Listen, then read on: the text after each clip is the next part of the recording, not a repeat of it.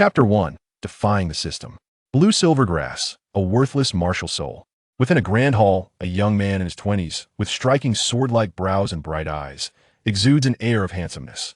Dressed in a white, form-fitting outfit, he dons a flowing black robe, and at the center of his chest, a soul character the size of a fist is emblazoned.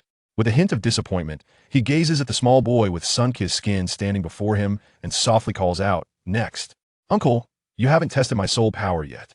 "No need for a test. I have never encountered anyone with blue silvergrass martial soul possessing any soul power."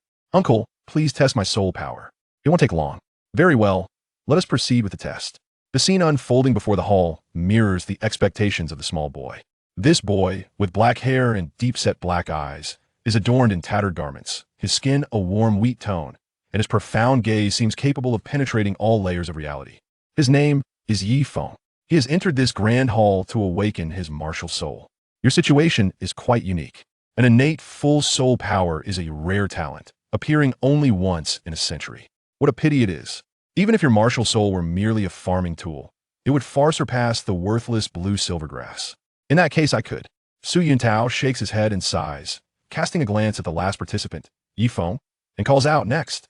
Tang San is filled with numerous questions, particularly regarding the soul rings. Observing Su Yuntao's remarks, he can only temporarily step aside, allowing Yi Feng to enter the formation. Standing within the formation, golden soul power begins to seep into Yi Feng's body. A warm sensation envelopes him, bringing immense comfort. He feels as if some shackles within him have been shattered. Ding dong. The system has detected that the host is undergoing martial soul awakening, triggering the conditions for system awakening.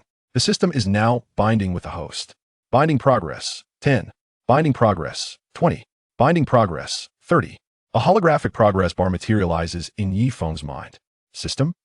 I am finally about to acquire a golden finger. 6 years.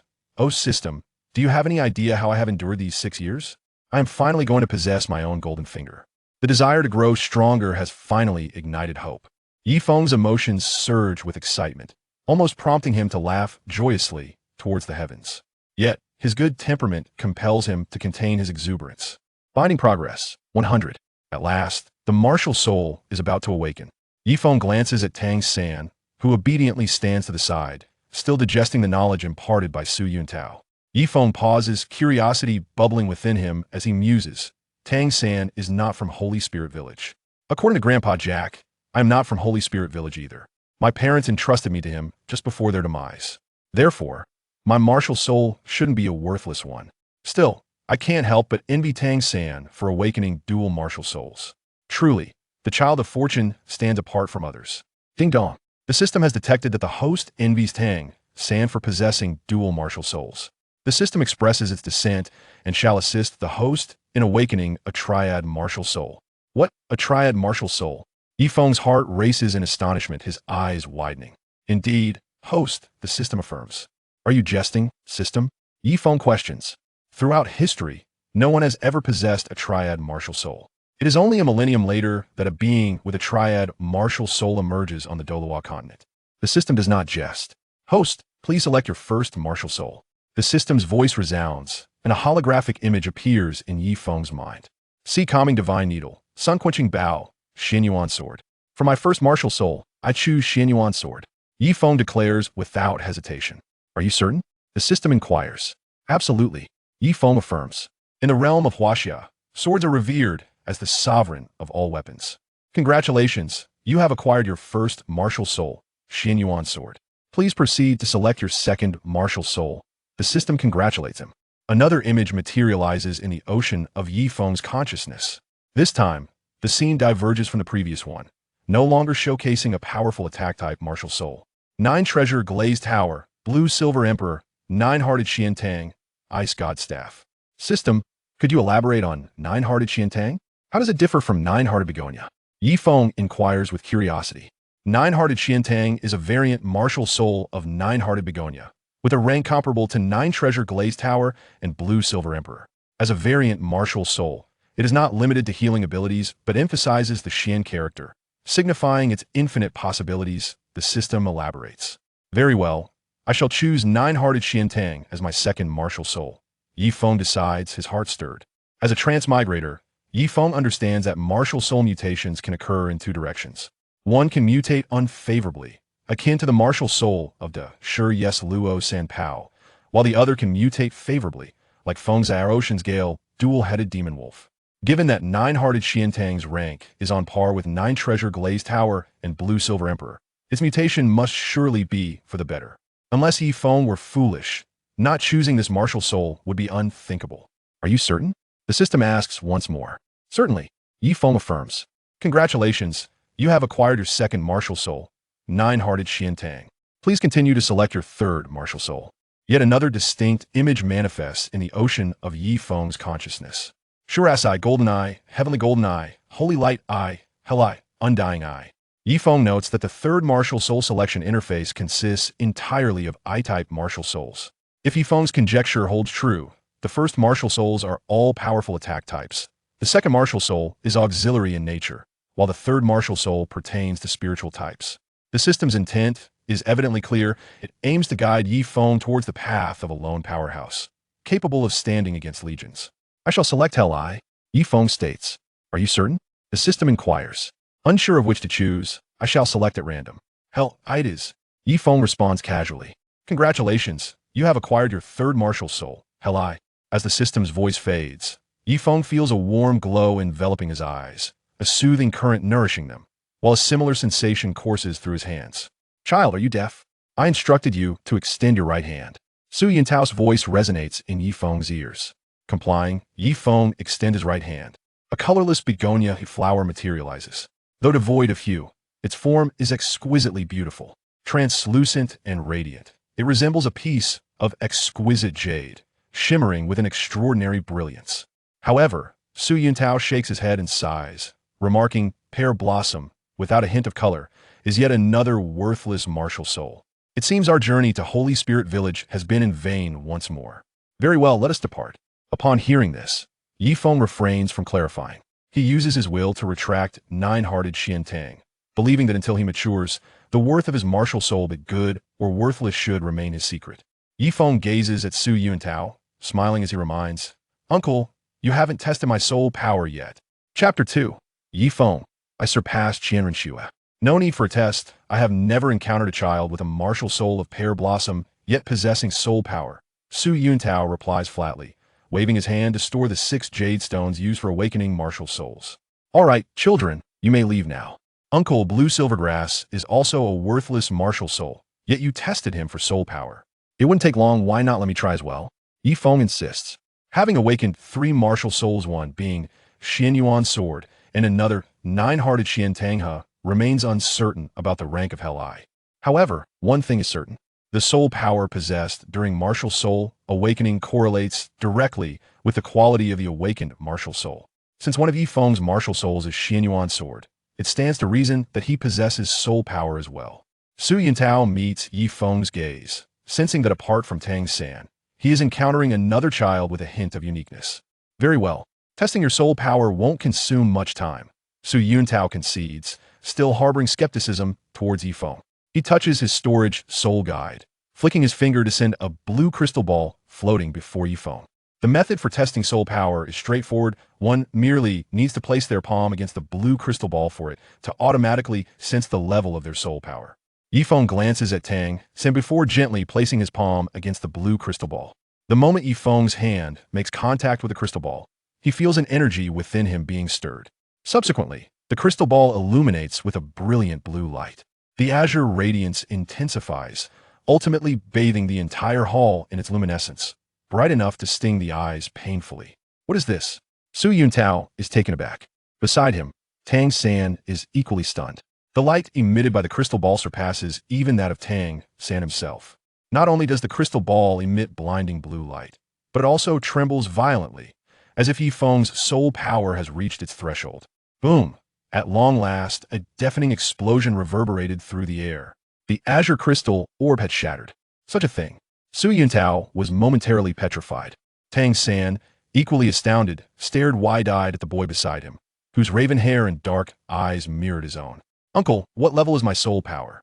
Yifeng inquired with curiosity. Su Yuntao remained entranced, too stunned by the spectacle before him to articulate a response.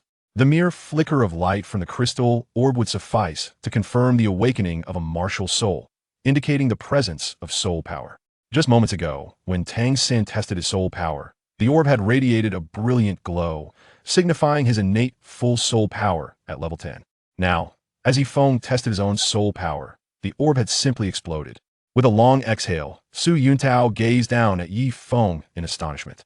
During his tenure as an elder of the Spirit Hall, Matthew, the steward of the Spirit Hall in Notting City, had informed him that this crystal orb could withstand a maximum of 20 levels. Should the soul power exceed that threshold, the orb would inevitably shatter. This meant that the child before him, who awakened the pear blossom martial soul, possessed soul power surpassing level 20, was, in fact, a prodigious innate great soul master. Uncle, Yifeng gently called out. Su Yuntao, overwhelmed with disbelief, exclaimed, Child, you possess innate full soul power of level 20. Innate full soul power of level 20. Tang San murmured, realizing that Yifeng's soul power exceeded his own by 10 levels. Level 20, is it? Yifeng raised an eyebrow. He recalled that the young lady from the Spirit Hall awakened her martial soul and an innate full soul power of 20. Now, upon awakening his own martial soul, Yifeng found himself at the same level. Yet, he felt no satisfaction, muttering to himself, possessing 3 martial souls, among which 2 were the Xianyuan sword and the 9 Hearts Mystic Dew, only to achieve an innate soul power of 20. Meanwhile, Qianrenshua, with but a single martial soul, boasted an innate soul power of 20. Was it possible that my 3rd martial soul, the Eye of Hell, was a useless one? As Yifeng lamented internally, he noticed that this time, the system did not seem to contest his feelings of discontent. He couldn't help but ponder. Could it be that my innate soul power is not truly level 20? Since Yifeng's innate soul power was not actually level 20, the system exhibited no signs of dissent. The deeper he pondered, the more certain he became of this hypothesis. Perhaps his innate soul power was indeed not level 20. Child, come with me to the Spirit Hall. Enter the Spirit Hall's Soul Master Academy for comprehensive training. With your talents, upon graduation, you will at least become a steward like myself, Su Yuntao said excitedly, stepping closer to Yifeng with an invitation. Most individuals who awakened their martial souls possessed no soul power, destined to never become soul masters. Although Yifeng's martial soul was deemed a waste, the innate soul power of 20 meant that with just 2 soul rings, he could become a great soul master, fulfilling the admission criteria for the Spirit Hall's Soul Master Academy. Had Yifeng awakened a martial soul that was not considered a failure, like the pear blossom, even with training, to what extent could he truly advance?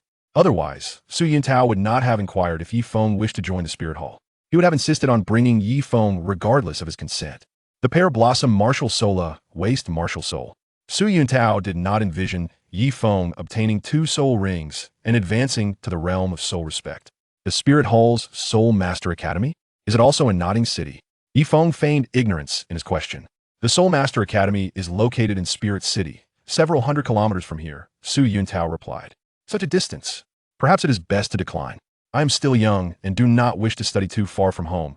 Yifeng politely declined with a smile, casting a sidelong glance at Tang San. Through a brief exchange with the system, Yifeng had learned that the full name of his binding system was the Supreme Chaotic Opening Heaven Taishang Ancestor Supreme Subversion Discontent System, abbreviated as the Discontent System. He had received the reward of 3 martial souls simply from musing aloud that Tang San possessed dual martial souls. With this in mind, Yifeng was naturally reluctant to part ways with Tang San.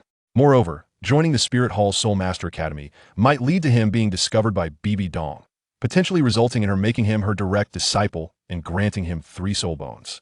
While these prospects were indeed enticing, Yifeng, as a transmigrator, was well versed in the unfolding events of Douluo continent's future. Being near Tang San, he was familiar with the forthcoming occurrences. Should he venture into the Spirit Hall Academy, the unfolding events would be beyond his control. Furthermore, if Yifeng wished to join the Spirit Hall, he would have another opportunity after participating in the Continental Advanced Soul Master Academy Elite Competition.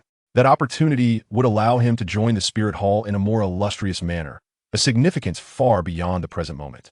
Thus, after careful consideration, Yifeng declined Su Yuntao's invitation, intending to develop cautiously without taking undue risks. Very well. If you change your mind, seek me out in Notting City. There are still 3 months until the Spirit Hall's Soul Master Academy commences, Su Yuntao acknowledged, realizing that Yifeng's martial soul was merely a waste and refrained from further persuasion as he exited the spirit hall in Holy Soul Village. Chapter 3. Alas, this time Yifeng envied Tang San for having a father who was a titled Douluo. Master, how are things? Are there any children in our village this year who have the potential to become soul masters? Old Jack asked anxiously. Indeed, there are two. Moreover, they both possess innate full soul power. Su Yuntao responded. Innate full soul power? Old Jack's eyes lit up. One has innate full soul power at level 10, while the other has it at level 20, Su Yuntao added. Another with innate full soul power at level 20. Old Jack exclaimed, his eyes wide in astonishment, left speechless. For a village, even one child exhibiting a hint of soul power was an extraordinary occurrence. As for an innate full soul power of level 20, such an event had never transpired in Holy Soul Village. Alas, it is regrettable that one possesses the blue silver grass as their martial soul, while the other has the pear blossom. Do you understand? Su Yuntao lamented. Blue silver grass and pear blossom with innate full soul power? Surely there must be a way to cultivate them? Old Jack asked, unwilling to accept the fate of these martial souls. Not that they cannot be cultivated at all. However, considering the nature of blue silver grass and pear blossom, as their martial souls evolve, what do you envision their transformation to be? Su Yuntao replied with a calm tone, glancing at Yifeng and Tang San who had already exited the hall, and sighed. A useless martial soul is ultimately a useless martial soul. It is truly a pity for these two with innate full soul power. Well, I must go to other villages to assist the children in awakening their martial souls. I shall take my leave, Su Yuntao concluded, turning to depart, leaving old Jack in a state of inner turmoil. Grandpa Jack, what is a soul ring? How can one obtain a soul ring? Tang San approached old Jack, inquiring earnestly. I am not entirely certain what a soul ring is. To obtain a soul ring, it seems one must hunt soul beasts, a task only soul masters can undertake, old Jack replied, pausing briefly before looking at Tang San and asking, Little San, you wouldn't be the child with innate full soul power that the master mentioned, would you? I only have innate full soul power at level 10, while Yifeng possesses innate full soul power at level 20. Tang San cast a glance at Yifeng, who was gradually approaching, his tone tinged with a slight envy. After years of arduous training in the Xiantian skill, his soul power still fell 10 levels short of Yifeng's. Even with extraordinary effort, he could not catch up to Yifeng. Yifeng, is your innate soul power truly at level 20? Old Jack questioned skeptically, his expression revealing slightly less astonishment than it had for Tang San. Indeed, Yifeng affirmed. Let me see your martial soul, old Jack requested. Yifeng complied and extended his right hand. A blossom resembling a jade-like begonia materialized in the palm of his hand. Indeed, it bore a striking resemblance to her. Yet the hue seemed amiss. Old Jack murmured softly to himself. Resemble whom? Yifeng inquired, raising an eyebrow in curiosity. The Soul Master's martial spirit is inherited from his parents. Most individuals will inherit the martial spirit from one side of their lineage. However, there are instances of atavism, where one awakens the martial spirit of their grandparents or even great-grandparents. Yifeng was an orphan from a young age, residing in a village that held a nameless grave. Old Jack informed Yifeng that the grave contained the remains of his parents. Despite Yifeng's persistent inquiries, Old Jack remained reticent about any details concerning his mother and father. The villagers only knew that one day, Old Jack returned from outside with 2 corpses in his cart, cradling a wailing infant. That was the extent of their knowledge. Now, Old Jack's words had piqued Yifeng's curiosity. Yifeng, you are forbidden from becoming a soul master. Do you understand? Old Jack commanded with a grave tone. Why am I not allowed to become a soul master? Yifeng retorted. I said you cannot, so you shall not. Old Jack asserted with authority. That is unacceptable. My life is mine to govern. Yifeng shot back defiantly. Old Jack glared at Yifeng in anger, paused for a moment, and then, contemplating, softened his tone. Our village has only one quota for a work-study student. As the village chief, I will not grant it to you. Let us see how you manage to enroll in the primary Soul Master Academy. Am I still not your adopted son? Yifeng roared in frustration. Precisely because of that, I hold the power to decide whether you may attend the primary Soul Master Academy. Old Jack replied with a cunning smile. He then turned to Tang San, his gaze enticing. Tang San, tell grandfather, do you wish to attend a specialized school to learn the methods of soul master cultivation? Only there can you acquire the most accurate knowledge regarding martial souls. That must be discussed with my father, Tang San replied. Good boy. Such matters should indeed involve your father. Come, I shall escort you home. Old Jack patted Tang San's head, completely disregarding Yifeng, who was standing nearby. Grandpa Jack, did you just say there is only one work-study quota in our village? Indeed, that quota is yours. But Yifeng has a higher soul power than I do. What of it? What transformation can his useless martial soul undergo as his soul power increases? That seems rather unfair to him. I am the village chief, and I raised him. If I were to reserve the work-study quota for him and deny it to you, that would indeed be an injustice. As Old Jack and Tang San walked farther away, their conversation faded into the distance, leaving Yifeng alone in his solitude. Yifeng picked up a stone from the ground and struck the stone pillar, marked with the Soul Saint's handprint, with great force, exclaiming in anger, Damn it. Yifeng gazed at the retreating figures of old Jack and Tang San, furrowing his brow as a sense of worry began to envelop his thoughts. Since old Jack refused to grant Yifeng a position as a work-study student, it meant that he would be unable to attend the Junior Soul Master Academy in Notting City. Without the opportunity to study at the academy, he would have no assistance in hunting soul beasts to obtain soul rings, nor any means to meet Zhao Wujie. Old Jack's words had effectively disrupted Yifeng's original plans. Was he to seek out Su Yuntao and pursue his studies at the Soul Master Academy in the Spirit Hall instead? Yifeng could not help but recall the invitation extended by Su Yuntao. Before departing, Su Yuntao had instructed that should he reconsider his decision, he could seek him out at the Spirit Hall in Notting City. Ah, little 3, it is unexpected that your talents shine so brightly. Alas, you are burdened with such a father, lacking a noble lineage of martial spirits to bequeath to you. Otherwise, who knows? You might have truly become the second soul saint in our village. In the distance, the voice of old Jack resonated. Yifeng pursed his lips and murmured softly. Tang San's father is no ordinary man. He is the renowned Haotian Douluo in the Spirit Master realm. Moreover, Tang San has inherited his father's martial spirit, the Haotian hammer. When you go this time, Tang Hao will surely agree to allow Tang San to study at the Spirit Master Academy. I truly envy Tang San for having a titled Douluo as a father right from the start. If only I had such a privilege. I wouldn't be in a position where I can't even afford to attend a Spirit Master Academy. Ding dong. The system detected the host's envy towards Tang San's titled Douluo father and expressed its dissent, offering the host a titled Douluo master instead. P.S. Everyone, take a guess at who Yifeng's master will be. The launch of this new book cannot succeed without your support. I humbly seek your collections, recommendation votes, and various comments. The rise of this new work will be glorious with you by my side. Will you be the one to tip the scales with the last collection? The final recommendation vote, or the concluding comment? Chapter 4, Apprenticeship, titled Douluo. Are you truly granting me a master? Yifeng was rendered speechless. He was merely contemplating the fact that Tang San had a titled Douluo for a father, yet the system unexpectedly decided to bestow upon Yifeng a master. And one of the titled Douluo caliber at that. With a whoosh, the sound of air slicing through the atmosphere resonated. A figure descended from the heavens. The newcomer appeared to be an elderly man, clad in an immaculate white robe, his hair and beard both as white as snow. His long silver hair was neatly arranged behind him, and his countenance bore an ancient charm, with skin as delicate as that of an infant. His expression was one of indifference, and his eyes seemed oblivious to the world around him, merely standing in silence, yet exuding an aura of supremacy over all creation. The elder landed gracefully upon the soil of Shahan village, surveying his surroundings until his gaze finally rested upon Yifeng. The elder scrutinized Yifeng, who, in turn, examined the elderly figure that had suddenly appeared in Shahan village. With another whoosh, a second figure emerged atop a nearby rooftop, leaping down and landing silently beside the elder. This individual was a middle-aged man, possessing a refined visage with a straight nose and squared jaw, exuding an aura of elegance and warmth, attired in a pristine white robe. He appeared to be in his 40s, his gaze gentle and unassuming, resembling an ordinary person. His flowing black hair cascaded casually behind him, presenting an air of effortless grace devoid of any pretense. Jian Shu, is this the place? The middle-aged man inquired. It was just here, yet it has suddenly vanished. The elder's expression was one of perplexity, and his voice, sharp as a blade, seemed capable of piercing the very soul. Jian Shu? Yifeng listened to the middle-aged man's address towards the elder, his expression momentarily stunned.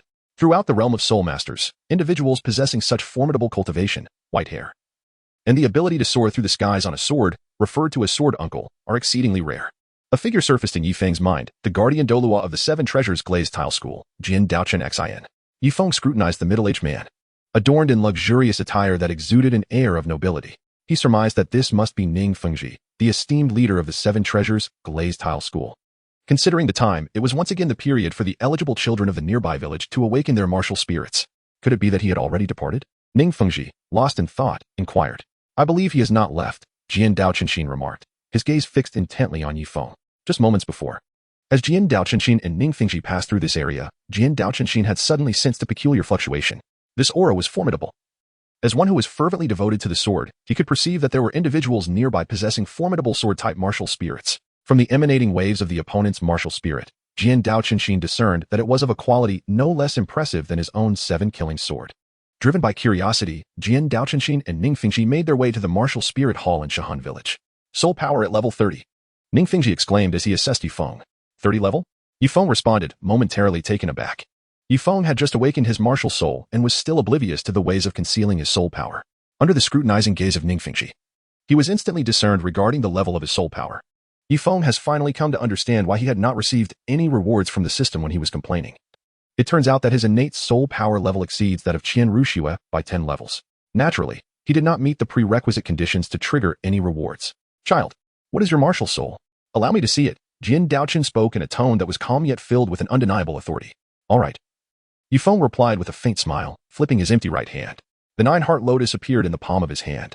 The nine-heart lotus? Ning Fengji, who possessed the martial soul of the seven-treasure glazed tile, was taken aback. For Ning Fengji, his martial soul, the seven-treasure glazed tile, was widely recognized as the premier auxiliary martial soul on the continent. However, only he was aware that the true number one auxiliary martial soul was not the seven-treasure glazed tile, but rather the nine-heart lotus. Hence, Ning Fengji held a particular sentiment towards the nine-heart lotus. Upon witnessing Yifeng summon his martial soul, he immediately thought of the nine-heart lotus. Wait, this is not the nine-heart lotus, he mused. Although its appearance resembled that of the nine-heart lotus, the color and material were evidently different. Ning Fengji fell into contemplation as he scrutinized Yifeng's martial soul. Although Yifeng's martial spirit resembled the shape of the nine-heart Sitang, it lacked color and possessed a transparent texture, akin to a finely carved jade. Even though Yifeng's martial spirit was not the nine-heart Sitang, Ning Fengji gazed at him in astonishment, for he had sensed that Yifeng's martial spirit quality surpassed that of the seven-treasure glazed tile pagoda. The expression in Jian Daochengsen's eyes also reflected shock, but he quickly regained his composure. I am not referring to your martial spirit, but rather to your sword-shaped martial spirit. A sword-shaped martial spirit? Ning Fengji exclaimed in disbelief, echoing Jian Daochengsen's words, nearly petrified with astonishment. Swordmaster, are you implying that he has awakened a twin martial spirit? Indeed, Jian Daochengsen nodded, his eyes ablaze with fervor as if he had stumbled upon a mountain of gold, fixated on Yifeng. Not only Jian Daochengsen, but the immensely wealthy Ning Fengji also regarded Yifeng with equal intensity. Throughout history, there have only been two known soul masters with twin martial spirits, one of whom is the current pope of the martial spirit hall, Bibi Dong. For a soul master to possess two martial spirits signifies an exponential increase in the number of soul rings, potentially swelling to 18. The enhancement of attributes afforded by these soul rings is self-evident. However, neither Jian Daochengsen nor Ning Fengji were aware that Yifeng's martial spirit count was not 2, but rather 3. Ultimately, Yifeng would possess not 18 soul rings, but an astounding 27. Child, show me your sword-shaped martial spirit. Jian Daochengsen implored fervently. Very well. Yifeng responded with a hint of resignation. Jian Daochengsen's martial spirit was the seven-killing sword, and as a title Douluo, he was utterly devoted to the sword. Given that Yifeng was still unaware of how to conceal his hidden soul power, it was hardly surprising that his sword-shaped martial spirit had been detected by Jian Daochengsen. Yifeng raised his left hand, and a golden, diminutive sword hovered in the palm of his hand. One side of the blade was inscribed with the sun, moon, and stars, while the other depicted mountains, rivers, and flora. The hilt bore inscriptions on one side regarding the art of agriculture and animal husbandry, and on the other, strategies for unifying the seas. It shimmered with radiant colors, exuding an extraordinary aura. Although this golden pocket sword currently lacked any attached soul rings, one could still observe delicate ripples forming around it. Upon the emergence of the sword, Jian Daochengsen could distinctly sense his seven-killing sword martial soul pulsating restlessly, as if confronted by something dreadfully potent. Child, you have indeed awakened a dual martial soul. Ning Fengji's emotions were highly stirred. His gaze fixed intently on Yifeng as he inquired, Child, have you made a betrothal? Yifeng and Jian Daochengsen were taken aback, their expressions reflecting surprise as they gazed at Ning Fengji. The implication was crystal clear. Ning Fengji intended to arrange a betrothal between Ning Rongrong and Yifeng. Fengji, Jian Daochengsen softly exclaimed. Ahem. Ning Fengji coughed awkwardly, paused momentarily, and inquired, Child, where are your parents? Might you allow your uncle to meet your father and mother? My parents have passed away, Yifeng replied. Passed away? Ning Fengji raised an eyebrow. The significance of the wedding was paramount, and the involvement of parents was essential. The fact that Yifeng's parents were no longer alive left Ning Fengji at a loss on how to proceed with Yifeng. Child, what is your name? Jian Daochengsen, with eyes as piercing as a sword, saw through Ning Fengji's thoughts and turned to inquire of Yifeng. Yifeng. Yi as in leaf. Feng as in peak, Yifeng responded. Yifeng, where the leaves are lush and flowers bloom vibrantly, standing atop the peak, surveying the smaller mountains below. A splendid name. Jian Daochengsen praised. After a brief pause, he added, It seems that today, I, Jian Daochengsen, must be resolute in my intentions. Resolute in your intentions? Yifeng felt a sudden jolt in his heart. Could it be that Jian Daochengsen wishes to take him as his disciple? Chapter 5. The compensation offered by the title Douluo. Yifeng, as a time-traveling child, distinctly remembered when Yu Shaojiang expressed his desire to accept Tang San as a disciple, stating that he would be resolute in his decision. Now, upon encountering Qianxin, similar words were uttered. Could it be that the sword master Qianxin wishes to take Yifeng as his apprentice? Will you instruct me in the ways of the martial soul? Yifeng pondered aloud, testing the waters. He had not forgotten that the system promised him a master of the title Douluo, just as the system concluded its statement. Both Sword Master Qianxin and Ning Fengji appeared, leaving Yifeng no room to dismiss such notions. Indeed, you are quite astute, Sword Master Qianxin remarked with satisfaction. His gaze fixed on Yifeng. He felt an increasing admiration for the youth, gifted with extraordinary talent and exceptional intelligence. Yifeng was the third soul master in a century to awaken twin martial souls. Kneel and pay your respects. From this moment forth, you shall be my direct disciple. Is there a fee for changing the name I call you? Yifeng inquired with a smile. What? Sword Master Qianxin responded, bewildered. I heard from the villagers that after becoming a disciple, masters usually provide a fee for addressing them differently. Is that not the case? Yifeng asked earnestly. A fee for changing the name? Sword Master Qianxin murmured, his thoughts still adrift. Is there none? Is such a scenario exclusive to tales and books? Yifeng pouted. Regarding Sword Master Qianxin with a hint of disappointment, Yifeng's gaze fell upon Jian Daochen Xin, leaving him utterly speechless. The expression in Yifeng's eyes was unmistakably that of someone who had suffered a setback. It seemed that in choosing Jian Daochen Xin as his master, Yifeng had unwittingly placed himself at a disadvantage. Uncle Jian, this child is truly clever, Ning Fengji remarked with a mix of amusement and admiration as he observed Yifeng. As the leader of the Seven Treasure Glazed Tile School, Ning Fengji was well aware that many disciples yearned to become Chen Xin's apprentices. Despite their fervent pleas, they had been unsuccessful. Yet here was Yifeng, who not only secured Chen Xin as his master, but also boldly demanded a fee for the change of address. One could only imagine the thoughts of those who had previously sought to become Chen Xin's disciples upon hearing of this turn of events. Indeed, Chen Xin nodded. Recognizing that Ning Fengji also took a liking to Yifeng, he conceded, of course, there will be a fee for the change of address. After the apprenticeship, there will naturally be a fee. Master, I humbly request to pay my respects, Yifeng declared without hesitation, bowing respectfully before Jian Daochen Xin. This gesture involved kneeling on both knees. What are you doing? Jian Daochen Xin inquired in astonishment. I am paying my respects to my master, Yifeng replied. Do you not know that this is a gesture reserved for kings and one's biological parents? For an apprenticeship, a simple bow suffices. Jian Daochen Xin said with a rare smile, anticipating the pride of having a promising disciple, one with dual martial souls and innate soul power at level 30. He would undoubtedly have much to boast about in front of Bon Douluo Gu Rome. Heaven, earth, sovereign, parent, teacher. Once a master, always a father. You should graciously accept my kneeling, Yifeng insisted, then bowed 3 times before Jian Daochen Xin. Rise, Jian Daochen Xin commanded with a wave of his hand. His soul power manifesting as a gust of wind that lifted Yifeng effortlessly. In the next moment, Jian Daochen Xin waved his hand again, and an object radiating a silvery glow floated before Yifeng. Is this my fee for the change of address? Yifeng asked in astonishment. As a transmigrator, he understood precisely what this luminous object was. Indeed, this is my gift to you. Your fee for the change of address, Jian Daochen Xin replied. It is called the right arm bone of the mad ape, a superior soul bone with an age of 90,000 years. It possesses a skill that allows the user to enter a berserk state, instantly doubling their attack power. Right arm bone of the mad ape, Yifeng whispered in awe. Though not 100,000 years in age, this soul bone, with its impressive 90,000 years, was of superior quality. Any soul ring exceeding 10,000 years in age is considered of excellent quality. Such a soul bone, if it were to fall into the outside world, would surely incite a frenzy of bloodshed. The human body can possess a total of 6 types of soul bones: the head bone, torso bone, right arm bone, left arm bone, right leg bone, and left leg bone. Additionally, there are rare external soul bones. Sit cross-legged. I will instruct you on how to absorb this soul bone. Jian Daochen Xin instructed. Yes, master, Yifeng replied, nodding as he took a deep breath, striving to calm his exhilarated heart. Yifeng not only took the esteemed title Douluo as his mentor, but was also bestowed with a magnificent soul bone of 90,000 years in age. Under the guidance of Jian Daochen, Yifeng absorbed the right arm bone of the mad ape titan on the spot. This transpired in a small square in front of the Spirit Hall of Holy Spirit Village, a place seldom frequented by others. Even if someone did wander here, they would be safeguarded by Qianxin and Ning Fengji, who stood watch over Yifeng. After approximately half an hour, Yifeng had completely absorbed the right arm bone of the mad ape titan. He could feel the explosive power contained within his arm, and with a mere thought, his strength would double. He referred to this extraordinary ability as double combat power. Yifeng, shall we return to the 7 Treasure Glazed Tile School? Qianxin inquired. Not yet. Master, I wish to enter the Junior Soul Master Academy in Notting City to thoroughly study the knowledge pertinent to Soul Masters. Yifeng declined Qianxin's kind invitation. Possessing such a remarkable system, he had already reaped numerous benefits in such a short time. For Yifeng, it was only natural to remain by Tang San's side, continuously gaining advantages in his quest for strength and prowess.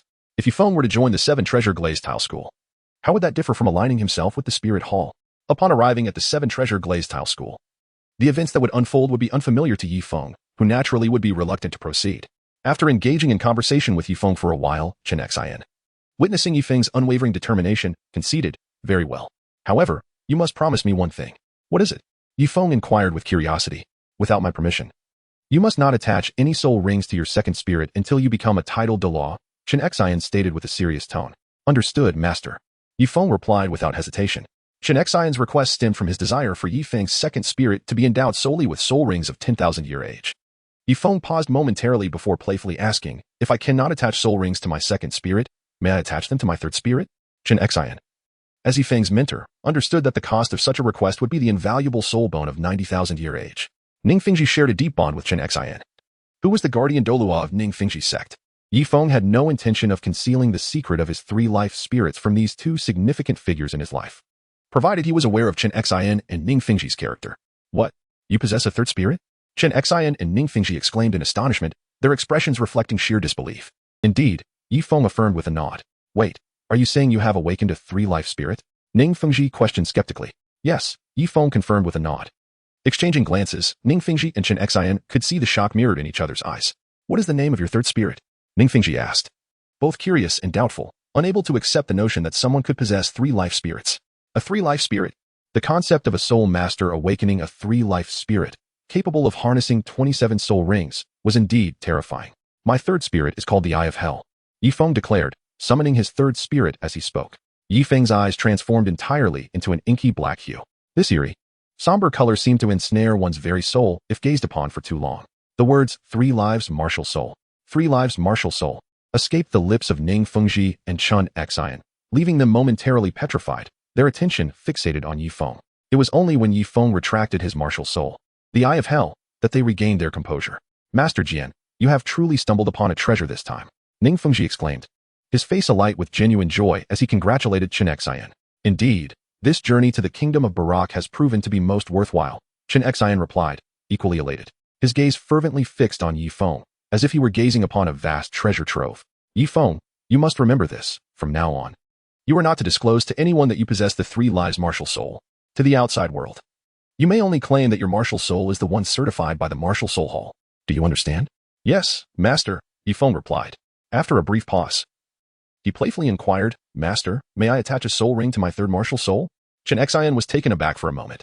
With his hair as white as snow, and having lived a long life, he was acutely aware that Yifeng was merely showing off, reveling in the fact that he possessed the three lives martial soul. However, that being said, Yifeng awakened the three-life martial soul. Even if he wished to remain low-key, his strength would not permit it. "Of course not," Jian Dao Qinshin replied with a serious tone. "Your third martial soul must be identical to your second. Only when you evolve into a titled Douluo can you attach soul rings to them. By then, both your second and third martial souls will possess soul rings exceeding 10,000 years in age." 10,000 years? Yifeng inquired with a calm tone. "Indeed," Jian Dao Qinshin affirmed, nodding gravely. He failed to notice Yifeng's dissatisfaction with the notion of 10,000-year soul rings. "Disciple, come here." Jian Dao Qinshin summoned the seven-killing sword and instructed Yifeng to stand upon it. He then lifted Yifeng high into the air, landing them atop a mountain. Shanghan village, nestled between mountains and waters, faced a peak that obstructed their path. Jian Dao Qinshin's eyes glimmered with a silver light, and his aura surged dramatically. "Disciple, watch closely." As his words fell, the aura of the seven-killing sword fused with his surrounding soul power. The sword became Qinshin, and Qinshin became the sword, inseparable from one another. Then, Jian Dao Qinshin swung his hand downward, conjuring a blade that stretched hundreds of feet long. It was unstoppable as it cleaved fiercely towards the mountain ahead. Boom! The heavens and the earth trembled, and the surroundings were enveloped in a silvery hue. The blinding light rendered vision impossible, and a powerful shockwave radiated outward. "Jian Dao Qinshin," Tang Hao murmured in astonishment. From the fluctuations of soul power, he discerned that the one who had struck was Jian Dao Qinshin. "Tang Hao, I've decided that this year's work-study quota in the village shall be given to Zhao San. Let him attend the Junior Soul Master Academy in Nodding City. As for travel expenses, the village will cover everything. This matter is settled. I must go see what just transpired." Old Jack spoke as he leaned on his cane and exited Tang Hao's blacksmith shop. Tang Hao, however, did not respond to Old Jack. His mind was flooded with questions.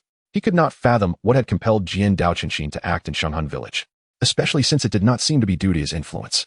With Tang San and Old Jack present, Tang Hao suppressed his curiosity and refrained from impulsively investigating the matter. On the mountaintop, Yifeng gazed in awe at the peak before him, stunned. The once towering mountain, standing at 100 meters, had been cleaved in half by Jian Dao Qinshin's sword, creating a pathway to the outside world. This delighted the villagers of Shahan, who needed to sell vegetables and come and go freely. "Did you see that clearly?" Jian Daochenshin asked. Yes, Yifeng nodded, then shook his head, only to nod again before shaking it once more. The earlier spectacle left him with a peculiar sensation.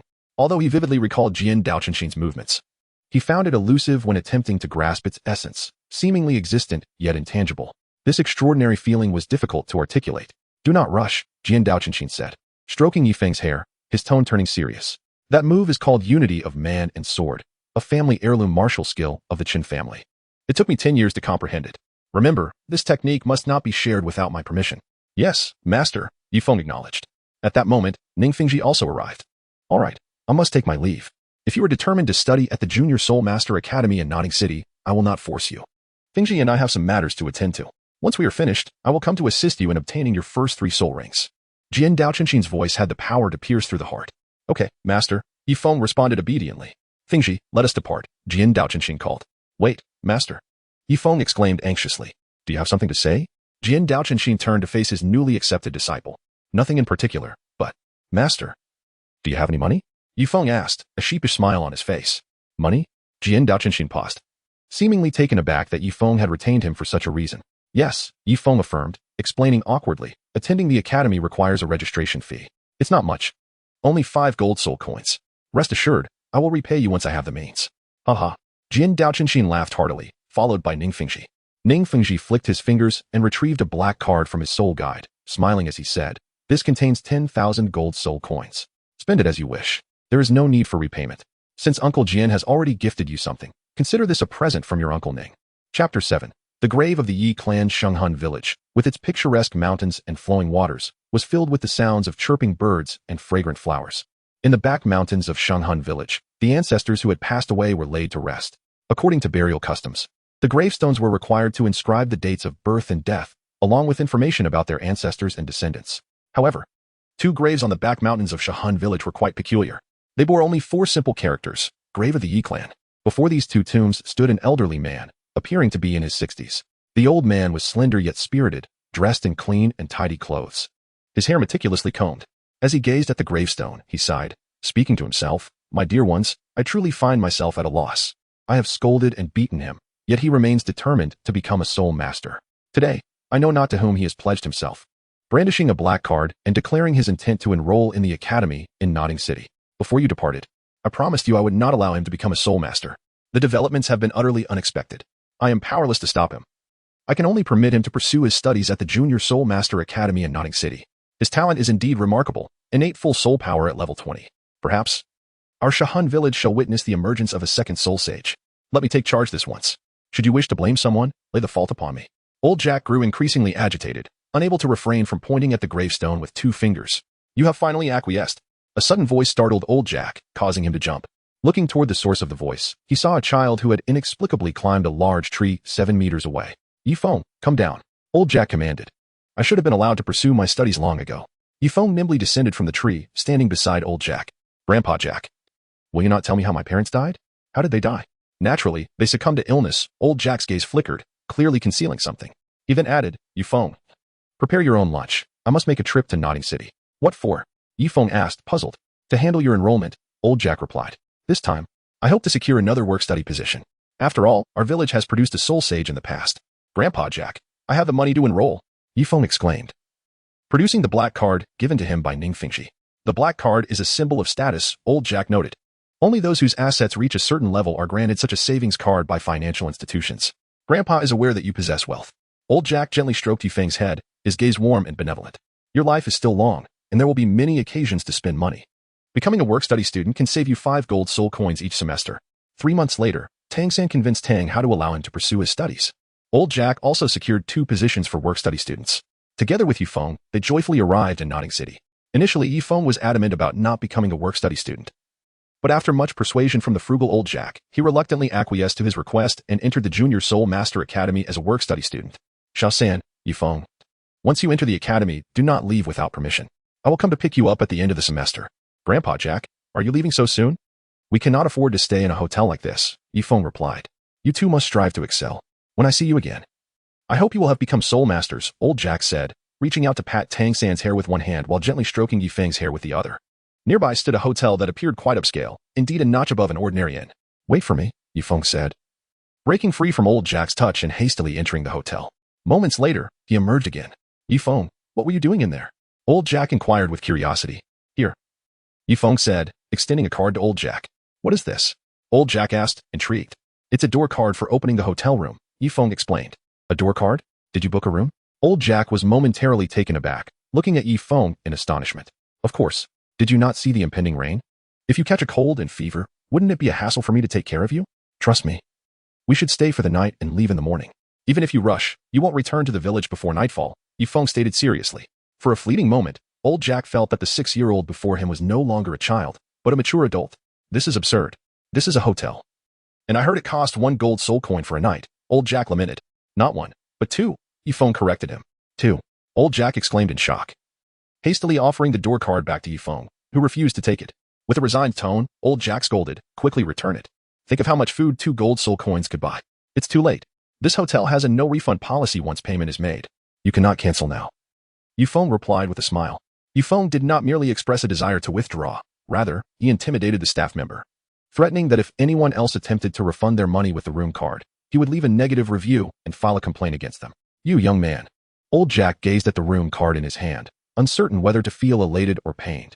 Shortly thereafter, old Jack, Tang San, and Yifeng made their way along the main street to the only primary soul master academy in Notting City. From a distance, they beheld a towering archway, measuring 20 meters in width and over 10 meters in height, constructed from solid rock. Beneath the arch stood 2 iron gates, dark and crafted from fine quality iron. Through the gates, one could glimpse a winding path leading inward, flanked by towering trees.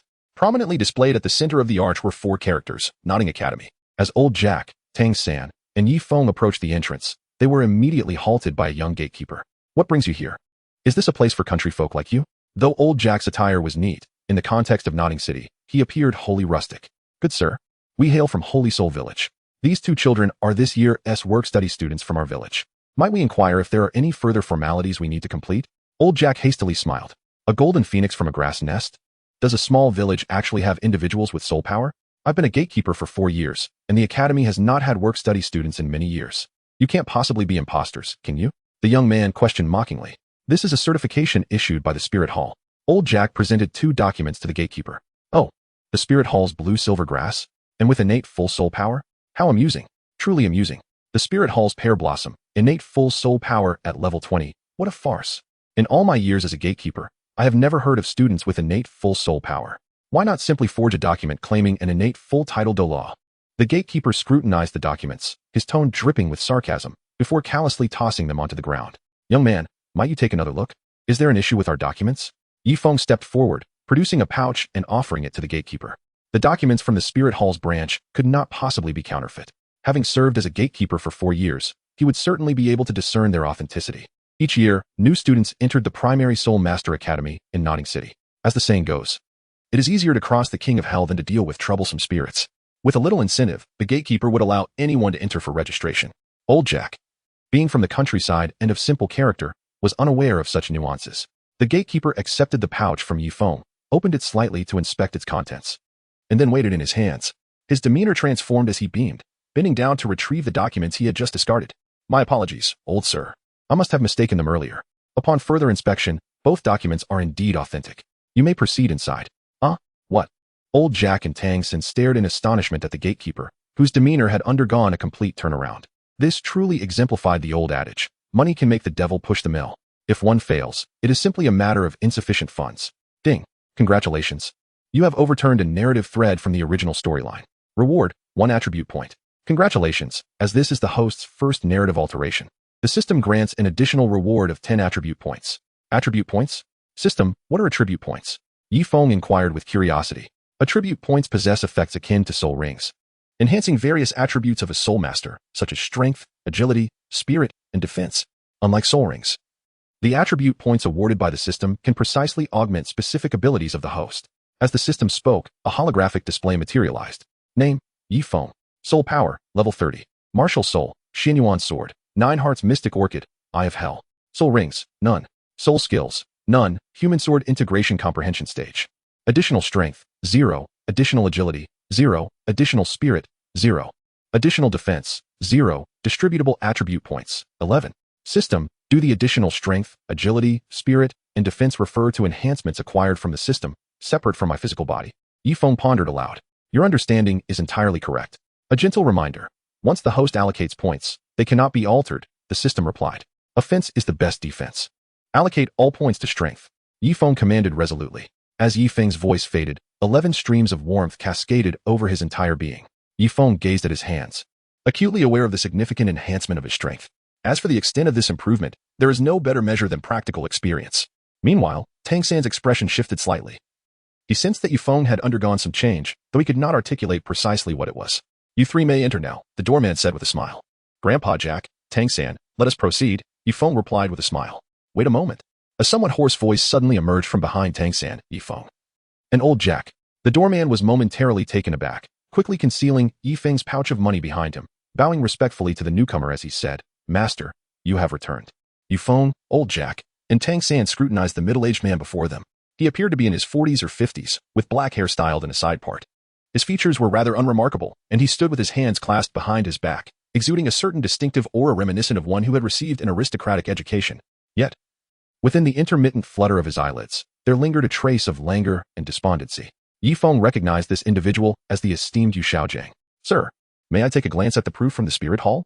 Yu Xiaojiang inquired politely, extending his hand toward old Jack. As the village chief, old Jack possessed a keen sense of observation. The manner in which the doorman treated Yu Xiaojiang indicated that he held a significant status within the academy, prompting old Jack to hand over the proof without hesitation. Yu Xiaojiang examined the document before shifting his gaze to Yifeng and Tang San, his heart racing. Yet his expression remained composed. Having endured decades as a perceived failure, he had long mastered the art of remaining unperturbed. Sir, I am a guest professor at the academy. Please entrust the children to me. I shall take them to register, Yu Xiaojiang stated in a matter-of-fact tone. Very well. Little San, Yifeng, follow the master inside. And remember to be obedient. Especially you, Yifeng, old Jack advised earnestly. Following Yu Xiaojiang, Yifeng entered the Junior Soul Master Academy in Notting City. It was evident that Tang San would soon pay his respects to Yu Xiaojiang as his mentor. Yifeng certainly did not forget that he had just received a reward of attribute points for overturning a storyline. If he were to disrupt Tang San's apprenticeship under Yu Xiaojiang, how many attribute points would he be awarded? Yifeng walked at the rear of the group, observing Tang San and Yu Xiaojiang, ultimately dismissing the notion that had arisen within him. Once a teacher, always a father. You have received such a grand gesture from me. Soon, a familiar scene unfolded. Under the eloquent persuasion of Yu Xiaojiang, Tang San was thoroughly impressed by the erudition of his mentor and pledged himself as Yu Xiaojiang's disciple. And you, Yifeng? As Yu Xiaojiang took Tang San as his pupil, his gaze fell upon Yifeng. To Yu Xiaojiang, while Tang San was indeed remarkable, Yifeng surpassed him in excellence. Tang San possessed an innate soul power of level 10, whereas Yifeng boasted an innate soul power of level 20. This was, of course, as stated in the credentials from the Spirit Hall. In Yu Xiaojiang's heart, his true admiration was not for Tang San, but for Yifeng. Me? What for? Yifeng paused for a moment, lost in thought, and inquired, You do not wish to take me as your disciple, do you? Are you willing to allow me to guide you in your martial soul? Yu Xiaojiang paused briefly before continuing, after all. You are the fourth person in a century to awaken a twin martial soul. What? A twin martial soul? Tang San was taken aback, astonished as he turned to Yifeng. Teacher, are you saying that Yifeng has also awakened a twin martial soul? Indeed, Yu Xiaojiang affirmed. His gaze fixed on Yifeng with fervor, as if he beheld a mountain of gold. His time spent at Notting Academy was not without purpose. He sought to find capable students to validate his own existence through their achievements.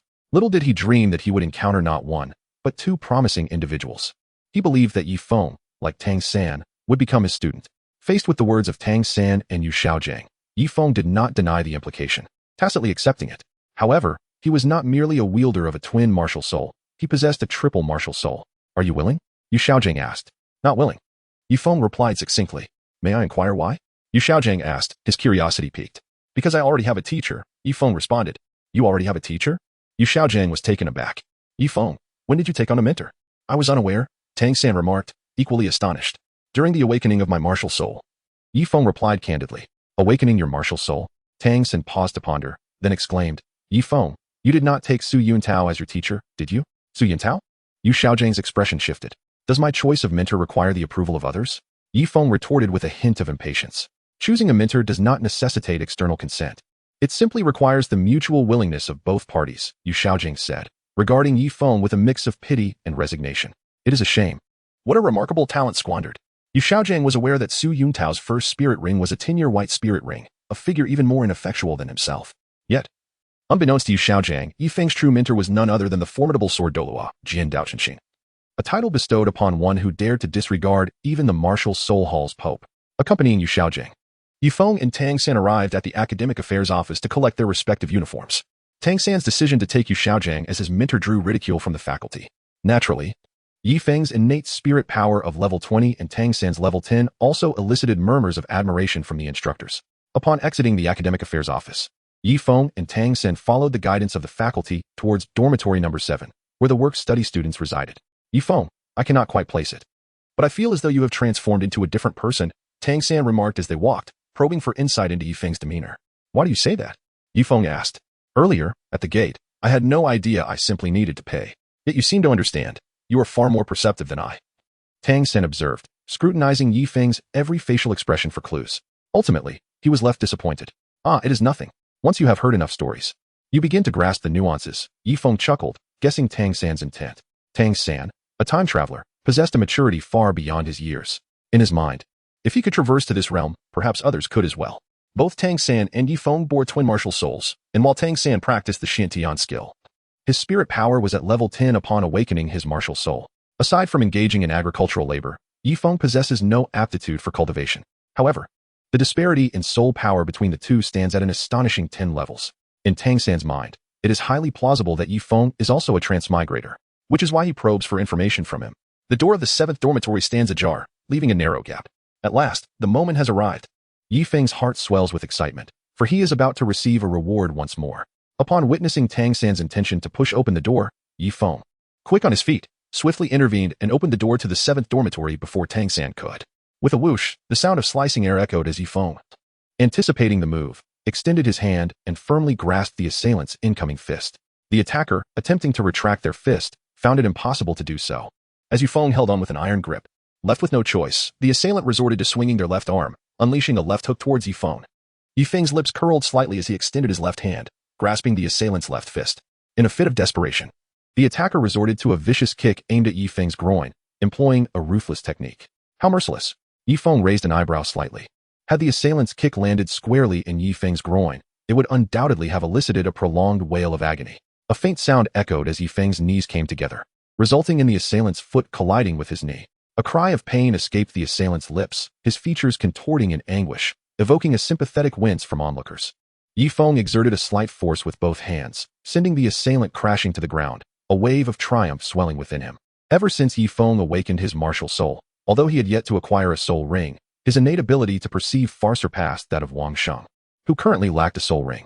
Furthermore, upon entering the gates of Nodding Academy, Yi Feng had received 11 attribute points, all of which he had dedicated to enhancing his strength. Consequently, Yi Feng's power was now beyond comparison with that of Wang Sheng. Ouch, that hurts. Wang Sheng groaned as he cradled his leg on the ground. It felt as if he had kicked a solid rock. How could it not be painful? Who are you? And why did you ambush Yi Feng? Tang San inquired in a frigid tone. Had Yi Feng not acted swiftly? It could well have been Tang San himself who was attacked. Thus, he was particularly concerned about the motives behind the incident. My name is Wang Sheng, Martial Soul Battle Tiger, and I aspire to be a future battle spirit master. I am the leader of this dormitory. Thank you for showing mercy. According to our rules, having defeated me, you are now the leader of the 7th dormitory. Wang Sheng introduced himself, waving his hand. In response, the 6 work-study students in the room immediately formed 2 rows. Leader. The 6 work-study students exclaimed in unison. Leader? Yi Feng chuckled. The title was indeed invigorating. Yes, this is the custom of our 7th dormitory. The one with the strongest fist becomes the leader, Wang Sheng quickly clarified, clenching his fist. Indeed, that is the rule. Leader. The 6 work-study students once again respectfully addressed Yi Feng. Yi Feng smiled reassuringly, accepting the title with grace. Surveying the room, he noted there were 50 beds. Yet only 11 were adorned with bedding. Are you also a work-study student this year? Wang Sheng's gaze fell upon Tang San. Indeed, Tang San replied. According to the rules, you must face off against the leader. The victor claims the title of leader, Wang Sheng stated solemnly. Me? Tang San chuckled softly, shaking his head. I think not. I am here to learn. That won't do. Rules are rules and cannot be easily broken, Wang Sheng insisted firmly. Tang San glanced at the others, observing their nods of agreement. Then he looked at Yi Feng, contemplating the burdens of leadership. He feared it would disrupt his cultivation. Sensing Wang Sheng's unwavering stance, a spark of inspiration ignited in his mind. He smiled and said, I am not his match. I possess a full innate soul power of level 10, while he boasts a full innate soul power of level 20. What? A level 10 innate soul power? And he has level 20? Wang Sheng and the other work-study students stared in disbelief, regarding Tang San and Yi Feng as if they were monsters. Just then, a melodious voice, akin to a silver bell, drifted in from the doorway. "Excuse me, is this the 7th dormitory? P.S. Zhao Wu. Drip, drip, drip, I have finally made my entrance. Where are the recommendation votes? Where are the collections? If I find them excessive, I shall no longer be called Zhao Wu." Chapter 10. Zhao Wu. It seems my first kiss is about to be lost. At the entrance of the 7th dormitory stood a little girl. She was sprightly, nearly the same height as Yi Feng, and appeared to be around 6 years old. Her complexion was a rosy fair, distinctly captivating. With cheeks as tender as a ripe peach, she evoked an irresistible urge to take a bite. Clad in a simple pink dress, she revealed her fair, slender legs. Her brown braids were styled in a twist, cascading to her pert backside. Her large, sparkling eyes were curiously surveying the furnishings of the 7th dormitory. Most remarkably, the little girl sported a pair of light pink rabbit ears, adding a whimsical touch that, combined with her expressive eyes, rendered her utterly enchanting. "A girl?" Tang San exclaimed in astonishment. "We are merely a junior Soul Master Academy. Gender distinctions are unnecessary for now. Only at the Intermediate Soul Master Academy do we require separate accommodations for boys and girls. Last year and the year before, there were no work-study students. Yet this year, 3 have appeared," Wang Sheng explained, his tone a mix of surprise and nostalgia. "Isn't anyone going to answer me? Is this the 7th dormitory?" The little girl persisted. "This is indeed the 7th dormitory," Wang Sheng replied, his gaze shifting to Yi Feng. He gently nudged Yi Feng, saying, "Leader, a newcomer has arrived. You must demonstrate your prowess. Give her a taste of your authority." Yi Feng continued to observe Zhao Wu when he was abruptly pushed forward by Wang Sheng. Staring at Zhao Wu, he found himself momentarily entranced. He had to admit that Zhao Wu was indeed quite adorable. A hint of shyness appeared on her face, her large, sparkling eyes fluttering. Recalling the villagers' advice to smile more while out and about, she quickly donned a sweet, charming smile and introduced herself. "Hello everyone, I am Zhao Wu." With Zhao meaning small and Wu meaning dance. "Greetings, I am Yi Feng. My name combines the character for leaf and peak, representing the leader here." "Leader?" Zhao Wu couldn't help but interject during Yi Feng's introduction, playfully asking, "With leaf and peak, does that mean you are both a tree leaf and a mountain peak?" "My martial spirit is a rabbit. Does that imply you are my home?" "Hiki, you are quite amusing," Yi Feng chuckled. Continuing his introduction, "My martial spirit is a pear blossom. Here in our dormitory, we have a rule: new students must spar with the leader. The loser must obey the winner and acknowledge them as the leader. Hence, we need to have a sparring session." "Are you certain?" Zhao Wu inquired confidently, her smile unwavering. "I am certain," Yi Feng affirmed with a nod. Yi Feng's martial soul is not the pear blossom, but rather the mutated 9-heart Xiantang, which evolved from the 9-heart Haitang.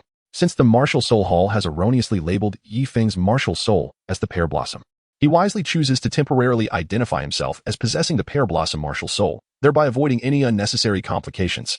It is a case of making the best of a mistaken identity. As a traveler from another realm, Yi Feng is aware that Zhao Wu has already acquired her first soul skill, the waist bow. Although he has learned a formidable technique of sword and spirit unity from his master, Jian Dao Chen Xin, he has yet to grasp it fully. Nevertheless, Yi Feng is confident that, with the additional strength he possesses, he should be able to counter Zhao Wu. Moreover, he is privy to a critical flaw in the waist bow that Zhao Wu wields. Yi Feng contemplated that by skillfully exploiting Zhao Wu's fatal flaw, he could ultimately triumph over her, thereby subverting yet another narrative arc. Indeed, Yi Feng aspired to ascend to the position of leader. With enthusiasm, Zhao Wu handed over the item in her possession to Wang Xing. Swish. As Wang Xing received the object from Zhao Wu, Yi Feng barely had a moment to catch his breath before Zhao Wu launched a swift and fierce kick toward him. Fortunately, Yi Feng was quick of eye and agile of limb. He propelled himself backward with a powerful leap, narrowly evading Zhao Wu's assault. Undeterred, Zhao Wu pivoted on her toes and continued her pursuit of Yi Feng. The two engaged in a spirited exchange, trading blows and dodging each other's strikes. A dance of relentless determination. With each clash, Zhao Wu's admiration for Yi Feng grew, despite being a soul beast of 100,000 years. Her vast combat experience was matched by this mere 6-year-old boy. In the Stardow Forest, even the Titan giant ape and the sky blue bull python acknowledged her as Sister Zhao Wu. Leader? Zhao Wu felt invigorated. She was determined to claim the title of the 7th Residence's leader.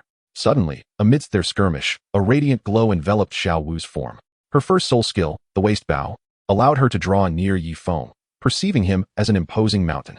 She deftly maneuvered around him, appearing alternately to his right and left.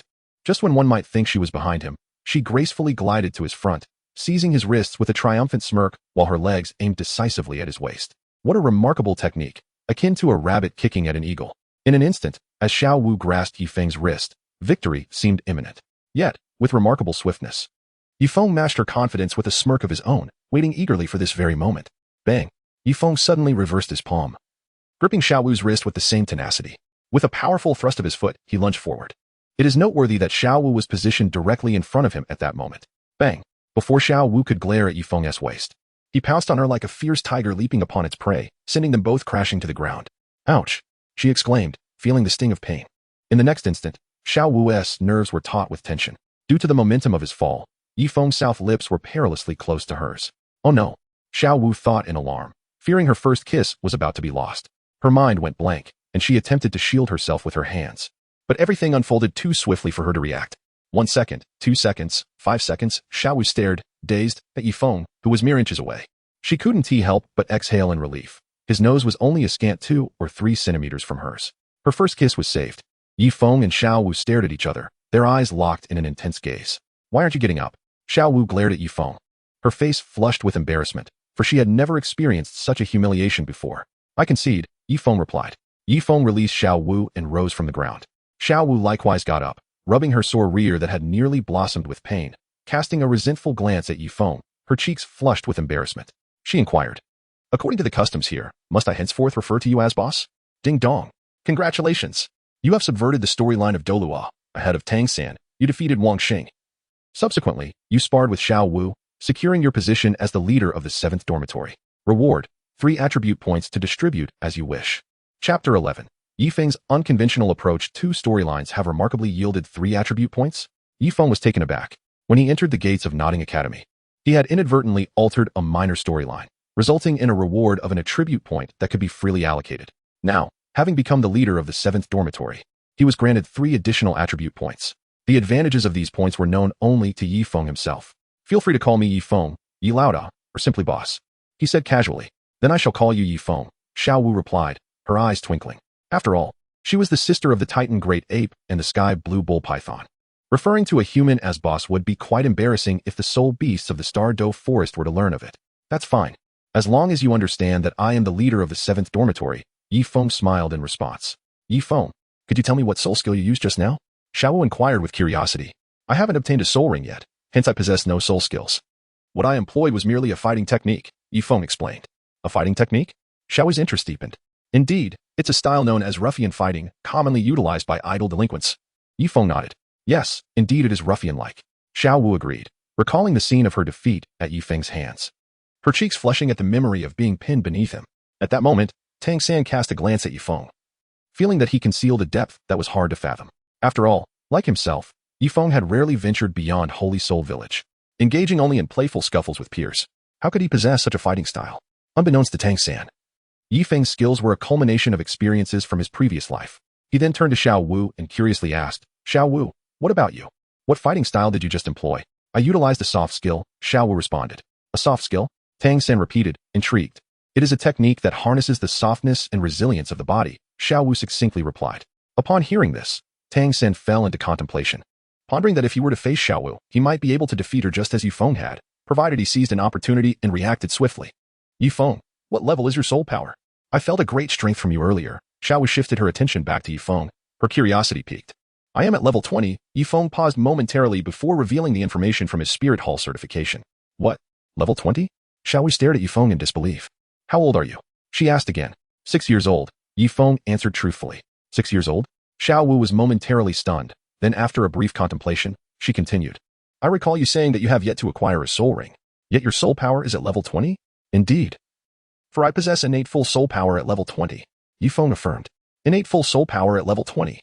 Xiao Wu was utterly astonished, unable to resist scrutinizing Yifeng once more. The young boy before her had a soul power greater than her own when she transformed at the age of 100,000 years. Who among you is Tang San? At that moment, a teacher with light green hair entered the 7th dormitory, carrying a blanket.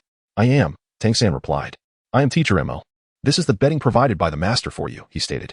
Thank you, Teacher Mo, Tang San replied. Tang San, Yifeng, and Xiao Wu are first-year work-study students responsible for the garden on the south side of the playground. You will earn 10 copper soul coins daily. Should you neglect your duties, you will be expelled. The opening ceremony is tomorrow, and classes commence the day after. You will begin work then. I will conduct unscheduled inspections. If you have any questions, consult Wang Xing. Having finished his instructions, Teacher Mo turned and left the 7th dormitory. Xiao Wu looked around, glancing at the bedding of others, then at her own, finally settling her gaze on the blanket in Tang San's arms. Xiao Wu, you can use mine, Tang San offered. Xiao Wu, you can use mine. My blanket has been sun-dried this morning. Wang Sheng and other work-study students chimed in, eager to care for the newly arrived little girl. Zhao Wu's gaze flitted over the blankets in Wang Sheng's hands, but they appeared dirty, ultimately resting on Tang San's blanket. Tang San was taken aback, instinctively clutching the blanket tighter. You still haven't told me your name, Zhao Wu said. My name is Tang San, he replied. Tang San, may I propose something to you? Zhao Wu asked shyly, a blush creeping onto her cheeks. What is it? Tang San raised an eyebrow, eyeing her warily. Your blanket is quite large. It should be sufficient for two. How about we push our beds together and share it? Zhao Wu inquired, her face flushed. Tang San looked at Zhao Wu in surprise and politely declined. That may not be appropriate. You are a girl, and I am a boy. It is customary for males and females to maintain a respectful distance. Indeed.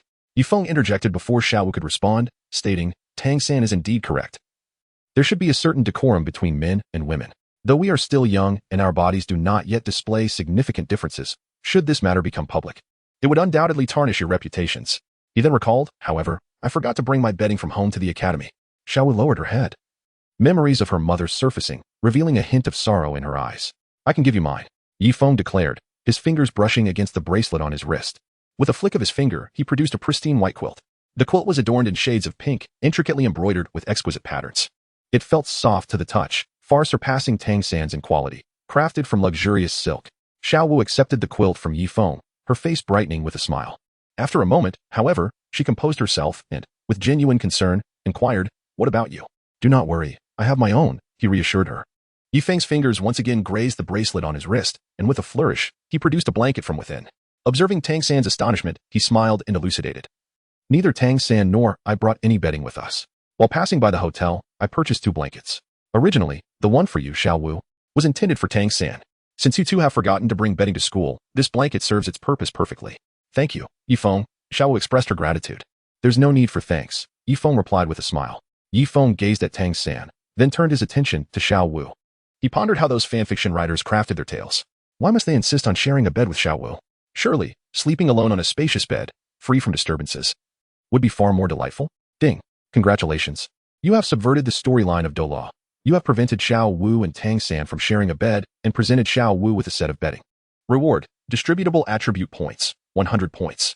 As Zhao Wu and Yifeng unfurled their respective bedding, her cheeks flushed crimson, for she discovered that aside from the identical embroidery style, both their bedding bore the same 4 characters, beginning with first encounter, ending with eternal togetherness. It was evident that their bedding was that of a couple. Chapter 12. Zhao Wu. What a lunatic. 100 points? Yifeng was momentarily taken aback. This time, the narrative of sharing a bed had been completely upended, resulting in an astonishing acquisition of 100 attribute points, more than 30 times the points earned when he had previously usurped Zhao Wu's position as leader. Now, the question arose, how should these points be allocated? Should he enhance his strength, agility, mental acuity, or defense? After Wang Sheng, Zhao Wu, Tang San, and Yifeng became acquainted, Wang Xing as the senior observed that Yifeng and his companions were work-study students who had yet to tidy up and likely possessed scant pocket money. With a generous spirit, he offered to treat the 3 of them to a meal. The cafeteria at Notting Academy was expansive, capable of accommodating the entire faculty and student body simultaneously. Upon entering, an enticing aroma wafted through the air, tantalizing the senses. Wow, it's enormous, Zhao Wu exclaimed, her eyes darting around in wonder, clearly a novice to such grandeur. Her demeanor was hard to ignore, drawing the attention of others in the vicinity. Indeed, within mere 20 seconds of their entrance, a discordant voice echoed from the 2nd floor. Aren't those the impoverished souls of Wang Sheng's clique? Truly, the destitute will likely never ascend to dine on the 2nd floor. Yifeng and Zhao Wu turned their gazes towards the source of the sound, where 3 male students, seemingly around 11 or 12 years of age, stood on the 2nd floor railing, mockingly pointing at Wang Sheng and his companions. Upon hearing their taunts, Zhao Wu became infuriated and retorted, Why are you so insufferable? You just hurl insults without a thought. Is there something so remarkable about the 2nd floor? One of the upperclassmen sneered, Oh, what a lovely little lowly. Too bad she is just a work-study student. Otherwise, I would gladly entertain you. Wang Xing, lowering his voice, explained to Zhao Wu. The 2nd floor is a place where food is ordered separately, akin to a restaurant outside, and the prices are exorbitant. As work-study students, we truly cannot afford it. He then continued, Zhao Wu, big brother, Tang San, let us head over there to collect our lunchboxes. This person is Xiao Chunyu, the leader of the academy. It's best to ignore them. A faint chuckle escaped Wang Xing's lips, but Xiao Chunyu overheard him, and, finding Wang Xing's submission amusing, turned to leave, saying, Wang Xing, I shall let you off this time. I'm off to have my meal. Furious, Zhao Wu clenched her fists, determined to confront Xiao Chunyu. Just as she took a step forward, someone grasped her hand. Tang San. Zhao Wu frowned, looking at him with confusion. We are here to eat. It's best not to stir up trouble, Tang San advised gently. You're quite timid, aren't you? Zhao Wu's frown deepened, and her disdain for Tang San grew. Zhao Wu, you misunderstand. We are newcomers, and provoking trouble would not benefit us. However, if there are any aggressors, we must respond with resolute force, Tang San earnestly explained. Isn't this already aggression? They are practically urinating on our heads, Zhao Wu exclaimed, hands on her hips, turning to Yifeng and asking, Yifeng, you are the leader of the 7th dormitory, say something. At that moment, Tang San noticed a middle-aged man entering through the main door. It was his teacher, Yu Xiaojiang. He hurried over to speak with him. Once Tang San concluded his conversation and returned to the group, Wang Sheng couldn't contain himself. You've become a disciple of the master? Tang San nodded. Wang Sheng, with an odd expression, warned, really? His abilities are rather unimpressive. It's said he only remains in this academy due to his good relationship with the principal, merely a guest elder. To put it bluntly, he is living off others. I've heard that the master is now 50 yet has broken through to the great soul master level, with only a level 29 soul power. It seems unlikely he will ever achieve that breakthrough. Upon hearing this, Tang San's gaze sharpened, and he replied solemnly. This is the first and last time I will say this. If you do not wish to spar with me, please refrain from making unwarranted assessments of my teacher. I believe it is best if you refrain from treating me to a meal. Thank you for your kindness. With that, Tang San turned and walked towards the cafeteria exit to eat his prepared rations, leaving Wang Sheng in a state of stunned silence. What did I do? I didn't mock him. I merely advised him not to let the master squander his life, Wang Sheng lamented, perplexed. His pride is too great, Yifeng remarked. Yifeng is a traveler who possesses knowledge of Tang San's past. Tang San is an individual who relentlessly pursues perfection, unable to tolerate even the slightest blemish or regret upon himself. Otherwise, when his previous life as a thief was exposed, he would not have impulsively leaped off a cliff to make a statement. What statement was he trying to convey? Merely an inability to endure the existence of a flaw within himself, his pride reaching an almost pathological degree. No, this is madness. Zhao Wu pouted, finding her disdain for Tang San only deepening. Yifeng cast a glance at Zhao Wu. When one's pride reaches an extreme, it is most aptly described as a form of madness. In the original storyline, Tang San, due to his inability to acknowledge his ancestry, became excessively proud and overly fixated on perfection. This ultimately led him to manipulate Zhao Wu's century-long soul ring, all in an attempt to satisfy the conditions set forth by the second elder of the Haotian sect in hopes of reclaiming his heritage. Yifeng, you haven't spoken yet. Why don't you say something? Should we teach him a lesson? Zhao Wu inquired once more. Let us go to the second floor to dine, Yifeng replied. Boss, the second floor requires separate ordering. One dish would cost us several days' wages, Wang Sheng whispered, sheepishly explaining to Yifeng. If they were to eat on the second floor, it would be beyond his means. I will cover it, Yifeng stated. You? Wang Sheng looked at Yifeng with skepticism. Yes, Wang Sheng.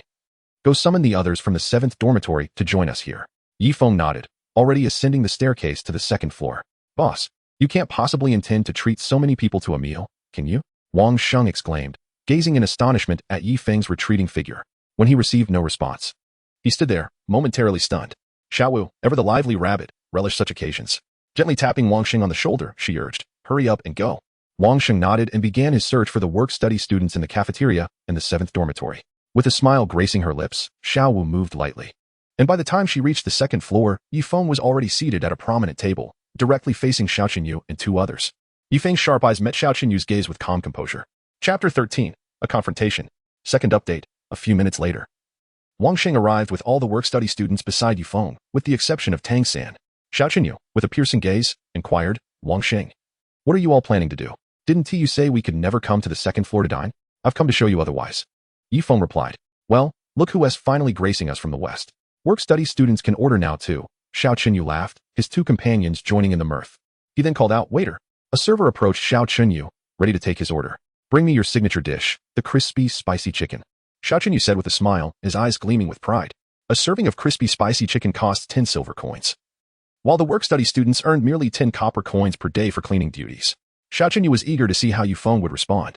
Waiter, bring us a serving of crispy, spicy chicken for each table, Yifeng commanded. The server gasped in astonishment, staring at Yifeng in disbelief.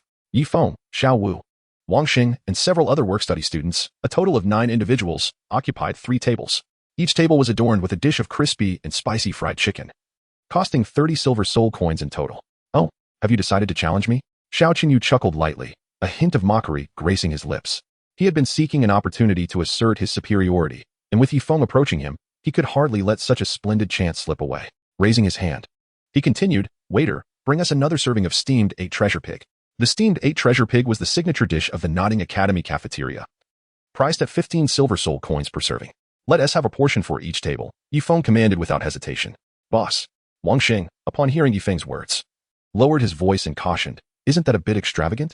One serving of steamed 8 treasure pig costs 15 silver soul coins. Xiao Qinyu grinned widely. This was precisely the reaction he desired. Without a moment's hesitation, he added, and another serving of shredded duck. Another serving of shredded duck, Yifeng echoed immediately. And one more serving of braised conch. Xiao Qinyu smiled as he placed his order. Another serving of braised conch. Yifeng followed suit. Let us have a serving of winter melon soup. Another serving of winter melon soup. And a serving of South Lake vinegar fish. Another serving of South Lake vinegar fish. And a serving of spicy prawns. Another serving of spicy prawns. Regardless of what Xiao Qinyu ordered, Yifeng mirrored him, firmly opposing Xiao Qinyu. This spectacle soon caught the attention of the teachers and students dining on the second floor, who watched the unfolding drama with a sense of schadenfreude. Eager to see how Yifeng would ultimately fare. Boss, one of Xiao Qinyu's companions couldn't help but sneer. He must be a fool. The dishes he ordered cost at least 10 gold soul coins each. Even Wang Xing and the others stood there, dumbfounded, unsure of how to react to their leader Yifeng. Xiao Wu, noticing that Xiao Qinyu had ceased ordering, who lacked any financial awareness and was indifferent to Yifeng's actual wealth, taunted, why have you stopped ordering? Go ahead, keep ordering. But I must say, Yifeng ordered 3 tables worth of food, all identical to yours, while you only ordered for 1 table. I wonder, who exactly is the pauper here? Humph, naive little girl. Competing with me in wealth? My family is among the richest in Nodding City. I am curious to see what you have to continue this contest. Xiao Qinyu was also incensed, declaring, waiter, bring me a roasted whole tiger aged 30 years. The roasted whole tiger was a dish of considerable expense, made from a rare soul beast that had lived for 30 years. Within the noble circles of Nodding City, this dish was exceedingly luxurious. Priced at 50 gold soul coins per serving. This was already Xiao Qinyu's limit, as such an expenditure would deplete his savings accumulated over several years. Waiter, let us have a roasted whole tiger for each table, Yifeng commanded without a second thought. Xiao Qinyu was taken aback.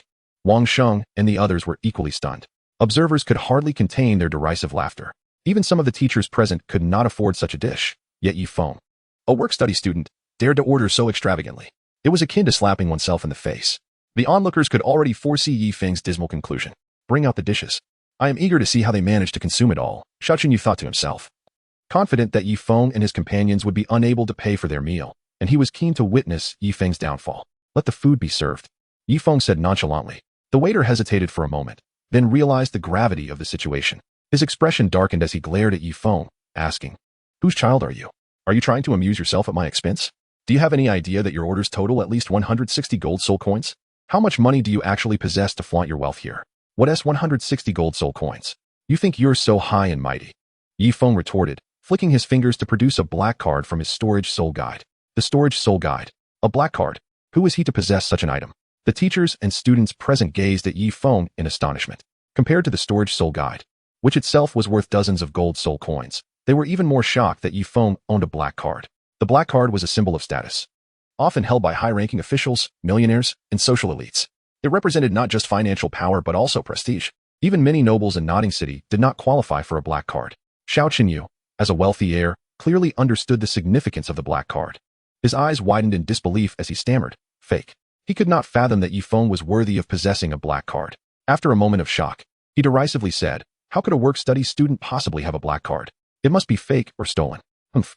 Xiao Qinyu was convinced that Yifeng's black card was either fraudulent or ill-gotten. Regardless of the outcome, Xiao Qinyu felt secure, having already devised a plan to deal with the situation. If Yifeng's black card turned out to be fake, he would suffer humiliation. If it were real, he would report him and ensure Yifeng faced legal consequences. Chapter 14. Robbery? The cafeteria staff took the black card and left, returning shortly thereafter with a middle-aged man in tow. The middle-aged man, the cafeteria manager, held the black card with utmost respect and presented it to Yifeng, saying, young master, please take this. Young master? Xiao Qinyu looked on in shock, his mind racing as he stared at the cafeteria manager. Not only him, but the entire assembly of teachers and students gazed at Yifeng in awe. Could it be true? The black card was indeed genuine. What could his background be? To possess such an item? It was rumored that some scions of grand sects and illustrious families would occasionally venture out to experience life. Could Yifeng be one of them? Surrounded by whispers of speculation, the crowd buzzed about Yifeng, with some suggesting he was merely experiencing life as a commoner.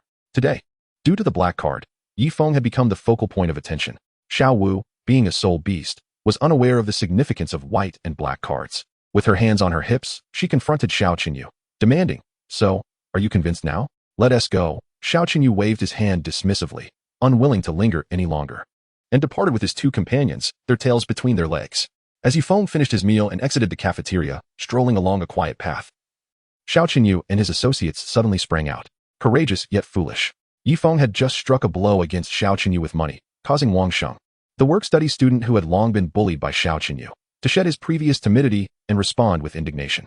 He mocked, "Xiao Qinyu, what do you intend to do? In comparing wealth with our leader, you have already lost. Are you still unconvinced? Leader? He is your leader?" Xiao Qinyu asked in astonishment. "Indeed. He is the leader of our dormitory," Wang Sheng affirmed confidently. "Wang Sheng, have you lost your mind? How can you recognize a freshman as your leader? I have investigated thoroughly. He is not a scion of any prominent sect or noble family. He hails from the Sacred Soul village." As Xiao Qinyu spoke, his gaze shifted to Yifeng, and he commanded, "Hey, hand over the black card you found, lest you suffer physical punishment." "Robbery?" Yifeng replied, bewildered. "You could interpret it that way. Hurry up and surrender your black card," Xiao Qinyu scolded furiously. "If you want it, come and take it." Yifeng responded with a calm smile. "Lu Feng, you go," Xiao Qinyu ordered. As soon as Xiao Qinyu finished speaking, a figure emerged from behind him and approached Yifeng. With a flourish of his hand, he produced a rod formed from concentrated soul energy, bringing it down towards Yifeng. Yifeng extended his hand and grasped the opponent's staff. A smug curve graced the corners of the adversary's mouth as the staff vanished, only for him to gesture once more and conjure his martial spirit anew. Just as he intended to continue his assault on Yifeng, the latter lifted his foot and delivered a powerful kick to the opponent's abdomen, sending him sprawling to the ground, motionless. Xiao Qinyu's expression shifted with surprise as he regarded Yifeng, astonished that despite his youth, Yifeng possessed such formidable strength. Name, Yifeng. Soul power, level 30. Martial spirit, Xinyuan sword, 9 hearts mystic begonia, eye of hell. Soul rings, none. Soul skills, none, in the stage of unity between man and sword. Additional strength, 54. Additional agility, 40. Additional spirit, 10. Additional defense, 10. Distributable attribute points, 0. Having experienced 3 narrative upheavals, Yifeng's attribute points had reached a total of 114, primarily enhancing his strength and agility. Currently, his mobility rivaled that of a magic attack-oriented soul master. Particularly his strength, which had attained the might of 5 bulls, was sufficient to contend with power-type soul masters. "Ling Feng, it's your turn." Xiao Qinyu waved his hand, summoning another upperclassman from behind him. This Ling Feng was evidently a speed-oriented soul master, not lacking in swiftness. With a powerful push of his foot, he leapt gracefully into the air. As he descended, he prepared to strike Yifeng with a punch. "Boss, be careful," Wang Sheng exclaimed urgently. He was well aware of Ling Feng's prowess, having fallen victim to him on several occasions due to his status as a speed-oriented soul master. Yifeng extended his palm, enveloping his opponent's fist. He then lifted his foot and delivered a powerful kick to the adversary's abdomen, simultaneously releasing his grip. The force of the kick sent his opponent crashing back to the ground, rendered unconscious. "Wow!" Wang Sheng exclaimed in astonishment. He was taken aback by Yifeng's formidable strength. Yifeng's actions had avenged the grievances of the bullied work-study students. Turning to Xiao Qinyu, he taunted, "Xiao Qinyu, how do you feel now? Our leader, Yifeng, hasn't even tapped into his soul power and has effortlessly defeated both of you.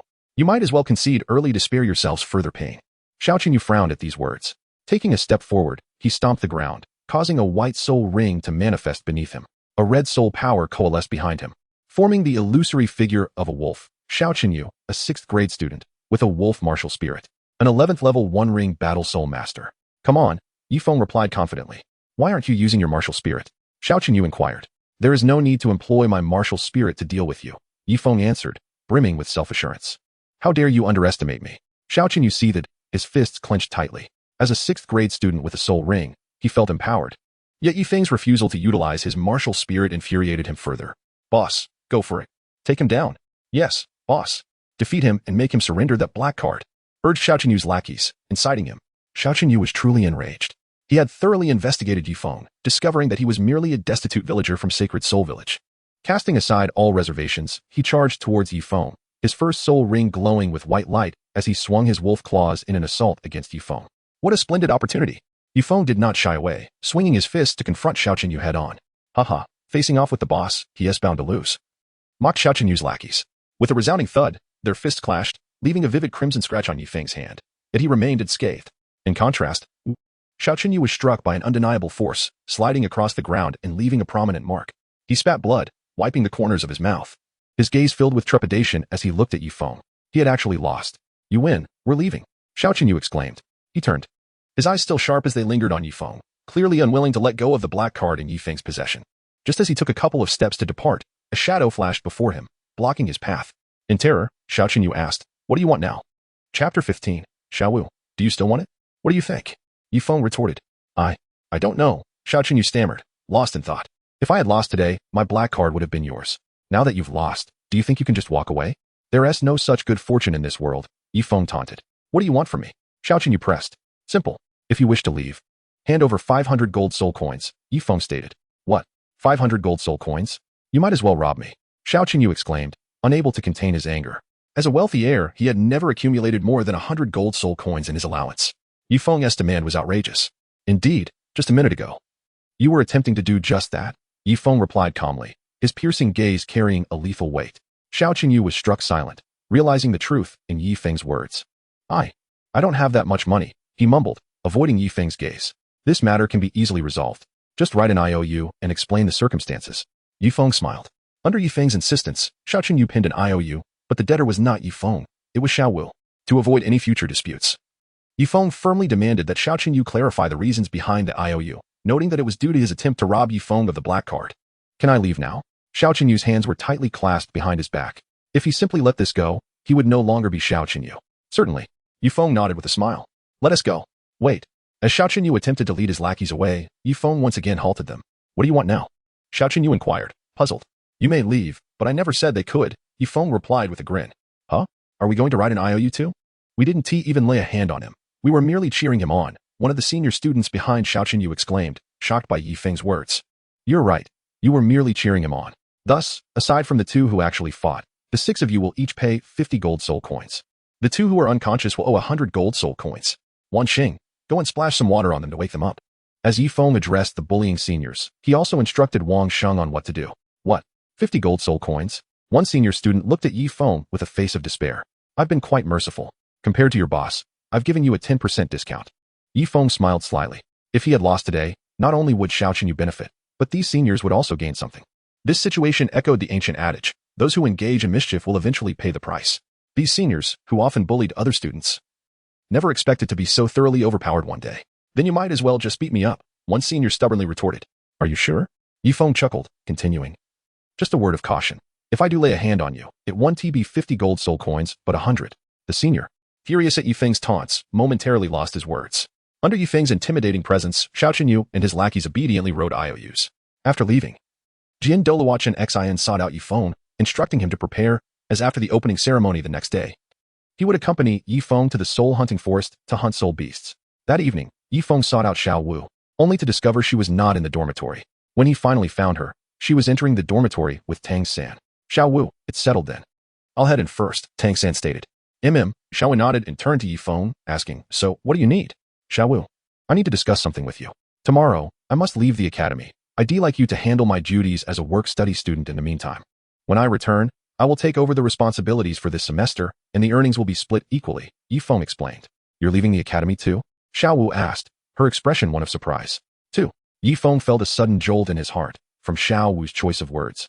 He discerned that Tang San had indeed approached her. Furthermore, Tang San was set to depart from Nodding Academy the following day, embarking on a journey to the soul hunting forest alongside his mentor to hunt soul beasts. On this occasion, Tang San was poised to acquire a century-old soul ring from the Mandra snake. Is that permissible? Yifeng inquired. It is not. I have already pledged my assistance to Tang San in fulfilling his task. Moreover, he mentioned that upon his return, all my responsibilities for this semester would fall to him. Xiao Wu replied. Then let us arrange it this way. Upon my return, I shall undertake all your duties for the next semester. Will that suffice? Yifeng proposed. Very well, Xiao Wu responded with a smile, responding without hesitation. One should seize opportunities when they arise. All right, I shall give you this. Yifeng extended his hand and produced the IOU that Xiao Qinyu had issued. Are you giving this to me? Xiao Wu's rabbit ears perked up in surprise as she gazed at Yifeng.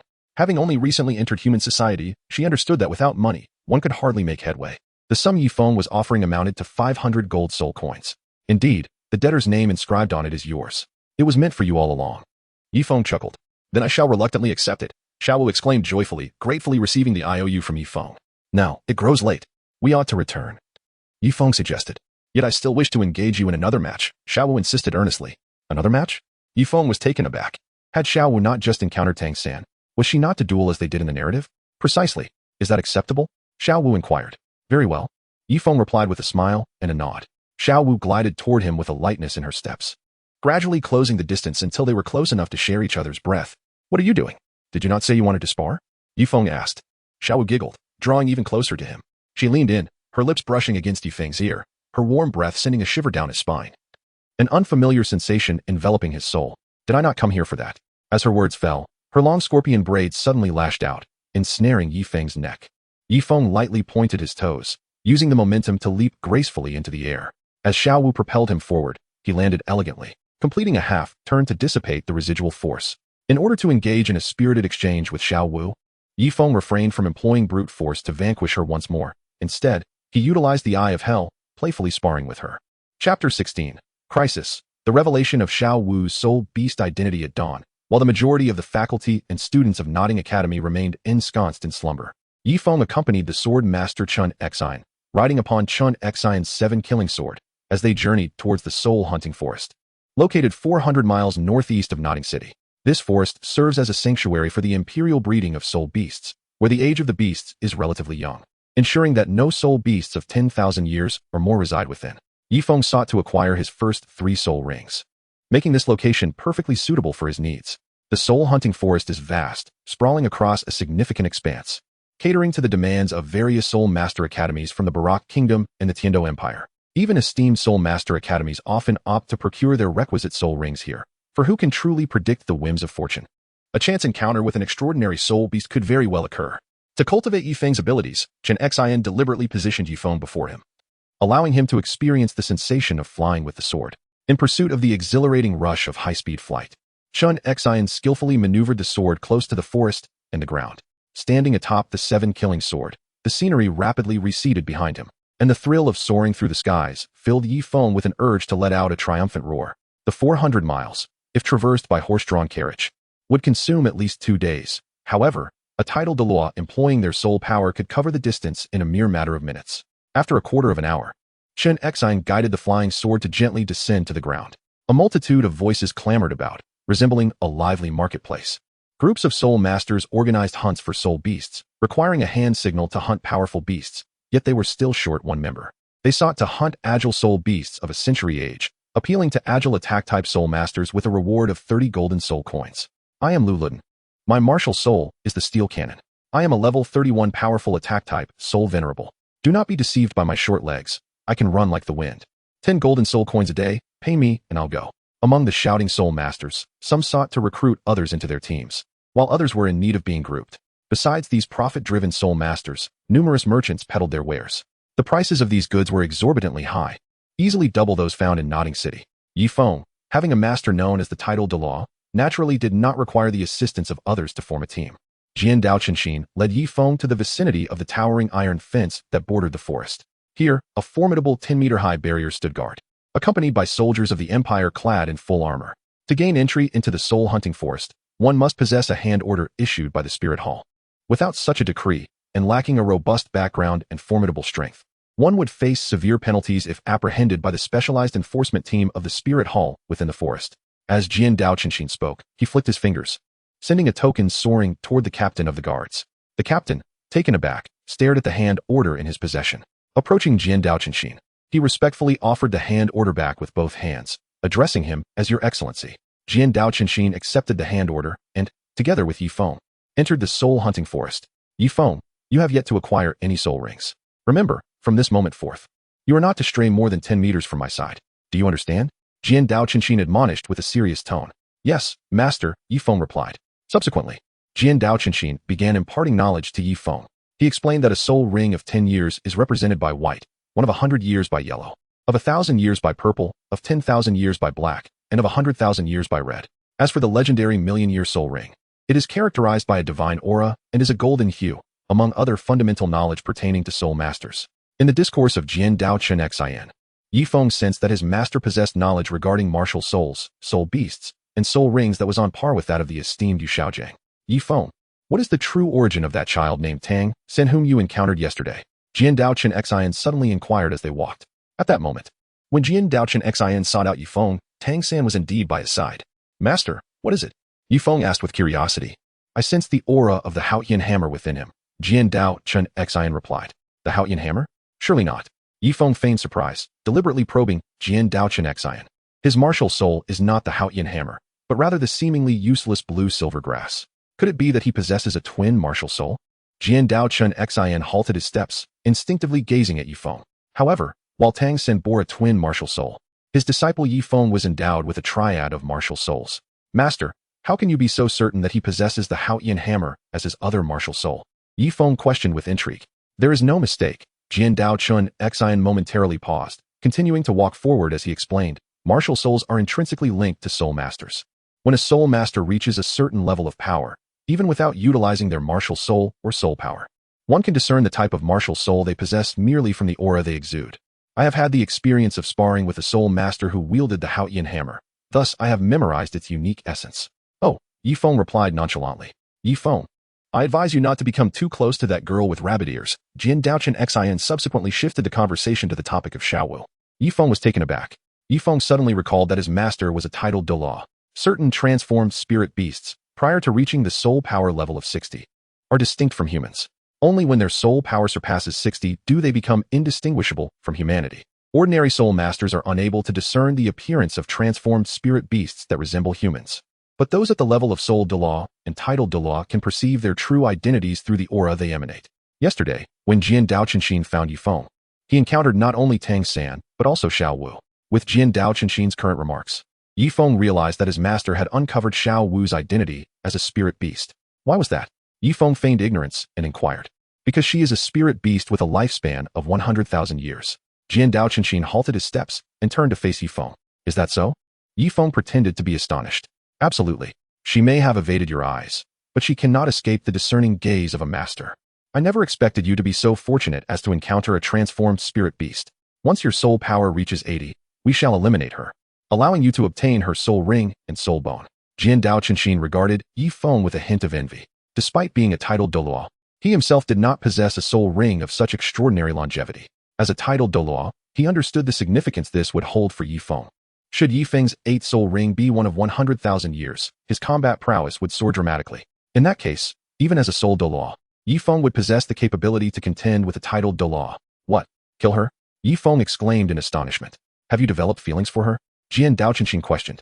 Master, Zhao Wujie is not a villain. Is it possible not to kill her? Yifeng raised an eyebrow, pleadingly negotiating with Jian Daochen. Are you truly considering this?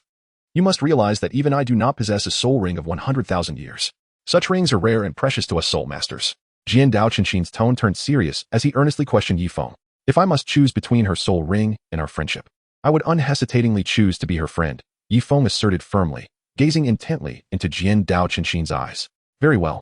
Jian Daochen extended his hand, gently patting Yifeng's shoulder. Ultimately, he consented to Zhao Wujie's presence, allowing her and Yifeng to forge a friendship. This time, Jian Daochen was set to assist Yifeng in acquiring 3 soul rings at once. The absorption limit for the first soul ring is 423 years, for the second, 764 years, and for the third, 1,760 years. Suddenly, a howl of a wolf echoed from the thicket nearby. It was not just one or two, but a whole pack. Their surrounding soul power shimmered in white. These are the nether wolves, possessing a mere 10-year lifespan. Jian Daochen explained as he released his own soul power. A surge of energy emanated from his body, sending the nether wolves fleeing in terror. Animals possess an instinct to seek fortune and avoid disaster. Weak spirit beasts fear powerful ones, just as they fear formidable humans. The cultivation of spirit beasts is arduous, ranging from 10 to 100,000 years, whereas a soul master typically requires an average of 5 soul rings in their lifetime. If this continues, the day will inevitably come when soul masters find themselves devoid of usable rings. For these weaker spirit beasts, if they can be spared, they shall be spared. Jian Daochen imparted this lesson while guiding Yifeng on the path to seek suitable spirit beasts.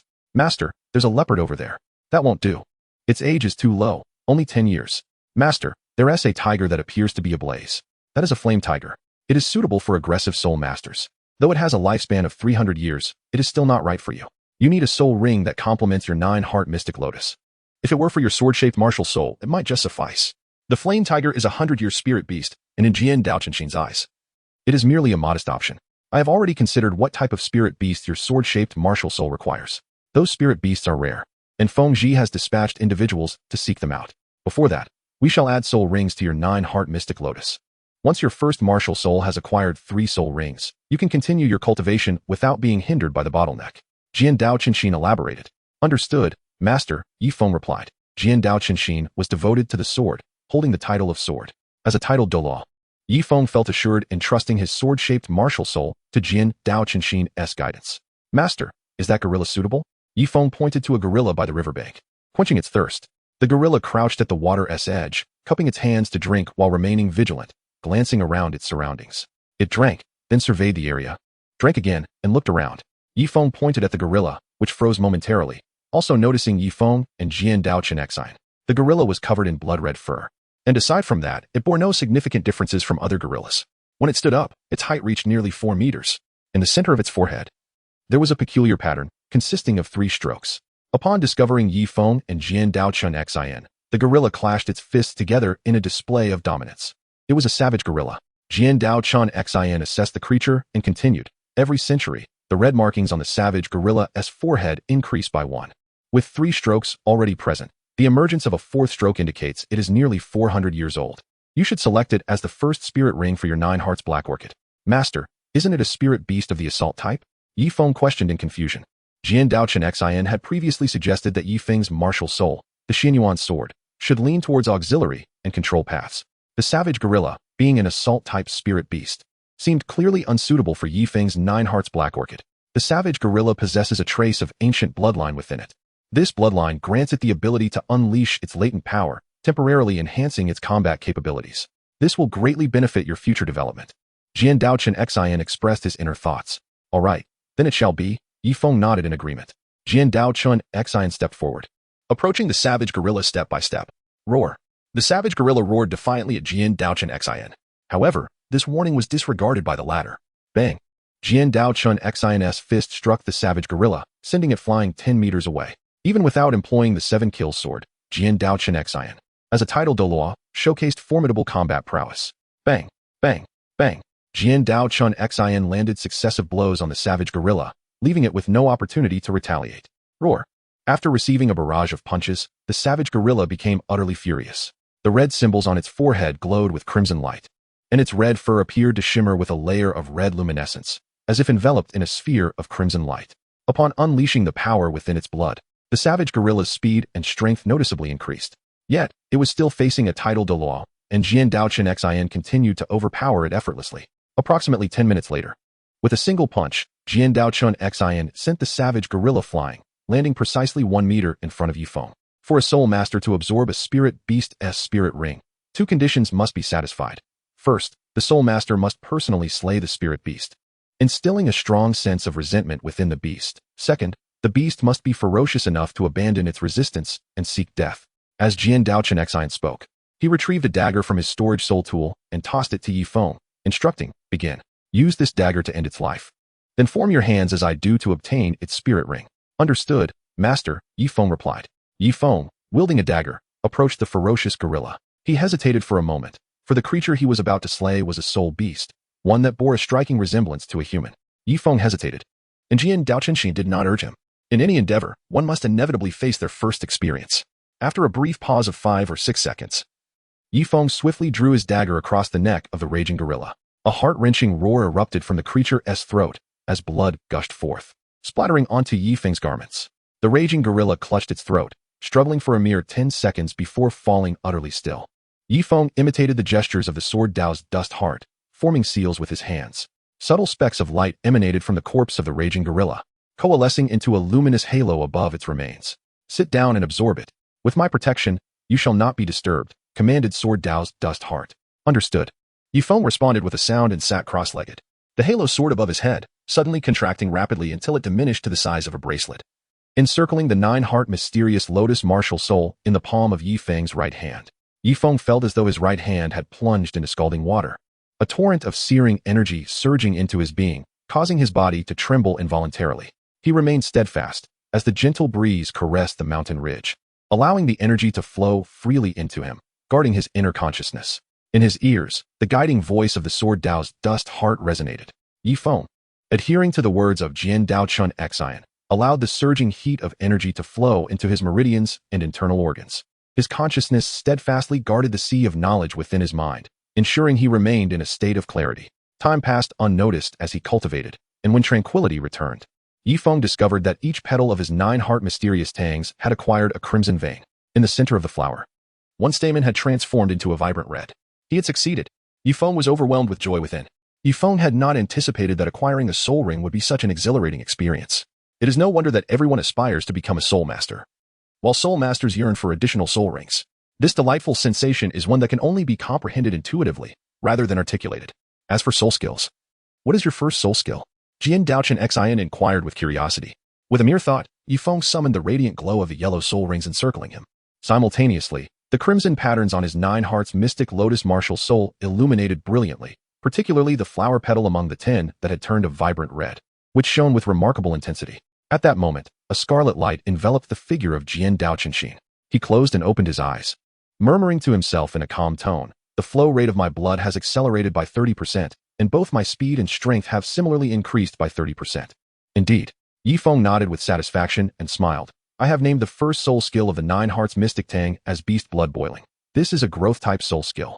With each level my soul power increases, my speed and strength can rise by 1%. Currently, my soul power level stands at 30, allowing for an increase of 30%. The effective range is fixed at 40 meters around me. For each level of soul power gained, the effect enhances by 1%. Such auxiliary capabilities, were it not for the range limitation, could rival Rong's first and second soul skills." Jian Daochen Xian smiled gently, patting Yifeng on the shoulder. "The soul beast with the 7 treasure glass tower martial soul enhances its effects by 10% for every 10 levels of soul power the soul master gains. In this regard, Yifeng's auxiliary abilities are not inferior to those of the 7 treasure glass tower. Were it not for the range limitation, Yifeng's support capabilities would surpass that of the 7 treasure glass tower. However, it should be noted that the 7 treasure glass tower provides unidirectional support, while Yifeng's assistance is range-based. Master, what type of soul beast do you think I should choose for my second martial soul?" Yifeng inquired with concern. "Control type."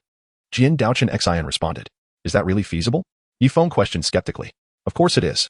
Auxiliary abilities can be categorized into 3 directions. First, enhancement type support, which bolsters teammates' capabilities. Second, weakening type support, which diminishes opponents' abilities. And thirdly, control type support, which restrains opponents to facilitate teammates' attacks.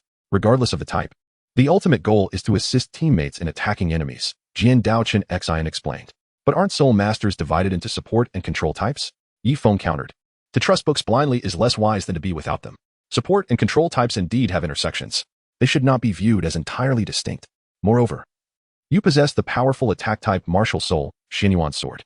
If you can control your opponent, how is that different from striking a scarecrow?" Jian Daochen Xian patiently elucidated, determined to cultivate Yifeng into an unprecedented solo combat soul master. The soul hunting forest is vast, home to numerous soul beasts. However, those that have caught Jian Daochen Xian's discerning eye are exceedingly rare. Along their journey, Yifeng and Chen Xian encountered several control-type soul beasts of suitable age. Yet none met Chen Xian's criteria. Chen Xian murmured. "What is it, master?" Yifeng asked. Curiosity piqued, Yifeng summoned his 3rd martial soul, the Eye of Hell, which significantly enhanced his vision. With his keen gaze directed towards the path of Jian Daochen Xian, he beheld a majestic white giant eagle soaring towards him. The majestic creature navigated through the forest, surrounded by a soul power of a vibrant yellow hue, signifying its century-long existence. Its feathers shimmered like ice crystals, leaving a long, snow-like trail in its wake. "The snow eagle," Jian Daochen Xian exclaimed, assessing the magnificent bird with delight. "Your second soul ring has arrived." With a series of swift movements, Jian Daochen Xian took to the skies on his sword, effortlessly outpacing the snow eagle, as befitting a title Douluo of his caliber. It was yet another unsurprising battle. In no time, the snow eagle was vanquished, its wings grasped by Jian Daochen Xian and tossed at Yifeng's feet. It was said that the snow eagle bore the bloodline of an ice phoenix. This snow eagle is 700 years old, making it perfectly suitable for your second soul ring, Jian Daochen Xian instructed. "Master, it is an ice attribute soul beast," Yifeng reminded him. "Indeed, it possesses ice attributes. However, your 9 hearts mystic lotus martial soul is a mutated variant. Your soul power, akin to the wind, is of a non-attribute nature. The greatest advantage of non-attribute soul power is its compatibility with all types of soul rings. Therefore, you can seamlessly absorb the soul ring of an ice attribute soul beast," Jian Daochen Xian elucidated, referencing texts from an ancient tome. "Ah," Yifeng acknowledged, nodding in understanding. "Commence the absorption of its soul ring. I shall safeguard you," Jian Daochen Xian urged. "Understood, master," Yifeng replied, affirming his readiness. Yifeng withdrew a dagger from the storage soul tool. Crouching down, he was about to end the life of the snow eagle when a somewhat hoarse voice interrupted him from ahead. "Stop." Chapter 19. A fortuitous encounter with Shui Bing'er from the direction the snow eagle had flown in, two figures emerged. One was an elderly man, the other a young girl. The man appeared to be in his 60s or 70s, with short white hair and a goatee, dressed in elegant garments that exuded vitality. His skin was rosy, reminiscent of a newborn, and his piercing blue eyes fixed intently on the snow eagle beneath Yifeng's feet. Beside the elder stood a striking young girl, clad in a fitted outfit that accentuated her developing figure. Her long, aquamarine hair cascaded down her back, and her fair complexion was adorned with delicate features.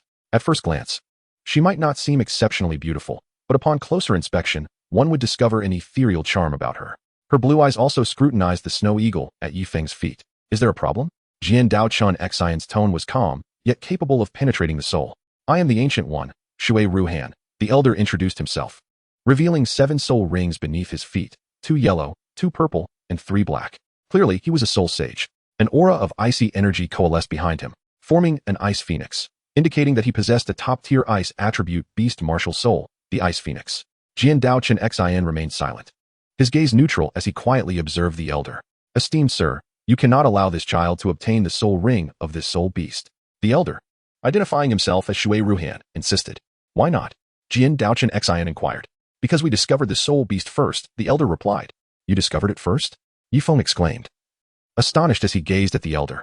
Memories of a previous encounter flooded his mind, albeit with a different outcome. He was not faced with Meng Iran and the snake woman Xiao Tianxiang, but rather with a gentleman who introduced himself as Shui Ruhan.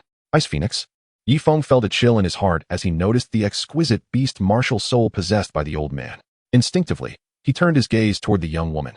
If his suspicions were correct, these two hailed from the Heavenly Water Academy. Moreover, the young woman was none other than Shui Bing'er, the illustrious prodigy who had led Tang San to ponder several times whether he should commence his training of the Haotian hammer. Yifeng paused for a moment and inquired, how can you prove that the soul beast was discovered by you first? Ah, young one, that is quite simple, replied Shui Ruhan with a smile. You need only to observe the abdomen of that snow eagle. It bears several distinct scars. Those are the marks left by my soul skill. Had this snow eagle not been so exceedingly cautious and cunning, Bing'er would have already acquired its soul ring.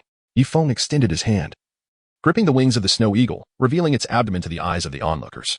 Indeed, he discovered several wounds, bleeding profusely. It was evident that the injuries were inflicted by the elder, as Jian Daochun had refrained from using the 7-killing sword. Nevertheless, Yifeng argued, it was my master who intercepted and severely injured the soul beast. Young one, your reasoning is quite sound. Without your intervention, it is likely that this snow eagle would have escaped. Shui Ruhan concurred, scrutinizing Yifeng. Tell me, young lad, has your soul power reached level 20? Kind of. Yifeng replied nonchalantly. Indeed, Shui Ruhan responded, his profound gaze lighting up with admiration as he stroked his beard.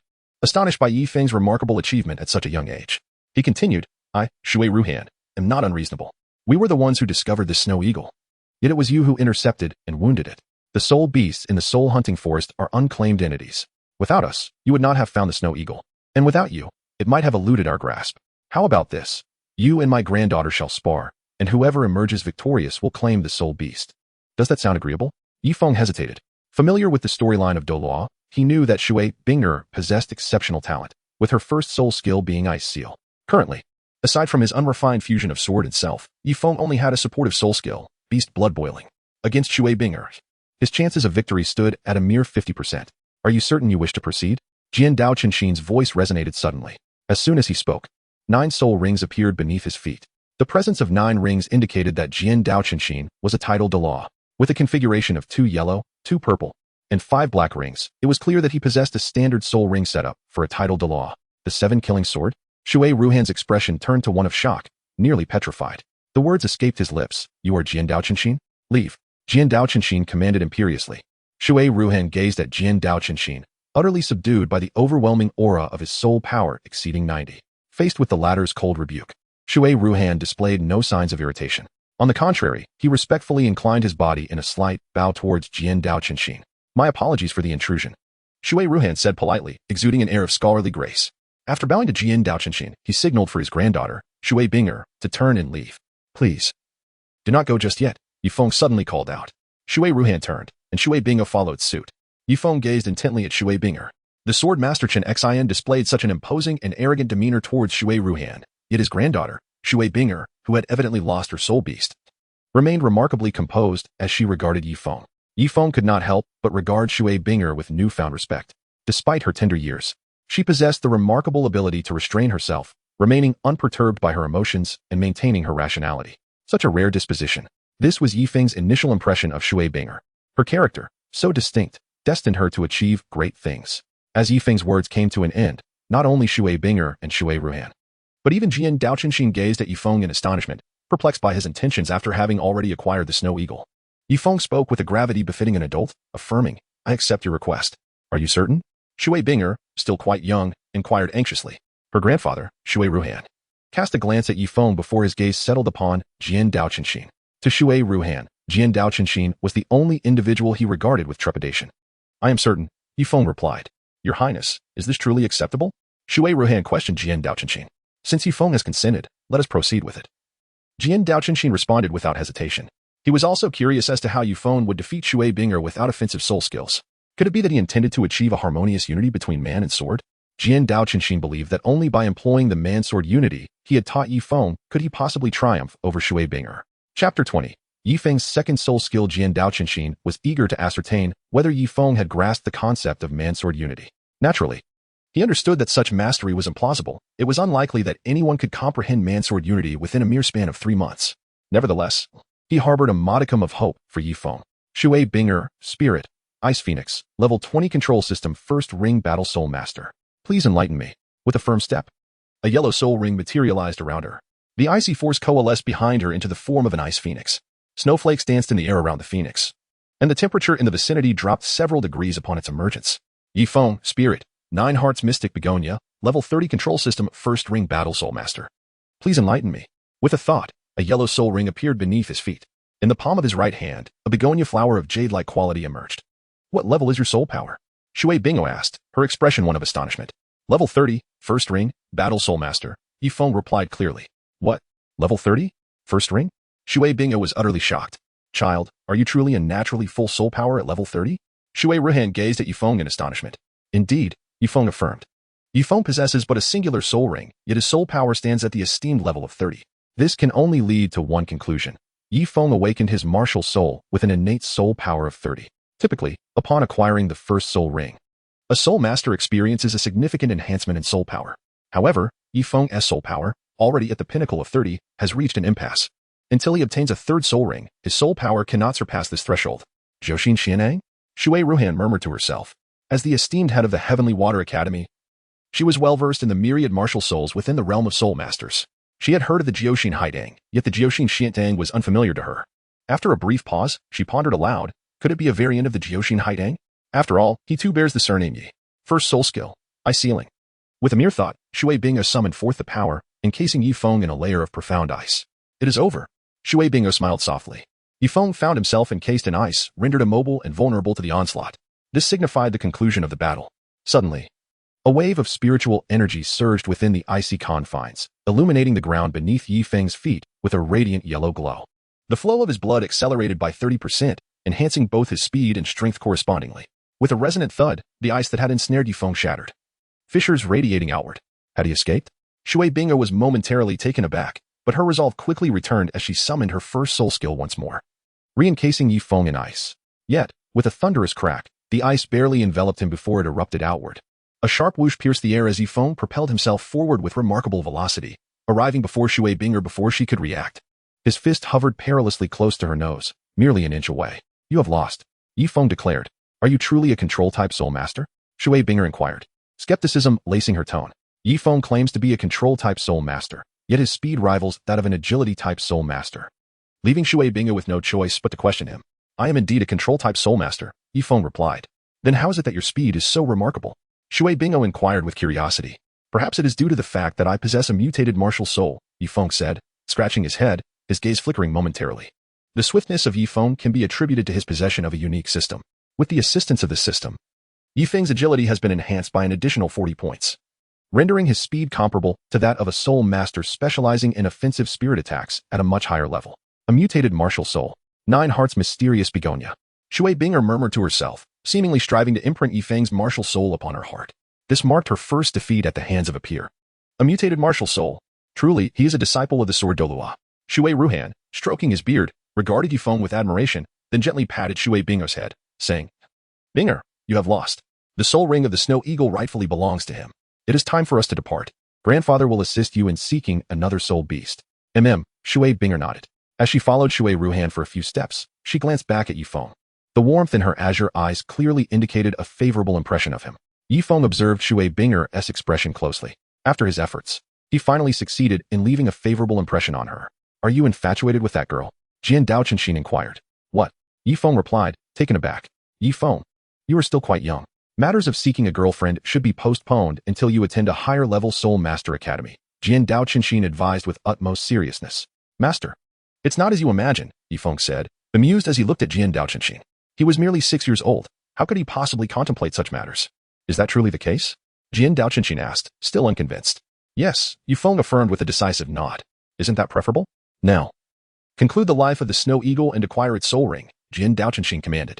Understood, Yifeng nodded in agreement. Yifeng, wielding a dagger, swiftly ended the life of Shui Ying with a precise stroke to the neck. With both hands forming intricate seals, icy luminescent orbs emerged from Shui Ying's lifeless body, coalescing above it into a radiant halo. Under the influence of Yifeng's will and gestures, the halo was drawn into the 9-heart mystic lotus he held. When Yifeng finally opened his eyes, Jian Daochenshin eagerly inquired, what is your second soul skill? I seal, Yifeng replied. As Yifeng spoke, he executed his second soul skill. Before him, a massive tree, capable of being embraced by a single individual, was encased in a layer of profound ice measuring 30 centimeters in thickness. My current soul power level stands at 30. The thickness of the ice is 30 centimeters. With each ascension in my soul master rank, the thickness of the ice will increase by 10 centimeters, Yifeng elaborated. Since Yifeng had yet to acquire his third soul ring, his soul power level remained at 30 even after obtaining the second soul ring. Indeed, quite impressive, Chen Xian remarked, expressing his satisfaction with Yifeng's soul skill. As a descendant of the third sect, Chen Xian had perused numerous ancient texts and was aware that certain advanced soul beasts could bestow even greater strength upon a soul master's skills. In essence, the potency of a soul skill derived from the variety of the soul beast. Naturally, the effectiveness of the skill also depended on the soul master's adeptness in utilizing it. Master, can you defeat the poison Douluo? Yifeng suddenly inquired during their quest for soul beasts. Chapter 21. Yifeng, Master, can you vanquish the poison Douluo? The poison Douluo possesses a soul power level of 92, for levels beneath that of my master, Chen Xian replied. Are you implying that you could easily overpower the poison Douluo? Yifeng asked, feigning ignorance. Indeed, Chen Xian affirmed. Master, once I acquire my third soul ring, will you take me to the Sunset Forest? Yifeng inquired earnestly, his gaze fixed on Chen Xian. Why the sudden desire to visit the Sunset Forest? Chen Xian asked curiously. I have heard tales of a poisonous mountain within the Sunset Forest, claimed by the poison Douluo. It is said to contain rare medicinal herbs. The village physician mentioned that if a soul master consumes aged medicinal materials, it could greatly benefit their cultivation, Yifeng replied. Yifeng has now acquired 2 soul rings and is on the verge of obtaining his third. As a transmigrator, Yifeng is well aware that there exist some celestial herbs in the medicinal garden of Douluo, which can significantly enhance a person's physical constitution. The number of years a soul master can absorb from a soul ring is not fixed. Rather, it is contingent upon the strength of their physical body. Yifeng was well aware that Douluo's medicinal garden contained the ice fire yin yang eye, the fire apricot flower, and the 8-pointed ice grass. The combination of these 3 elements not only augmented physical strength, but also endowed individuals with the remarkable effects of ice and fire immunity. If he had not taken the title Douluo as his master, it would have been one thing. However, having such a powerful mentor as Jian Daochenshin, Yifeng naturally desired to enhance his combat capabilities in advance. Are you saying that the old poison resides atop a poisonous mountain in the Sunset Forest? Jian Daochenshin halted his steps, his gaze fixed intently on Yifeng. Indeed, I've heard that he possesses a medicinal garden within that very mountain, Yifeng responded. Is the information reliable? Jian Daochenshin inquired. I cannot say for certain. I merely overheard this from a soul master during an incidental encounter. Yifeng's eyes flickered as he wove a small, well-meaning lie to evade complications. Yifeng, remember, relying on external forces to augment one's strength is not a virtue. Jian Daochenshin cautioned, deeply concerned that Yifeng might be overly ambitious and restless, excessively pursuing the elevation of his soul power level to the detriment of his stability. I understand, Master. However, if the information proves true, I still wish to procure some medicinal materials, Yifeng asserted with determination. Very well. Once we conclude our business here, I shall send someone from Fengji to investigate the Sunset Forest. If there truly exists the poisonous mountain you speak of, I will take you to explore it. Jian Daochenshin acquiesced. Thank you, Master, Yifeng exclaimed joyfully. You are my student. There is no need for such formality, Jian Daochenshin said, affectionately ruffling Yifeng's hair. 5 days later, Yifeng acquired his third soul ring. Subsequently, he soared back to Nodding City on Jian Daochenshin's 7-kill sword, traversing the skies above the soul-hunting forest. Upon their arrival at the gates of Nodding Academy, Jian Daoqianxin bid farewell to Yifeng and proceeded to the 7th glazed tile school, while Yifeng returned alone to the 7th dormitory. Teacher, is what we are doing perhaps a bit unethical? Tang San asked Master Yu Xiaojiang, his expression fraught with inner turmoil. Different individuals, in varying circumstances, possess disparate interpretations of ethics.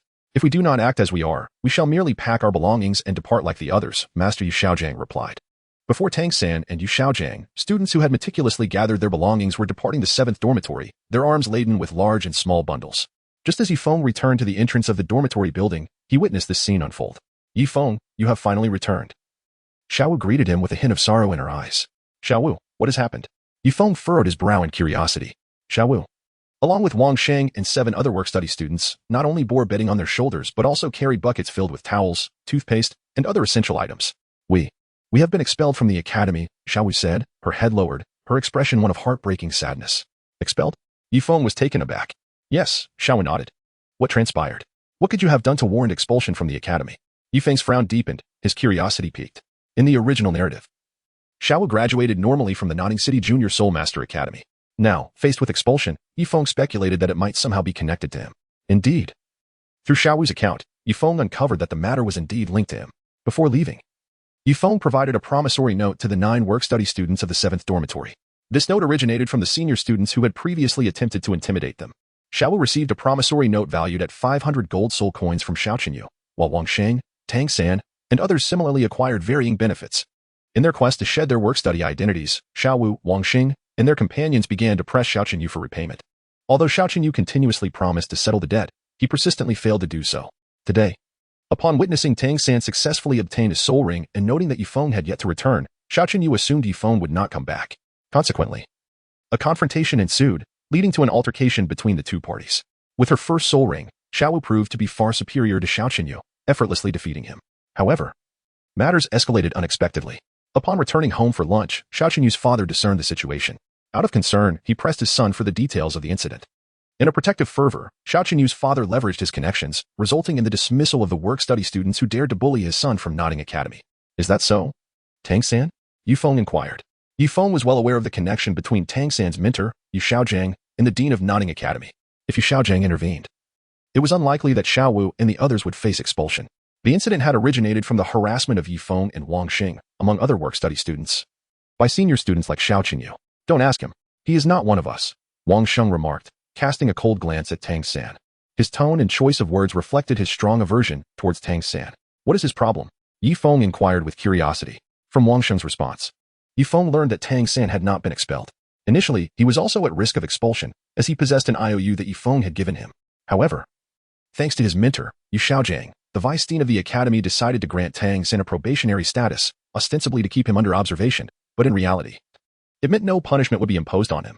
Where is the work-study student who hit my son? A powerful male voice resonated from beyond the crowd of onlookers, announcing the approach of its owner before he was even seen. Chapter 22. The father's wrath. Yifeng turned his gaze toward the source of the voice and beheld a middle-aged man adorned in splendid attire, striding toward him. The man appeared to be in his 30s or 40s, accompanied by 6 guards and the defeated Xiao Qinyu, who had fallen at Yifeng's hands. Xiao Qinyu? Yifeng furrowed his brow and murmured. Yifeng, do not misunderstand, Xiao Qinyu hastily explained. It was my father who insisted on stepping in on my behalf. It was never my intention for you to be expelled from the academy. Yifeng, you are the one who fractured my son's rib? The middle-aged man glared at Yifeng with fury. And if I am? Yifeng calmly retorted. In that case, let us engage in combat, the man declared. Do you seek to bully the weak? Yifeng's brow furrowed. Enough of your prattle. You harmed my son, if I do not make my presence known. Will I still be regarded as Xiao Xiao, the wealthiest man in Notting City? With that, the man summoned 3 spirit rings, their hues white, yellow, and yellow. A red glow coalesced behind him, forming a towering wolf-like specter. This was the dormitory of the Notting City Soul Master Academy. And the commotion had attracted the attention of the dormitory supervisor. Observing an adult poised to strike a student, a teacher stepped forward, cautioning, Xiao Xiao, this is the academy. If you come here to assault students, even if it spreads, it will not reflect well on you. Is this your first day knowing who I am? Xiao Xiao glared at the teacher, his tone frigid. Moreover, they are no longer students of your academy. They have been expelled. I suggest you refrain from meddling in my affairs. Intimidated by Xiao Xiao's imposing presence, the teacher, who had intended to defend Yifeng, dared not oppose him further. Aside from being the wealthiest man in Notting City, Xiao Xiao also held connections with a renowned noble of the Tiando Empire. Xiao Xiao's oppressive aura silenced the gathered students and faculty, his icy gaze fixed upon Yifeng. You broke my son's rib. Thus, I shall break 2 of yours. I advise you against any reckless movements, or you shall face graver consequences. As he spoke, the first spirit ring glowed with a white light. He lunged toward Yifeng, his claws poised to slash at his chest. If Yifeng were to be struck, grievous injury was inevitable. Clearly, this man named Xiao Xiao intended to do more than simply break two of Yifeng's ribs. As the wolf's claws descended, blood seemed imminent. However, shockingly, Xiao Xiao's attack encountered no resistance. His claws passed through Yifeng's form as if it were but an illusion. A phantom? Xiao Xiao's expression froze, astonished that his strike had failed to connect with Yifeng, leaving him momentarily bewildered. Beneath Yifeng's feet lay 3 soul rings, distinguished by 2 yellow and 1 purple. The crowd erupted in a cacophony of astonishment. Eyes widened in disbelief as they beheld Yifeng. The presence of 3 soul rings indicated that Yifeng was a soul master of over level 30. The term 9 Heart Si Tang was uttered by Master Yu Xiaojiang. As a disciple of the esteemed upper 3 sects, Yu Xiaojiang, well-versed in knowledge, immediately recognized that Yifeng's martial soul was not Pear Blossom but indeed 9 Heart Si Tang. Unable to contain his frustration, Yu Xiaojiang muttered, "Which fool mistook the 9 Heart Si Tang martial soul for the useless Pear Blossom?" Tang San, equally astonished, turned to his teacher and inquired, "Master, is the 9 Heart Si Tang martial soul truly formidable?" Yu Xiaojiang replied, "Regardless of the number of soul rings, the 9 Heart Si Tang possesses only 1 soul skill, a wide-ranging healing ability. It is classified as an exceptional auxiliary martial soul." However, he hesitated. "But what?" Tang San pressed. "However, Yifeng's martial soul resembles 9 Heart Si Tang in appearance, but differs in color and texture. If my deductions are correct, he is a descendant of the 3rd sect, possessing a mutated martial soul." As he spoke, a shadow of melancholy crossed Yu Xiaojiang's face. While Yifeng's mutated martial soul was formidable, Yu Xiaojiang's was comparatively weak. Yet how could his soul power be over level 30? Tang San pondered aloud. "I recall that the Martial Soul Hall's awakening certificate stated he had innate full soul power of only level 20. Tang San's confusion persisted. Perhaps someone misjudged him. "His innate soul power is not 20, but rather 30, Yu Xiaojiang clarified. "Master, are there truly individuals with innate full soul power of level 30 in this world?" Tang San asked, tinged with envy. "There were none before, but now there is Yifeng," Yu Xiaojiang replied, a tinge of regret in his eyes. Such a prodigious talent. Yet he could not take him as a disciple. The Martial Soul Hall's awakening certificate indicated that Yifeng's innate soul power was merely level 20. Yifeng was only 6 years old. In Yu Xiaojiang's view, regardless of how extraordinary Yifeng's talent might be, it was implausible for him to elevate his soul power by 10 levels in such a brief span. Thus, the truth was singular. Yifeng was not endowed with innate full soul power of level 20, but rather 30. Innate full soul power of 30. A soul master. An incredulous voice echoed from the outskirts of the crowd. All eyes turned towards the source, where 2 figures approached, one elderly, the other middle-aged. The elder, with slightly graying hair and age between 60 and 70, donned a teacher's uniform from Notting Academy, albeit with golden embroidery that conveyed an air of nobility. "The dean," one of the teachers exclaimed. This elder was indeed the dean of the Notting City Junior Soul Master Academy. Accompanying him was a distinguished middle-aged man, whose elegant demeanor radiated a grand aura, unmistakably not that of an ordinary person. He possessed a unique charisma that evoked warmth and a sense of ease. Devoid of any threat, Ningfengshi, Yu Xiaojiang blurted out. As a disciple of the upper 3 sects, he instantly recognized the middle-aged man as the leader of the 7 Treasure Glazed Tile School. Yu Xiaojiang pondered how this busy figure could find time to visit the Notting City Junior Soul Master Academy. "Master Ning," Xiao Xiao exclaimed, momentarily halting his bullying of Yifeng, approaching Ningfengshi with utmost respect. "What brings you here?" The teachers at Notting Academy were aware that the wealthiest man in Notting City, Xiao Xiao, was acquainted with the influential leader of the 7 Treasure Glazed Tile School. "I merely passed by and thought to take a look," Ningfengshi replied with a smile. "You should have informed me of your arrival. I would have prepared a warm welcome," Xiao Xiao responded. "What are you doing here?" Ningfengshi inquired. "This child broke one of my son's ribs, and I was just teaching him a lesson on behalf of his parents," Xiao Xiao explained. "Xiao Xiao, this is my academy. How dare you, an adult, come here and assault my student? Have you no shame?" The dean of Notting Academy reprimanded. "Perhaps you are unaware, but these work-study students have already been expelled." "They are no longer students of your academy," Xiao Xiao clarified. "How could I not know?" The dean frowned. "He expelled us." Wang Xing pointed at the vice-dean in the crowd. "You?" The dean's gaze fixed on the vice-dean, his voice cold as he reprimanded, "Qian Ming. How dare you expel students without my consent? Do you even acknowledge my authority as dean? Moreover, one among them is a 3-ring soul master." "Dean, I only just learned he is a soul master." The vice-dean protested, looking distressed. "Hey, weren't you supposed to be teaching me a lesson? Please continue." Yifeng interjected. "Humph. Boy, today, I'll let you off due to Master Ning in the dean's presence, but don't think I'll forget this." Xiao Xiao's piercing gaze revealed his unwillingness to relent easily. With the dean of Notting Academy and the leader of the 7 Treasure Glazed Tile School present, Xiao Xiao, as an adult, found it unwise to continue his bullying, especially given Ningfengxi's significance as a vital business partner. Rationality urged Xiao Xiao to refrain from leaving a negative impression on Ningfengxi. While Xiao Xiao sought to conclude the matter, Yifeng was far from satisfied. Yifeng's gaze was sharp as he spoke. You have just utilized your soul skill against me. It would be impolite not to reciprocate. Now, it is my turn to strike. First soul skill, beast blood boiling. The first soul ring surrounding Yifeng radiated a brilliant yellow light, and a stream of red luminescence enveloped him. His vital energy surged with newfound vigor. Following this, the second soul skill, Ice Seal, was activated. And the second soul ring of Yifeng's 9 Hearts mystic pouch martial spirit glimmered with a yellow hue. In an instant, Xiaoxian found himself encased in a layer of profound ice, measuring 30 centimeters thick. It was a swift manifestation, the president of Notting Academy exclaimed. At the moment Yifeng unleashed his first soul skill, he immediately activated his second. Yifeng's extraordinary talent allowed him to achieve the remarkable feat of instantaneous soul skill deployment. All of this transpired in the blink of an eye. By the time Xiao Xiao managed to react, Yifeng's fist had already struck the frozen surface of Xiaoxian's ice. Bang! Yifeng unleashed a powerful punch, sending Xiaoxian soaring through the air, the distance exceeding 10 meters. Could he truly be a control-type soul master?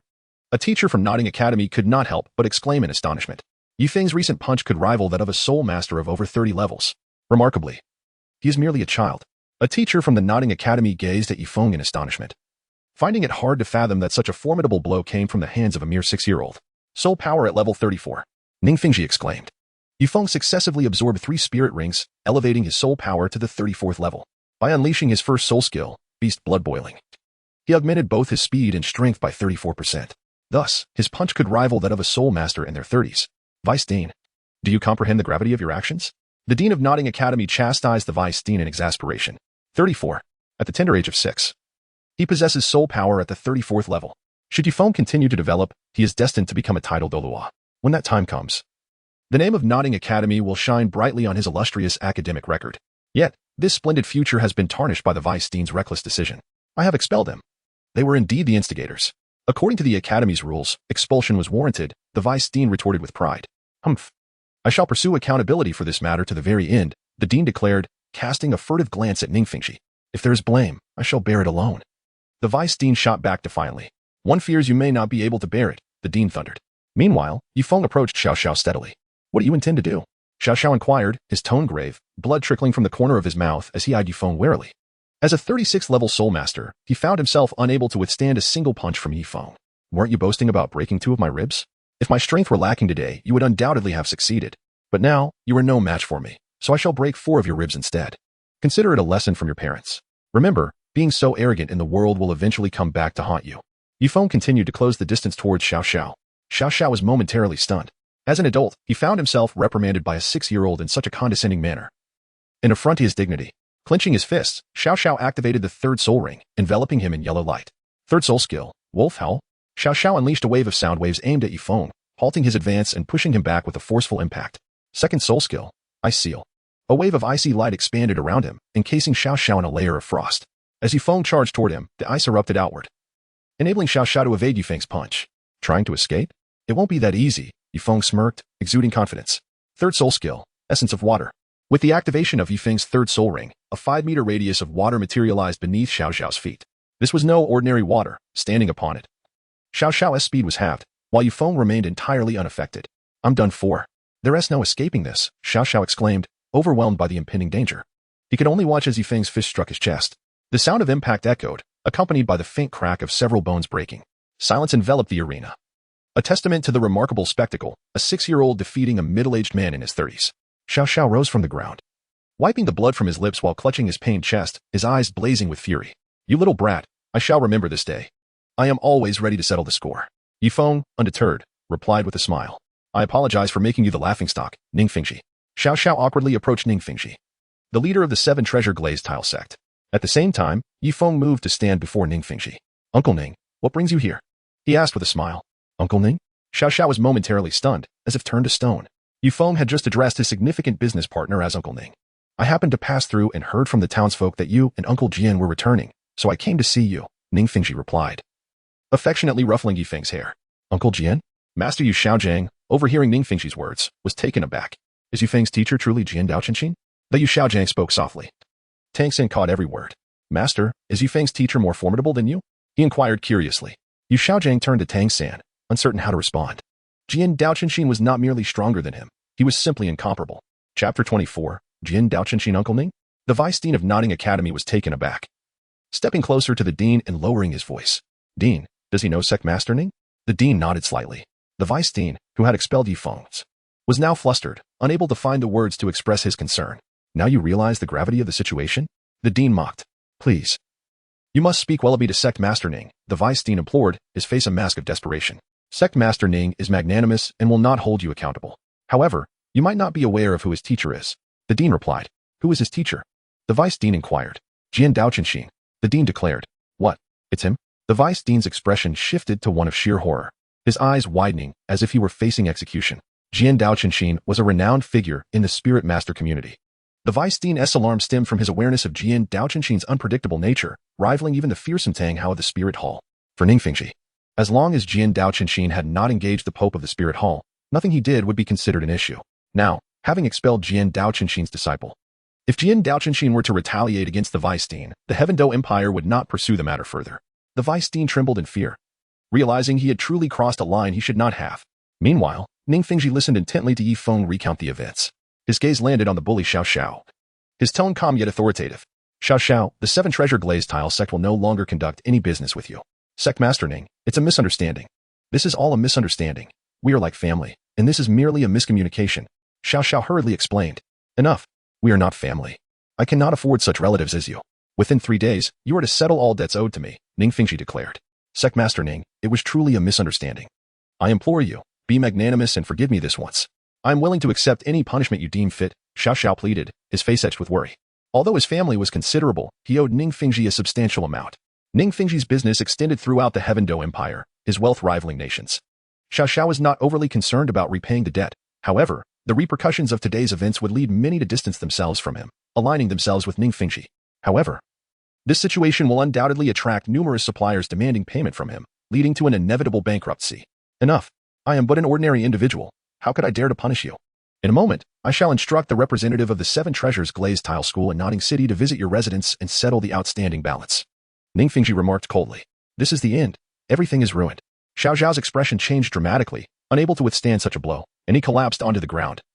Staring blankly at Yifeng, he could never have imagined that one day he would face bankruptcy merely for bullying a work-study student, a poor individual. Xiao Xiao gazed intently at Yifeng, a sudden flash of inspiration igniting in his mind, casting aside all notions of dignity, accustomed to wealth and arrogance. He thought that if he were to go bankrupt and live as a pauper, it would be better to end his life. With a thud, Xiao Xiao knelt before Yifeng, his face contorted in despair. Pleading earnestly, he said, Little brother, no, dear ancestor, I implore you, show mercy and spare me this time. Let Master Ning retract his command. I, Xiao Xiao, am willing to serve you faithfully, repaying your kindness. Yifeng remained unperturbed, his gaze imbued with a frigid detachment as he calmly remarked, all of this is at Uncle Ning's behest. As a junior, my capabilities are limited. You have sought assistance from the wrong individual. Ningfengji was taken aback, observing Yifeng as he gently tousled the latter's hair, elated by his words. Having encountered countless individuals, Ningfengji understood that a figure of authority must occasionally exhibit a cold and unfeeling demeanor. Yifeng, the vice dean approached him with urgency, a smile illuminating his face. I am no longer a student of the academy. Not long ago, you expelled me, Yifeng replied. Yifeng, what you say is quite misplaced. I was deceived by unscrupulous individuals.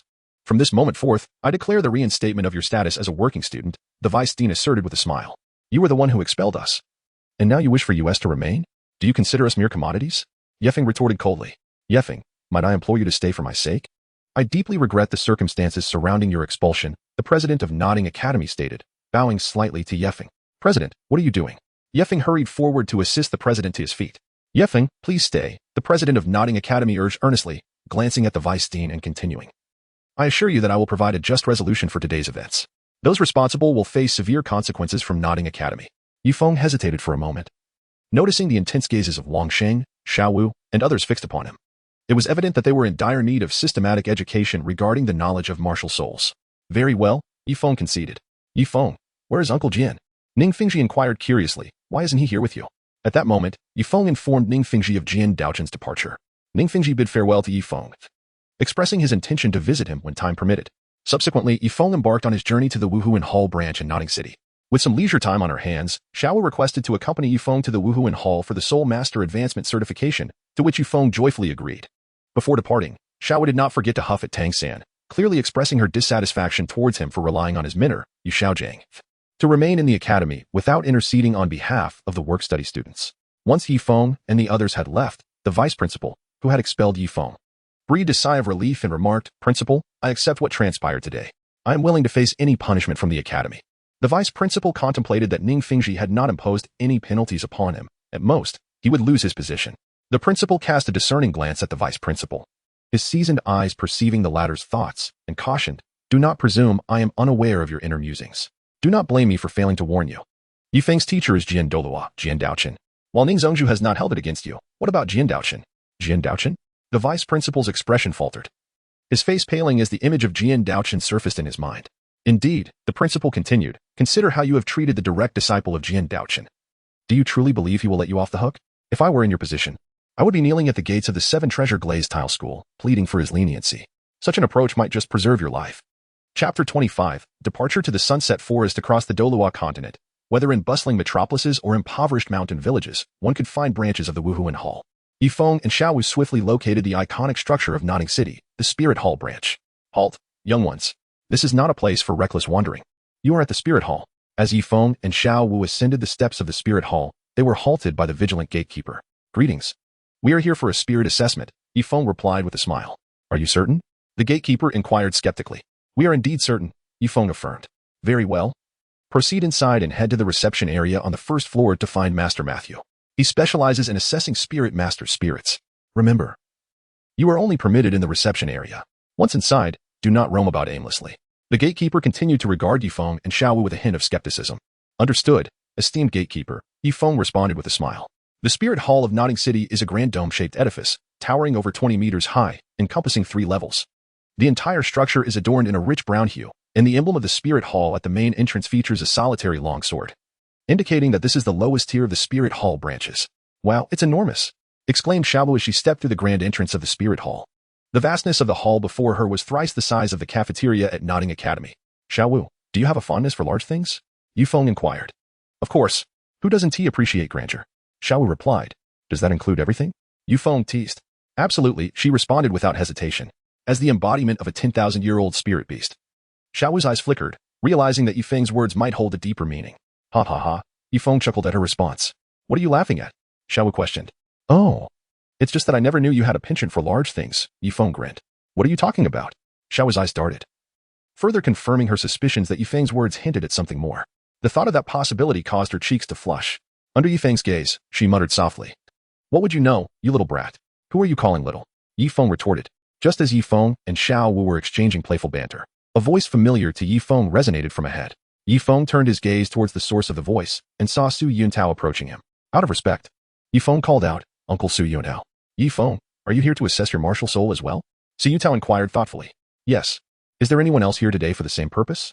Yifeng asked. "Indeed, it's quite a coincidence. Tang San, from your village, has also arrived. Come, I will take you to meet Ma Xunhua." After speaking, Su Yuntao led Yifeng and Zhao Wujie to the grand hall at the end of the corridor. The hall was spacious, measuring at least 200 square meters. Countless black stones, the size of fists, were embedded in the surrounding walls. In the center stood a large blue crystal ball. Beside the crystal ball were an elderly man and a young boy. The younger one was Tang San, while the elder was presumably Ma Xunhua. "Zhao Wujie, Yifeng," Tang San said, momentarily taken aback as he looked at them. "Are you both here to assess your martial souls?" "Yes," Yifeng nodded. "Yifeng, why are you paying him any attention?" Zhao Wujie said, her expression displeased as she glared at Tang San, still harboring resentment towards him. "Zhao Wujie, Tang San is still young, and his teacher has limited abilities. We cannot hold today's events against him," Yifeng said, trying to defend Tang San for the sake of better rewards from the system.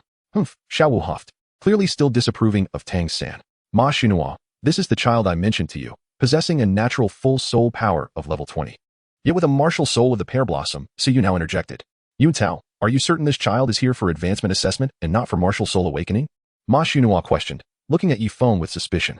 "I am certain. His martial soul was awakened by me. Please assist him with the assessment. As I have an appointment with CC and must take my leave," Su Yuntao said before turning to exit the grand hall. "Who will go first?" Ma Xunhua's gaze fell upon Yifeng and Zhao Wujie. "Zhao Wujie, you go ahead," Yifeng smiled. "All right," Zhao Wujie nodded, turning to Ma Xunhua and asking, "What should I do?" "Manifest your martial soul and release your soul rings. Infuse your soul power into this large crystal ball so I can determine your level," Ma Xunhua instructed. "Theoretically, you should be at level 11. Before Ma Xunhua could finish the sentence, his eyes widened in astonishment as he gazed at Zhao Wujie. "Level 12? Your soul power is actually at level 12, Ma Xunhua exclaimed. "Indeed, It is level 12, Zhao Wu murmured to herself. Given her experience with soul beasts, she had felt her own soul power was at level 12, and now the test confirmed it. Child, could you tell me which soul beast you hunted to obtain this soul ring? Ma Xunhua inquired curiously. The soft bone rabbit, Zhao Wu replied, her eyes flickering momentarily. The soft bone rabbit? No wonder your soul power increased by 2 levels. It is the most cunning rabbit among them. Indeed, it complements your martial soul, which is also that of a rabbit, Ma Xunhua remarked, visibly impressed, before turning to Yifeng. It's your turn now, child. Zhao Wu stood aside while Tang San remained present. Yifeng complied and released his martial soul. The transparent jade-like martial soul now exhibited 3 colors. The petals displayed 3 distinct patterns, yellow, light blue, and blue. The heart of the flower also revealed 3 stamen, in yellow, light blue, and blue. 3 soul rings. Over level 30, Ma Xunhua stood in shock, astounded by Yifeng's 3 soul rings. Child, you have actually obtained 3 soul rings, and they are of standard configuration? Yes. Yifeng nodded. Didn't Su Yuntao say your innate soul power is level 20? You are only 6 years old, how could you possess 3 soul rings? Ma Xunhua questioned with intrigue. My teacher stated that I am not naturally endowed with soul power of level 20, but rather level 30. It was merely a misunderstanding on Uncle Su Yuntao's part, Yifeng explained. Not a misunderstanding, but a grave error. Ma Xunhua candidly assessed Su Yuntao's judgment regarding Yifeng's martial soul awakening. After a moment, Ma Xunhua asked, what soul beasts do your first 3 soul rings come from? Which raised your soul power to 34. My first soul ring is from a fury gorilla, my second from a snow eagle, and my third from a 1,700-year-old Luoshui spirit bamboo, Yifeng replied truthfully. No wonder, they are all difficult and rare soul beasts. However, your martial soul is of the plant type. How could you have animal-type soul rings? Child, you wouldn't be mistaken, would you? Ma Xunhua questioned skeptically. I am not mistaken, Grandfather Ma Xunhua. My teacher mentioned he saw related records in an ancient text. There have been soul masters of plant, animal, and weapon martial souls who have acquired soul rings from different types of soul beasts, Yifeng responded. Meanwhile, Tang San listened intently, his expression frozen in disbelief. Unable to contain himself, he interrupted Yifeng and Ma Xunhua, asking, Yifeng, did your teacher truly say such a thing? Of course, Yifeng affirmed with a nod. Tang San was taken aback. He clearly remembered this being a theory of his teacher, Yu Shaojiang, regarding martial soul mimicry. However, Yifeng claimed that his teacher had seen relevant records in an ancient text, suggesting that Tang San's teacher might be a thief. Stealing the insights of predecessors and claiming them as his own theory was indeed a thieving act. Chapter 26. Zhao Wu's request. Who is your teacher? Ma Xunhua inquired. Everyone calls him Jian Daochen Xian, Yifeng replied. Jian Daochen Xian? The guardian Douluo of the 7 treasure glazed tile school, Sword Douluo Jian Daochen Xian? Ma Xunhua's expression changed drastically. Seeing Yifeng nod, he looked at Yifeng with envy and continued, Child, I did not expect you to have been accepted as a disciple by a titled Douluo. Surely, you do not wish to join the Spirit Hall, do you? My teacher did not ask me to join the 7 treasure glazed tile school. He said my future is my own to decide. However, I am quite content at Notting Academy and do not wish to leave for the time being, Yifeng replied. Indeed. Even the Spirit Hall has no reason to forcibly recruit from Notting Academy. What about you, Zhao Wu? Do you wish to join the Spirit Hall? Ma Xunhua asked. Looking at Zhao Wu beside Yifeng. Wherever Yifeng goes, I will go, Zhao Wu responded. Ma Xunhua shook his head helplessly at Zhao Wu's answer. Zhao Wu is still a child. Such a response is indeed quite childish. And you, Tang San? Ma Xunhua's gaze fell upon Tang San. I am already studying at Notting Academy. Tang San declined politely. Sigh, Ma Xunhua sighed. Unable to resist chastising, it's all Su Yuntao's fault. He should have brought all of you to the Spirit Hall. Well, your advancement assessment is complete. From this moment forth, Zhao Wu and Tang San, you are honorable soul masters of the Tiando Empire. As for you, Yifeng, you are now an esteemed soul venerable of the Tiando Empire. In the future, you can collect a monthly stipend from the Spirit Hall using the badge I will provide you shortly. Tang San and Zhao Wu would each receive 1 gold soul coin per month as soul masters, while Yifeng, as a soul venerable, would receive 20 gold soul coins monthly. Zhao Wu, Tang San, and Yifeng received specially crafted badges from Ma Xunhua and then departed from the Spirit Hall together. As she exited the grand gates of the Spirit Hall, Zhao Wu appeared to harbor a strong aversion towards Tang San, casually concocting an excuse. She grasped Yifeng's hand and departed from Tang San's side. Yifeng waited until Zhao Wu had walked away before he could not help but ask, Zhao Wu, do you not like Tang San? Without a moment's hesitation, Zhao Wu replied, who would ever like him? He is timid and self-serving.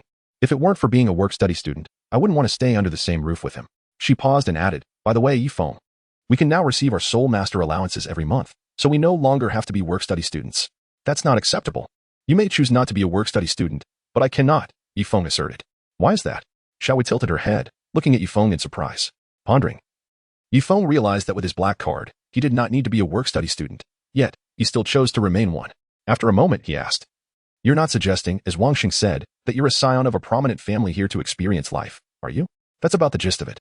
My teacher said that cultivating one's character is also part of a soul master's training. Being a work-study student places one at the lowest rung of society, allowing for significant character development. Let me continue as a work-study student," Yifeng replied. "Then I shall accompany you." "A little character training never hurt anyone," Zhao Wu suggested, dismissing her earlier thoughts. At the spirit hall, Zhao Wu and Yifeng collected their monthly allowances and then went to a restaurant to order independently. After their meal, they strolled by an artificial lake in Notting City.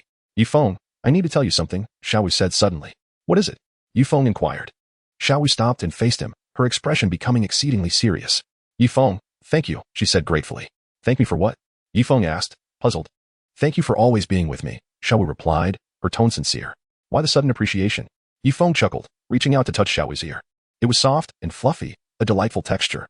Rabbit ears are indeed sensitive, yet this time Zhao Wu surprisingly did not react with anger or retreat. "Yifeng, your family only has you, and mine has only me. We are both orphans, and I have always longed for a family. How about I be your sister?" Zhao Wu proposed. "Ah?" Yifeng looked at her in astonishment. In the original storyline, Zhao Wu had become family with Tang San. Yet now she was proactively seeking familial ties with Yifeng. "What's wrong? Are you unwilling?" Zhao Wu raised an eyebrow, gazing at Yifeng with a dreamy expression. "Not necessarily. It's just that why must you be the sister while I take the role of the brother?" Yifeng countered. "I am a lady, naturally. I would be the sister." "Hurry, call me sister," Zhao Wu smiled. "That won't do. According to age, you are a few days younger than me. By the rules of the Seven Shrek, I am still the leader. In terms of Soul Master ranking, I am a Soul Sovereign, while you are merely a Soul Master. Thus, you should call me brother," Yifeng argued playfully. "Humph, I shall only be a sister, not a little sister. Can't you bend the rules a bit for me?" Zhao Wu pouted, her eyes filled with longing. "This is a matter of principle. If I were to be your little brother, then you would have to protect me. If I am the brother, then it is my duty to protect my little sister," Yifeng stated seriously, his demeanor resembling that of an adult. "Are you being serious?" Zhao Wu stared at him, bewildered. "This is a significant matter. Of course, I am serious," Yifeng affirmed. "Then will you protect me forever, ensuring I am never harmed?" Zhao Wu asked earnestly. "Absolutely," Yifeng nodded firmly. "But what if one day many people want to kill me, and you cannot defeat them?" Zhao Wu questioned. "Then they will have to step over my corpse before they can reach you," Yifeng replied with unwavering conviction. He then gently patted Zhao Wu's head and continued. "You are referring to your identity as a soul beast, correct?" "Soul beast?" Zhao Wu's expression became dazed. She took 2 steps back. Her eyes filled with trepidation as she looked at Yifeng. "How do you know my identity?" She stammered. "Did you forget? I have a title Douluo as my mentor. He told me that transformed soul beasts can evade most people's notice, but not that of a soul Douluo or title Douluo. My mentor has already informed me that you are a transformed soul beast," Yifeng explained. "Then do you want to kill me to obtain my soul ring and soul bone?" Zhao Wu's gaze was filled with vigilance as she scrutinized Yifeng. "Wrong. I would rather wish to envelop you into my being, merging us as one. In this world, there exists such an adorable creature. Oh, a rabbit. To kill it would be an utter waste. Keeping you by my side would be a pleasure in itself," Yifeng replied with a smile. His gaze fixed on Zhao Wu without any distractions. "What? You think of me as a pet rabbit?" Zhao Wu's anger flared as she raised her hand to strike Yifeng. Before her delicate fist could land, Yifeng caught her hand in his palm. "Zhao Wu, would you like to be my little sister?" Yifeng gazed intently at her, earnestly persuading, "If you become my little sister, a title Douluo will protect you. Even the entire 7 Treasure Glazed Tile School." Zhao Wu locked eyes with Yifeng. They exchanged glances, and in his eyes, she saw no other emotions. After a pause, she said, "It's settled then. I will be your little sister, not your pet rabbit." Chapter 27. Ice and Fire Body Refinement. The tranquil days continued for a month. Following Zhao Wu's acknowledgement of Yifeng as family, Jian Douluo once again arrived at Notting Academy. Upon his arrival, he heard rumors that someone had bullied his disciple, Jian Daochenshin. Consequently, he swiftly dealt with the perpetrator, Xiao Xiao, incapacitating him and severing his tendons. Had the vice principal of Notting Academy not already gone to the 7 Treasure Glazed Tile School to plead for forgiveness, he too would have faced a similar fate. Jian Daochenshin sought out Yifeng because he had discovered that there indeed existed a mountain enveloped in poisonous mist within the Sunset Forest. This meant he had located Dugu Bo's medicinal garden. As Xiao Wu was now Yifeng's family, Jian Douluo agreed to Yifeng's request to bring Xiao Wu along. Yifeng, now a soul sovereign at over level 30, was considered a treasure by Notting Academy. Upon learning that Yifeng intended to leave the academy for a while, the principal immediately acquiesced. For the principal, as long as Yifeng did not intend to drop out, everything else was negotiable. At 6 years old, Yifeng had already attained over level 30 as a soul sovereign and had a title Douluo as his mentor. He was destined to become a title Douluo himself in the future. Having the name of Notting Academy associated with his learning journey would be an immense honor for the institution. In fact, the principal had already arranged for Yifeng's portrait to be hung on the academy's wall of fame. Yifeng could only accept this honor with resignation. for he was indeed the youngest soul sovereign in the history of the soul master world. Yifeng and Zhao Wu followed the sword Douluo Chen Xin to a natural soul beast forest, the one closest to Tiando City. This forest is famously known as the Sunset Forest. With the presence of Chen Xin, the surrounding soul beasts did not launch any attacks against them. One day after entering the forest, Yifeng and Zhao Wu arrived at the base of a hill, towering approximately 500 meters high. This hill was extraordinary, shrouded at its base by a dense layer of toxic miasma. Through the noxious fog, the outline of the hill could be faintly discerned. Yifeng and Zhao Wu sat upon the 7-kill sword of Jian Dao Chen Xin, skillfully evading the toxic mist that enveloped the periphery of the hills. From their elevated vantage point, they beheld a vast, bowl-shaped pit. A dense vapor ascended from the pit's depths, and the pungent scent of sulfur permeated the surrounding air. Contrary to one's expectations, the pit was not a volcano. Rather, at its center lay a hot spring. The spring's form was elliptical. Its waters divided into milky white and vivid red hues. Intriguingly, these two colors remained distinct within the spring, refraining from mingling, resembling the harmonious symbol of Tai Chi. What a peculiar hot spring, Zhao Wu murmured, unable to contain her curiosity. She stepped forward, eager to test the waters, only to be restrained by Jian Dao Chen Xion's outstretched hand. Initially, upon their first encounter, Zhao Wu had felt intimidated by Jian Dao Chen Xion. However, as time passed, she grew to perceive him as quite amiable, especially after sensing no trace of hostility toward her, which allowed her to lower her guard. Be cautious, those waters are toxic, Jian Dao Chen Xion warned. Indeed, that is the eye of ice and fire, Yifeng remarked, intrigued. You recognize it? Jian Dao Chen Xion replied, astonished, for he distinctly recalled not having imparted any knowledge about the eye of ice and fire to Yifeng. Yifeng was momentarily taken aback, realizing he had uttered words he ought not to have. With a swift glance, he replied, in a tale of a beggar. There exists a description featuring the duality of ice and fire eyes. A beggar? Jian Dao Chen Xion's curiosity deepened. Indeed. A beggar passed through my village and shared numerous legendary stories with me. Among them was one that contained references to the ice and fire eyes, Yifeng responded. Oh. Jian Dao Chen Xion acknowledged, not delving further into contemplation at that moment. Gazing at the ice and fire eyes and then surveying the surrounding herbs, he continued. Hot springs are not inherently suitable for nurturing plants due to the excessive minerals they contain. However, there exist certain exceptional plants that thrive on the very minerals and warmth provided by the springs. What do you intend to do next? Many of the surrounding plants are highly toxic. Allow me to examine them first, Yifeng replied. As a time-traveling child, Yifeng has only a superficial understanding of medicinal herbs, being familiar with merely a few unique varieties. The flora surrounding the Eye of Ice and Fire is a splendid array, resembling a botanical museum. The magnificent Qilua tulip. Yifeng paused beside a medicinal herb, its entirety adorned with large blossoms of a delicate pink hue. As a time-traveling youth, Yifeng was well aware that this herb possessed the remarkable ability to evolve martial souls, being a celestial herb of great renown. A subtle fragrance wafted through the air, refreshing and invigorating. Snow White Swan's Kiss. Gazing through the autumn waters, Dew of Longing. Coxcomb Phoenix Sunflower. Yifeng wandered amidst the medicinal herbs surrounding the Eye of Ice and Fire, discovering several invaluable celestial plants within this herbal garden. His steps ultimately halted before a particular white herb. At this moment, Yifeng exerted all his soul force, yet a faint mist enveloped the surface of his skin. The top of this white herb resembled a large white flower, exhibiting an octagonal shape. At its center, it sparkled like ice crystals, with tiny floral stamens glimmering. No fragrance emanated from it, and it was precisely located at the focal point beside the cold extremine spring. He had found it. Yifeng let out a sigh of relief. This white herb was indeed the 8-pointed ice grass. Subsequently, Yifeng arrived at the center of the hot extreme sun spring and, as expected, discovered a plant resembling a cabbage, entirely radiant and fiery red.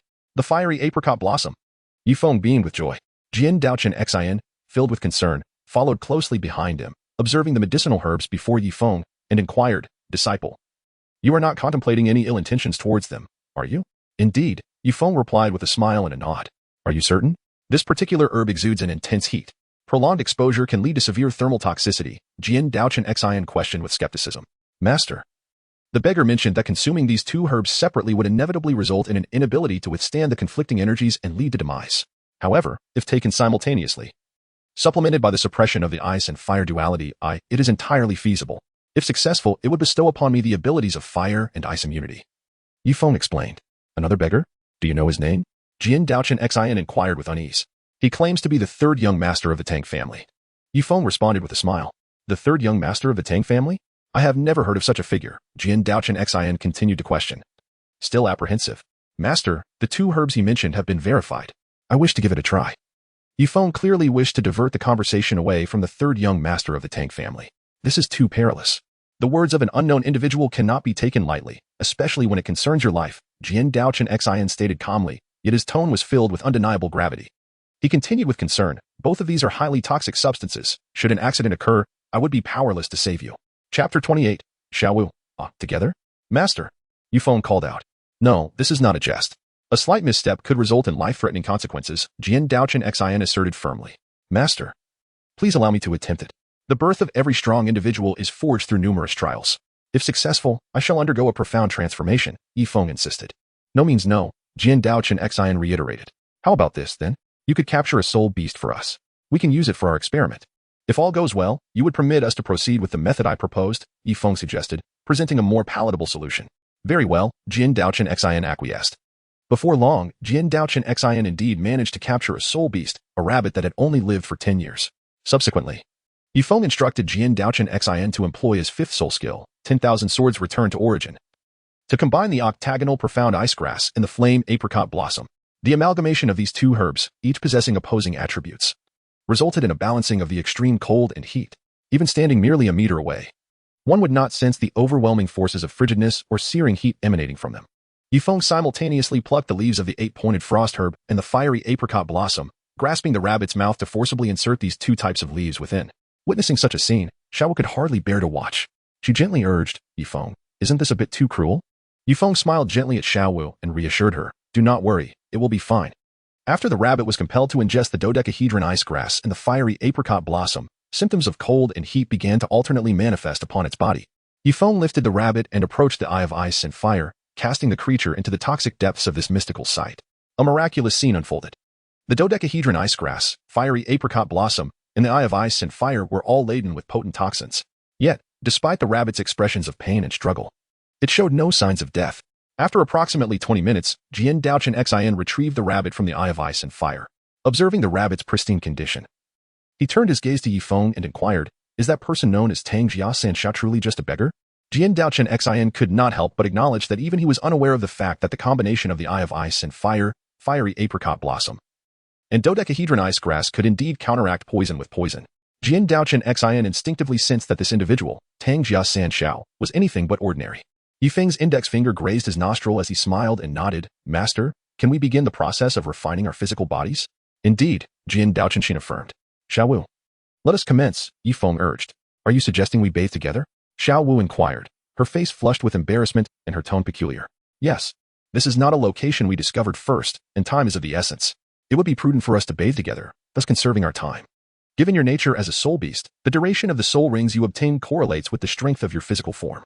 If we employ this method for refining your body, your next soul ring is highly likely to be a purple 1,000-year soul ring, or even a black soul ring of 10,000 years. Yifeng gazed at Zhao Wu with anticipation. Yifeng, as a time traveler, was well aware of the benefits of this method to temper the physical body. In the original storyline, Tang San attained the fourth spirit ring, which was a millennium-old spirit ring, through this very process of body tempering. Zhao Wu, being a spirit beast, needed to condense her first 6 spirit rings through her own efforts. The age of Zhao Wu's spirit rings was directly proportional to the strength of her body during the condensation process. The greater her physical strength, the higher the age of the resulting spirit rings. Naturally, these insights were imparted to Yifeng by Jian Daochen Xin. A millennium-old spirit ring for the second spirit ring? Zhao Wu gazed at Yifeng with intrigue, unable to deny the allure of his words. Well, what are we waiting for? Let us begin, Yifeng urged. Yet, the distinction between genders made Zhao Wu hesitant, and she quietly reminded him. I must insist on some boundaries. I do not mind. Why should you? Yifeng chuckled softly.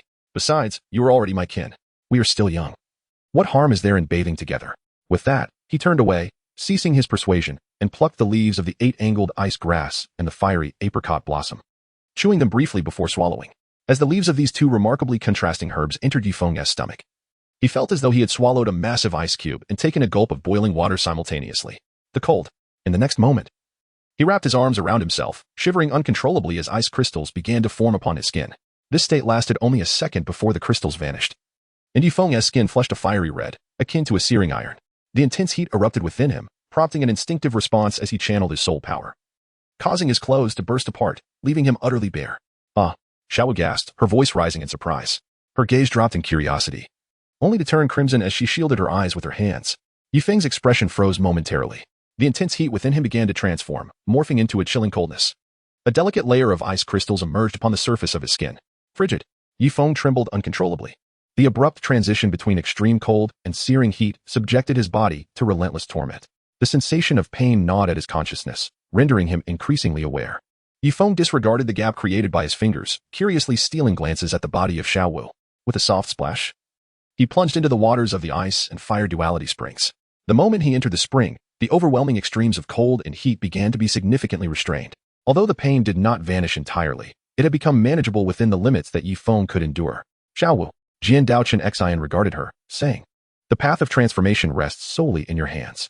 With that, Jian Daochen Xian ceased his coaxing, standing resolutely like a sentinel, guarding Yifeng as he undertook his trial. Zhao Wu hesitated for a moment, observing Yifeng enduring the grueling process within the spring. Then her gaze shifted to the 8-pointed ice grass and the fiery apricot blossom, determination igniting within her eyes as she seemed to come to a resolution. She plucked the leaves of both the 8-pointed ice grass and the fiery apricot blossom and consumed them simultaneously. Subsequently, Zhao Wu too experienced the fluctuating sensations of extreme cold and heat coursing through her. Suppressing the pain in her abdomen, she lightly pressed her toes against the ground, leaping gracefully into the waters of the ice and fire duality springs. Like Yifeng, she embarked on this rare and transformative journey. Filled with curiosity, she wondered if, after enduring this trial, her second spirit ring would ascend to the coveted 1,000-year purple ring. I recommend a book title beginning from Douluo, the tyrannical protagonist. Chapter 29 features a title Douluo known as the Poison Douluo, who has been cultivating for an unknown duration. Yifeng and Zhao Wu, regardless of who awakens first, will ascend to the shore to consume a leaf of the star aniseed ice grass and a leaf of the fiery apricot blossom. Subsequently, they will plunge back into the eye of ice and fire to endure the trial of their bodies. Yifeng, as a man, remains unperturbed by his own nudity, just like Jian Daochen Xian, who embodies the essence of masculinity. In stark contrast, Zhao Wu, as a woman, especially one with the wisdom of an ancient spirit spanning 100,000 years, finds herself enveloped in a blush of modesty whenever she emerges from the water.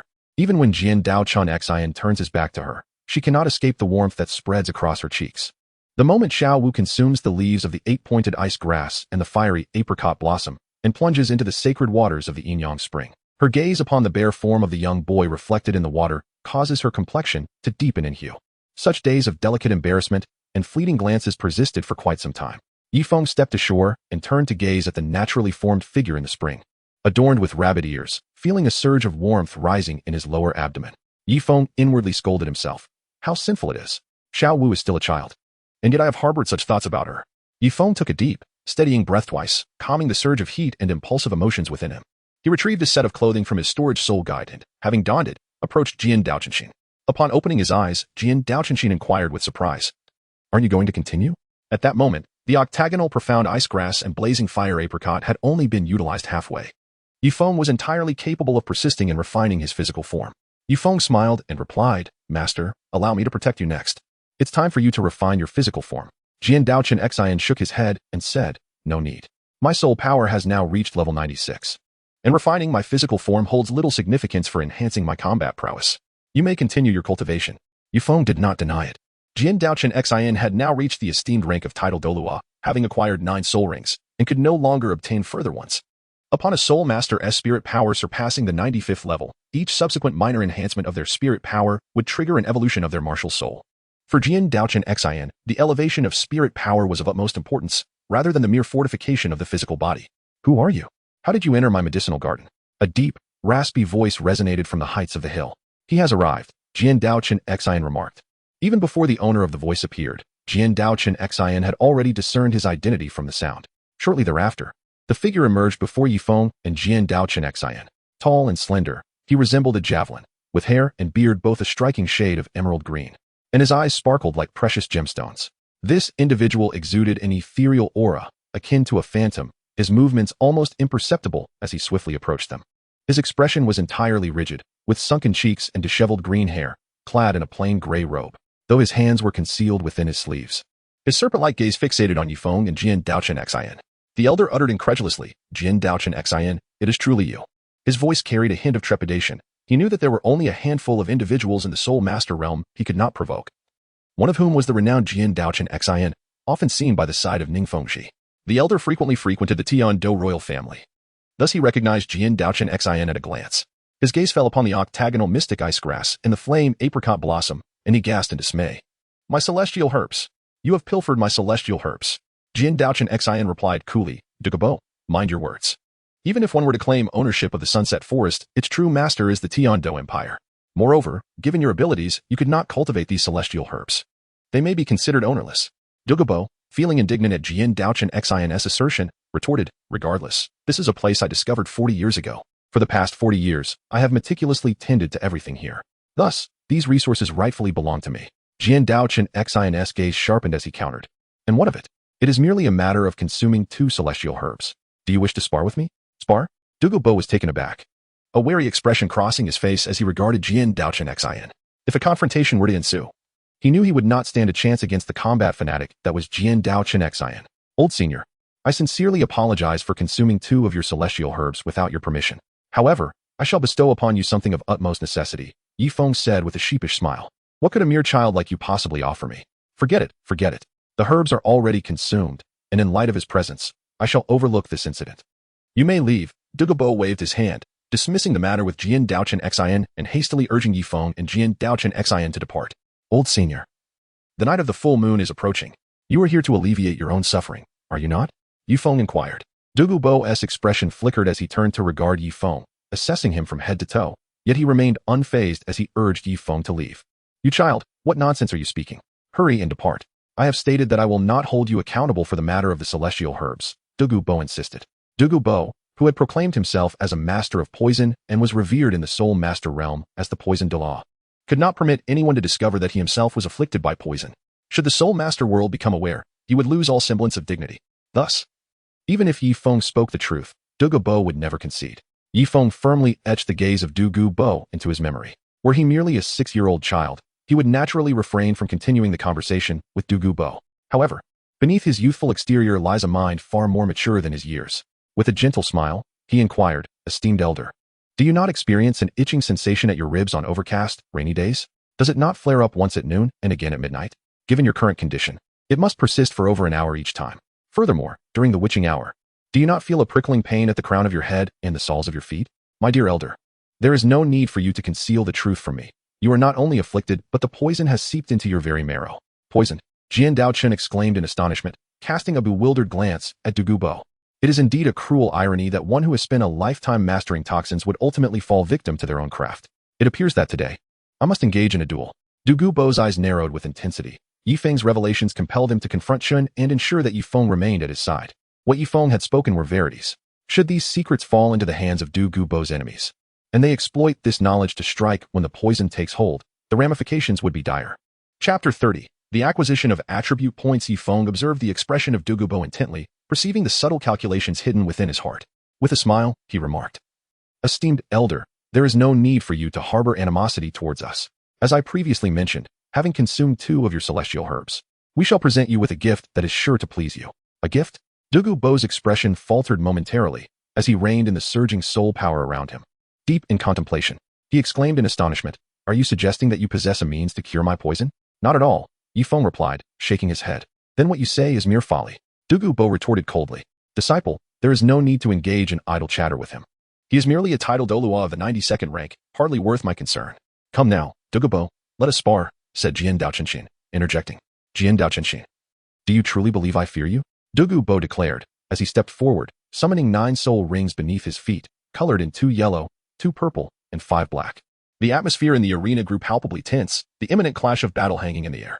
Jian Daochen had already manifested his martial spirit, the 7-killing sword. Yifeng stepped forward, rushing between the sword Douluo Xin and the poison Douluo Douluo master. Please refrain from acting impulsively. Esteemed elder, do not misunderstand. Yifeng hurriedly spoke to soothe Jian Daochen and the old poison master Douluo, his gaze fixed on Douluo as he explained, esteemed senior, you are known as the poison Douluo, and your body is laden with toxins. If one were to alleviate your poison and cleanse you of it, would it not be tantamount to taking your life? Upon hearing this, Douluo pondered for a moment, realizing that despite Yifeng's tender years, his words held considerable merit. He set aside his prejudice regarding Yifeng's age and inquired, what do you mean by that? Yifeng, with a grave expression, continued, the star aniseed and the fiery apricot blossoms we have consumed, once ingested, effectively create a miniature duality of ice and fire within our bodies. To alleviate the affliction you are experiencing, there are 2 potential remedies. The first involves consuming these 2 celestial herbs, allowing your formidable spiritual energy to absorb their medicinal properties. However, this would concurrently nullify your toxic capabilities, which I surmise you would be reluctant to accept, correct? Douluo nodded in agreement. Having toiled earnestly to attain the rank of a titled Douluo, relinquishing his toxic prowess would render the greater part of his life's efforts futile. Douluo gazed at Yifeng, his curiosity piqued as he inquired, "What, then, is the second remedy?" Yifeng continued, "The second method is comparatively simpler. You cultivate poison-based attacks, yet your martial spirit is a beast martial spirit, which causes the toxins to merge with your essence. Although your soul power can mobilize and suppress these toxins, the human body is inherently ill-suited for such substances. To master poison-based attacks without succumbing to their effects, one must find a means to store the toxins within. When the time comes to utilize them, you can simply extract them. This storage vessel for your own toxins could be the 6 soul bones of your body, an external soul bone, or even your own weapon martial spirit." Douluo's mind suddenly illuminated, as if a veil had been lifted.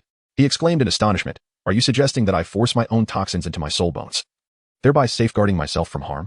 "Indeed," came the reply.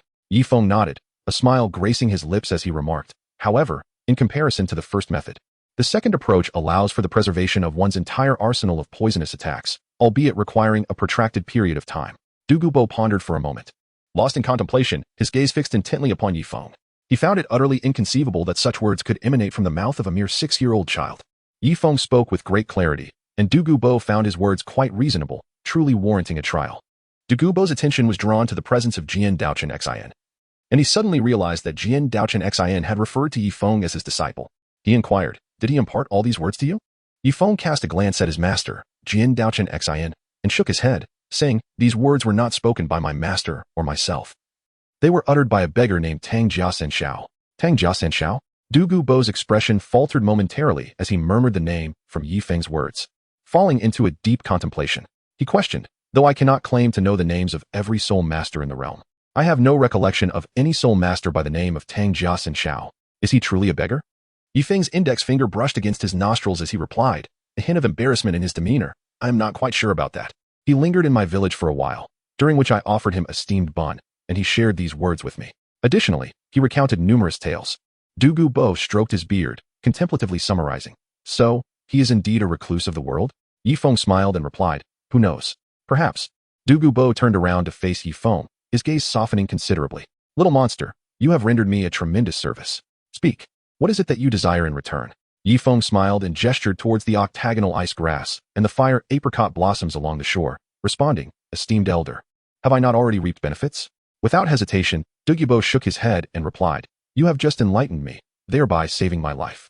A debt of gratitude for saving one's life cannot be repaid lightly. I, Douluo, am not one to forget kindness. Speak, aside from those 2 celestial herbs, what other benefits do you desire?" Yifeng pondered for a moment, casting his gaze around the medicinal garden. This place was abundant with numerous celestial herbs, some of which would greatly benefit his current cultivation. He smiled and said, "If you truly feel a sense of guilt, then allow me to gather some medicinal materials here." "Very well," replied Douluo without a moment's hesitation. "Feel free to take whatever you need from this medicinal garden." However, 10 minutes later, Douluo found himself regretting his decision. In front of Yifeng lay a dozen varieties of celestial herbs, signifying that he had taken all the celestial herbs from the garden, leaving behind only a few that could merely be classified as high-grade medicinal materials. Douluo gazed at the array of celestial herbs before Yifeng, feeling a profound sense of loss, his lips twitching in evident discomfort.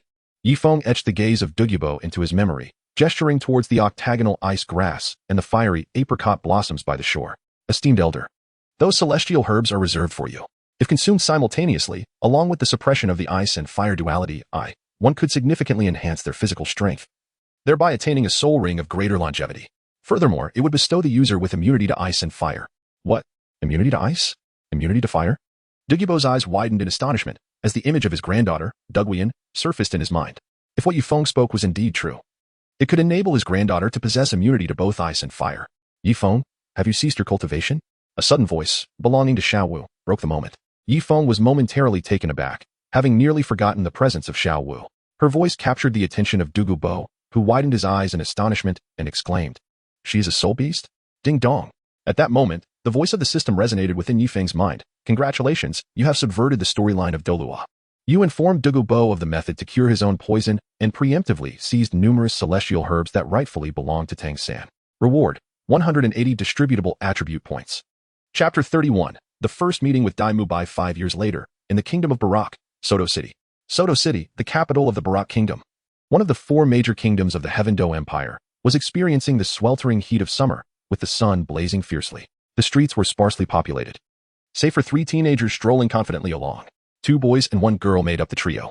The girl, with her long black hair styled into a scorpion braid, let it cascade down past her calves. She wore a pink top that perfectly accentuated her developing figure.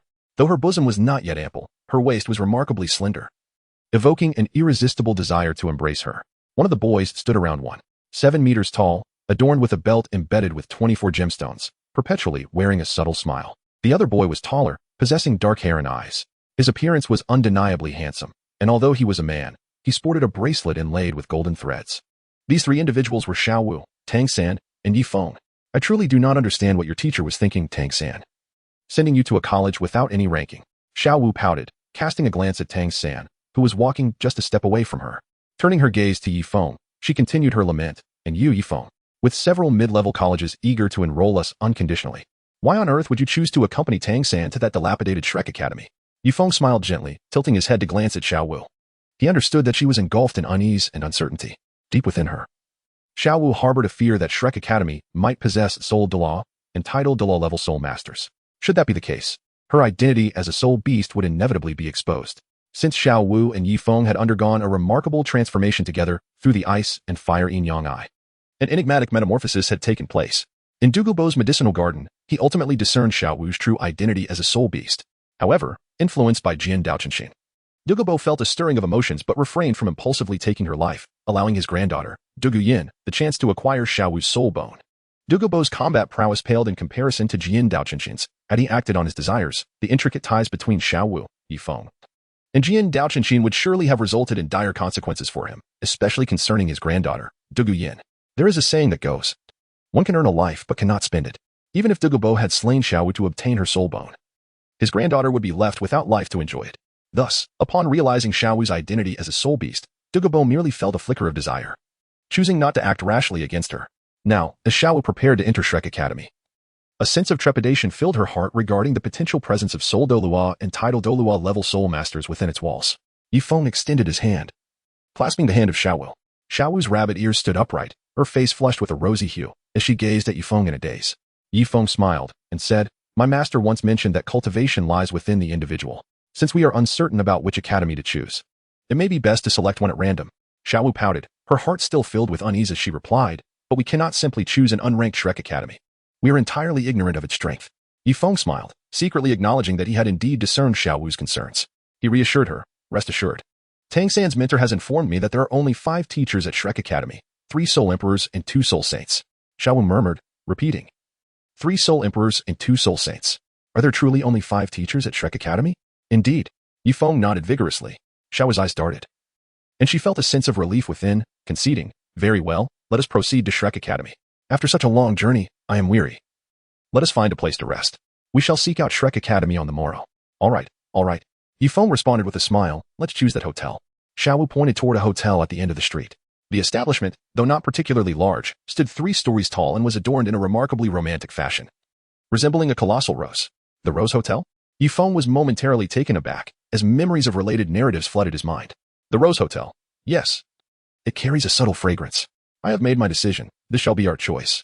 Zhao Wu took a whiff of the air, feeling even more pleased with the hotel they had selected. As they entered the Rose Hotel, a delightful aroma enveloped them. The primary color palette of the hotel comprised white, silver, and rose red, exuding warmth and charm while maintaining an air of nobility amidst its romantic ambience. Sir, are you truly certain you wish to reserve 2 rooms? The receptionist inquired. Is that not permissible? Yifeng responded. I apologize, sir, but we only have 1 room available. The attendant's eyes sparkled with a hint of ambiguity. Casting a peculiar glance at Yifeng, Zhao Wu, and Tang San, silently acknowledging Yifeng's knack for playful intrigue, Yifeng absorbed the gaze of the attendant. This was a couple's hotel, a sanctuary for those seeking pleasure. Given the playful nature of the guests, the attendant would deceitfully claim that only 1 room was available, despite the hotel having 2. In the eyes of the attendant, Yifeng was not merely indulging in the company of women. He was also a connoisseur of same-sex encounters. The attendant, well-versed in the nuances of homosexuality, had certainly encountered it before, yet witnessing a scenario involving both male and female partners was a first for them. As for the impending scene, the attendant's mind raced with vivid imaginings of a triumphant trio in a passionate contest. Yifeng was rendered speechless, realizing that the waiter had misunderstood the situation. Before the waiter could offer an explanation, a figure emerged from behind them. I believe this room rightfully belongs to me. The name Daimubai echoed in Yifeng's mind. Yifeng, Zhao Wu, and Tang San simultaneously turned their heads. They observed 3 individuals approaching the counter. Among them, there was 1 man and 2 women. The man appeared strikingly handsome, with captivating dual pupils. The women, seemingly around 17 or 18 years of age, were adorned in flamboyant attire. Notably, they were twins. The man disregarded Yifeng and Tang San, but as his gaze swept past Zhao Wujie, a flicker of astonishment crossed his face, as if he were utterly captivated by her beauty. Upon reaching the counter, the man leaned casually, casting a sidelong glance at the attendant. "You must be new here?" The attendant hesitated momentarily, then cautiously inquired, "May I ask who you are?" "Call your manager." The man with dual pupils snapped impatiently. A chill raced through the attendant's heart as she hurriedly excused herself to find the hotel manager. Meanwhile, Yifeng felt a jolt of confusion within, torn between yielding to Dai Mubai and relinquishing the last available room in the hotel. Should he do so? He would disrupt a minor plotline, gaining freely distributable attribute points.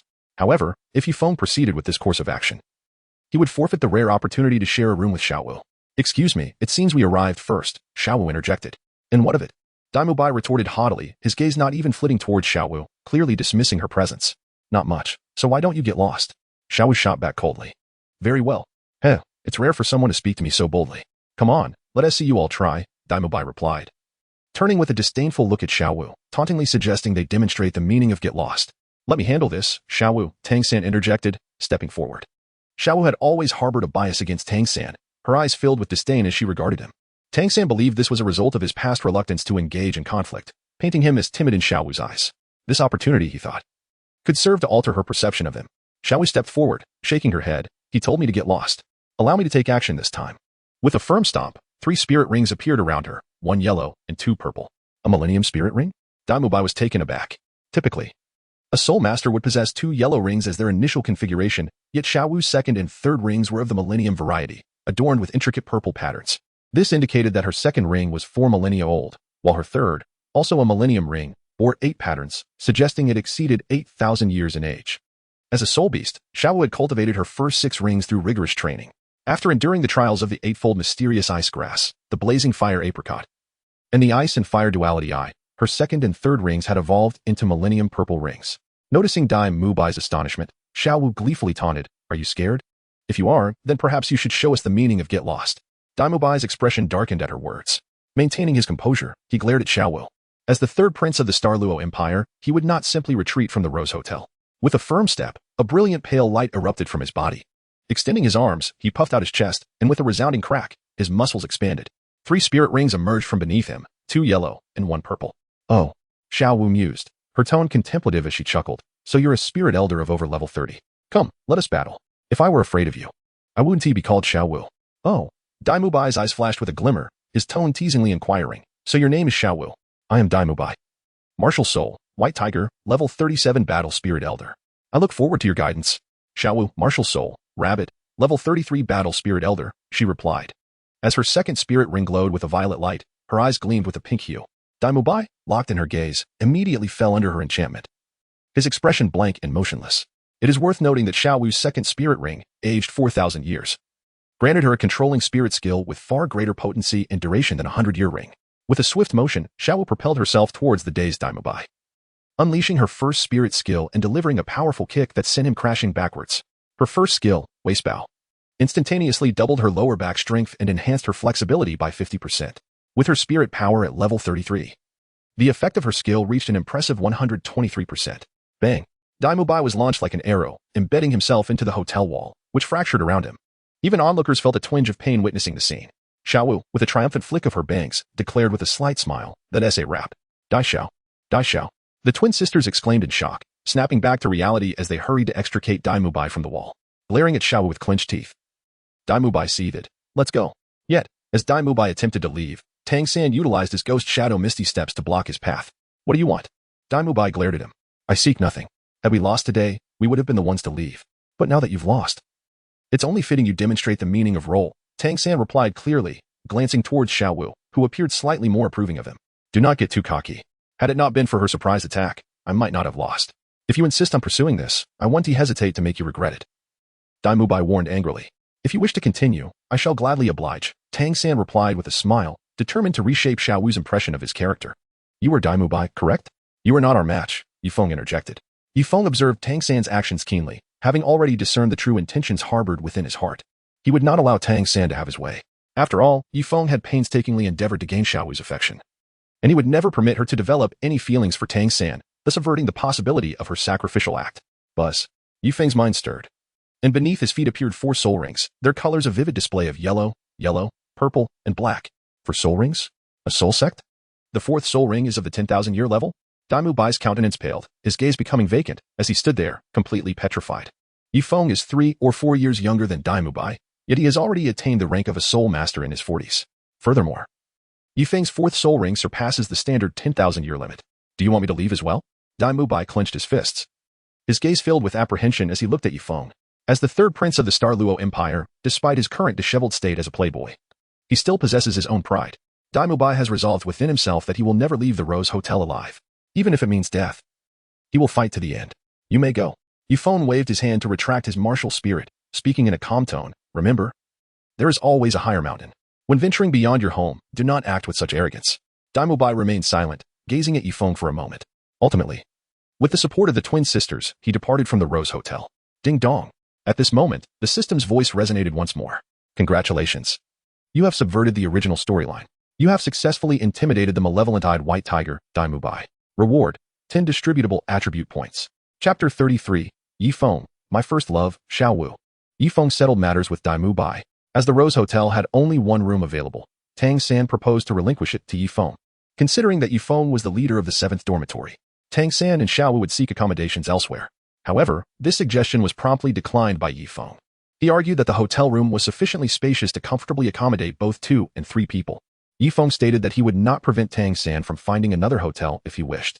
He then inquired whether Zhao Wu preferred to seek alternative lodging. Zhao Wu replied that she would rather share the room with Yifeng for one night, as they had previously shared a room during their time at Nodding Academy. After Tang San departed, Yifeng, holding the room key, followed the attendant's directions to locate their room. Suddenly, Yifeng halted in his tracks. With a blush adorning her cheeks, Zhao Wu plaintively asked, "Brother, what are you doing?" Yifeng innocently pointed ahead and explained, "The door is there." As Yifeng spoke, he simultaneously unlocked the door with the key.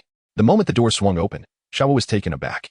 The room was spacious, with the living area exceeding 50 square meters. Most notably, the bed was truly grand, capable of comfortably accommodating the antics of 3 individuals. Yifeng gazed at Zhao Wu, uncertain whether she had developed feelings for him. Tentatively, he inquired, "Zhao Wu, do you see the inscription up there? It reads, 1001. You are my only." With roses embellishing the surroundings, I can't help but feel that this place is suited for a romantic rendezvous. Zhao Wu's cheeks flushed slightly as she took a step forward, avoiding eye contact with Yifeng. "Brother, isn't it lovely here? Surely you are not so old-fashioned. Comfort is what truly matters. Ah, the fragrance is delightful, and the decor is exquisite. I find myself growing fond of this place. Brother, it is quite affordable too. Only 10 gold soul coins for a night. Shall we make it a habit to visit here often?" Yifeng shook his head with a bitter smile, his heart filled with a firm conviction that Zhao Wu harbored romantic feelings for him. "Are 10 gold soul coins not a fair price?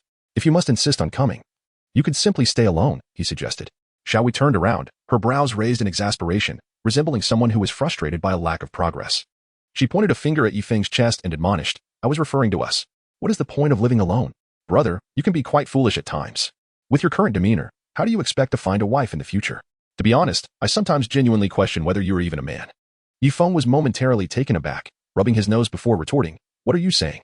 Without hesitation, Zhao Wu reiterated, "I mean, with your pure and pristine demeanor, I truly question whether you are even a man." Yifeng, listening to Zhao Wu's words, felt a surge of anger within him. With a forced smile, he glared at her and admonished, "Dare to repeat that?" Zhao Wu chuckled, her confidence unshaken, and replied, "What if I do? Brother, don't tell me you're not a man, truly?" With a playful grin, she locked eyes with Yifeng, and in that moment, their gazes ignited a subtle spark. Yifeng gazed intently at Zhao Wu, who at that moment resembled a perfectly ripened peach, evoking an irresistible desire to savor her sweetness. Yifeng's mind was a blank canvas, entirely governed by a singular consciousness. His lips drew closer to Zhao Wu's, inching ever nearer, while his breath grew increasingly frantic. Zhao Wu sensed the peculiar tension in the atmosphere. Though she had already anticipated what was to come, she remained frozen in place, her mind as vacant as Yifeng's. Their lips met in a gentle kiss, igniting a fervor akin to dry kindling set ablaze. An unprecedented sensation enveloped both Yifeng and Zhao Wu. After a brief 10 seconds, Yifeng regained his composure, stepping back as if he were a child caught pilfering from another's possessions, lost and bewildered in his own confusion. Yifeng gazed at the blushing Zhao Wu, his voice tinged with embarrassment as he stammered, "Zhao Wu, I was merely trying to prove." Zhao Wu extended her hand, stepping forward to embrace Yifeng's waist. Their lips met, her actions soothing the turbulence within him. Soto City, a bustling metropolis of the Baloch Kingdom, exhibited a pace of life significantly swifter than that of Nodding City, with throngs of busy people populating its streets. A young couple strolled hand in hand along the vibrant avenues of Soto City. The array of shops was plentiful, particularly those offering garments. Zhao Wujie eagerly led Yifeng through numerous clothing stores. Now that their relationship had blossomed into romance, they had pierced through the veil of mere friendship. Whenever Zhao Wu admired a piece of clothing, Yifeng would readily offer to pay for it. Ah! Yifeng exclaimed in surprise during their shopping excursion. What is it? Zhao Wu inquired curiously, following his gaze.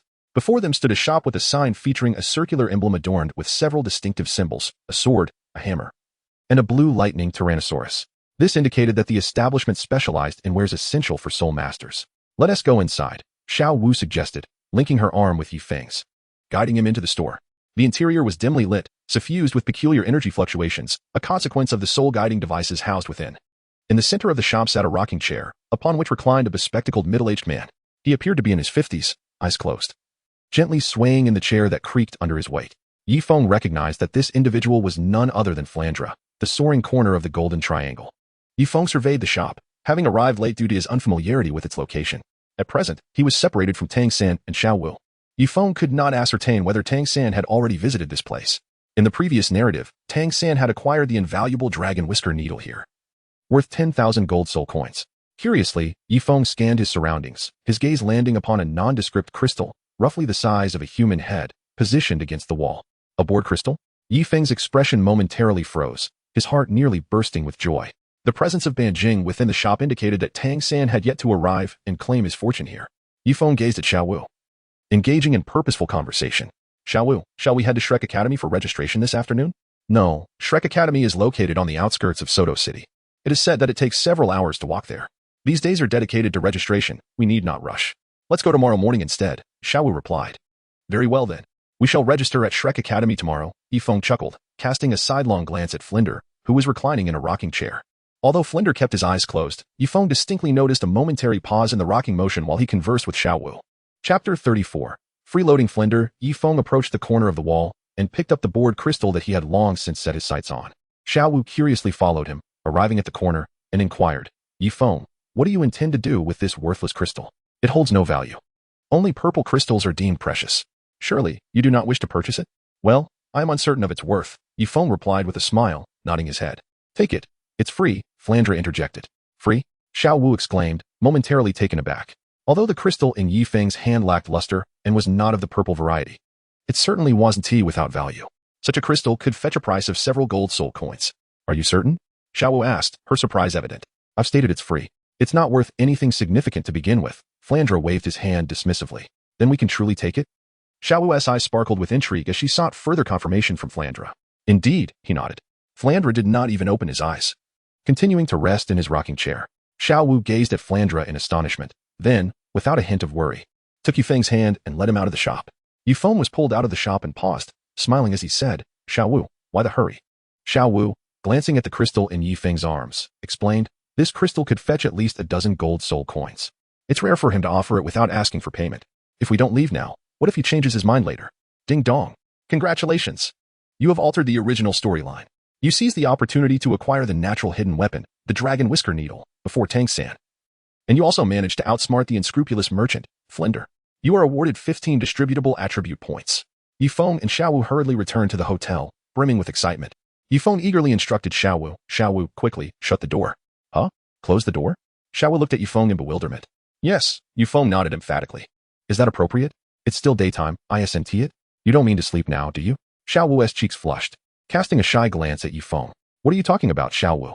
I merely asked you to close the door, not that I wish to sleep.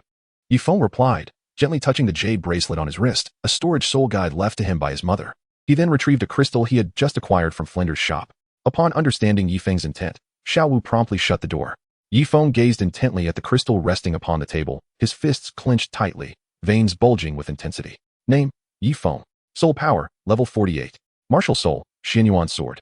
9 hearts mystic lotus, eye of hell. Soul rings, none. Soul skills, none, in the comprehension phase of human sword unity. Additional strength, 159. Additional agility, 140. Additional spirit, 10. Additional defense, 10. Distributable attribute points, 0. Within Yifeng's personal attribute interface, his additional strength stands at an impressive 159 points, while his additional agility measures 140. Currently, his primary focus lies in agility and strength. Previously, with 54 points in additional strength, he possessed the might equivalent to 5 oxen, comparable to a soul master of over 20 levels. Now, with an additional strength of 159 points, his brute force rivals that of a soul master of over 40 levels. It is worth noting that Yifeng's personal attribute interface displays only his additional attribute points. His physique, having been tempered through the trials of the ice and fire duality, boasts an unparalleled resilience against impact. Boom! Yifeng's fist struck the crystal, shattering it into a myriad of golden sparks that soared into the air, each glimmering like a miniature sun.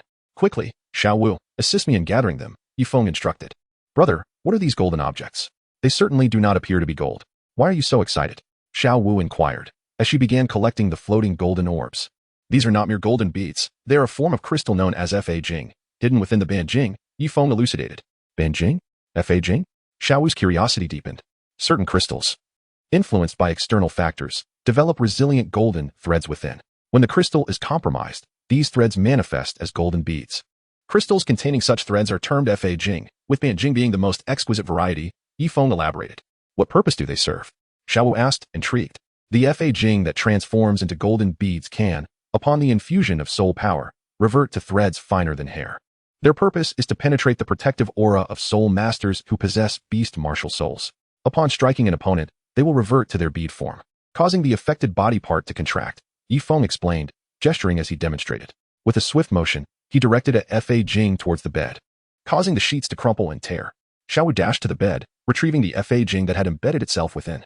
Yifeng was momentarily taken aback as he gazed at Zhao Wu's figure. At that moment, Zhao Wu had her back turned to Yifeng, kneeling on the bed to retrieve a golden hairpin from beneath the covers. Thus, she was directly facing Yifeng. Clad in a short skirt, she approached him, holding the hairpin, and, noticing the flicker of emotions in his eyes, curiously inquired, Brother, what troubles you? Are you tired? Yifeng asked. A little, Zhao Wu responded. If you're weary, perhaps we should rest for a while, Yifeng suggested. Now? Zhao Wu replied in astonishment, looking at Yifeng. Yes, he affirmed, disregarding any reservations. Leaning closer to her. As they had crossed the threshold from mere friends to lovers earlier that day, Zhao Wu, blushing at his advances, chose not to shy away but instead closed her eyes in enjoyment. The following day, as the sun began to rise on the horizon, Zhao Wu, Yifeng, and Tang San set out on their journey to enroll at Shrek Academy. The distance from Suodo City to Shrek Academy was considerable, requiring a 2-hour walk. Overcome with fatigue, Zhao Wu requested Yifeng to carry her, to which he readily acquiesced. Yifeng crouched on the ground, smiling as he said, Come on up. With a slight blush on her cheeks, Zhao Wu climbed onto Yifeng's back. This display did not escape the notice of Tang San, who, now single, felt a twinge of helplessness and mused to himself, It seems that there is no hope for Zhao Wu and me. As they journeyed, Tang San observed that Zhao Wu's face was flushed, as if she had applied rouge. Curiously, he inquired, Zhao Wu, are you feeling hot? Zhao Wu replied flustered. I see your face is quite red, and your breathing seems hurried. Are you not feeling well? Tang San, unversed in matters of the heart, asked with concern. No. Zhao Wu avoided eye contact, instructing, Tang San, you should lead the way instead of carrying anyone. Very well. Tang San, unsuspecting, obediently walked ahead. Meanwhile, an unwelcome hand beneath Zhao Wu's waist began to stir restlessly, causing her to blush deeper. Brother? Zhao Wu, her face ablaze, leaned close to Yifeng's ear and whispered, Let us wait until tonight for that. Tang San is right beside us. Throughout the journey, regardless of Zhao Wu's protests, Yifeng continued to indulge in his playful antics, taking advantage of the situation. Despite Zhao Wu's attempts to address the matter with him a few times, she ultimately surrendered to the comfort of his embrace, relishing the gentle ministrations of his hand. After approximately 2 hours of travel, a village emerged before them. A long line formed at the village entrance, where a makeshift tent sheltered an elderly man in his 60s seated behind a table. Not far behind him, a wooden archway bore the simple inscription, Shrek Academy. Could it be true? Brother, are we really going to enter this academy? Zhao Wu exclaimed in astonishment as she leapt from Yifeng's back to gaze at the sign. Zhao Wu, one must not judge by appearances. We cannot rely solely on our eyes to form judgments, Yifeng replied with a smile. All right, since we are here, let us see what it holds. Zhao Wu recalled Yifeng's assurance that Shrek Academy lacked powerful soul Douluo and title Douluo, which eased her reservations about the institution. Surely, this shabby academy cannot be the famed Shrek Academy, the one that supposedly grants a Viscount title upon graduation? Dad, this is so embarrassing. I am a genius at the Junior Soul Master Academy. I refuse to study in such a place. The words of the Spirit Hall echoed in her mind. But since we are here, perhaps it is merely a test. Facing the dilapidated Shrek Academy, the parents and children in line could not help but murmur among themselves. The enrollment process at Shrek Academy, overseen by the elderly man, proceeded in an orderly fashion, although some questioned whether the entrance requirements were too stringent. Even demanding a refund of the 10 gold soul coins enrollment fee, the steady presence of the elder and Dai Mubai kept the process running smoothly. Next, a young girl stepped forward, presenting her delicate wrist to the elder. She appeared to be alone, without the company of adults. As the elder's hand made contact with hers, he was momentarily stunned. "Excuse me, have I passed the test?" A melodious voice, akin to silver bells, resonated from her. A sound so exquisite it was a delight simply to hear. "Are your family members aware that you are here?" Yi Feng's expression shifted momentarily as he turned his gaze forward. The familiar dialogue piqued his interest. Observing the silhouette of the young girl, he couldn't help but murmur inwardly, wondering if she might be Ningrongrong. It is said that education knows no boundaries, as long as I meet the academy's requirements. There is no reason for you not to accept me. The girl smiled. The teacher from Shrek Academy nodded. She successfully passed the assessment as she had hoped. Soon, it was the turn of Zhao Wujie, and Tang San.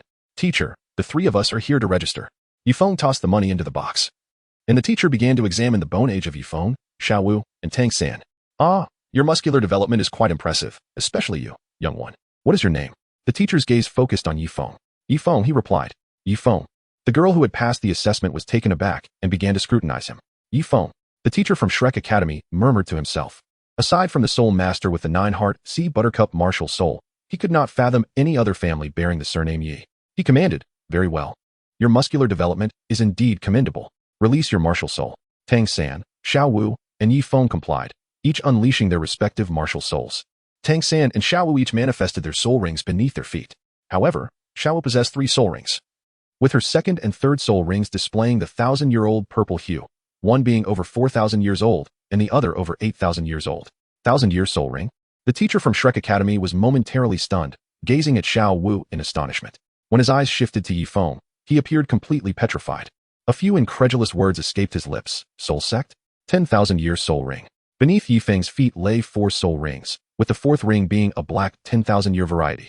Zhao Wujie smiled slightly and inquired, "Have we met the requirements?" The teacher from Shrek Academy nodded, his gaze fervently fixed on Tang San, Zhao Wujie, and Yifeng. Particularly on Zhao Wujie and Yifeng, exclaiming in surprise, "Your soul rings have astonishingly surpassed the limits of a soul master's 2nd, 3rd, and 4th soul rings." Zhao Wujie cast a sidelong glance at Yifeng, remembering that it was all thanks to him. Without the tempering of the ice and fire yin-yang eye, her 2nd soul ring could not possibly be one of 4,000 years. She then turned her gaze to the teacher from Shrek Academy and proudly asked, "Isn't it said that you only accept monsters here? Do we count as monsters?" The teacher from Shrek Academy nodded, chuckling with pride. "Indeed. You two are quite the little monsters. Mubai, please take them inside as well." "Understood," Dai Mubai replied, approaching Zhao Wujie, Yifeng, and Tang San. "We meet again," Zhao Wujie said with a slight smile. "Aren't we going in?"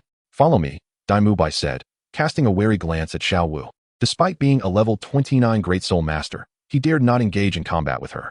His hand instinctively brushed against his abdomen, even after a day. It still ached slightly. He had not forgotten their battle from the previous day. "You just said your name is Yifeng?" The girl who had passed the assessment smiled and inquired. "Yes," Yifeng nodded. "Hello, I am Ningrongrong. You must have heard my name from your teacher," the girl said, extending her hand with a smile as she introduced herself to Yifeng.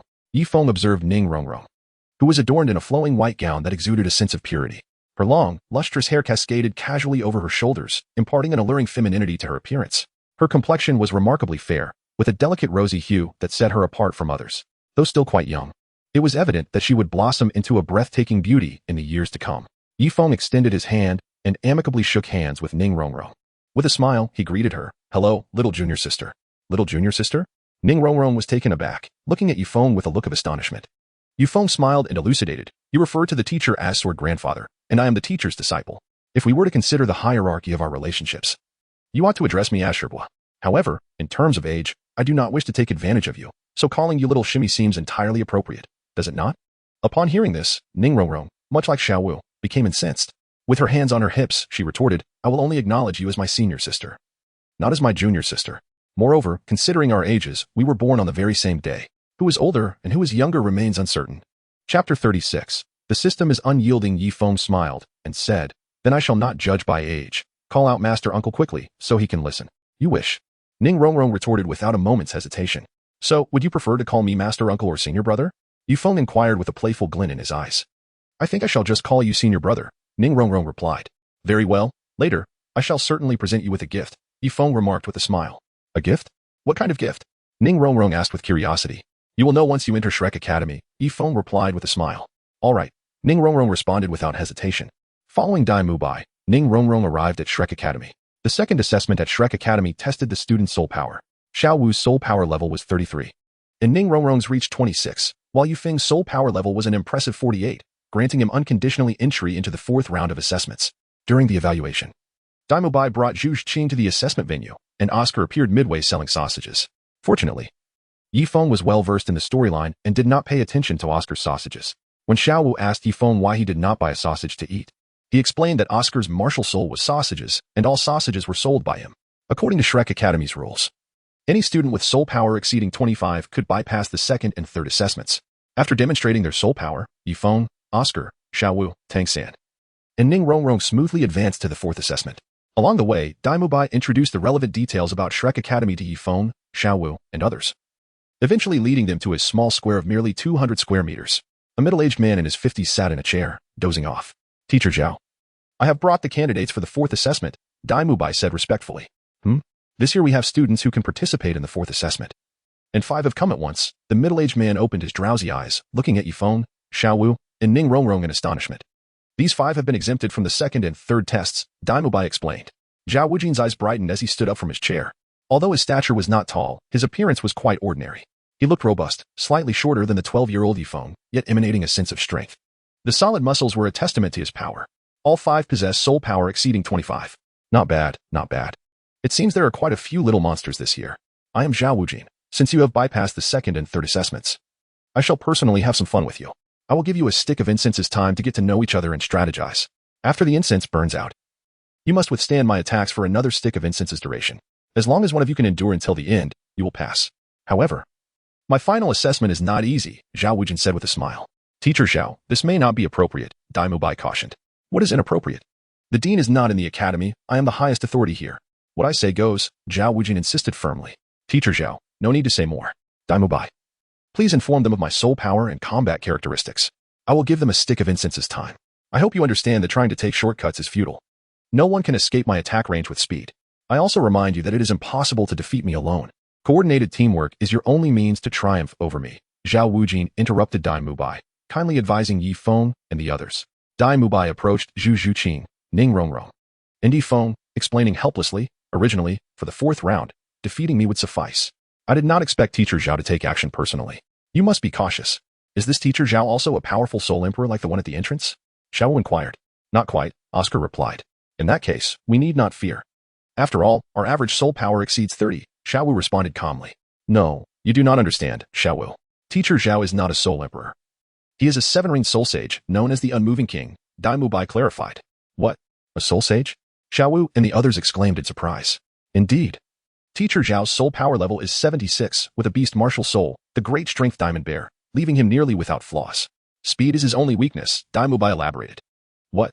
He is the Unmoving King? Ning Rongrong gasped. Do you know the Unmoving King? Zhao Wu asked with curiosity. The Unmoving King is infamous in the Soul Master world. Referred to as the King of Chaos, also known as the Unmoving King.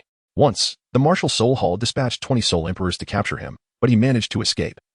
Ning Rongrong murmured in astonishment. Zhao Wujie excels in close combat. Speed is our only advantage to pass the assessment. His martial soul is the great strength diamond bear. And as a soul sage, he possesses almost no flaws. Even soul masters of the same level find it challenging to inflict harm upon him. She speaks the truth. Dai Mubai concurred. Originally, speed was his weakness, but given the vast difference in your soul power, that weakness becomes negligible. To pass Teacher Zhao's assessment, you truly need to strategize diligently. Ning Rongrong nodded. Zhu Qing nodded. Zhao Wu nodded. Tang San nodded. For Ning Rongrong, Zhu Qing, Zhao Wu, and Tang San, facing a soul sage of over 70 levels for the first time indeed presented a challenge. Not only for them, but even Yifeng felt a sense of urgency. Although Yifeng has acquired the ancestral skill of the Chen family, the sword path of Dusty Hearts, his current soul power is merely at the level of a mid-level soul master, surpassing only 40, even with his prowess. It is inconceivable that he could triumph over Zhao Wujie single-handedly. Must he then endure a beating from Zhao Wujie? Only to witness Tang San turn the tide of battle in a dramatic reversal? Ding dong.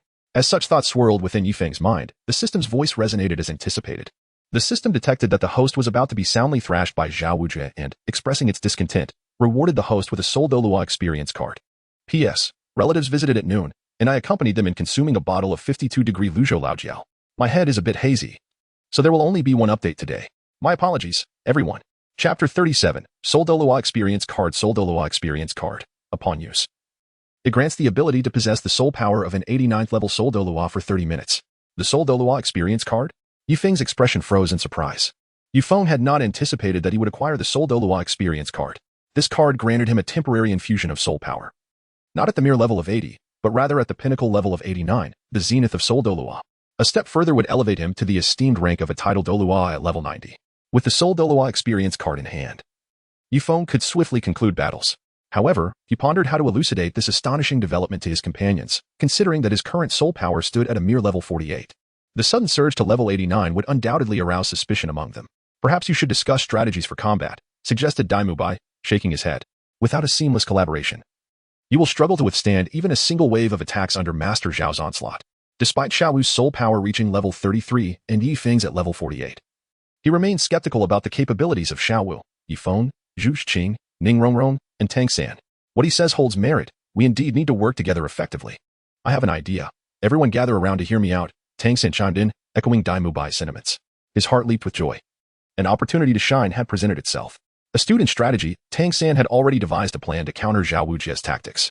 As Yifeng observed Tang San preparing to take the spotlight, heralding his role as the soul of the Shrek 7 monsters, he suddenly convulsed uncontrollably, resembling a fit of epilepsy. Brother, what is wrong? Zhao Wu inquired anxiously, her concern evident. Are you all right, senior brother? Ning Rongrong added, her brows furrowing as she regarded Yifeng's sudden ailment. Could it be that he has epilepsy? Tang San pondered aloud, astonished. Epilepsy? Epilepsy? Zhao Wu and Ning Rongrong echoed in unison, their eyes wide with worry as they turned to Tang San. What is epilepsy? It is a relatively rare condition.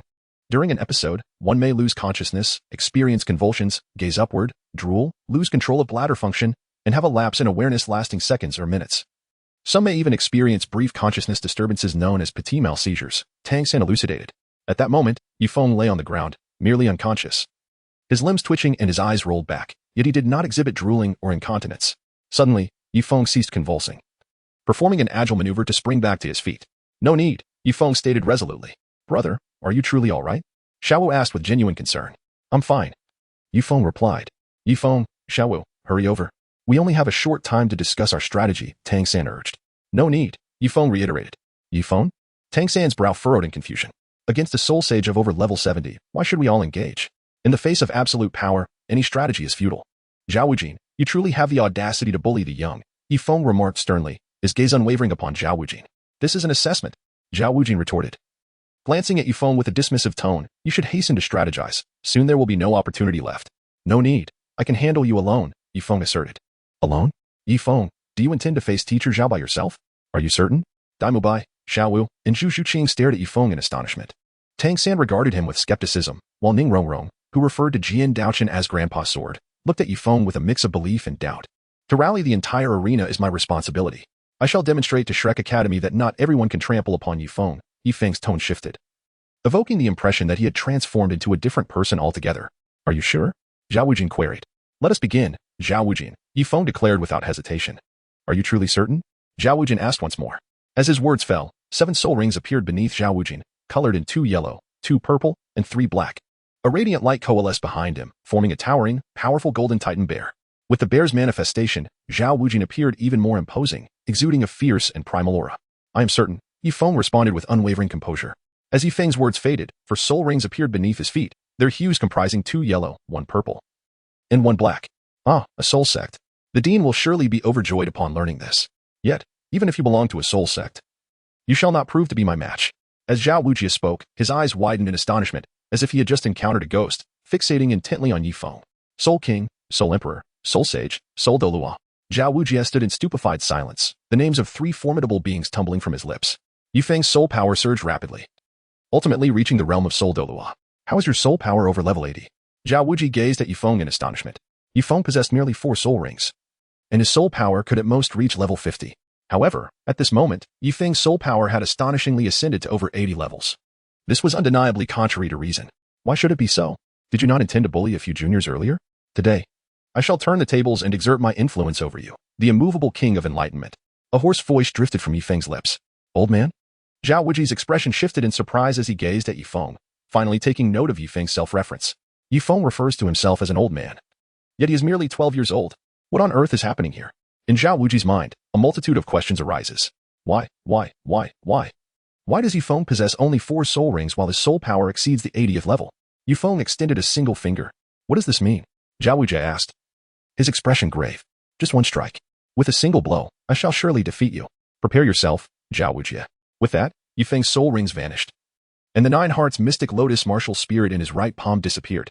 In its place, a 3-foot golden longsword materialized in his left hand. One side of the sword bore engravings of the sun, moon, and stars, while the other depicted mountains and flora. The hilt was inscribed with agricultural techniques on one side and strategies for unifying the seas on the other. It shimmered with resplendent light, exuding an extraordinary aura. Although the golden sword currently lacked any soul rings, faint ripples danced around it, a testament to its power. This was Yifeng's primary martial spirit, the Xianyuan sword. With the appearance of the sword, Tang San furrowed his brows.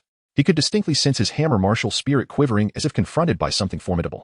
As soul power surged into the Xianyuan sword, it began to radiate dazzling brilliance.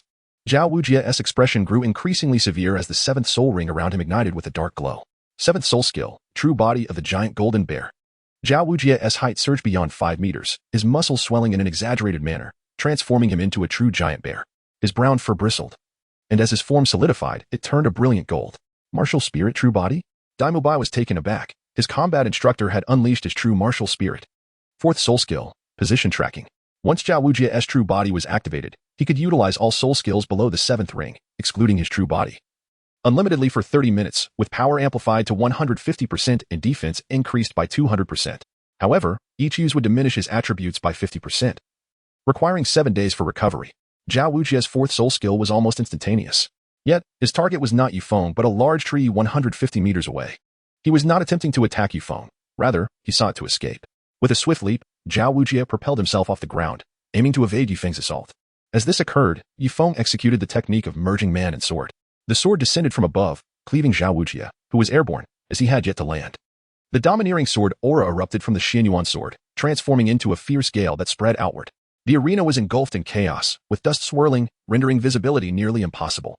When the dust settled, a long, sword-shaped scar marred the ground, and Zhao Wujie lay motionless, struck down by the overwhelming blade. Teacher Zhao. Dai Mubai's heart raced. He leaped to Zhao Wujie's side, reaching out to check for his breath. A sigh of relief escaped him. Zhao Wujie had merely been knocked unconscious. With some rest, he would be fine. His life was not in danger. Having successfully landed a blow, Yifeng commenced his performance once more. His body convulsing as if afflicted by a seizure. As Yifeng's eyes rolled back, it was not long before he returned to his normal state. Zhao Wu, filled with concern, approached him anxiously and inquired, "Brother, are you all right?" "I'm perfectly fine," Yifeng replied. Ning Rongrong, equally curious, asked, "Senior brother, what just happened? How could you be so formidable?" Yifeng refrained from speaking and instead inquired about the events that had just transpired with Ning Rongrong. Once she recounted the details, Yifeng feigned deep contemplation, expressing his own confusion regarding the matter. Could it be that there is a dormant soul within you? Tang San suddenly interjected. A dormant soul? Yifeng turned his gaze towards Tang San. I once read about this in a book. It is said that some powerful beings, even in death, can reside within the bodies of others, much like the situation you just experienced, Tang San speculated. Is that so? Yifeng looked at Tang San in surprise, not expecting him to be familiar with this peculiar phenomenon. Indeed, from what we observed earlier, that soul harbors no malice towards you. So there is no need for excessive concern about its presence, Tang San reassured him. The night at Shrek Academy was tranquil, occasionally interrupted by the calls of unknown creatures. Due to Yifeng's successful use of the Soul Douluo experience card to defeat Zhao Wujie, Yifeng, Ning Rongrong, Tang San, Zhu Xing, and Xiao Wu all passed the admissions assessment, officially becoming students of Shrek Academy.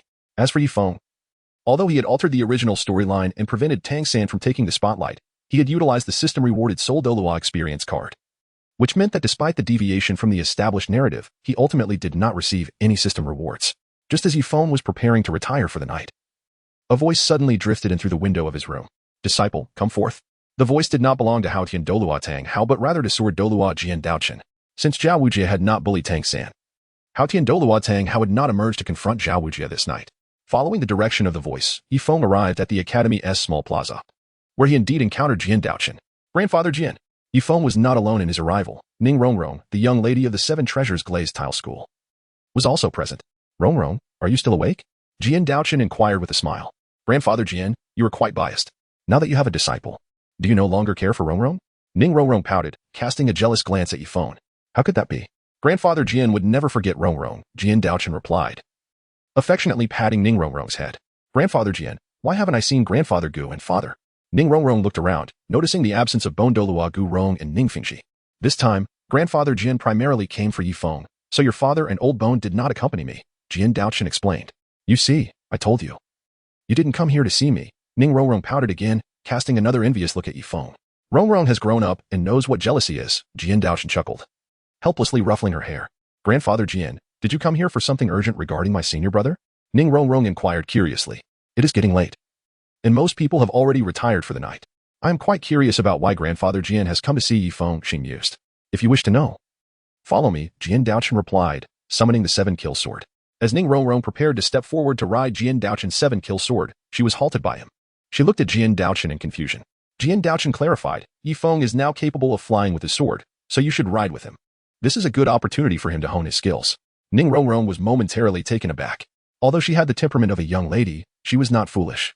Both Ning Rongrong and Yifeng, upon reflection, began to suspect that Jian Daochen was intentionally trying to bring them closer together. Grandfather Jian, I didn't expect you to not only disregard Rongrong but also become more possessive, she huffed, her cheeks flushing as she approached Yifeng, speaking shyly. Senior brother, I trouble you. It's no trouble at all, Yifeng replied with a smile. Yifeng's thoughts stirred as he summoned his martial soul, the Xianyuan sword. Now, the Xianyuan sword bore no soul rings, measuring approximately 3 feet in length, sufficient to accommodate 2 individuals. Junior sister, will you stand in front or behind? Yifeng inquired. I'll stand behind, Ning Rongrong replied, her cheeks flushed. Very well, then come aboard, Yifeng beckoned. He positioned himself at the front half of the Xianyuan sword, leaving ample space for Ning Rongrong. Nodding, she stepped onto the sword.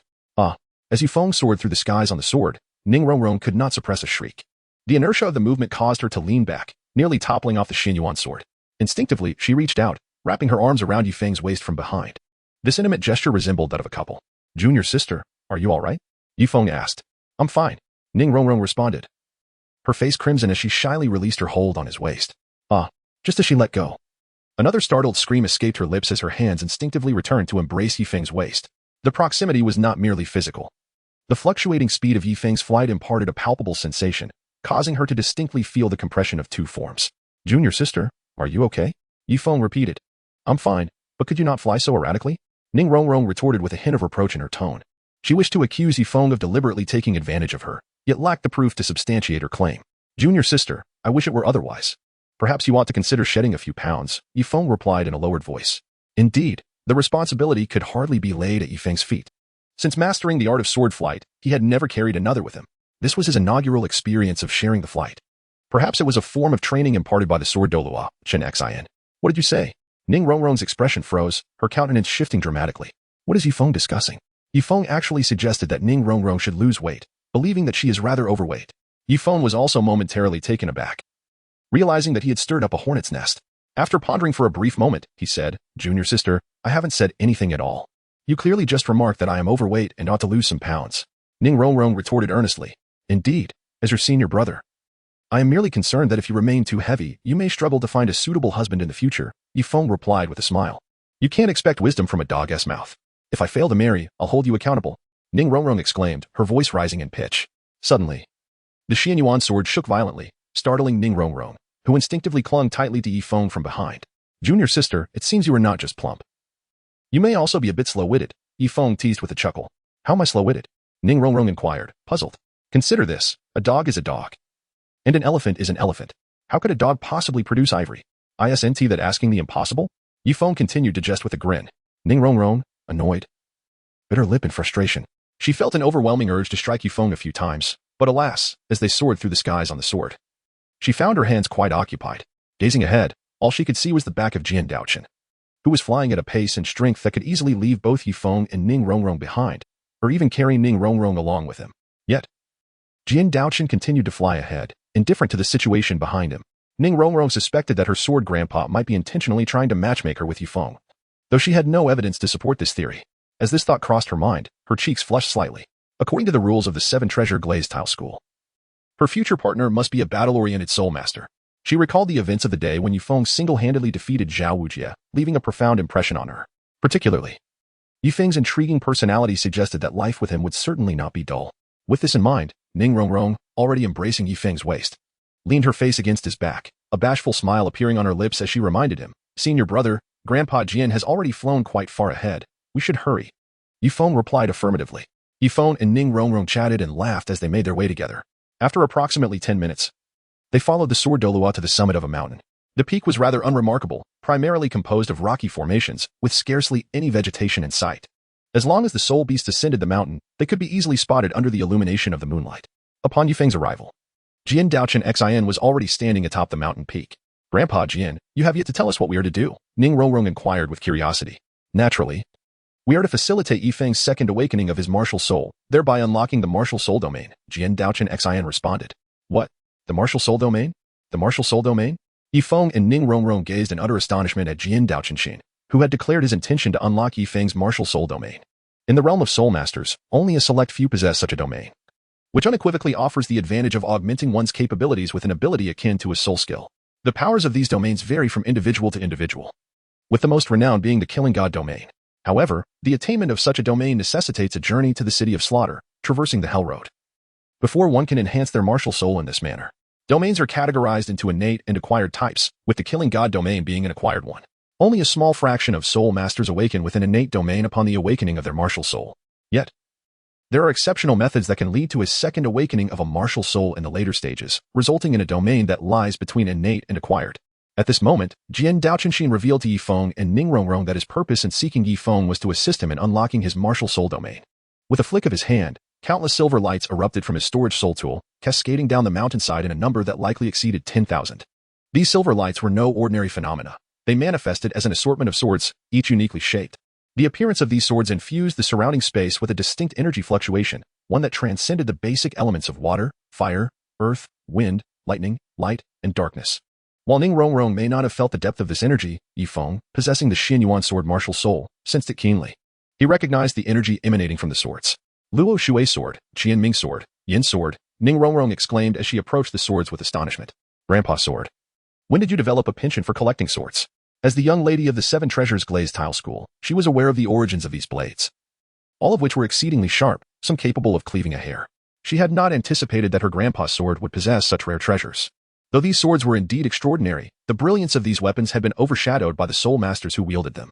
Not only were the swords themselves obscure, but so too were the blacksmiths who forged them. Jian Daochen nodded, his expression one of pride. "Since I took your senior brother as my disciple, I tasked Fengji with gathering these swords. After an extensive 6-year endeavor, I finally amassed 18,000 swords, enabling me to facilitate the awakening of your senior brother's martial soul domain." 6 years? Yifeng was taken aback. It had been precisely 6 years since Jian Daochen had taken him as a disciple. During the time, he had assumed that Jian Daochen, as the guardian Douluo of the Seven Treasures Glazed Tile School, was frequently obliged to return to the sect. He had never imagined that his master was away gathering these rare swords on his behalf. The Yin sword belongs to the Fire Leopard sect, while the Luo Shui sword is under the purview of the Water clan. "How did you acquire these ancient weapons?" Ning Rongrong inquired with curiosity. "By challenging them to duels," Jian Daochen replied. "Dueling?" Ning Rongrong was momentarily taken aback. "Many sword-wielding soul masters in the realm sought my guidance. Some of these swords were offered to me by those I bested in combat. Others were procured at great expense by your father," Jian Daochen elaborated. In the world of soul masters, weapons held little value compared to their martial souls. As long as they could yield benefits, relinquishing such rare treasures was entirely feasible. "I see. Grandpa sword, you mentioned awakening my senior brother's martial soul domain. Will there be any risks involved?" Ning Rongrong glanced at Yifeng, her concern evident as she addressed Jian Daochen. "Rongrong, rest assured, Grandpa sword is well aware of your concerns. My martial soul domain was unlocked with the assistance of my father. I possess the knowledge to awaken the domain of sword-type martial souls. Your senior brother will be safe." Jian Daochen tenderly reassured her, gently ruffling her hair. "That's a relief." Ning Rongrong breathed a sigh of relief, gazing at Yifeng with envy. "Disciple, let us commence. When my father assisted me in awakening my martial soul, it took merely 1,000 ancient swords. I wish to discern the differences that arise from utilizing 18,000 ancient swords to awaken the martial soul domain," Jian Daochen urged. "Master, what must I do?" Yifeng inquired, striving to contain his excitement. In the original narrative, Tang San had relied on the assistance of the 10,000-year Blue Silver King to undergo a second awakening of his martial soul, granting him a 6th spirit ring and a martial soul domain known as the Blue Silver domain. Now, Yifeng was poised to awaken the domain of his Xianyuan sword martial soul with Jian Daochen's aid. Position yourself in the center of the mountain and sit cross-legged. Remember to maintain your spiritual core. As long as a single thought remains, you shall not perish, Jian Daochen solemnly instructed. "Understood," Yifeng nodded. Yifeng reached the summit of the mountain and settled into a lotus position. As Jian Daochen Xian closed and opened his eyes, a surge of silvery radiance emanated from him. The silver soul power of Jian Daochen Xian was exceedingly formidable and at his behest. The 18,000 assorted swords scattered across the peak began to channel a stream of silver energy towards Yifeng. Individually, this energy was unremarkable. However, when gathered together, it resembled a stream converging into a lake. The silvery glow halted at a meter's distance from Yifeng, forming a colossal silver cocoon. The silver energy continuously seeped through Yifeng's capillaries, permeating his being. One must not underestimate this silvery luminescence, for it embodied the essence of ancient swords, containing energy that could be deemed sword attributes. Yifeng, being merely a mortal, could not help but tremble slightly in pain as this energy coursed through him. While a single thought endures, one shall not perish. The voice of Jian Daochen Xian echoed within Yifeng's consciousness. While a single thought endures, one shall not perish. Yifeng murmured softly within his heart, suppressing the pain that assailed his body, while his consciousness remained steadfastly anchored in the sea of perception. Regardless of the torment his physical form endured, he chose to disregard it entirely. With his eyes firmly shut, he silently embraced the baptism of ancient sword energy. Ning Rongrong stood beside him, witnessing the unfolding events. Observing Yifeng's contorted features wrought by agony, her hands clenched anxiously as she assumed a posture of prayer. In her heart, she whispered, "Senior brother, you must hold on." The mountain peak was enveloped by an overwhelming sword-shaped energy. And since this place was not the forest of soul beasts, the ritual of domain awakening proceeded in an orderly fashion. The awakening process of Yifeng's Xianyuan sword martial soul bears some resemblance to Tang San's secondary awakening of his blue-silver grass martial soul. Both rely on external forces to facilitate this so-called secondary awakening. Tang San's martial soul, blue-silver grass, is ultimately empowered by the assistance of the blue-silver king and a vast expanse of blue-silver grass, which enables him to attain the blue-silver domain. Yifeng's martial soul is the Xianyuan sword. His ability to undergo a second awakening is attributed not only to the assistance of 18,000 ancient swords of varying ages and qualities but also to the profound understanding of swordsmanship imparted by Jian Daochen Xian. These elements are indispensable prerequisites for the second awakening of sword-type martial souls. Moreover, there exists one final essential condition, Jian Daochen Xian's soul power, which stands at an impressive 96th level. Without such formidable soul power to serve as the driving force for the awakening ceremony, aiding Yifeng in the second awakening of his martial soul would indeed be an unattainable feat. The inability of nearly all sword-type martial soul masters to achieve a second awakening stems from the absence of these critical conditions. In the realm of soul masters, it is likely that only Jian Daochen Xian possesses this rare and extraordinary technique. The awakening ritual proceeded in an orderly manner. As the first rays of dawn illuminated the mountain peak on the following day, Yifeng slowly opened his eyes. At that moment, two fleeting glimmers of silver, resembling swords, shone brightly within his gaze. Jian Daochen Xian's weary eyes revealed a sense of satisfaction, and with a wave of his hand, the surrounding silver light vanished. As the silvery luminescence dissipated, Jian Daochen Xian staggered backward 3 steps. "Grandfather Jian," Ning Rongrong exclaimed in surprise. Quick-witted and agile, she caught Jian Daochen Xian just as he was about to fall. Observing him closely, she noted that his once rosy complexion had turned as pale as snow. Despite being a 96th level title Douluo, the prolonged exertion required to control so many ancient swords had taken a toll on him. "Are you all right?" Ning Rongrong asked with concern. "Do not worry, Rongrong, Grandfather Jian is fine," he replied with a forced smile. "It is merely a slight depletion of soul power. A moment's rest will suffice." "Master," Yifeng called out, deeply moved. Yet, the reality was far from the simplicity he conveyed.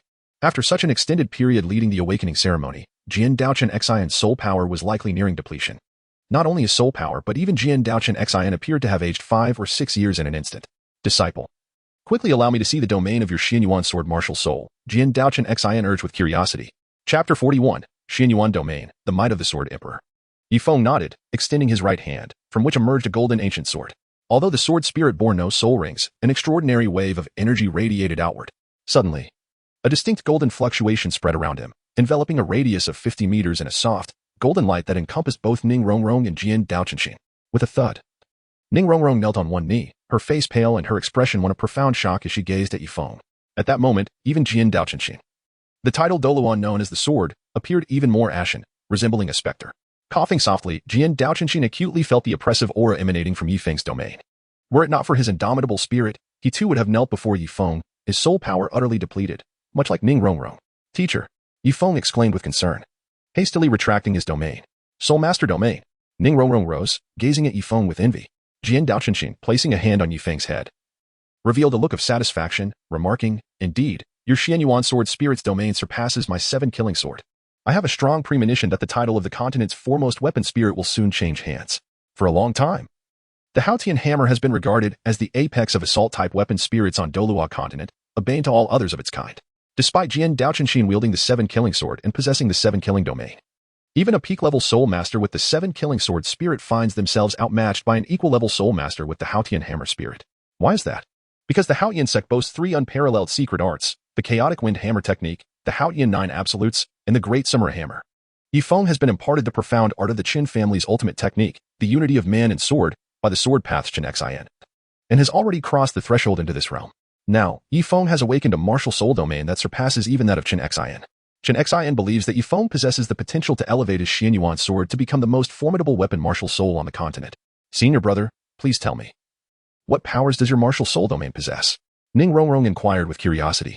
The domain of my Xianyuan sword martial soul, which I have termed the Sword Emperor domain, commands the swords within its realm to serve my will. However, while I can manipulate all sword weapons within this domain, I cannot control the soul masters wielding them. Hence, I have named it the Sword Emperor domain, Yifeng responded. To wield authority over the swords within your domain is indeed worthy of the title Sword Emperor. What else does it entail? Ning Rongrong continued to probe. At the moment Yifeng unleashed his martial soul domain, Ning Rongrong felt an overwhelming sense of pressure. Her combat strength was diminished significantly. In addition, it reduces the combat strength of soul masters within the domain by 30% while enhancing my own by 100%. Yifeng elaborated. Such an extent? Ning Rongrong exclaimed, astonished. As a support-type soul master, Ning Rongrong profoundly understood the implications of this. Her martial soul. The 7 treasure glaze tile destined her soul power to reach a maximum level of 80. With the 7 treasure glaze tile, her support capabilities could only reach up to 80%. However, Yifeng's Sword Emperor domain could enhance his combat strength by 100% while weakening that of his adversaries by 30%, thus creating a disparity of 130% in combat prowess between Yifeng and the other soul masters within the domain. Indeed, Yifeng nodded, acknowledging the imperfections and beauty. Although the enhancement of his domain was substantial, it bore a significant flaw in distinction between friend and foe. Even allies standing within the Sword Emperor's domain would find their combat prowess diminished by 30%. Ning Rongrong's gaze turned vacant. At that moment, she indeed felt a considerable suppression of her fighting ability, as if an overwhelming kingly pressure restrained her strength. Her eyes shifted towards her grandfather, the Sword Master Qianxin. The 7 kills domain of Sword Master Qianxin also exhibited this indiscriminate nature, mirroring the tyrannical essence of Yifeng's martial soul domain. With a hint of regret, Sword Master Qianxin regarded Yifeng and mused, alas, I have devoted my life to the sword. Aside from the Xianyuan sword martial soul, you possess the 9 hearts mystic poppy and the Hell's Eye martial souls. I shall ponder further. It may be possible to cultivate a soul master capable of uniting 3 domains within the realm of soul masters. As he spoke, excitement welled within him. Throughout the annals of soul master history, few have ever attained a martial soul domain. Having 2 distinct domains is unheard of. Should Yifeng succeed in mastering 3 domains, he would undoubtedly be immortalized in history as a legend. Sword Master Qianxin's keen gaze fixated on Yifeng, contemplating. If he could acquire 4 domains, then his mind raced with anticipation. Should that time arrive, his disciple Yifeng would surely stand atop the pinnacle of the soul master world. Perhaps, Sword Master Qianxin envisioned a splendid future for Yifeng. If Yifeng were to ascend as a title Douluo, leveraging the 4 great domains, could he not avenge the shame of Sword Master Qianxin's father, Qin Jianjun, by defeating the Judgment Elder of the Spirit Hall, known as the Invincible of the Sky? Jian Dalu? Yifeng currently possesses only the Sword Emperor domain. Within the musings of Jian Daoqian Xin, the other 3 significant domains are the 9-heart mystic begonia domain, the Eye of Hell domain, and the God of Slaughter domain.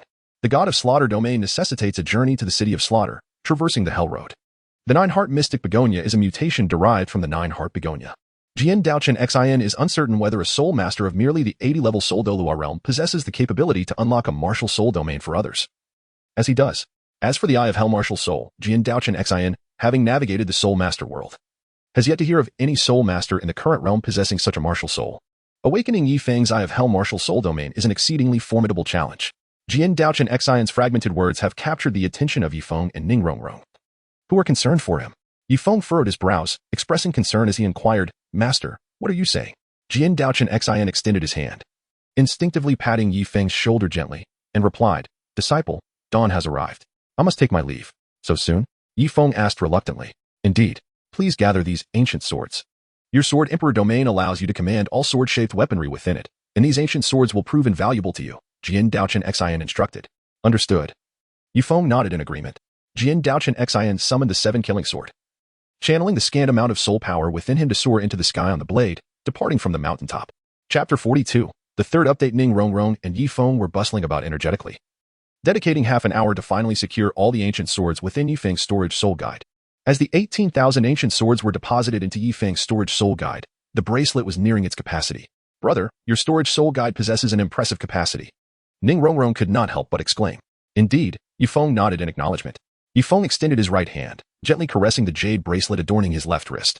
The bracelet, embellished with golden patterns, exuded an air of elegance and understated nobility, as the young lady of the Seven Treasure Glazed Tile School, which stood as the wealthiest sect in the realm of soul masters. Ning Rongrong was acutely aware of the significance of the jade bracelet. It was immediately apparent to her that Yifeng's bracelet was no ordinary piece. In terms of soul guidance artifacts, it was a rare treasure. Brother, do you not find it rather peculiar? Ning Rongrong inquired, her tone laced with curiosity. Peculiar? Yifeng replied, momentarily taken aback by her question. A man choosing a storage soul guidance artifact in the form of a bracelet, doesn't that seem a bit odd? Ning Rongrong suggested, her gaze steady. Junior sister. I understand your perspective, Yifeng said, lowering his head to gaze at the jade bracelet on his wrist, a hint of sorrow flickering in his eyes. This is the only relic left to me by my mother. When I was born, my parents fell victim to an enemy's pursuit. Before their demise, they entrusted me to Grandpa Jack in the village. I do not even know my parents' names. This bracelet is the sole memento my mother bequeathed to me. Now I see. Ning Rongrong exclaimed, her expression shifting to one of realization. Pausing for a moment, she added, I apologize, brother, it was not my intention to pry. I was unaware of your parents' fate. It is all right, Yifeng reassured her. Yifeng forced a smile, extending his hand to rest upon Ning Rongrong's shoulder. I still have Xiaowu, master, and you, my junior sister, right? Well, dawn has arrived. We should head back. All right, Ning Rongrong replied with a gentle nod. Shall we ride the flying sword again? Yifeng asked awkwardly, recalling a moment from earlier. He extended his hand, brushing his fingers against his nostrils. Of course, the distance to the academy is considerable. Walking would take several hours, Ning Rongrong said, her cheeks flushing as similar affectionate memories resurfaced in her mind. Both Yifeng and Ning Rongrong felt their hearts race uncontrollably at the thought of what was to come. All right, hop on, Yifeng said, summoning the Xinyuan sword. As Yifeng began to soar through the skies with Ning Rongrong upon the sword, they were momentarily stunned. They realized that even while carrying another person, Yifeng maintained stable control over the Xinyuan sword, and standing atop it felt remarkably secure. Senior brother, have you truly mastered the art of flying with a passenger? Ning Rongrong inquired, her expression one of astonishment. Do you wish for my skills to be lacking? Yifeng teased. Senior brother, you are tormenting me again. Ning Rongrong lamented, gazing at the profile of Yifeng with a hint of sorrow. A subtle sense of loss enveloped her, as the physical contact they once shared seemed to have dissipated. This sentiment was not exclusive to Ning Rongrong. Yifeng, too, felt a tinge of disappointment. As a man, a perfectly ordinary man, he naturally yearned for some form of physical connection with Ning Rongrong. Yifeng believed that the significant enhancement of his sword flight technique was attributable to the awakening of the domain of his sword-shaped martial soul. After Yifeng and Ning Rongrong departed from the mountain peak, a man clad in a plain black robe descended upon it. Yifeng, Ning Rongrong, and Jian Daochenshin had no inkling that all that transpired here the previous night was witnessed by this man in black. A sword. Aspiring to become the foremost weapon martial soul? A hoarse, resonant voice escaped the lips of the robed figure. He gazed in the direction where Yifeng and Ning Rongrong had vanished, his eyes growing increasingly frigid, evoking an unsettling chill. One could only ponder the thoughts swirling within his mind. Though it was early morning, some villagers had already begun their daily toil. Rising with the sun was a ritual for them. They were not soul masters, nor did they receive state-issued stipends. Their livelihood depended solely on agriculture. As Ning Rongrong rode upon Yifeng's flying sword, she took in the splendid scenery surrounding Shrek Academy. Just as she was nearing the academy, her finger suddenly pointed to a spot on the ground. Senior brother, look over there. Yifeng followed the direction pointed by Ning Rongrong and indeed discovered something unusual. Inside a somewhat dilapidated thatched house, a boy was forcefully pushing a girl to the ground. He was tugging at her, seemingly intent on assaulting the young maiden. Yifeng, filled with curiosity, maneuvered the Xianyuan sword to hover above the thatched roof. From their vantage point, he and Ning Rongrong could observe the unfolding events within the room below. Through a hole in the thatched roof, they glimpsed a young couple, both seemingly in their early teens. The girl appeared to be around 14 or 15, with an unremarkable appearance yet exuding the vitality of youth. Her attire was simple, indicative of a villager from the nearby community of Shrek Academy. The young man, intent on mischief, appeared even younger than the girl, short and plump, with vibrant red hair styled in a Western fashion, due to his position facing away from the sky. Yifeng and Ning Rongrong could not discern the features of the red-haired lad. Let go of me. Ma Hongjun, release me at once. I have made myself quite clear. My aunt came over last night, and now is not the time for this. The girl named Sui Hua pleaded. Sui Hua, weren't you having a splendid time yesterday? Stop fabricating lies, Ma Hongjun retorted. I am not lying. Hey, stop undressing me. Did you hear my request to cease? Sui Hua exclaimed. Sui Hua, I truly cannot bear this any longer. Just do me a favor, will you? Rest assured, I will finish this quickly. Enough of your nonsense. Sui Hua glared at Ma Hongjun, pushing him away with all her might and hastily donning her clothes from the floor. She opened the door and fled outside. Seeing this, Ma Hongjun hurriedly stepped forward, grasping Sui Hua's wrist, and apologized. Sui Hua, I am truly sorry. I acted impulsively. Please forgive me. Sui Hua looked at him, fear flickering in her eyes. The thought of what had just transpired filled her with dread. Ma Hongjun, do not seek me out again. I will not be with you anymore. Chapter 43, Yi Feng's unconventional approach to Sui Hua. You are not contemplating breaking up with me, are you? Indeed, I am. Have I not treated you well? Why would you want to end things? Each time we unite, do you not feel joy? You have been good to me, and I have felt happiness each time. However, whenever your martial spirit's evil fire erupts, I cannot endure it any longer. My aunt has arrived, and you only focus on venting your frustrations. Sui Hua, I did not ultimately go through with it. Moreover, the dean assured me there would be a solution. Do not speak of that. You have repeated it countless times. I must prioritize my own safety. Ma Hongjun and Sui Hua engaged in a fervent debate. As he sensed her determination to leave, he clung tightly to her hand, refusing to let her go. Clear's throat. Yifeng gently coughed, catching the attention of Ma Hongjun and Sui Hua. Ma Hongjun, feeling quite displeased, cast a cold glare at Yifeng. Upon noticing Ning Rongrong beside him, his eyes sparked with interest. What is he up to? Does he intend to meddle? Release that girl. Just then, a familiar voice resonated in the air. Yifeng inquired, casting his gaze to see Zhao Wu and Tang San approaching from that direction. Zhao Wu. Yifeng was momentarily taken aback.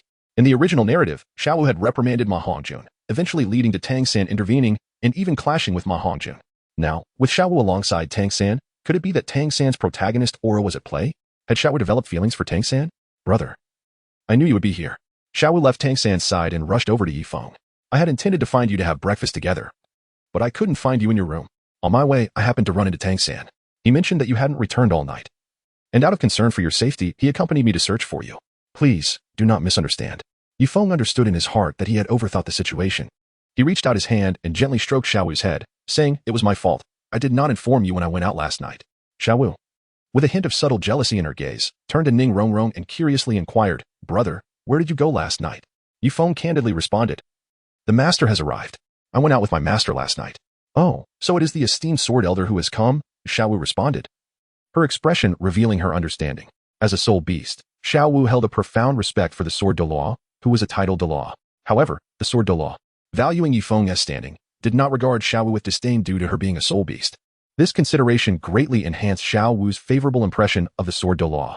Yifeng, having responded to Zhao Wu, approached Ma Hongjun and Sui Hua. I perceive a fluctuation of soul power emanating from you. Earlier, you mentioned the title of dean. I surmise that you two are a student of Shrek Academy? Ma Hongjun scrutinized Yifeng from head to toe, paused for a moment, and then nodded in agreement. Yifeng smiled and said, Release her. A forcibly twisted melon is not sweet. Ma Hongjun furrowed his brow, glanced at Tang San, and inquired, Are you also going to meddle? Yifeng smiled gently and reassured. We are all students of the academy. In the future, we shall be partners. Your concerns are certainly not trivial to me. If you trust me, please release her and allow me to handle this matter. I assure you, the outcome will be to your satisfaction.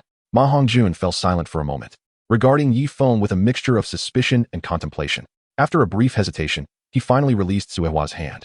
Sui Hua did not leave immediately. Instead, she remained in place, curiously observing Yifeng, eager to hear what he would say. Yifeng pointed at Ma Hongjun and Sui Hua, his expression grave as he said, In truth, the issue between you two is quite simple to resolve. The reason for your breakup lies in the fact that Sui Hua, you find it unbearable to meet Ma Hongjun's demands. To remedy this situation, why not provide Ma Hongjun with a few more hints? This would alleviate some of your burdens, would it not? What? Hints? What do you mean by that? Ma Hongjun and Sui Hua looked at Yifeng in bewilderment. Yifeng elucidated. The implication is that if the hens in the flock cannot endure the demands of the rooster, then one might as well find the rooster several hens, allowing him to release his pent-up desires. Wouldn't that suffice? After pondering for a moment, Sui Hua inquired, Are you suggesting that Ma Hongjun should seek out several women? Yifeng nodded. Sui Hua gazed at Ma Hongjun and exclaimed, No. How could you expect me to serve Ma Hongjun alongside another woman? What kind of approach is this? This is nothing short of outrageous. Yifeng shook his head and explained, Sui Hua, what plans do you have for your future? Plans? Sui Hua's expression faltered, and her gaze became vacant. She truly had no plans for her life. Sui Hua, you are not young anymore. You are a bit older than Ma Hongjun, aren't you? According to rural customs, in a year or two, you will likely be married off, Yifeng inquired. Sui Hua nodded, acknowledging that in a year and a half, she would indeed reach the age of marriage. There is a saying in the countryside, raising a daughter is a financial loss, implying that raising a daughter is a costly endeavor. Once grown, she is expected to become someone else's wife. which often leads families to hastily marry off their daughters as they reach marriageable age. You were born in the countryside. When the time comes for you to marry, what kind of person do you think you will marry? Most likely a farmer, right? Yifeng asked. Sui Hua seemed to grasp Yifeng's implication, nodding as she looked at Ma Hongjun. Farmers toil in the fields and raise pigs, engaging in laborious tasks that yield little reward. Year after year, they work hard yet earn scant returns. In times of natural disasters or turmoil, it is the farmers who suffer first. As Yifeng spoke, he turned to Ma Hongjun and asked, "What is your current Soul Master level?" "Great Soul Master," Ma Hongjun replied. Sui Hua, you may not be aware of the benefits of becoming a Great Soul Master. Once you achieve this rank, you can receive a monthly stipend of 10 gold soul coins from the Spirit Hall. Over the course of a year, that amounts to 120 gold soul coins. Sui Hua, have you ever seen such a sum of money? Yifeng queried. Sui Hua, with a dazed expression, shook her head. 120 gold soul coins. Most farmers toil their entire lives without earning such an amount. Ma Hongjun is still young, and as his Soul Master level increases, his monthly stipend will also grow. By aligning herself with Ma Hongjun, she could lead a life of comfort. In life, one must often sacrifice to gain. Accepting that Ma Hongjun may have other women could lead to a life free from worry and filled with wealth, ultimately benefiting her family. Conversely, breaking up with Ma Hongjun might result in a life of hardship and hunger. It is for you to contemplate whether you wish to be a wealthy lady or a poor farmer's wife. Moreover, the fact that Ma Hongjun refrained from pursuing anything further in the earlier situation suggests that you hold significant value in his heart, Yifeng advised Sui Hua. With that, he refrained from pressing her and allowed her the space to ponder whether she truly wished to part ways with Ma Hongjun. Chapter 44. Ning Rongrong. Brother, you are truly wicked. Brother, is this really all right? Ning Rongrong looked at Yifeng with astonishment. Yifeng did not come to Sui Hua's aid. Rather, he supported Ma Hongjun, encouraging Sui Hua to serve him alongside other women. Yifeng's earlier remarks clearly suggested that he was persuading Sui Hua to embrace a materialistic lifestyle. In our society, is it not entirely normal for women to share a husband? Yifeng retorted. Ning Rongrong was rendered speechless. In their world, polygamy was indeed commonplace. The laws of the empire did not explicitly mandate monogamy. Many nobles and wealthy merchants regarded having multiple wives and concubines as a symbol of personal honor and status. Sui Hua, being still young, was unaware of what lay ahead for her. I merely presented her with two divergent paths for her future, Yifeng elucidated. Ultimately, the choice is hers to make, rather than being driven by momentary anger that may lead to lifelong regret. Sui Hua gazed intently at Ma Hongjun, who remained silent, patiently awaiting her to speak first. He understood that she required time to make a decision of such magnitude. Ma Hongjun, what if we don't break up and you find another woman? Sui Hua suggested, her cheeks flushed with embarrassment, her voice barely above a whisper. All right, Sui Hua, rest assured. Ma Hongjun replied, his expression brightening as he extended his hand and vowed, I, Ma Hongjun, swear that regardless of wealth or poverty, and no matter how many women are by my side, I will never neglect you. I believe you, Sui Hua said, reaching out to embrace Ma Hongjun. Ding dong, congratulations. You have altered the original storyline, preventing Ma Hongjun and Sui Hua from parting ways. You have earned 8 distributable attribute points. Perhaps this was merely a minor storyline. Hence Yifeng ultimately received 8 points. Sui Hua, let go of me. I can hardly contain myself. I need to find Oscar, Ma Hongjun exclaimed, hastily pushing Sui Hua away. Although Sui Hua clung to him, she inadvertently ignited the suppressed desires within Ma Hongjun, who was already experiencing an undeniable stir in his trousers. Oscar? Yifeng's expression froze momentarily. As a time traveler, Yifeng is aware that Oscar and Ma Hongjun once shared a room. At this moment, Ma Hongjun is eager to locate Oscar, and the implications of this information are substantial. Noticing the gratitude in Yifeng's gaze, Ma Hongjun expressed, Brother, your intervention has kept Sui Hua by my side. I shall forever remember this kindness. I will not linger here any longer, for I have pressing matters to attend to. I must take my leave now, but I promise to treat you to a meal another day. As Yifeng observed Ma Hongjun about to depart, he hastily seized his arm. Brother? Ma Hongjun furrowed his brow, his urgency palpable, perplexed by Yifeng's intentions in detaining him. Yifeng stepped forward and whispered something into Ma Hongjun's ear. Ma Hongjun extended his hands, staring in astonishment at his palms, and exclaimed in disbelief, Ah, is that even possible? Yifeng nodded, then cast a glance at Sui Hua before whispering to Ma Hongjun. Brother. Ma Hongjun's eyes widened in admiration as he replied, You truly are a remarkable brother. How could I, with my dull wits, have overlooked such a thing? Good brother, your kindness shall not go unacknowledged. I, Ma Hongjun, will forever remember this favor bestowed upon me today. Yifeng patted Ma Hongjun's shoulder and smiled. Ma Hongjun, I have yet to enjoy my breakfast, so I shall not disturb you any longer. Zhao Wu, Rongrong, did you not just mention your desire for breakfast? Come, let us partake in the meal together. As Yifeng spoke, he had already turned and departed, making his way towards the cafeteria of Shrek Academy. Zhao Wu, Ning Rongrong, and Tang San followed closely behind. On their journey to the cafeteria, Zhao Wu glanced back at Ma Hongjun and Sui Hua, who had returned to the thatched cottage, and curiously inquired, Yifeng, what did you just say to that chubby fellow? Yifeng chuckled softly and shook his head, saying it cannot be disclosed, it is unwise to speak of it. Zhao Wu pouted, her tone tinged with displeasure as she inquired, am I not allowed to know as well? Yifeng felt a shiver run through him as he turned his head to glance at Zhao Wu, inquiring, do you truly wish to know? Zhao Wu nodded in affirmation. Yifeng deliberately kept Zhao Wu in suspense, seemingly speaking to himself. I just proposed 3 ideas to Ma Hongjun. What are the 3 ideas? Zhao Wu inquired. Yifeng leaned in close to Zhao Wu's ear, whispering sweet nothings. Ah? Zhao Wu's face flushed crimson, her delicate hands wandering to her own hips. Subsequently, Yifeng murmured another secret into her ear. Ah? Zhao Wu was rendered speechless, pointing at Yifeng, her gaze inadvertently drifting to his hand, her complexion reddening even further. Finally, Yifeng whispered a 3rd secret into Zhao Wu's ear, leaving her utterly stunned. Her cheeks blushed like a ripe peach, evoking an irresistible desire to take a bite. With her dreamy eyes fixed on Yifeng, she questioned him incredulously. Is that really possible? Of course, Yifeng replied with a nod. Meanwhile, Ning Rongrong observed the mysterious exchange between Yifeng and Zhao Wu, particularly intrigued by Zhao Wu's startled reactions, and curiously inquired, Senior brother, you are biased. You tell Zhao Wu but not me. I too wish to know what you said to that red-haired chubby fellow earlier. Yifeng gazed at Ning Rongrong, who happened to be his junior sister. As for Zhao Wu, she was now Yifeng's girlfriend.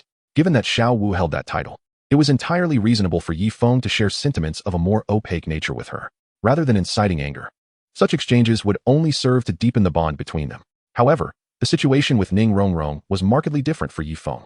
Yifeng shook his head and said, Junior sister, it is perhaps best that you remain unaware. No, I am quite eager to know, Ning Rongrong replied with unwavering determination in her gaze. As Yifeng spoke in such a manner, Ning Rongrong's curiosity about the conversation he had with Ma Hongjun intensified. Zhao Wu, aware of Yifeng's predicament, considered that Ning Rongrong, like herself, was also a young girl. Leaning closer, she whispered into Ning Rongrong's ear, relaying the words that Yifeng had just shared with her. As Ning Rongrong listened, her cheeks flushed a deeper shade of crimson. Finally, gazing at Yifeng, her breath quickened slightly as she bashfully exclaimed, Senior brother, you truly are mischievous. P.S. This marks the 2nd update of the day, with another to follow, as it is now 9:30. Those friends who need to attend school or work may retire for the night. The author will upload the completed chapter promptly after finishing it. Since yesterday, this book will consistently provide a minimum of 3 updates daily, with additional updates at irregular intervals. Lastly, I recommend a book titled Douluo, starting with the Dragon God S9 tests, which features a character who traverses Douluo and becomes stronger through examinations rather than cultivation. It is a remarkable work worth reading. Another new piece, Wuhuan, a gun, begins with a 1,000-fold enhancement of body training through ice and fire. Chapter 45, 3rd update after breakfast. Yifeng, Zhao Wu, Zhu Zhuqing, Ning Rongrong, Oscar, and Dai Mubai arrived at the small square of the academy. Shortly thereafter, Ma Hongjun, having attended to his own needs, also made his way to the square. Ma Hongjun playfully punched Yifeng on the shoulder, expressing his gratitude. Brother, thank you. Yifeng chuckled and shrugged, saying, I'm merely engaged in conversation. I didn't do anything significant. Ma Hongjun extended his hand, resting it on Yifeng's shoulder, and affectionately remarked, Brother, let us not phrase it that way. Without you, I would have lost yet another girlfriend. I shall remember this kindness of yours, Ma Hongjun.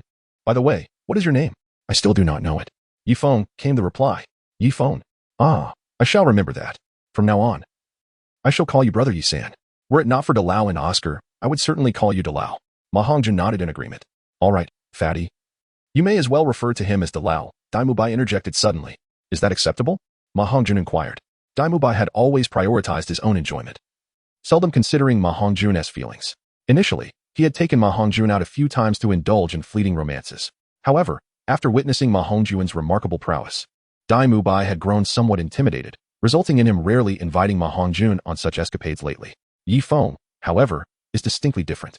Today, Yifeng has indeed resolved a significant dilemma for Ma Hongjun, who no longer needs to fret over the matter of his martial soul. Of course, it is so, replied Dai Mubai, surveying his companions before casting a glance at Yifeng. In this world, one's status is determined by strength. Yifeng's prowess surpasses my own, and I am willing to address him as Boss Yi. Subsequently, the group began to establish their hierarchy based on age. As Tang San had not yet had the opportunity to demonstrate his personal strength, he found himself in the 4th position. Above him were Yifeng, Dai Mubai, and Oscar, followed by Ma Hongjun, Zhao Wu, Ning Rongrong, and Zhu Zhuqing. Yifeng flicked his fingers, retrieving a black card from his storage soul guide. A black card? Dai Mubai was momentarily taken aback. Following closely, Ning Rongrong and Zhu Zhuqing stared at Yifeng in astonishment. As the 3rd prince of the Star Luo Empire, Dai Mubai, along with Ning Rongrong, the esteemed young lady of the Seven Treasure Glazed Tile School, and Zhu Zhuqing, a noblewoman from the Zhu family. We're all aware of the significance of the black card. Both were surprised that Yifeng possessed the strength to hold such a card. As for Ningrong, her astonishment did not stem from how Yifeng had acquired the black card, but rather from her curiosity about why her senior brother chose to reveal it at this moment. Yifeng handed the black card to Ma Hongjun. Are you really going to give this to me? Ma Hongjun exclaimed in astonishment. Aren't you supposed to be looking for a few girlfriends? How can you manage that without money? Yifeng replied with a smile. But Tsuehua has not left me yet, Ma Hongjun said, refraining from taking the black card. As the image of Tsuehua lingered in his mind.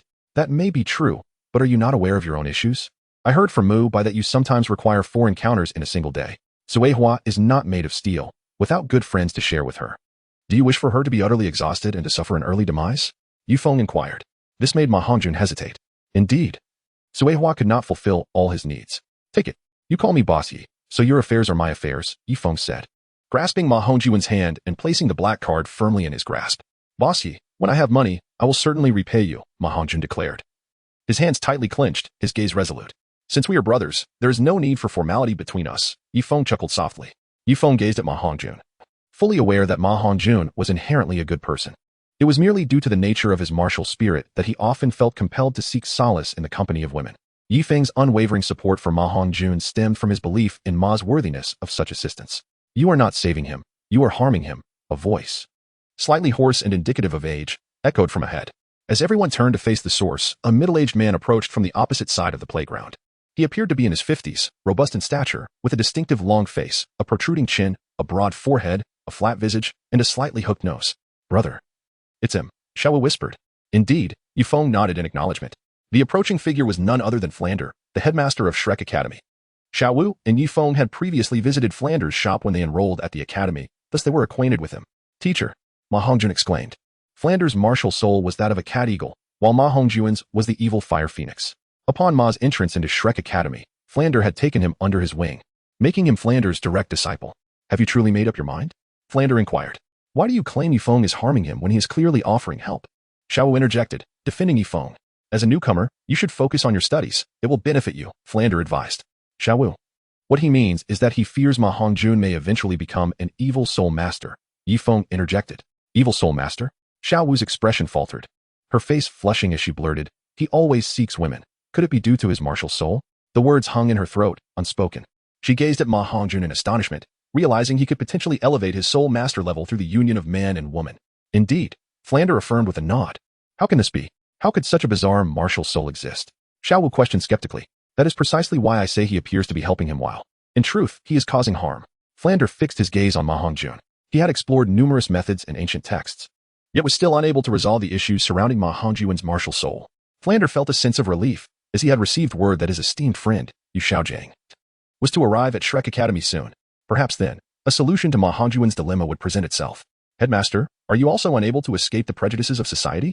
Yifeng asked. Prejudice? This is not mere bias. Yifeng, you are a distinguished graduate of the Nodding City Junior Soul Master Academy. You should comprehend how the Spirit Hall treats evil soul masters, Flander reminded him. Headmaster, that is the Spirit Hall's doctrine. We are Shrek Academy, not a branch of the Spirit Hall. Why must we adhere to their rules? Furthermore, for me, even if one awakens an evil martial soul, possessing a benevolent heart does not make one an evil soul master, Yifeng argued assertively. Chapter 46, Evil Soul Master. The Evil Soul Master is the most despised and nefarious profession in the realm of Douluo continent. They possess powers that surpass ordinary abilities and exist at various levels. The higher the level, the greater the power. The history of evil soul masters is long-standing. As early as the era of the Spirit Hall, certain soul masters practiced improper methods, leading them to become evil soul masters. Generally, evil soul masters train at a faster rate than ordinary soul masters before reaching the title Douluo level. However, due to the pursuit, condemnation, and the demands of their evil martial souls for blood and spiritual energy, few evil soul masters manage to ascend beyond the title Douluo rank. Unlike the revered righteous soul masters, evil soul masters are loathed by society. Throughout history, with the exception of the Sun Moon Empire during the peerless Tang sect period, they have been universally reviled, hunted, and executed across all eras and nations. The definition of an evil soul master has varied over time, requiring evidence and the type of martial soul to substantiate such a claim. During the peerless Tang sect era, possessing an evil martial soul sufficed for one to be deemed an evil soul master. However, in the era of the Dragon King legend, even those possessing an evil martial soul could be considered non-evil as long as they harbored a kind heart. This explains why Tang Wuling, who absorbs vitality through the golden dragon spear, and Yuan and Yehui, with her fallen angel martial soul, are not classified as evil soul masters. This standard applies solely to Shrek Academy. Evil martial soul bearers in the Sun Moon Federation, regardless of their good intentions, would still face capture, punishment, or death. Typically, an evil soul master emits a dark blue aura when their mental state wavers. In the world of Douluo continent, there are 10 classifications of soul masters: assault, agility, control, defense, healing, support, food, summoning, strength, and ranged attack. Evil soul masters extend into categories such as corpse control, spirit manipulation, beast mastery, through evil techniques, exorcism, summoning evil, and blood transformation. Yi Feng, who imparted these views to you? Flander inquired. Headmaster, am I not speaking the truth? Yi Feng retorted. This world cannot be navigated solely through words. In many places, reason holds no sway. Might dictates what is deemed just, Flander rebuked, sidestepping the issue. Headmaster, as the saying goes, a master leads one to the door, but the journey must be walked by oneself. You are Ma Hongjuan's teacher. Yet his path must be forged by him alone, Yi Feng countered fiercely. Yi Feng caressed the bracelet on his left wrist, which contained a coxcomb phoenix flower capable of resolving Ma Hongjuan's martial soul predicament. However, Yi Feng refrained from bestowing this miraculous herb upon Ma Hongjuan, as he believed that despite possessing an extraordinarily potent golden finger, Ma Hongjuan had ultimately squandered it under the whims of the Academy's dean. Through the union of yin and yang, he could attain self-generated soul power. What an immensely formidable golden finger indeed. Ma Hongjuan's golden finger, the evil fire phoenix, truly evoked Yi Feng's envy. He thought it should simply be utilized. I am his teacher, proclaimed Flinder. I am his brother, Yi Feng replied. Flinder gazed intently at Yi Feng, who, in turn, fixed his gaze upon Flinder. As the atmosphere grew increasingly tense, Ning Rongrong stepped forward, her curiosity piqued as she inquired. Senior brother, did these words come from Grandmaster Jian? Yi Feng pondered for a moment. Grandmaster Jian? Flinder furrowed his brow, taking note of Ning Rongrong's words, and could not help but interject. Yi Feng, your teacher is not. Yes, Yi Feng nodded. Flinder regarded Ma Hongjuan thoughtfully. In matters of education, he dared not showcase his skills before Jian Dao Chengsen. However, should the Spirit Hall discover that Ma Hongjuan was an evil spirit master, they would undoubtedly seek to eliminate him or cast him into the city of slaughter, allowing him to fend for himself, a common tactic employed by the Spirit Hall against evil spirit masters. Yi Feng observed a slight softening in Flinder's heart. In a bid to alter the narrative and secure distributable attribute points, as well as to ensure Ma Hongjuan's future, he urged, Dean, your primary concern seems to be the potential exposure of Ma Hongjuan's identity, which could lead to the Soul Hall pursuing him. From my perspective, there is no need for such anxiety. Oh, pray, elaborate, Flinder responded. Firstly, I have provided Ma Hongjuan with a sum sufficient to support 20 girlfriends. With 20 girlfriends, even if he were to engage 4 times a day, it would take an average of 5 days for each woman to receive his attention. Secondly, our Shrek Academy is situated in a rural area, where information is scarce. As long as Ma Hongjuan does not undergo Soul Master evaluation at the Soul Hall before attaining the rank of title Douluo, the Soul Hall will remain oblivious to whether he is a sinister Soul Master. And even if they did find out, what of it? Is it a crime to indulge in one's own wives and girlfriends? Yi Feng retorted. Flinder fell silent, lost in contemplation. As the head of Shrek Academy, he was well aware of the advantages of possessing a sinister martial soul. Once one acquires a sinister martial soul, one's cultivation would undoubtedly advance by leaps and bounds. Ma Hongjuan, I inquire of you, after each encounter with a woman, does your soul power not increase? Yi Feng asked. Indeed. Particularly when it is a woman experiencing it for the first time, I gain even more soul power, Ma Hongjuan replied candidly.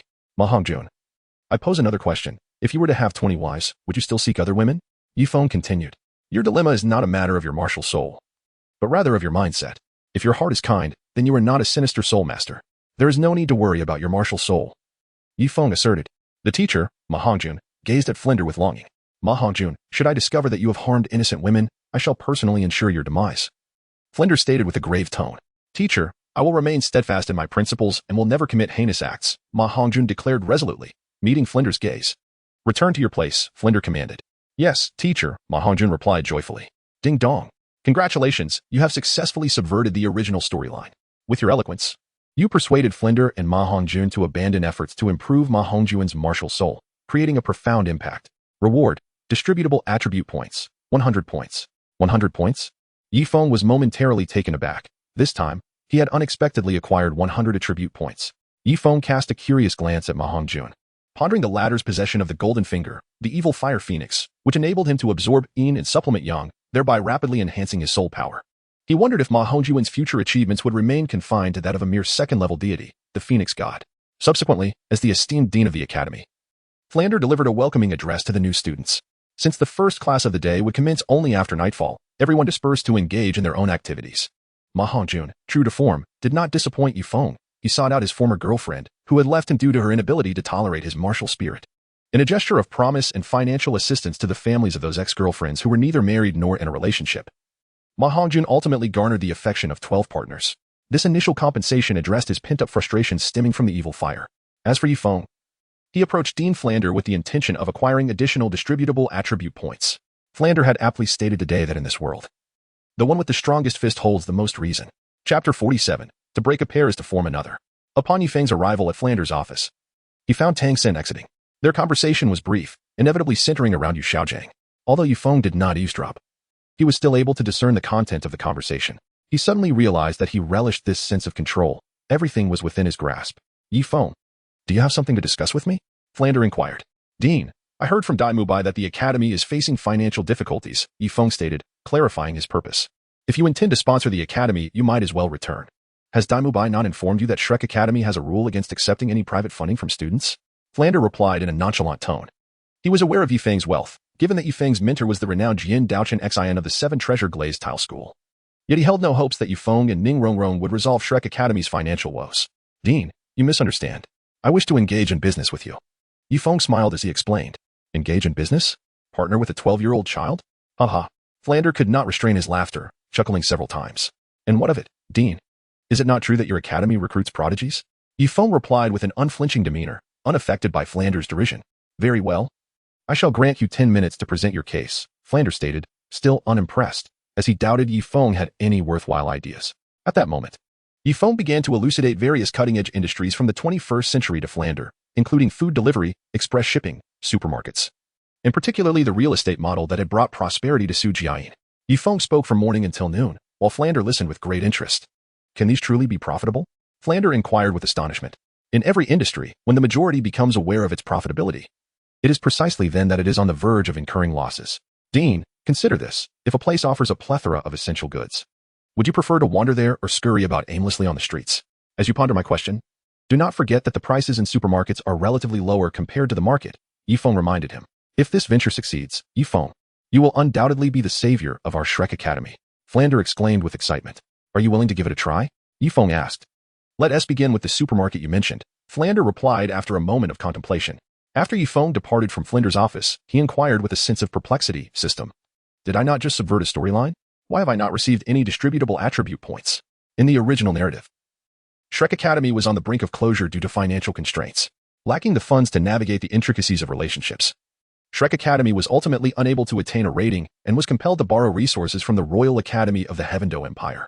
However, now that Yifeng had advised Flinder, who was willing to establish a supermarket to address the Academy's financial issues, he found himself most concerned about the absence of the coveted distributable attribute points as a reward. Yifeng believed that by subverting the storyline, he would be entitled to the system's rewards in the form of distributable attribute points. Name, Yifeng. Soul Power, level 49. Martial Soul, Xinyuan Sword, 9 Hearts Mystic Buttercup. Eye of Hell, Soul Rings, yellow, purple, black. Soul Ring Abilities, Beast Blood Boiling, Ice Seal, Essence of Water, Mountain Crumble, and Earth Crack. Self-created Soul Skill, Unity of Man and Sword, Beginner. Domain, Sword Emperor Domain. Additional Strength, 159. Additional Agility, 140. Additional Spirit, 10. Additional Defense, 10. Distributable Attribute Points, 108. Host. Because Flinder has yet to establish the supermarket and is merely entertaining the idea without taking action, the financial dilemma of Shrek Academy remains unresolved. Thus, your recent actions have not subverted the storyline, the system replied. In other words, I must await Flinder to accumulate sufficient funds to resolve Shrek Academy's financial turnover before I can receive the relevant rewards, correct? Yifeng inquired. Indeed, host, the system affirmed. Oscar, how much farther is this lap? As I mentioned upon our departure, this task is utterly impossible. But fear not, we shan't go hungry at noon. I possess a grand sausage. Just as Yifeng conversed with the system, a familiar voice echoed from ahead. Following the sound, he beheld Oscar and Ning Rongrong conversing while jogging.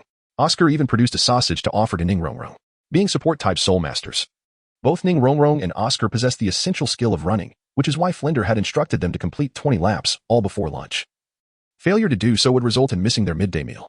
Rongrong, just have one. This sausage is delectable. Not only does it promote wound healing, but it also aids in stamina recovery. Have a bite. With my sausage to support you, food need not be a concern. I said I won't eat, she retorted.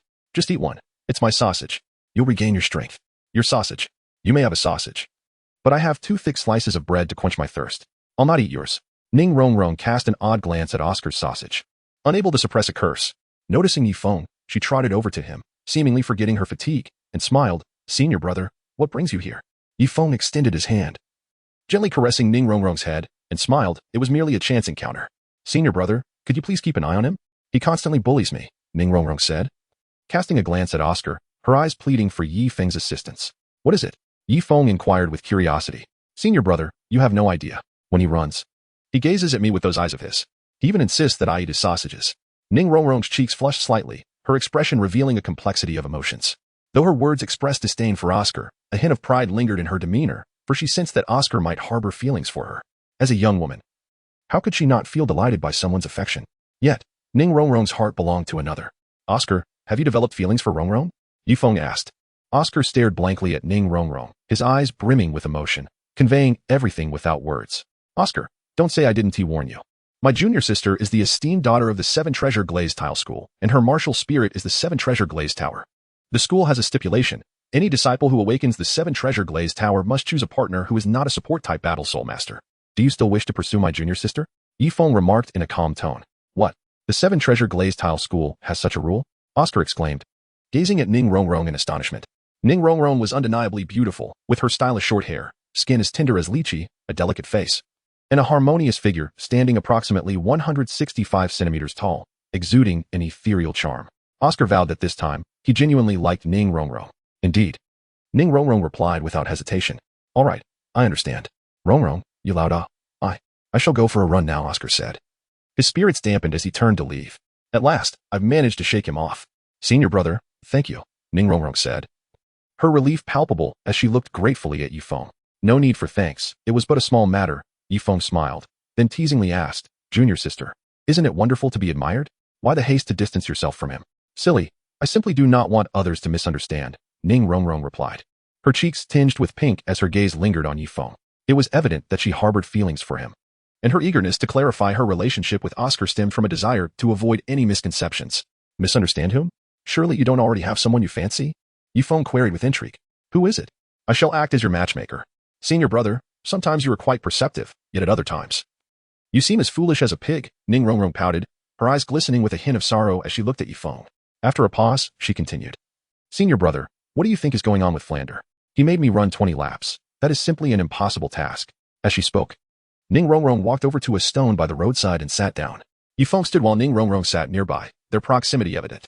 Having just traversed a considerable distance, Ning Rongrong was drenched in perspiration, her garments clinging to her form, thereby accentuating her developing figure. As she awaited Yifeng's response, she lifted her gaze only to meet his eyes. Flushing with embarrassment, she quickly averted her gaze to her chest, turning her back to him, and shyly exclaimed, Senior brother, I have a question for you.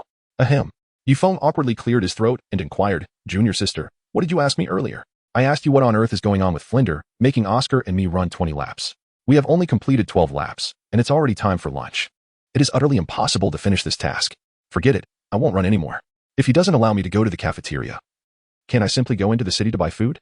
Ning Rongrong stood up, a sly smile gracing her lips. If you do that, you will fall into Flinder's trap. Yifeng replied. Trap? Ning Rongrong turned to look at Yifeng, questioning the meaning behind his words. It means Flinder is deliberately trying to give you a hard time. He has noticed your temperament as a young lady.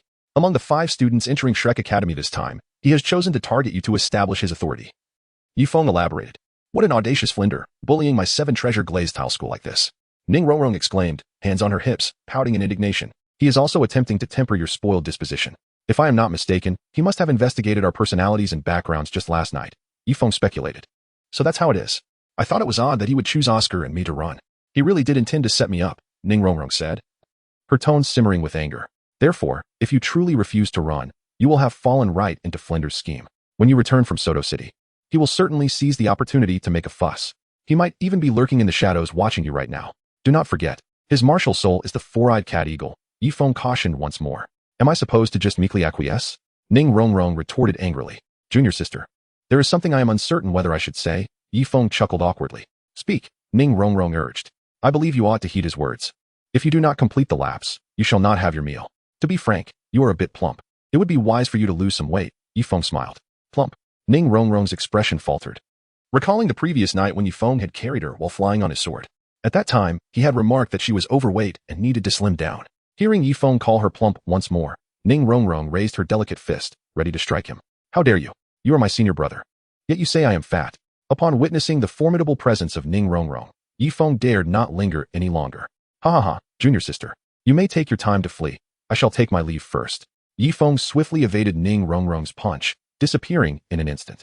Frustrated, Ning Rongrong placed her hands on her hips, pouting until Yifeng's figure faded from view. She then glanced down at her slender legs and her waist, which was far from being bulky. Pinching her abdomen, she could only feel a slight hint of excess flesh. Pouting her lips, she murmured softly, "It's just a tiny bit of extra flesh. I'm not fat at all." Suddenly, a rumble echoed from her stomach, signaling her hunger and desire for sustenance. Recalling the words of her beloved from earlier, she resolutely decided against heading to Soto City for a feast, choosing instead to continue her run with steadfast determination. Ding. Congratulations. You have disrupted the original storyline, preventing Oscar from getting too close to Ning Rongrong. The impact is profound. Reward, 66 distributable attribute points. Congratulations. You have altered the original narrative, urging Ning Rongrong to evade Flander's trap. Reward, 9 distributable attribute points. System, open the personal attribute interface. Name, Yifeng. Soul power, level 49. Martial soul, Xianyuan sword. 9 hearts mystic lotus, eye of hell. Soul rings, yellow, yellow, purple, black. Soul ring skills, beast blood boiling, ice seal. Essence of water, landslide. Self-created soul skill, unity of man and sword, beginner. Domain, sword emperor domain. Extra strength, 159. Extra agility, 140. Extra spirit, 10. Extra defense, 10. Distributable attribute points, 193. What should be enhanced next? Yifeng gazed at the holographic photon screen before him, his heart laden with worry. After several interventions and efforts, the attribute points available for distribution had now reached a total of 193. These distributable attribute points could augment his abilities beyond the confines of his soul rings and physical form. Each point of strength equated to 10 pounds, and 10 points translated to 1 Newton. With an impressive 159 points in strength, his explosive attack power approached 16 Newtons. An additional 10 points in agility could enhance his movement speed by 1 meter per second, while 140 points in agility further increased his speed by an astonishing 14 meters per second. Now, as a level 49 Four-Ring Soulmaster, bolstered by the system's additional 140 points in agility, Yifeng's movement speed had surged to an impressive 30 meters per second. In the realm of martial arts, where no defense could withstand, only swiftness remained unbroken. In Yifeng's mind, the profound saying echoed. The system allocated all 193 distributable attribute points to agility. Chapter 49. A change of circumstances. As the system's voice faded, Yifeng felt his body becoming increasingly light. With Yifeng's reminder, Ning Rongrong, no matter how hungry or fatigued she felt, would recall his words whenever she was on the verge of giving up. Junior sister. You want to lose some weight. The mere thought of this phrase propelled her to persevere. Especially when images of Zhu Zhuqing and Xiao Wu's flawless figures surfaced in her mind, she resolved to endure, no matter how arduous the challenge. Senior brother. I shall undoubtedly become more graceful, she declared, grasping a fruit from a tree by the roadside, savoring it briefly before continuing her run. In the end, she successfully completed the task assigned by Flinder, leaving him genuinely impressed by her determination. As night descended, Flinder led Yifeng, Xiao Wu, Zhu Zhuqing, Oscar, Ning Rongrong, Daimubai, Ma Hongjun, and Tang San to the Grand Soul Arena in Soto City. Dean, is it appropriate to take them there on the first day? Daimubai inquired. They are all exceptional. If they are monsters, they must be trained as such, Flinder replied in a calm tone. What is the Grand Soul Arena? Xiao Wu asked. Her curiosity piqued. It is a place where soul masters duel with their martial souls, and a venue for gamblers to place their bets. For you, it is the finest opportunity to enhance your practical combat experience, Daimubai explained. Does that mean we will be performing for others? Xiao Wu, as a soul beast, clearly possessed a stronger sense of pride than humans. You're mistaken. Although I share a disdain for such places, I must concede that the Grand Soul Arena is the best platform to showcase the value of a soul master. It has a comprehensive system and independent powers. More importantly, it is relatively fair, Daimubai clarified. Fair? Does this world truly contain a fair place? Tang San questioned skeptically. Even in competitions involving heirs from prominent families at the Grand Soul Arena, they still face severe life and death challenges, Daimubai responded. Yifeng remained silent, casting a sidelong glance at Zhu Zhuqing, who remained as frigid as ever, not uttering a single word to her fiancé, Daimubai. It was as if Zhu Zhuqing regarded Daimubai as a complete stranger. Due to Yifeng's influence, Oscar had abandoned his pursuit of Ning Rongrong. However, Oscar felt no sorrow in this decision. After all, he and Ning Rongrong had only just met. His admiration for her beauty was superficial, and he had yet to invest any genuine emotion. Thus his heart remained untroubled. As for Zhu Zhuqing, Yifeng had to concede that her figure was indeed striking. Curiosity piqued. He pondered whether Zhu Zhuqing's tale was truly real, given her human form. In his intrigue, Yifeng's previously steady stride faltered, causing him to inadvertently step on Zhu Zhuqing's cat-like tail. Meow. Zhu Zhuqing's ears perked up, emitting an instinctive feline sound, her gaze narrowing in vigilant scrutiny of Yifeng.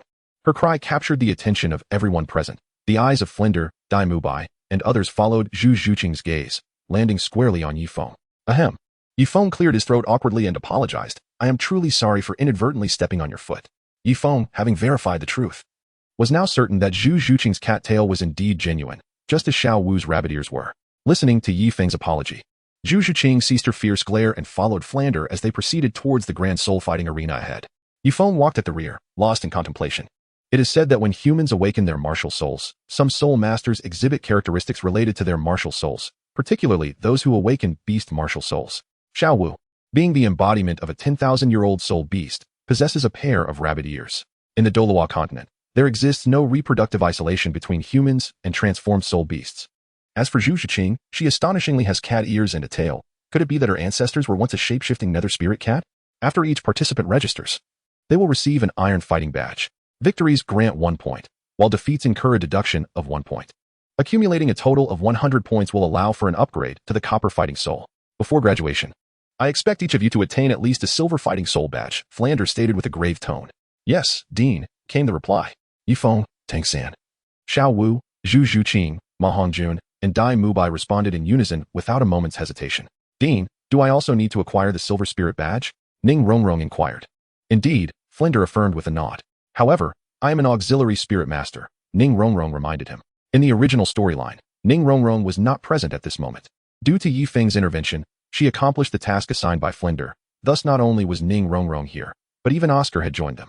The Great Soul Arena is divided into 1-on-1, 2-on-2, and team matches, with precisely 8 individuals present, and only 2 auxiliary spirit masters among them. You and Oscar can seek a partner to form a duo. Your martial soul is the 7 treasure glaze tile, while Oscar possesses a food-type martial soul with sustaining abilities. Even when forming a duo, there are significant advantages. Flinder scanned the group, addressing both Ning Rongrong's query and instructing Yifeng, Tang San, Xiao Wu, and the others. Senior brother, may I form a pair with you? Ning Rongrong asked, her gaze directed at Yifeng, a smile gracing her lips. Yifeng was taken aback. In the original storyline, Ning Rongrong had formed a duo with Zhu Zhuqing, while Tang San partnered with Xiao Wu. Oscar was paired with Dai Mubai, leaving Ma Hongjun without a partner. Now, the Shrek Academy boasted not 7 but 8 unique individuals, meaning each member could pair with another. Is that not permissible? Ning Rongrong inquired, her voice tinged with a hint of vulnerability. Rongrong, I suggest you choose from Xiao Wu, Ma Hongjun, Zhu Zhuqing, or Tang San to form your duo. Flinder advised. Why? Ning Rongrong asked, puzzled. Because Yifeng currently possesses a spirit power level of 49. According to the Great Soul Arena's regulations, if you pair with him, you will face a team of spirit masters in the 40s, while you are merely a second-ring Great Spirit Master. This would be extremely disadvantageous for both you and Yifeng, Flinder explained. Ning Rongrong pondered, gazing at her companions, her gaze finally settling on Xiao Wu. Xiao Wu, shall we form a duo? Xiao Wu, being Yifeng's close little sister, and Ning Rongrong, his junior, felt it essential to cultivate their relationship. Especially as Ning Rongrong harbored feelings for Yifeng. She believed that teaming up with Xiao Wu in the Great Soul Arena was an opportunity not to be missed. All right. Xiao Wu replied without hesitation. Truly good sisters, Ning Rongrong beamed, moving closer to Xiao Wu and affectionately linking arms with her. Xiao Wu smiled brightly, her gaze drifting toward Yifeng. Her actions were unmistakably influenced by her feelings for Yifeng, leading her to support Ning Rongrong. Soon, the remarkable individuals of Shrek Academy began pairing off. Oscar approached Dai Mubai, Ma Hongjun sought out Tang San, and Xiao Wu teamed up with Ning Rongrong. In no time, only Yifeng and Zhu Zhuqing remained unpaired. Yifeng, may I join you? Zhu Zhuqing suggested calmly, concealing her inner excitement. A martial soul fusion technique. The crowd gasped at her declaration, astonished by the potential synergy between Zhu Zhuqing and Yifeng. Is this true, Zhu Zhuqing? Flinder asked in disbelief. As a member of the Golden Iron Triangle, he understood the significance of a martial soul fusion technique. Its power is not merely additive, it exponentially enhances combat capabilities. It is a rare occurrence in the Spirit Master realm, not easily achieved even by twins or Spirit Masters with identical martial souls. Indeed, Zhu Zhuqing affirmed with a nod. Can you truly fuse your martial soul with Yifeng's? Dai Mubai, Zhu Zhuqing's fiancé, scrutinized her with furrowed brows. Yes, she confirmed once more. Yi Feng, is this genuine? Dai Mubai continued to question, apprehensive about the implications of Zhu Zhuqing's claim to form a union with another man. Yes, I share that sentiment, Yi Feng replied affirmatively. Haha. This year our academy has welcomed two exceptional talents. Zhu Zhuqing and Yi Feng. You shall form a duo, Flinder declared, laughter echoing with delight. Dean. The Continental Advanced Spirit Master Academy Elite Competition is about to commence. I propose that each of us competes wearing masks, speaking as little as possible, and using aliases. This will help conceal our ages and prevent our combat styles from being discerned by those with ulterior motives, Yi Feng suggested. Excellent idea. We shall proceed as you propose. Flinder nodded in agreement. Additionally, we must participate in a team match daily to enhance our coordination and unleash greater combat prowess. Yi Feng continued. Agreed, Flinder affirmed. Furthermore, I personally require that we maintain a routine between Shrek Academy and Soto City, running 30 laps daily with a 100-kilogram weight. Yi Feng added. What? 30 laps? And with a 100-kilogram weight? Yi Feng, have you forgotten the distance between Shrek Academy and Soto City? The others stared in disbelief at Yi Feng's audacious proposal. Carrying 100 kilograms while running 30 laps daily is beyond human capability. It is a feat for monsters. Haha, it's rare for you to make such a request. But can you truly manage it? Walking from our academy to Soto City takes at least 2 hours, Flinder queried. I can, Yi Feng assured confidently. By undertaking such a rigorous regimen, Yi Feng would not need to seek out Zhao Wujie for practical lessons or attend other instructors' teachings. Very well. Let us see how you fare starting tomorrow, Flinder decided. Understood, Yi Feng nodded. Mubai, take them to register, Flinder instructed. Yes, Dai Mubai replied, leading the other 7 remarkable students of Shrek into the Great Soul Arena. Through Dai Mubai, Zhao Wujie, Tang San, and the others learned about the ranking of the Soul Arena badges. The badges are categorized into 8 levels: iron, copper, silver, gold, purple gold, sapphire, ruby, and diamond. The silver badge is the 3rd level. It should not be overly difficult, Zhao Wujie stated confidently. It's not that simple. I began competing at the Great Soul Arena at level 20 and currently hold a record of 29 wins and 27 losses, accumulating merely 2 points, Dai Mubai remarked, clenching his fists. Mubai, with your strength, how do you only have 2 points? Tang San inquired with astonishment. Although he did not engage in combat with Dai Mubai at the Rose Hotel, he had witnessed Dai Mubai's formidable prowess during the battle with Zhao Wujie. However, Dai Mubai had only accumulated 2 points in the Great Soul Arena. Nothing is impossible. The Great Soul Arena of Soto City is not an easy place to navigate. Fatty, share your record, Dai Mubai commanded. 21 victories, 12 defeats, for a total of 9 points, Ma Hongjun replied. Do you understand? Battles in the Great Soul Arena are organized by rank. Soul Masters face opponents of corresponding levels. The team encountered by a duo is determined by the teammate with the highest soul power. Yi Lao's soul power is at the 49th rank of Soul Sovereign, while Zhu Qing is a 27th rank Great Soul Master. If they form a duo, they will face opponents of over 40 levels. It is highly likely that both opponents will be Soul Masters of the same caliber. Zhu Qing, do you still wish to form a duo with Yi Lao? Dai Mubai elaborated, once again persuading Zhu Qing. Zhu Qing, being Dai Mubai's fiancé, was someone he did not want to see merge with another man, even if it were just a fusion of martial spirits. Only under pressure can there be motivation, Zhu Qing replied in a calm tone. Very well, go ahead and register. Dai Mubai conceded. In the Great Soul Arena, each individual can participate in only one personal match per day, but can engage in various types simultaneously. With a stroke of luck, one might earn 3 points in a single day. Within as little as 2 months, one could attain the Silver Soul Badge. Dai Mubai formed a duo with Oscar, while Xiao partnered with Ning Rongrong as the 7 Treasures Charming Rabbit duo. And Tang San teamed up with Ma Hongjun as the 3 Steeds duo. The registration fee is 10 gold soul coins, the attendant at the counter informed them. Yi Feng flicked his fingers and retrieved 10 golden soul coins from his bracelet, placing them upon the counter. What is the name of your team? Inquired the attendant at the counter. Zhu Qing, please choose a name, Yi Feng smiled and suggested. Let it be called Nine Hearts Spirit Cat. Zhu Qing replied after a moment of contemplation. Chapter 51, 1214, 3rd Update Iron Battle Soul, Gentle Bone Enchantress Rabbit. Please proceed to the 14th Battle Arena. Soon. The voice of the announcer echoed throughout the hall. Xiao Wu's opponent was a formidable attack-type soul master, utilizing her charm to close the distance. She effortlessly defeated her adversary with her second soul skill, the Waist Bow. Naturally, the audience was astonished by the fact that both her second and third soul rings were 1,000-year-old purple hue. Some nobles even sought to gather information about Xiao Wu, wishing to recruit her into their ranks. However, Xiao Wu wore a mask throughout the competition, and due to the regulations of the Grand Spirit Arena, the identities of the participants remained confidential, thwarting the nobles' attempts. Please summon Iron Battle Soul, Thousand Hand Azura to the 15th Battle Arena, and Iron Battle Soul, Yang Qingfeng to the 15th Battle Arena. Thousand Hand Azura was the moniker of Tang San. Originally, Zhu Qing intended to sign up for the individual competition, but Yifeng intervened, sending her off to fetch a bottle of water for him. Thus, the storyline was altered by Yifeng. Zhu Qing's first opponent in the Grand Spirit Arena was not Tang San, but rather another competitor of the same rank. Please summon Iron Battle Soul. Nether Spirit Cat to the 16th Battle Arena, and Iron Battle Soul, Qinsime to the 16th Battle Arena. This time, Zhu Qing's opponent was not Tang San, but a swift attack-type soul master named Qinsime. Zhu Qing currently possessed a soul power level of 27, while Qinsime's soul power level was 28. Leveraging her extensive combat experience and the suppression from her martial soul's rank, Zhu Qing easily triumphed over her opponent. Victory in each match earned her 1 point. Ding dong. Congratulations, you have subverted the original storyline. Zhu Qing's first match in the Grand Spirit Arena was not against Tang San, indirectly allowing her to achieve a victory. Reward, assignable attribute point, 1 point. Yifeng listened to the voice of the system, a smirk curling at the corners of his mouth. Although he had merely acquired a single distributable attribute point, even the smallest mosquito constitutes a morsel. Should he allocate this solitary point to his strength, Yifeng would experience a permanent augmentation of 10 pounds in power. The matches in the Grand Soul Arena unfolded in an orderly manner. Yifeng's opponent was merely a level 46 strength-type soul master, whereas Yifeng now boasted an impressive additional attribute of 159 points, approaching a force of 16 newtons. Effortlessly, he triumphed over his adversary. Once Yifeng's points were recorded, the announcer's voice resonated.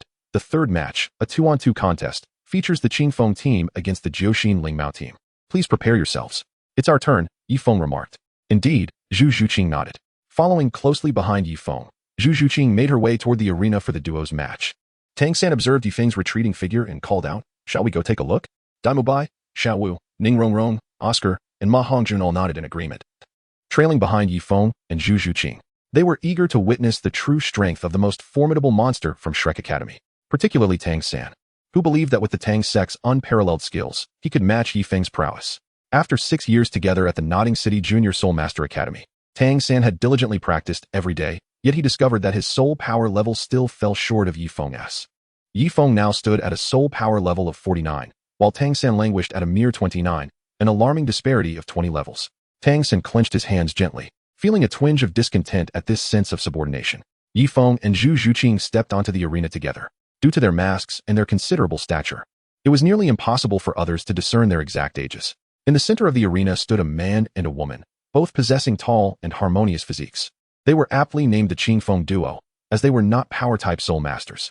Their ethereal presence suggested they belonged to the agility attack category of soul masters.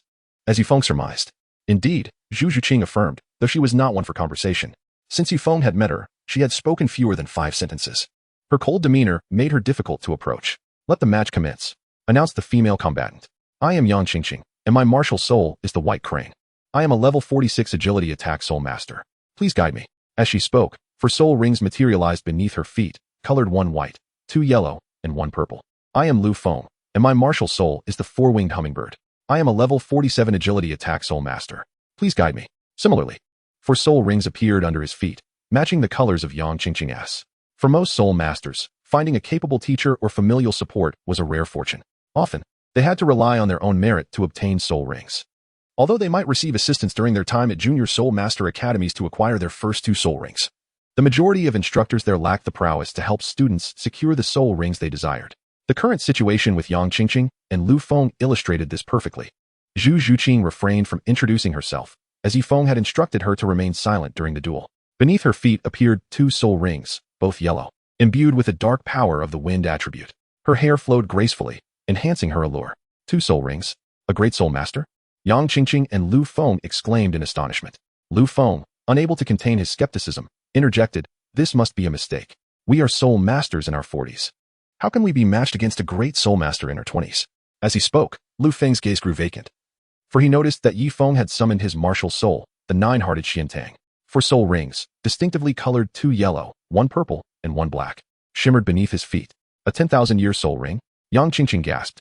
Now, she and Lu Feng comprehended why they were pitted against a great soul master in her 20s. Zhu Juqing's companion was a soul master in his 40s, possessing a soul ring of such great age. Yang Qingqing glanced at her boyfriend, Lu Feng. His expression turned grave as he felt the pressure emanating from Yifeng. Yet, he confidently reassured his girlfriend, "Qingqing, do not fear. Though he possesses a 10,000-year soul ring, his martial soul is a flower. If I am not mistaken, he is either a control type or support type soul master. If we focus on his girlfriend, victory in this contest will surely belong to us." Boyfriend? Zhu Zhuqing's expression faltered. Her opponent had mistakenly identified her as Yifeng's girlfriend. Chapter 52. Zhu Zhuqing. I can win while lying down. Ha, look. Zhu Zhuqing has been mistaken for Yi Laoda's girlfriend. Ma Hongjun laughed heartily. You must admit, they make a striking pair. As Ma Hongjun finished his sentence, Dai Mubai shot him an angry glare. What is wrong, Dai Laoda? You don't fancy Zhu Zhuqing, do you? Ma Hongjun inquired. Dai Mubai remained silent, for he did not merely admire Zhu Zhuqing. He was her fiancé. He suddenly realized that pairing Zhu Zhuqing with Yifeng was a grave error. First soul skill, beast blood boiling. In Yifeng's hand, the Nine Hearts mystic Tang emitted a radiant red light, which penetrated into Zhu Zhuqing's body. She felt her heartbeat quicken, and the flow of her soul power accelerated. The beastly blood surged within her. This was a growth-type soul skill. With each level Yifeng's soul power ascended, both speed and strength would increase by 1%. Currently, Yifeng's soul power level stood at 49, allowing for an enhancement of 49%, with a fixed range of 40 meters around him. With a swift motion, Zhu Zhuqing propelled herself forward, her body becoming increasingly agile. In a single stride, she covered 7 meters, launching an assault against her opponent, Yang Qingqing. The first soul skill, Phantom Stab, saw Zhu Zhuqing's claws extend suddenly, her speed doubling as she swiftly aimed to pierce her adversary. Simultaneously, Yang Qingqing unleashed her first soul skill, resulting in a direct confrontation. The clash of their claws produced dazzling sparks.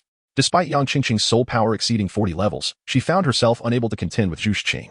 Almost at the same instant, Lu Feng, Yang Qingqing's boyfriend, activated his first soul skill, joining forces with Yang Qingqing to attack Zhu Zhuqing.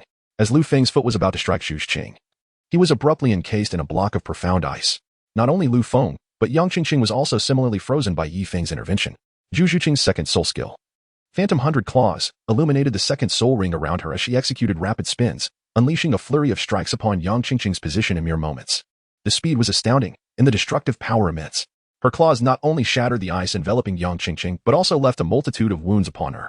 Zhu Zhuqing, employing the same tactic, turned her attention to Lu Feng, who remained trapped in the ice, inflicting similar injuries upon him. With a decisive leap backward of 5 or 6 meters, she concluded her assault. Lu Feng and Yang Qingqing exchanged glances, their brows furrowed, unwilling to concede defeat. Their eyes reflected a deep sense of reluctance. Despite lacking the standard configuration of soul rings, they found themselves bested by a soul master of merely 20 levels. It was worth noting that they were soul zone, after all. The second soul skill, Soaring Crane, and the third soul skill, Hummingbird Flight, were activated in unison by Lu Feng and Yang Qingqing. Wings manifested behind them as they soared past Zhu Zhuqing, directing their attack towards Yifeng, who specialized in support and control. In their minds, Lu Feng and Yang Qingqing believed Zhu Zhuqing's soul power level to be merely 27, attributing her ability to compete with them to Yifeng's first soul skill support and the control of his second soul skill, Ice Seal. The instantaneous nature of Ice Seal had rendered them defenseless, treating them as mere targets for Zhu Zhuqing to strike. Zhu Zhuqing's expression shifted as she realized the gravity of the situation. She had anticipated Lu Feng and Yang Qingqing would target her, yet to her astonishment, they aimed for Yifeng instead. By the time she comprehended their maneuver, they had already circumvented her, closing in on Yifeng within a mere 7 meters. Naive. A subtle smile graced Yifeng's lips. The fourth soul skill, Mountain Collapse, was about to be unleashed. The fourth soul ring surrounding Yifeng emanated a radiant black glow. The nine-hearted mysterious Tang, held by Yifeng, radiated a mesmerizing blend of red and yellow light. As Yifeng struck his palm against the ground, fissures stretching over 10 meters emerged around him. These crevices were not genuine fractures. Rather, they were an optical illusion created by the molten lava, misleading the beholder into believing the earth had split apart. Suddenly, with a resounding boom, the magma erupted violently from within the fissures, 2 of which precisely struck Yang Qingqing and Lu Feng, who were advancing towards Yifeng. Yifeng's fourth soul skill is derived from a millennium-old soul ring. The molten lava he unleashed propelled Yang Qingqing and Lu Feng into the air. Yet, this was not the end. As Yang Qingqing and Lu Feng attempted to escape the eruption's reach, they abruptly discovered that their movements had slowed. The viscous magma clung to them like a parasitic affliction, binding them to the very space around them. With a fierce shout, Yang Qingqing and Lu Feng summoned their inner soul power to disperse the adhering lava. However, just as they accomplished this and prepared to retaliate against Yifeng, he sprang into action, leaping towards Lu Feng with remarkable agility. "Are you truly an auxiliary soul master?" Lu Feng exclaimed in astonishment. Yifeng's speed was astonishing, so much so that even Lu Feng, a soul master of the agile assault lineage from the fourth ring, acknowledged his inferiority. With a resounding thud, it was not Yifeng's words that replied to Lu Feng, but rather the force of Yifeng's fist. Yifeng's fist struck Lu Feng's chest with tremendous force, sending him flying. With a whoosh, Yifeng landed gracefully, followed closely by Yang Qingqing. As Yang Qingqing glanced over at her boyfriend Lu Feng, She realized he had been knocked off the stage by Yifeng's blow. Just as she turned back, Yifeng's fist connected with her ample bosom. Bang! Yifeng exhibited no ambiguity. His fist compressed a soft object, distorting it. After which the remaining force was entirely exerted upon Yang Qingqing. Yifeng showed no mercy towards Yang Qingqing simply because she was a woman. With a powerful punch, he sent her flying off the stage. In the midst of her airborne descent, droplets of blood could be seen splattering through the air. The thud of Yang Qingqing's body hitting the ground echoed ominously. Silence enveloped the arena, an almost suffocating stillness. As the spectators regained their composure, one could not help but murmur, "Is this truly an auxiliary soul master?" Indeed, Yifeng's strength and speed were comparable to that of a three-ringed soul venerable, capable even of contending with a five-ringed soul king. The astonishment was not confined to the audience. Zhao Wujie stood in stunned disbelief, gazing at the imposing figure of Yifeng. She had never anticipated that his speed and power could reach such extraordinary levels. Even without lifting a finger, she realized she could effortlessly claim victory in this battle. Chapter 53. The eruption of conflict. The Nine Hearts Cat team emerged victorious. As the host's words faded, enthusiastic applause erupted from the surrounding audience. Yifeng approached Zhao Wujie, extending his palm and lowering his voice to whisper, "Qing, we have triumphed." Zhao Wujie nodded in affirmation. She gazed at Yifeng's hand, hesitated for a moment, and then extended her own palm to joyfully slap against his. "Let us go register," Yifeng suggested. "All right," Zhao Wujie replied with a nod. Zhao Wujie exuded an aura of chill, as frigid as a beautiful ice mountain. Regardless of what Yifeng said, her responses were scarce, often limited to just a word or two. Yet, Yifeng understood her nature well. She was a person who appeared cold on the outside but was warm-hearted within. Beautiful yet reticent, her heart was fiercely loyal. And she would undoubtedly come to the aid of her companions in times of peril. As they walked, Yifeng stole glances at Zhao Wujie, occasionally brushing his fingers against the bracelet on his left wrist. Zhao Wujie, sensing Yifeng's gaze upon her, inquired, "Yi, do you have something to say?" Yifeng lowered his right hand and smiled, saying, "No." Yifeng initially intended to present Zhao Wujie with a mystical herb, hoping to enhance her grace and augment her agility. He contemplated how this herb could empower a soul master to elevate their soul force. Presently, Zhao Wujie possessed a soul force at the 27th level, nearing the pinnacle of her potential. Without the addition of a third soul ring, she would be unable to further develop her soul force, rendering the herb's effects futile. Yifeng pondered for a moment and decided to wait until Zhao Wujie acquired her third spirit ring before bestowing upon her the appropriate celestial herb. Following the duo's strategic competition, the next event was the group battle at Shrek Academy. Given that Yifeng's spirit power level stood at 40, he refrained from participating in the group battle. Once the skirmish concluded, Yifeng arrived at the gates of Soto City, where he beheld his companions who had been waiting for some time. He turned to Xiao Wu and inquired, "Where is the dean?" The dean mentioned he had matters to attend to at the shop and left early, Xiao Wu replied. After a brief pause, she placed her finger upon her lips and added, "However, he seemed quite cheerful when he departed." "Is that so?" Yifeng asked. "Indeed," Xiao Wu affirmed with a nod. Yifeng paused momentarily, lost in thought. Flender had not appeared before them all night. The Great Soul Arena was a place where gamblers were firmly committed to their bets. If Yifeng's intuition served him right, Flender must have won a substantial sum through gambling tonight. Shrek Academy was indeed a gathering of extraordinary talents among peers. As long as a student's soul power was within 3 levels of the next threshold, their chances of victory were significantly heightened. Flender must have prioritized his pride, opting to place secret bets on Yifeng and his companions instead of showing himself. "Let us head back," Yifeng suggested. "All right," Xiao Wu responded. "You all go ahead. I have matters to attend to," Oscar stated. "What matters?" Xiao Wu inquired curiously. "Girls shouldn't ask so many questions," Oscar retorted, casting a sly glance at Ma Hongjun and making exaggerated sounds.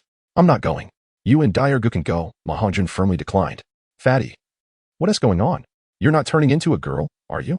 Oscar teased, his gaze pointedly drifting toward Ma Hongjun's lower half. "It's you who is turning into a girl.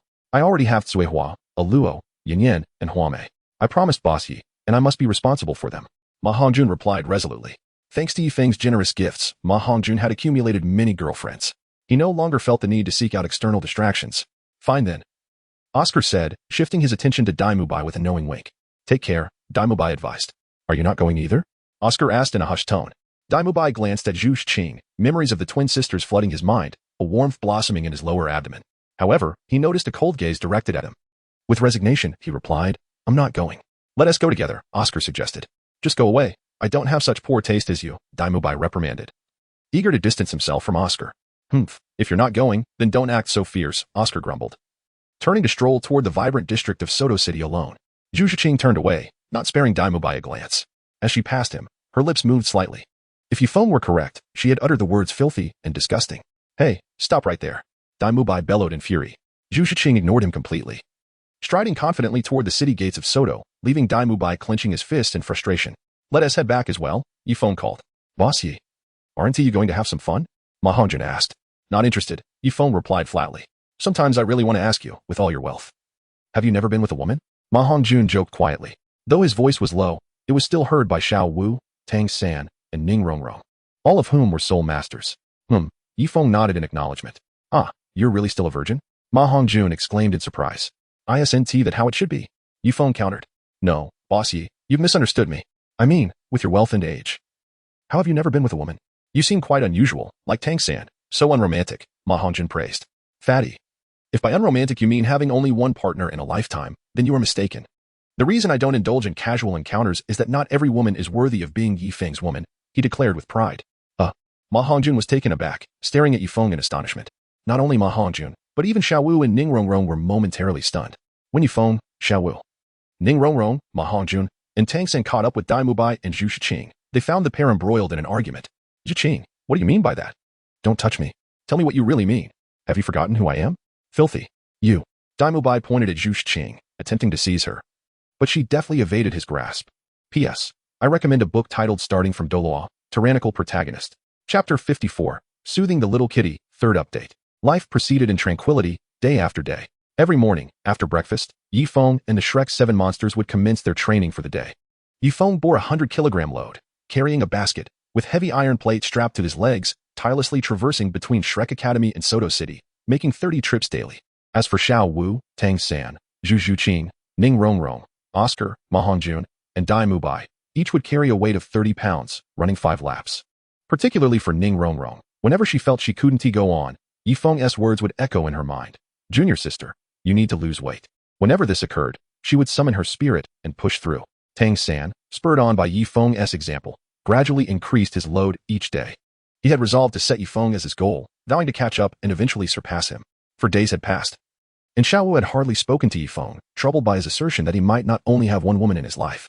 Being a rabbit, she was still unsure if she could accept Yifeng having other partners. On the 7th day of Yifeng's arrival at Shrek Academy, as he walked along a tranquil path, a voice emerged from the thicket. Yifeng lightly tapped his toes and leaped onto a grand tree. Beneath its sprawling branches lay a substantial stone. A man pressed a young girl beneath him, his hands firmly gripping her wrists, rendering her unable to escape the torment he inflicted. Let me go, please, release me, she pleaded. Zhu Qing, want you assist me? Just let me go. Are you still angry with me? I have refrained from going out for days just for you. As a prince, I have made such sacrifices. Can you not see the sincerity of my feelings for you? Will you not release me? Zhu Qing, I beg you, help me. I simply cannot endure this any longer. It is all Ma Hongjun's fault. He has a girlfriend yet still brings her to school, disregarding the feelings of those around us. Despite Zhu Qing's desperate struggles and resistance, Dai Mubai clung to her like a parched ascetic in the desert, unwilling to relinquish his hold on Zhu Qing. Mubai, she murmured. Yifeng leaped down from the tree trunk and remarked, regarding the matters between you, I ought not to interfere. However, since Zhu Qing has not consented to be with you, despite your betrothal, it is unjust for you to impose your will upon her. Dai Mubai, noticing Yifeng's endearing address towards Zhu Qing, retorted coldly, Yifeng, your tone is rather familiar. This is a matter between Zhu Qing and myself. I advise you to refrain from meddling. Very well, I shall withdraw, Yifeng responded with a smile. Yifeng lightly tapped his toes and leapt onto the large rock. Crouching on the ground, he stared unblinkingly at Dai Mubai and Zhu Qing. Dai Mubai, taken aback, gazed at Yifeng and urged, why are you still not leaving? Yifeng smiled faintly and retorted, this is not the Douluo Empire. Am I to be monitored even in my desire for a moment's respite? Dai Mubai and Zhu Qing were momentarily taken aback, their expressions vacant as they gazed at Yifeng. Yifeng urged, I am a man of my word. Once I say it, I shall not waver. Dai Mubai, do continue. Dai Mubai initially wore a blank expression, but soon his gaze turned into a furious glare directed at Yifeng.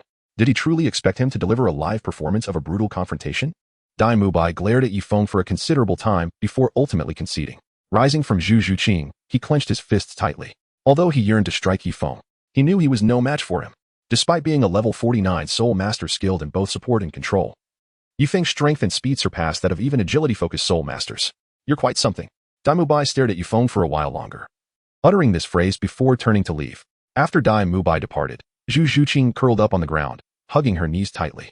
The resilient Zhu Qing held back her tears, but under the silvery moonlight, one could see the tears cascading down her cheeks. Had Yifeng not arrived, her purity might have been irrevocably compromised. Yifeng did not leave.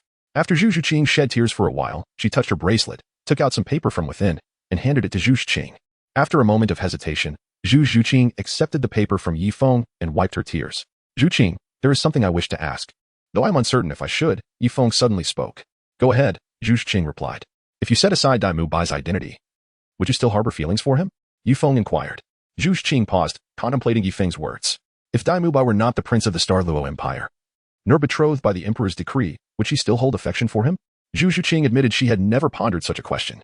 It is said that a forcibly twisted melon is not sweet. If two individuals do not share mutual feelings but are compelled to unite, it will only lead to suffering for both, Yifeng continued. Would he suffer as well? Zhu Zhuqing retorted coldly. Had Yifeng not appeared earlier, Zhu Zhuqing's chastity would have been compromised. She could not believe that Dai Mu Bai would experience pain. Before you arrived at Shrek Academy, Dai Mu Bai often indulged in fleeting romances, sometimes even engaging with two women at once. You must be aware of this, correct? Yifeng asked. Zhu Zhuqing nodded. The person who spied outside the Rose Hotel was actually you, was it not? Yifeng gazed at Zhu Zhuqing. He had sensed he was being watched when Zhao Wu reprimanded Dai Mu Bai at the Rose Hotel. Zhu Zhuqing nodded again. In truth, Dai Mu Bai was unaware that Zhu Zhuqing had arrived in Soto City.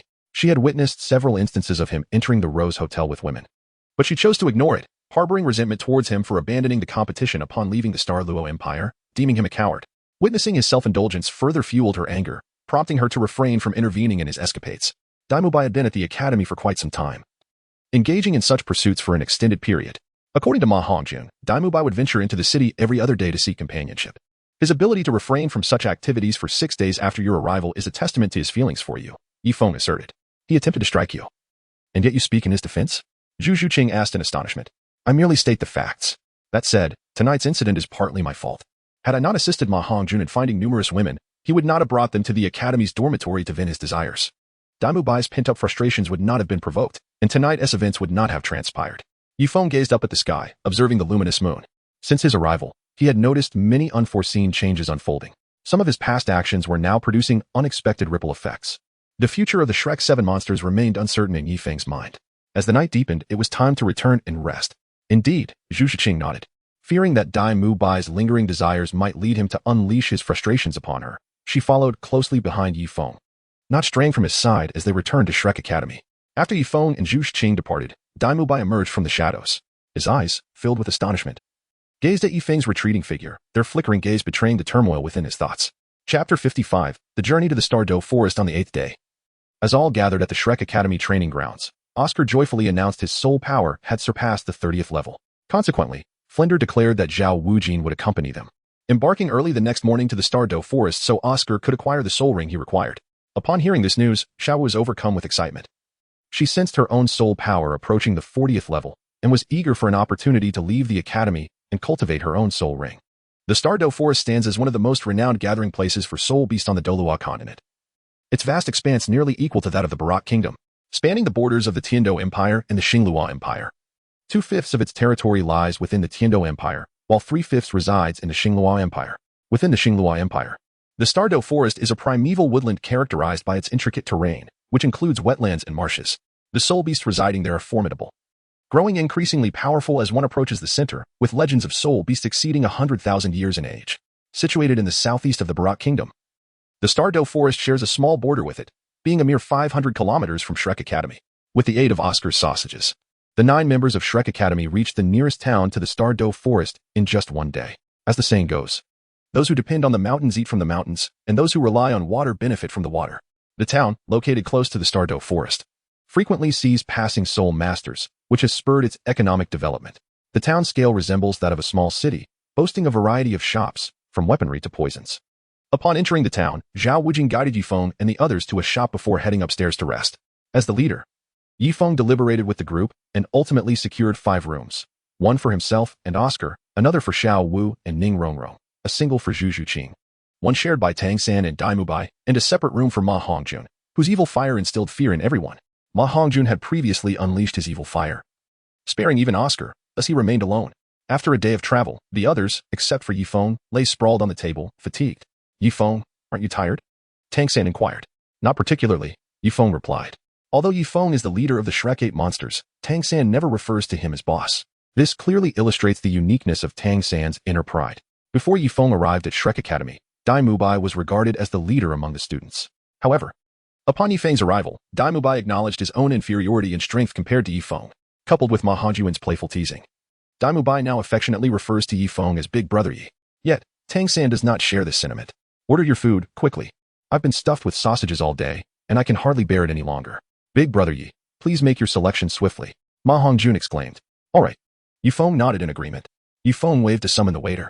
After inquiring with Xiao Wu, Zhu Shiqing, Ning Rongrong, and others, who indicated that he could order at his discretion, Yifeng proceeded to select several signature dishes from the menu. Please wait a moment. The waiter said respectfully before retreating with the bill. While waiting, 8 individuals entered the establishment. Their mannerisms starkly contrasted with those of other guests. They shoved anyone who obstructed their path aside without a second glance, even if it meant knocking someone to the ground. Those unfortunate patrons, wishing to voice their indignation, were silenced by the imposing attire of their assailants and quietly picked themselves up from the floor. At the forefront of this group was a middle-aged man, appearing to be in his 40s. He was quite handsome, his hair slicked back with an unnatural sheen, as if treated with egg whites. He donned an exquisitely crafted light blue soul master robe, adorned with silver embroidery that shimmered with every movement. This was the sole reason the bullied patrons dared not confront them. They were all soul masters. Following the middle-aged man were 6 young men and 1 young woman, all dressed in matching light blue soul master robes. Each bore a distinctive azure circular emblem on their left shoulder, embroidered with the same characters, Song Hui. Ah, that woman seems quite attractive, Oscar remarked, his gaze fixed on a female student from Song Hui Academy. Oscar, you wouldn't be interested in her, would you? Dai Mubai inquired. Though undeniably beautiful, she exuded an air of arrogance that suggested a lack of discipline. Even if one were to marry her, she would likely be a fierce tigress. Oscar sighed in response. At that moment, the expression of the female student from Song Hui Academy shifted, as did that of her companion seated beside her. One student stood up, intent on defending her honor and teaching Oscar a lesson. However, he was restrained by the teacher sitting next to him, who whispered something discreetly. The student nodded repeatedly in acknowledgement. Just then, the waiter approached with a large bowl of soup. The Song Hui Academy student stood up and, in a calculated move, tripped the waiter as he neared Yifeng. Ah! The waiter yelped, teetering dangerously and threatening to spill the steaming soup all over Yifeng. Yet, with remarkable swiftness, Yifeng intercepted the bowl before it could fall, not a single drop escaping. With his other hand, he caught the stumbling waiter to prevent him from collapsing. Seeking trouble? Yifeng shot a sidelong glance at the Song Hui Academy student. And if I am? What of it?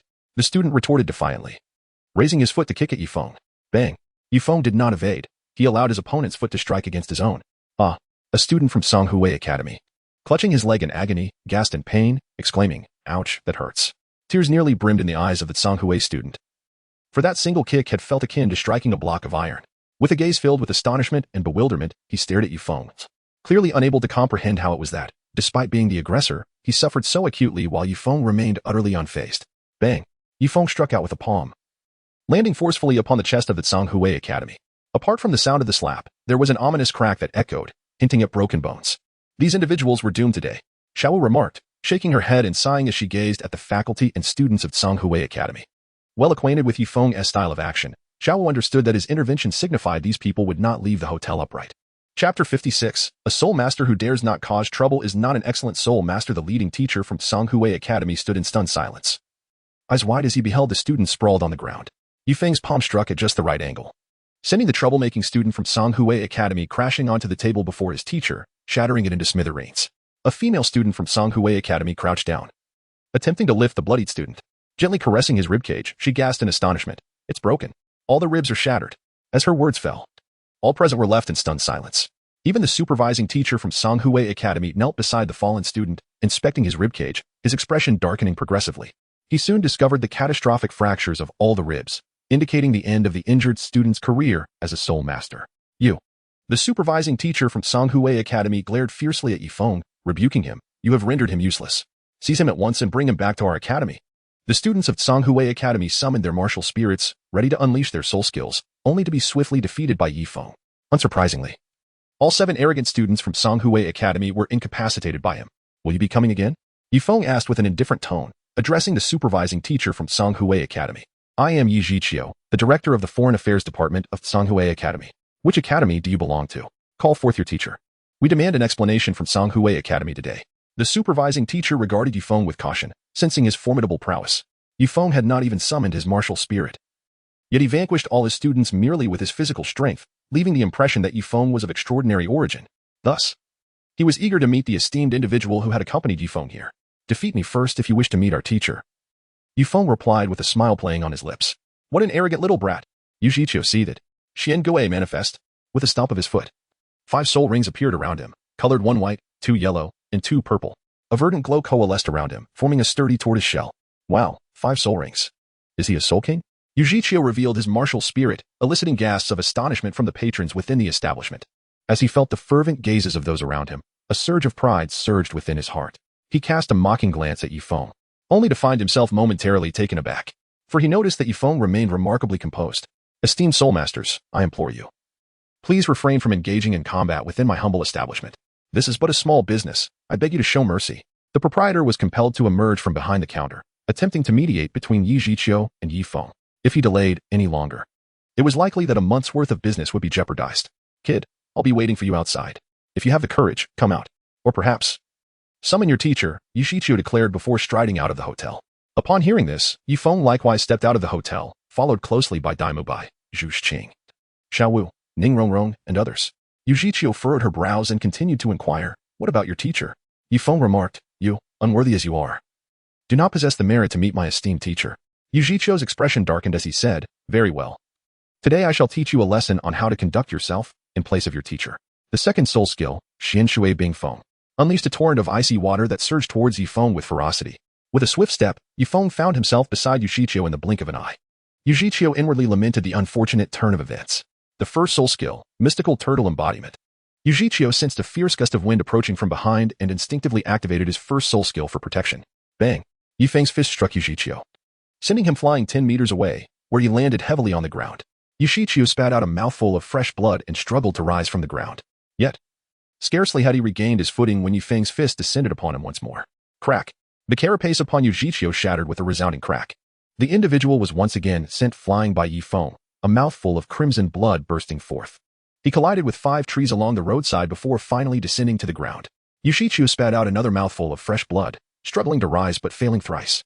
As he gazed at Yifeng approaching him, memories of his 7 students' tragic fates flooded his mind, and he looked on in horror, threateningly uttering, what do you intend to do? I am Yu Zhiqiu, the director of the Foreign Affairs Department of Tsanghui Academy. If you harm me, Tsanghui Academy will not let you go. Yifeng's gaze was indifferent as he looked down upon Yu Zhiqiu, disdainfully remarking, what is there to fear from an academy that preys on the weak and fears the strong? Yu Zhiqiu had been accustomed to bullying others throughout his life. Yet he had never encountered such a formidable opponent.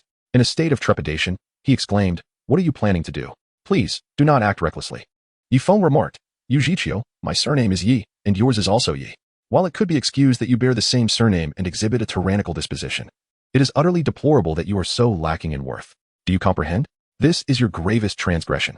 Yifeng lifted his foot and placed it upon Yu Zhiqiu's chest. The thud resonated deeply, causing the ground to tremble ever so slightly. Yu Zhiqiu's tortoise shell was shattered beneath a single stomp from Yifeng, causing a spray of fresh blood to erupt from his mouth. Soul masters endowed with beast martial souls possess robust physiques. However, they are not without their flaws. When their martial souls suffer severe damage, they too endure significant harm. In grave circumstances, this can adversely affect their future cultivation. Yu Zhiqiu's turtle shell lies shattered. Henceforth, his cultivation will be stunted, and his career as a soul master may face an untimely end. He can no longer rely on the status of a soul master to assert dominance over others. After resolving matters with Yu Zhiqiu, Yifeng turned around to face the Shrek 7 monsters. Zhu Zhuqing's eyes reflected a profound emotion, while Xiao maintained a serene gaze. As for Ning Rongrong, she was taken aback by Yifeng's actions. Xiao Wu, being Yifeng's younger sister and having lived with him at the Nuoding Junior Soul Master Academy for 6 years, was well aware of his character. Thus, Yifeng's recent conduct did not surprise her in the least. Previously, Ning Rongrong had only known of her grandfather's decisive nature in battle. She had not anticipated that his direct disciple would possess the same fierce disposition. Even at a young age, he was unyielding in conflict. Zhu Zhuqing's reaction stemmed from the stark contrast between Yifeng's demeanor and that of her fiancé, Dai Mubai. Dai Mubai was a coward who fled the Starluo Empire. The character Yifeng displayed at this moment was precisely what Zhu Xing found lacking in her fiancé. Dai Mubai often left her with the impression of lacking the spirit of a true warrior. She considered him merely a man with male anatomical features, rather than a genuine man. Yifeng captured the gaze of the Shrek 7 monsters in his eyes and spoke in a calm tone. Did you not mention that you were hungry? Yifeng spoke without offering any explanation and proceeded directly into the hotel to dine. Yifeng entered the hotel. Yet he left an indelible impression on the hearts of Zhu Zhuqing, Ning Rongrong, Dai Mubai, Oscar, and Ma Hongjun. Ding dong. Congratulations, you have subverted the storyline. Before Tang San and the others, you delivered a severe lesson to the timid faculty and students of Tsanghui Academy. Reward, distributable attribute points, 6. Chapter 57, Stardow Forest. Name, Yifeng. Soul power, level 49. Martial soul, Xinyuan sword, 9 hearts mystic poppy, Hell's Eye. Soul rings, yellow, purple, black. Soul ring abilities, beast blood boiling. Ice seal, essence of water, earthquake. Self-created soul ability, sword and man unity, beginner. Domain, sword emperor's domain. Additional strength, 159. Additional agility, 333. Additional spirit, 10. Additional defense, 10. Distributable attribute points, 7. System, allocate all attribute points to agility, Yifeng commanded. A warm stream of energy flowed from Yifeng's mind into his body, and he felt himself becoming increasingly agile. Yifeng had incapacitated 8 individuals from Songhui Academy. Given that this was a small town, even though he had caused a commotion, the city guards of the Ballot Kingdom did not come to confront him.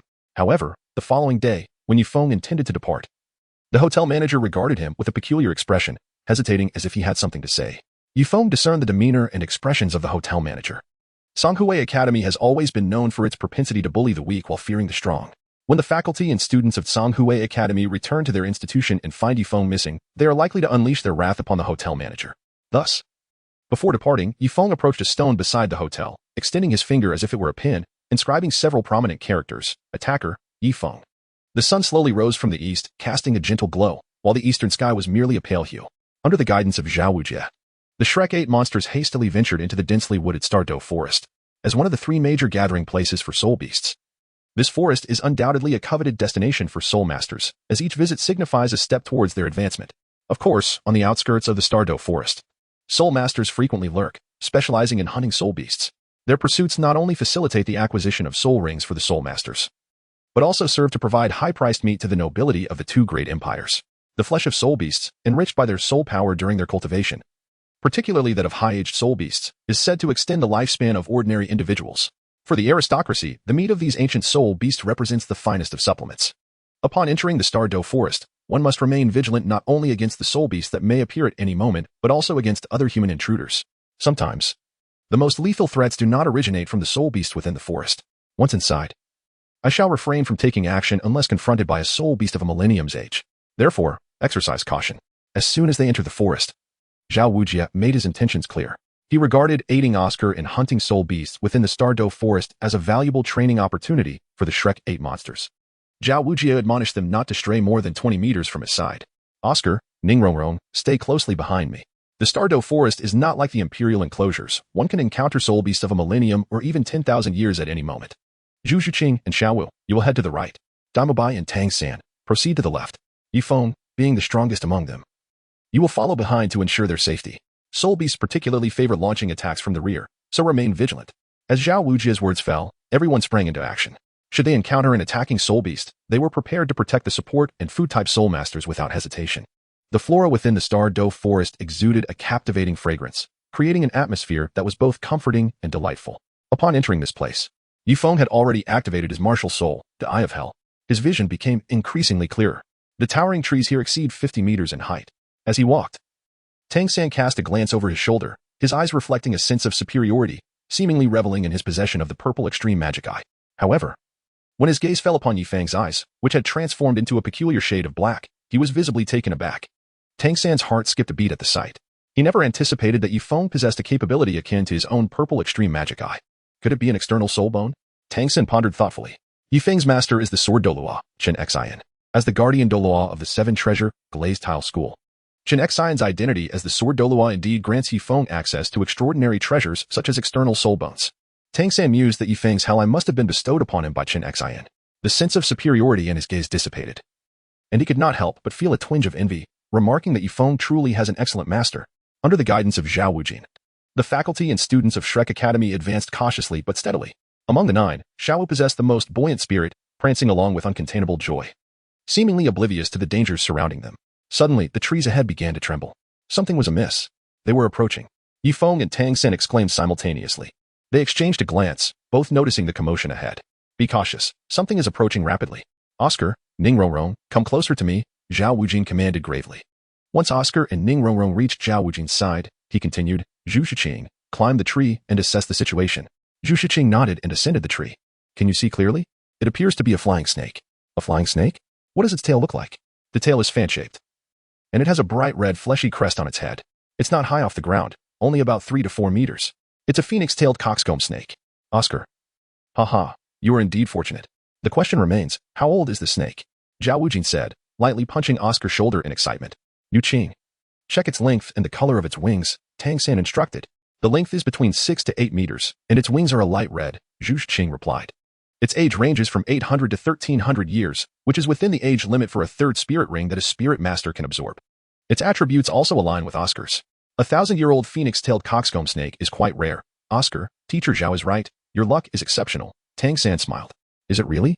Oscar asked joyfully. Though the 1,000-year phoenix-tailed coxcomb snake has a singular method of attack, using its body to ensnare its opponent, it is remarkably swift. Particularly, the nutrients stored in its crest allow it to escape rapidly when in danger, making it a challenging spirit beast to capture. However, you need not worry. Snakes fear birds. And Fatty Spirit is a phoenix, which can exert a suppressive effect on the phoenix-tailed coxcomb snake. Our only concern is its potential escape, Tang San analyzed with pride. Although his spirit power level was currently inferior to Yifeng's, he believed his understanding of spirit beasts surpassed Yifeng's. I advise against targeting it, Yifeng suddenly interjected. Why? Tang San looked at Yifeng, questioning, do you not realize that this phoenix-tailed coxcomb snake's age and attributes are quite suitable for Oscar? Chapter 58, The Contest for the Phoenix-Tail Whoosh. As they spoke, the phoenix-tailed coxcomb snake surged toward Yifeng, Tang San, and the others. It is said that spirit beasts possess a keen sense of impending danger. Yet, despite Yifeng and his companions lying in wait, the phoenix-tailed coxcomb snake continued its reckless charge in their direction. It's coming. There is no time left. Tang San. Since you are so familiar with the phoenix-tailed coxcomb snake, you shall lead this battle, Zhao Wujie commanded. Understood, everyone. Prepare for battle, Tang San replied with a smile. Thus, the 7 members of Shrek displayed their unique abilities. Notably, Tang San wove his blue-silver grass into a colossal cage, restraining the movements of the phoenix-tailed coxcomb snake. It remained unclear if Tang San intentionally excluded Yifeng from participating, as he never called upon him for assistance throughout the encounter. However, despite the full display of Shrek's prowess, the phoenix-tailed coxcomb snake managed to evade capture. Indeed, the snake's speed was astonishing. Even with Tang San employing his ghost shadow perplexing track, he could not catch up to it at his current spirit power level. Ultimately, it was Zhao Wujie who utilized a tracking soul skill to severely injure the phoenix-tailed coxcomb snake. Bang! The phoenix-tailed coxcomb snake was grasped by its tail and accurately thrown before Oscar. Oscar, to avoid prolonging the inevitable, take action. Strike from the crest to end the phoenix-tailed coxcomb snake's life. Its spirit ring will be yours, Zhao Wujie smiled as he instructed. All right, Oscar nodded, retrieving a dagger from his storage soul tool. Stop. Just as Oscar was about to deliver the fatal blow to the phoenix-tailed coxcomb snake, an elderly, hoarse voice emerged from the direction where the snake had appeared. The newcomers were a pair of women, one elderly and the other youthful. The older woman appeared to be in her 60s or 70s, her white hair meticulously arranged. Despite her age, she had a rosy complexion and a spirited demeanor. Resembling a young girl, she held a 3-meter-long snake-headed staff and was surrounded by 6 soul rings. I am Chaotian Xiang, the elderly woman introduced herself. Her 6 soul rings displaying 2 yellow, 2 purple, and 2 black hues. Accompanying her was a beautiful young girl, seemingly around 16 or 17 years old, with ear-length hair and a fitting outfit that accentuated her well-developed figure. Her deep brown eyes were fixed intently on the phoenix-tailed coxcomb snake at Oscar's feet. The young girl also wielded a snake-headed staff, albeit shorter, measuring only 2 meters, with 2 yellow soul rings surrounding her. 6 soul rings? A soul emperor? Zhao Wujie smirked, simultaneously releasing his own soul rings, which numbered 7, 2 yellow, 2 purple, and 3 black. Greetings, esteemed soul sage. You cannot allow this child to claim the spirit ring of the phoenix-tailed coxcomb snake. The elderly woman spoke politely. Why not? Zhao Wujie inquired. Because we were the first to discover this snake, the young girl interjected. You were the first to discover it? How can you prove that? We did not see your presence when we found it, Oscar questioned anxiously. Young man, do not be hasty. Look at the snake's abdomen. Does it not bear 3 fresh wounds matching my staff? The elderly woman gently reminded. Oscar complied and indeed noticed 3 new wounds on the snake's belly, appearing to correspond perfectly with the elderly woman's staff. This left Oscar in a quandary, casting a pleading glance toward Zhao Wujie. So what? Zhao Wujie retorted dismissively. While perhaps you did discover this phoenix-tailed coxcomb snake first, it was us who defeated it. Without our intervention, it may have escaped long ago. Perhaps, the elderly woman conceded, her expression serious. However, my granddaughter has just reached the 30th level. This spirit ring is ideal for her. Zhao Wujie shook his head. Elder, your argument is flawed. You claim this spirit ring suits your granddaughter, yet it equally suits my student. Oh, the elderly woman expressed surprise. Are you saying that among these children, someone has also reached the 30th level? Zhao Wujie nodded. After a moment of contemplation, the elderly woman continued, in that case, let us adhere to the customs of the spirit master community. Zhao Wujie looked puzzled and asked, what customs? Let the child who has reached 30th level compete with my granddaughter. Whoever wins shall claim the phoenix-tailed coxcomb snake spirit ring, the elderly woman replied. This cannot be. My student is a food-type spirit master. How can they compete with your granddaughter? I propose that one of our students challenge your granddaughter instead. What do you think? Zhao Wujie suggested. That is acceptable. The elderly woman surveyed the Shrek 7, feeling that their ages and spirit power levels were likely comparable to her granddaughter's, thus agreeing. Oscar, whom do you wish to substitute for your challenge? Zhao Wujie inquired. Oscar's gaze flitted among Tang San, Yi Feng, and the others, his expression brightening as he approached Yi Feng with a smile. Elder brother Yi, would you stand in for me in the competition? Me? Yi Feng's expression froze in astonishment. Not only Yi Feng, but also Zhao Wujie, Tang San, Xiao Wu, Dai Mubai, Zhu Qing, Ning Rongrong, and Ma Hongjun were equally taken aback. Yi Feng's soul power is not merely in the 20s or 30s, but rather at an impressive 49. If Yi Feng were to spar with Meng Yiran, it would undoubtedly be an act of bullying against her. This is precisely why Zhao Wujie and the others were taken aback. Oscar, with a sly smile, nodded and said, since this esteemed senior has graciously yielded, let us students of Shrek Academy choose someone to spar with. We should certainly honor the senior's kindness. After speaking, Oscar turned his back to the elderly woman and the young girl, casting a mischievous glance at Yi Feng. Meanwhile, the elderly woman grew impatient and urged, have you come to a decision? Let us begin swiftly. Very well, came the reply. Yi Feng nodded. Yi Feng stepped forward to the front of the line, locking eyes with the elderly woman and the young girl. Allow me to spar with Oscar, he proposed. Very well, the elderly woman replied, appraising Yi Feng before nodding without hesitation. Yi Feng appeared to be merely 12 or 13 years old, younger even than her granddaughter. She did not believe that Yi Feng's soul power level could possibly surpass that of her granddaughter. With a knowing glance from the elderly woman, her granddaughter took a step forward. The girl wore a smile brimming with confidence as she introduced herself. Meng Yiran, Soul of the Serpent Staff, Level 30. Second Ring Soul Master.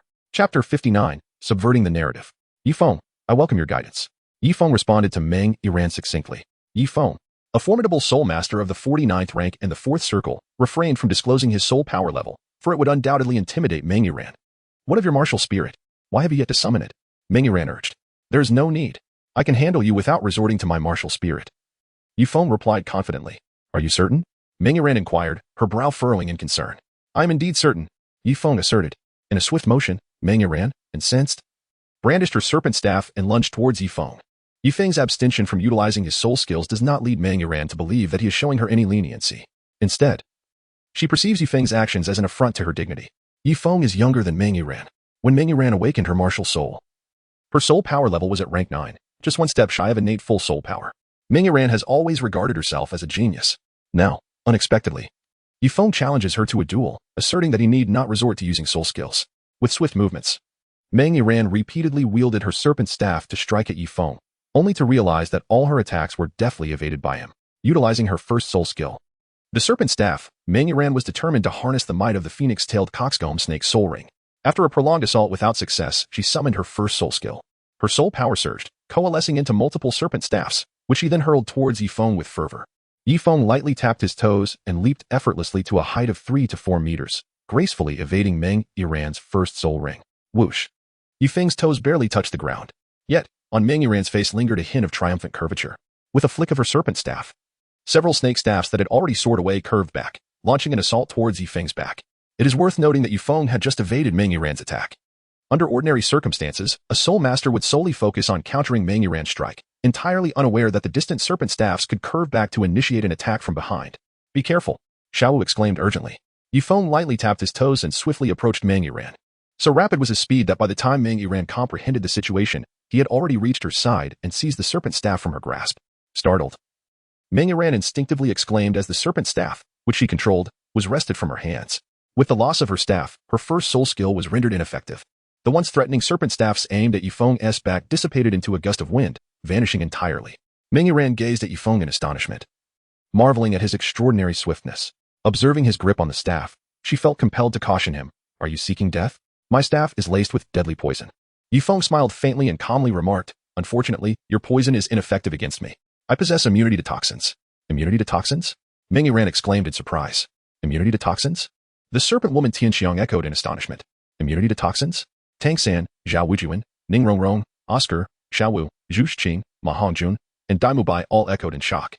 Especially Tang San, who felt that if he were to engage in battle, his Xian Yu hand would render Meng Yiran's serpent staff poison entirely ineffectual against him. At this moment, Tang San had activated his purple extreme demon eye. enabling him to ascertain that Yifeng did not possess a soul skill akin to the Xianyu hand. Curiosity consumed him as he pondered how Yifeng had managed to disregard Meng Yiran's poison. Little did Tang San know that Yifeng had fortified his body through the refining of the octagonal mystic ice grass, the flame apricot blossom, and the ice and fire duality eye, now harboring a miniature version of the ice and fire duality eye within him. Yifeng had transcended mere immunity to ice and fire. His physique exhibited formidable resistance to toxins as well. The majority of poisons proved ineffective against him. You have been defeated, Yifeng declared. Yifeng suddenly loosened his grip on the serpent staff and swiftly delivered a palm strike. His hand struck the serpent staff, sending Meng Yiran staggering back 3 or 4 steps. Meng Yiran furrowed her brow, her expression momentarily stunned, as the soul energy within her began to surge once more. Yifeng took in Meng Yiran's expression, aware of her unwillingness to concede and her desire to continue their sparring. Half squatting on the ground, he unleashed a punch towards the earth. A low rumble resonated as the ground trembled slightly. The force of his strike was comparable to that of a soul master at the soul sect level. Meng Yiran stood in astonishment, her gaze fixed on the ground, which crumbled inch by inch under the impact of Yifeng's blow. Had he unleashed such strength against her, her defeat would have been inevitable. Realizing that he had shown her mercy, she conceded. You have won. Zhao Tianxiang sighed in resignation, stating, To the victor go the spoils. The soul ring of the phoenix tail coxcomb snake belongs to you. Upon hearing this, Meng Yiran furrowed her brow and exclaimed anxiously, Grandma. Zhao Tianxiang looked at her with affection, offering comfort. We have lost. We shall speak of this once your grandfather is found. As Zhao Tianxiang and Meng Yiran turned to leave, Yifeng called out to them, halting their departure. Are you planning to leave? He inquired. Zhao Tianxiang's expression turned grave as she hurled her serpent staff, producing a loud clatter, and retorted angrily. What more do you want? Yifeng spoke in a calm tone, explaining, Esteemed elder, excessive anger is detrimental to one's health. As one ages, it is prudent to refrain from unnecessary agitation. I have asked you to remain simply to pose a question to Oscar. Oscar, do you truly desire the soul ring of the phoenix tail chicken crown snake? Oscar met Yifeng's gaze, his eyes filled with confusion, as he inquired, Yi boss, I do not comprehend your meaning. Yifeng replied, Oscar, I advise you to refrain from pursuing the soul ring of the phoenix-tailed coxcomb snake. Why not? Tang San interjected, his voice laced with curiosity. Oscar remained silent, prompting Tang San to question further. The age and attributes of the phoenix-tailed coxcomb snake are perfectly suited for you. Moreover, it is an exceedingly elusive soul beast. Why should you not set your sights upon it? Yifeng cast a glance at Tang San before turning his attention to Oscar. My teacher once mentioned that a soul master can acquire a soul ring from a soul beast. And as long as the age of the soul ring is under 100,000 years, one will gain a unique soul skill from the soul beast's lifetime. This so-called soul skill refers to a particular ability that the soul beast possessed in its existence. The specific skill a soul master can obtain is closely linked to their martial soul. Oscar, your martial soul is a sausage, a food-type martial soul. If you were to acquire the soul ring of the phoenix-tailed chicken crown snake, there is a substantial likelihood that your third soul skill would pertain to speed. It is quite possible that it would be the ability to utilize the nutrients within the crest to momentarily enhance your movement speed. Is there anything wrong with that? Tang San inquired. I have already stated that it is a skill that enhances flight speed for a short duration, Yifeng replied, casting a sidelong glance at Tang San. Puzzled by his insistence on Oscar obtaining the phoenix-tailed chicken crown snake soul ring, was it due to Tang San's lack of expertise? Or was he merely striving to uphold his dignity? Turning back to Oscar, Yifeng continued, if your third soul skill aims to increase your speed, you could easily seek out avian soul beasts, as they are the natural enemies of snakes. Oscar, do you still wish to pursue the soul ring of the phoenix-tailed chicken crown snake? In an effort to subvert the storyline and acquire assignable attribute points, Yifeng patiently persuaded Oscar. Chapter 60, Meng Yiran. I intend to report Yifeng for his indiscriminate matchmaking. Oscar hesitated, casting a glance towards Zhao Wujie. Zhao Wujie found Yifeng's words quite reasonable, especially since he was aware that Yifeng's master was Jian Dao Qinxin, a disciple of a renowned figure whose words carried significant weight. Thus, Zhao Wujie chose silence, withholding any personal opinions. Tang San, however, was quite displeased upon hearing Yifeng's remarks. His master was a grandmaster who had proposed the 10 core competitive theories of martial souls. At this moment, Yifeng's refusal to allow Oscar to obtain the soul ring of the phoenix-tailed chicken-crowned serpent felt like a direct provocation to him. The age of this soul beast was perfectly suited for Oscar. Yifeng, you must understand that soul rings enhance a soul master's attributes, making high-age soul rings profoundly significant for their bearers. Oscar wavered again, his gaze shifting towards Yifeng, eager to hear what justification he might offer. Yifeng remarked, the loss of the soul beast soul ring does not necessarily imply that we cannot acquire other suitable soul rings of appropriate years. Oscar, it is you who truly requires the soul ring. You must take charge of your own path. How one should navigate life ought to be determined by oneself. Remember these 6 words, do not fear, do not regret. Yifeng, Tang San, Zhao Wujie, Zhu Zhuqing, Ning Rongrong, Ma Hongjun. and Dai Mubai all directed their gaze towards Oscar. Oscar pondered for a considerable time. Yi Feng's words have been articulated with great clarity. Although the soul ring of the phoenix-tailed coxcomb snake is indeed remarkable, acquiring it would likely result in obtaining a flight-based soul skill that is inclined towards escape. The phoenix-tailed coxcomb snake relies on the nutrients stored within its comb when fleeing, indicating that the resulting soul skill would be time-limited. Such a soul skill, therefore, seems to possess inherent shortcomings. Tang San's perspective is equally valid. The age of the phoenix-tailed coxcomb snake is truly suitable for Oscar, estimated at around 1600 years. The maximum age for a soul master to absorb a third soul ring is 1760 years. Thus, this particular phoenix-tailed coxcomb snake soul ring is very close to the upper limit for a soul master's third soul ring. Naturally, as a soul master, Oscar aspires to enhance his own strength. He gazes at Yi Feng, his heart torn, and inquires, "Boss Yi, if I do not acquire this soul ring, would it not be a waste of a soul ring?" Upon hearing this, Yi Feng smiled gently, stepping closer to Oscar. He leaned in, whispering secrets into Oscar's ear. Initially, Oscar appeared momentarily dazed, but soon began nodding like a chick pecking at grains. Once Yi Feng finished speaking, Oscar approached Meng Yiran, smiling as he said, "This soul ring now belongs to you." "Ah?" Meng Yiran looked at Oscar in astonishment, his words truly shocking her.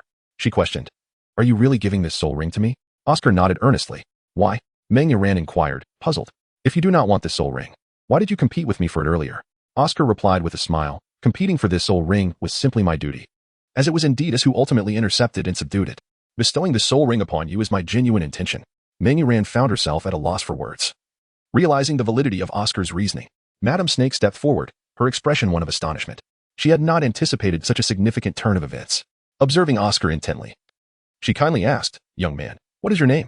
"Grandma, I'm Oscar," he answered warmly. "Grandma?" Madame Snake paused, momentarily taken aback by Oscar's affectionate address. She continued, "How old are you? Are you courting a girlfriend?" "I'm 15 years old and have yet to pursue a girlfriend," Oscar replied bashfully, scratching his head. "Ah, you are the same age as my Iran," Madame Snake remarked, a knowing smile gracing her lips. As a food system soul master, she considered that if Oscar were to unite with her granddaughter Meng Yiran, it would be a fortuitous match for Meng Yiran indeed. "Grandma," Meng Yiran's cheeks flushed. She had detected the subtle implications in her grandmother's words. Shyly, she said, "I should focus on obtaining the soul ring first." "Indeed," Madame Snake nodded. "Let us proceed to find a more suitable soul ring for Oscar," Yi Feng suggested. Oscar exchanged greetings with Madame Snake and Meng Yiran before following the group as they departed. After walking a short distance, Ma Hongjun glanced back at Meng Yiran and Madame Snake, playfully asking, "Boss Yi, are you trying to set up Oscar with a girlfriend?" Upon hearing Ma Hongjun's words, particularly his somewhat loud voice, Yi Feng cast a sidelong glance at Meng Yiran and Xiao Tianxiang behind him. Understanding the underlying intent of Ma Hongjun, he replied with a similarly elevated tone, "Oscar is a food-type soul master, blessed with innate full soul power upon the awakening of his martial soul. I believe he is more than worthy of the daughters from those esteemed families." Innate full soul power. Xiao Tianxiang's expression faltered as she gazed in astonishment at Oscar's silhouette. Oscar could distinctly perceive the fervent admiration in her eyes, realizing that her affections for him had deepened. He nudged Yi Feng with his shoulder and quietly expressed his gratitude, saying, "Thank you, you bro." Yi Feng smiled and replied, "What is there to thank? I have done nothing noteworthy." Yi Feng, Oscar, Xiao Wu, Ning Rongrong, Zhu Qing, Dai Mubai, Ma Hongjun, Tang San, and Zhao Wujie continued their leisurely stroll along the forest's edge. Upon reaching a small plain, a piercing eagle's cry suddenly resonated through the air. The call of the eagle was remarkably resounding. A magnificent eagle, adorned with azure feathers, soared beneath the azure sky. The azure feather eagle, a paragon among avian creatures, was said to possess a trace of the bloodline of the fierce beast, the azure scale eagle. A millennium-old azure feather eagle, when in swift flight, could match the speed of an ordinary 10,000-year-old bird. It bore a distinctive feathered crown atop its head, indicating its age had surpassed 1,000 years. Yi Feng activated his Hell's Eye, allowing him to discern that the eagle indeed had but a single feathered crown. This soul beast was truly remarkable, and its age was fitting for Oscar. However, the question lingered, who would dare to slay it? Tang San inquired in a nonchalant tone. Among the 9 teachers and students of Shrek Academy, aside from Ma Hongjun, who possessed the ability to fly, no one else had such a capability. Tang San's gaze deliberately shifted towards Ma Hongjun. Ma Hongjun quickly waved his hands, exclaiming, "That's not feasible for me. I can only sustain flight for a brief period, and my speed pales in comparison to that of the eagle. It is utterly impossible to capture it. Allow me to take the lead," Yi Feng proposed. As Yi Feng's thoughts stirred, he summoned his martial soul, the Xianyuan sword. "Is this the Xianyuan sword?"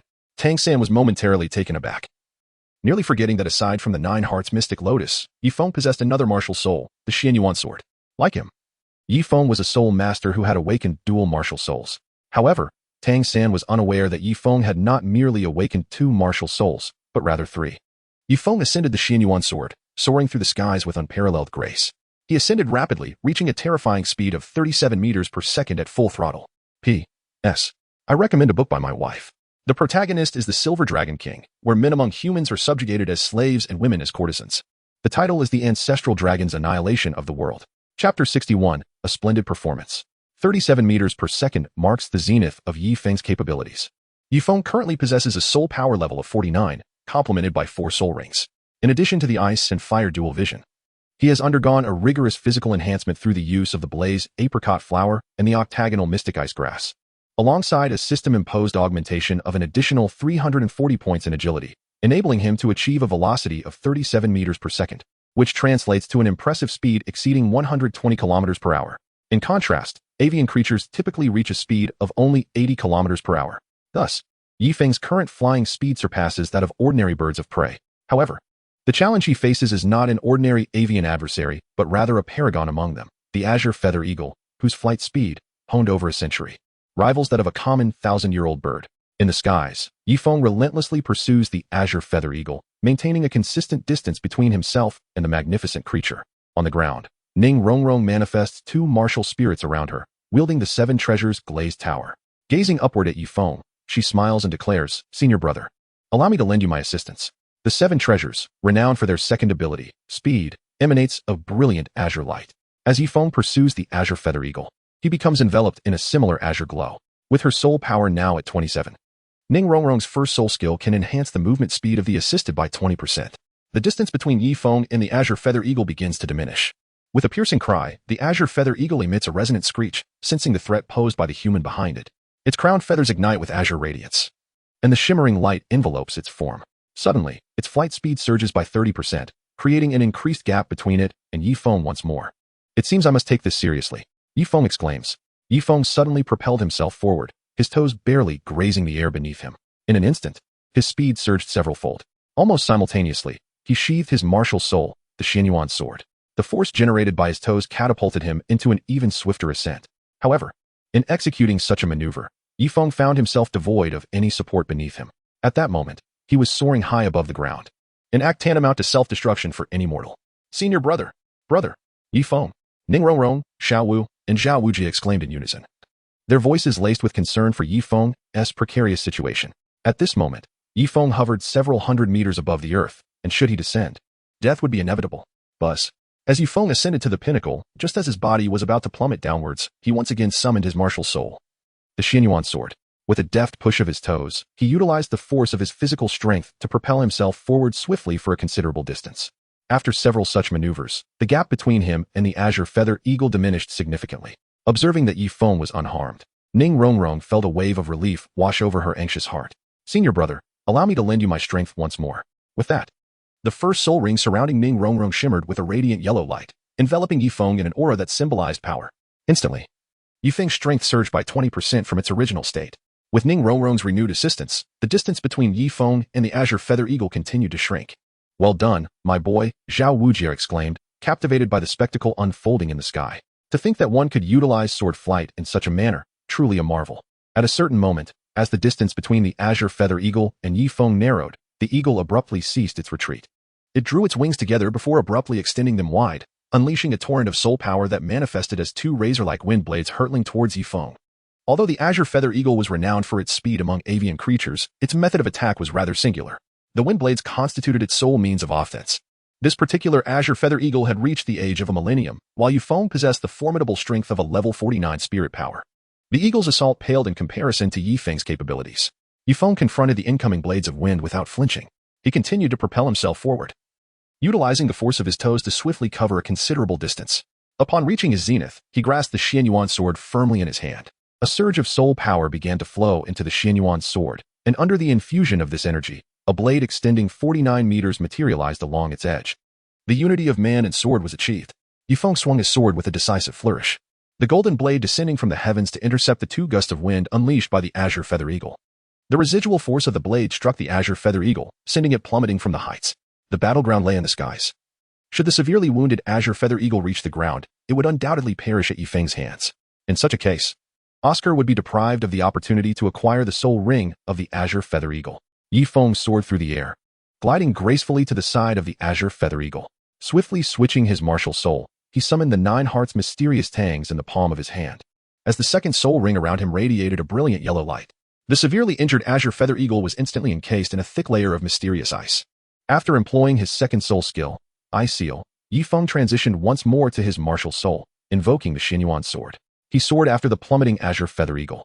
Just before it touched the ground, he deftly caught it, landing gently without stirring a speck of dust. Everything unfolded with the elegance of flowing water. A self-created soul skill. Tang San's heart tightened. He recognized the significance. Yifeng's Xinyuan sword bore no additional soul rings, and that strike was a manifestation of his unique soul skill. However, Tang San felt no envy towards Yifeng, for he too possessed a self-created soul skill. With both having dual martial souls, Tang San harbored no jealousy. Instead, he was filled with curiosity, eager to discern whether Yifeng's recent strike was more formidable than his own chaotic cloak hammering method. Tang San turned to Yifeng and declared, "Yifeng, I wish to challenge you to a duel." Yifeng smiled gently, his tone composed. "You are not my match. I am a soul master of the 4 rings." Tang San, undeterred, pressed on. "When I reach the same level as you, would you be willing to engage in battle?" No sooner had Tang San's words left his lips than Ma Hongjun could not contain himself. "Fourth brother, do not jest. Yi Laoda is already a soul master at the 49th level, while you are merely a great soul master at the 29th level. How could your soul power possibly catch up to his?" Tang San, ignoring Ma Hongjun's remarks and without glancing his way, asked with a serious demeanor, "Yifeng, you have yet to respond to my question." Yifeng nodded in agreement, saying, "Very well, I shall await that day. Once your soul power matches my rank as a soul master, I will gladly engage in battle with you." At that moment, Xiao approached Yifeng's side. Her voice tinged with playful reproach. "You startled me just now." Yifeng extended his hand, gently caressing Xiao Wu's ear, and smiled. "See, I am perfectly fine. Now, Oscar, absorb the soul ring." Chapter 62. External Soul Bone. Acquiring attribute points, Oscar gazed at Yifeng, a faint smile gracing his lips, his heart warmed by the moment. The battle they had just endured was both exhilarating and perilous. Oscar witnessed the fierce confrontation, deeply moved by the experience. He softly patted Yifeng on the shoulder and expressed his gratitude. "Thank you, Yi, my friend. There is no need for such formality among brothers." Yifeng smiled, somewhat embarrassed as he absent-mindedly fiddled with his nostrils. In an effort to subvert the narrative, Yifeng divulged to Oscar the regulations of the 7 Treasures Glazed Tile School. It is a stipulation that any soul master who awakens the 7 Treasures Glazed Tower Martial Soul must have a partner who is a battle soul master. Oscar, not being a battle soul master, at least not at this moment, rendered any possibility of a relationship with Ning Rongrong impossible. Ever since Oscar became aware of this particular rule of the 7 Treasures Glazed Tile School, he ceased to pursue Ning Rongrong in any manner. Although at that time Ning Rongrong had sought Yifeng's assistance to prevent Oscar's advances, Yifeng had inadvertently disrupted a potentially harmonious couple. This is the reason for Yifeng's lingering sense of guilt. As for Yifeng bestowing the soul ring of the phoenix-tailed chicken snake upon Meng Yiran, it merely reflects his inner remorse. Yifeng also intentionally sought to foster a connection between Meng Yiran and Oscar, serving as a form of compensation to Oscar. Yifeng smiled awkwardly and urged, "Hurry and obtain its spirit ring. The Azure Feather Eagle is an exceedingly elusive spirit beast. Should your 3rd spirit skill be its incredible flight speed, the auxiliary capacity of your 3rd spirit ring will be formidable." Oscar nodded in agreement and approached the Azure Feather Eagle. The profound ice enveloping the creature was nearly melted away. Oscar drew forth a dagger, swiftly ending the life of the Azure Feather Eagle, and then sat cross-legged to absorb its spirit ring. Yifeng excitedly approached Oscar, silently thinking that he was finally about to acquire distributable attribute points. In the original storyline, Oscar had obtained the soul ring of the phoenix-tailed coxcomb snake. However, due to Yifeng's interference, Oscar was now set to receive the soul ring of the Azure Feather Eagle. Once Oscar acquired the Azure Feather Eagle's soul ring, Yifeng would be rewarded with distributable attribute points from the system. These attribute points could significantly enhance Yifeng's strength, agility, spirit, and defense. "Wait, its age is not merely over 1,000 years, Tang San suddenly exclaimed. Upon hearing this, everyone gathered around the corpse of the Azure Feather Eagle. The bird bore a feathered crown upon its head, a sign indicating it had lived for a millennium. Tang San recalled that the number of feathered crowns increased by 1 for every 1,000 years of age. And only upon reaching 10,000 years would the count cease to grow.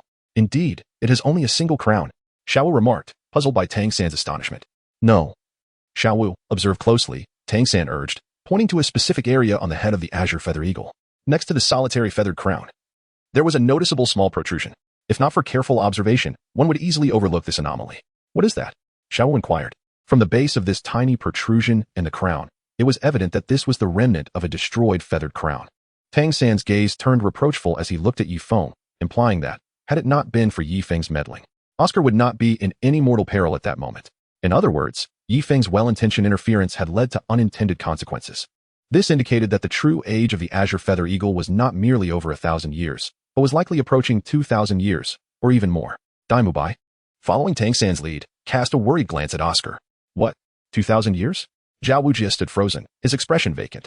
For soul masters, the maximum age for absorbing a third soul ring was 1,760 years. Exceeding this limit would result in the inability to absorb and withstand the energy contained within the soul ring, ultimately leading to a catastrophic explosion of the body. Such tragic incidents were not uncommon in the annals of soul master history. What should we do now? Zhao Wujie stammered, feeling utterly helpless as the situation spiraled beyond his control. Tang San remained silent, and so did Ning Rongrong, Xiao Wu, Zhu Zhuqing, Ma Hongjun, and Dai Mubai.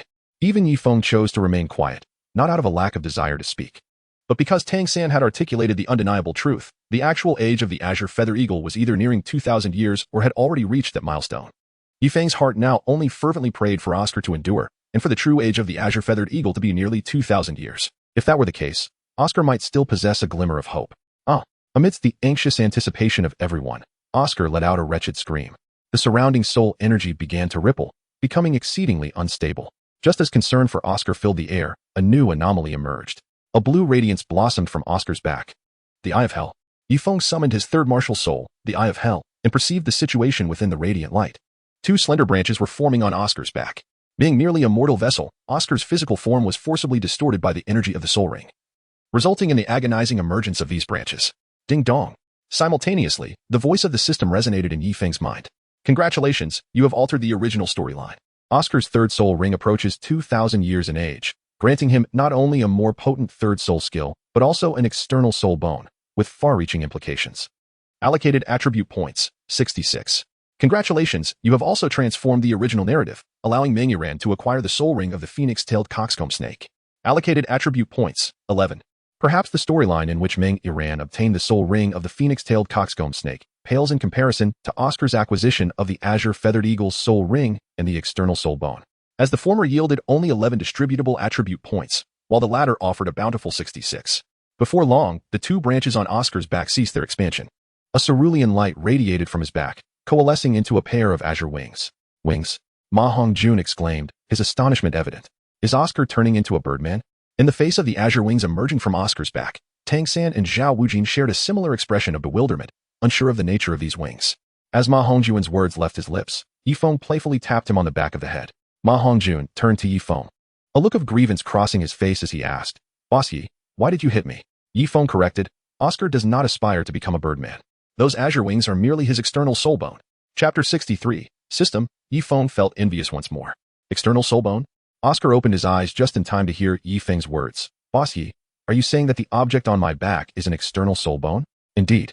Yifeng nodded affirmatively. The external soul bone is an exceedingly rare type of soul bone, distinguished by its potential for growth. It is a wondrous entity, existing as a unique phenomenon beyond the 6 principal categories of soul bones. If one were to consider the probability of an ordinary soul bone manifesting from a soul beast to be 1 in 1,000, then the emergence of an external soul bone is even more elusive, falling short of 1 in 10,000. Within the realm of soul masters, the most coveted treasures are ranked on a list known as the Soul Master Dream List.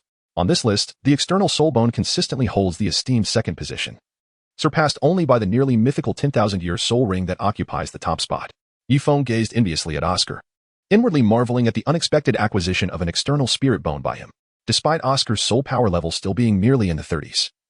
The potential for growth that an external spirit bone offers is indeed substantial. One cannot help but admit that Oscar is truly enviable. Ding dong.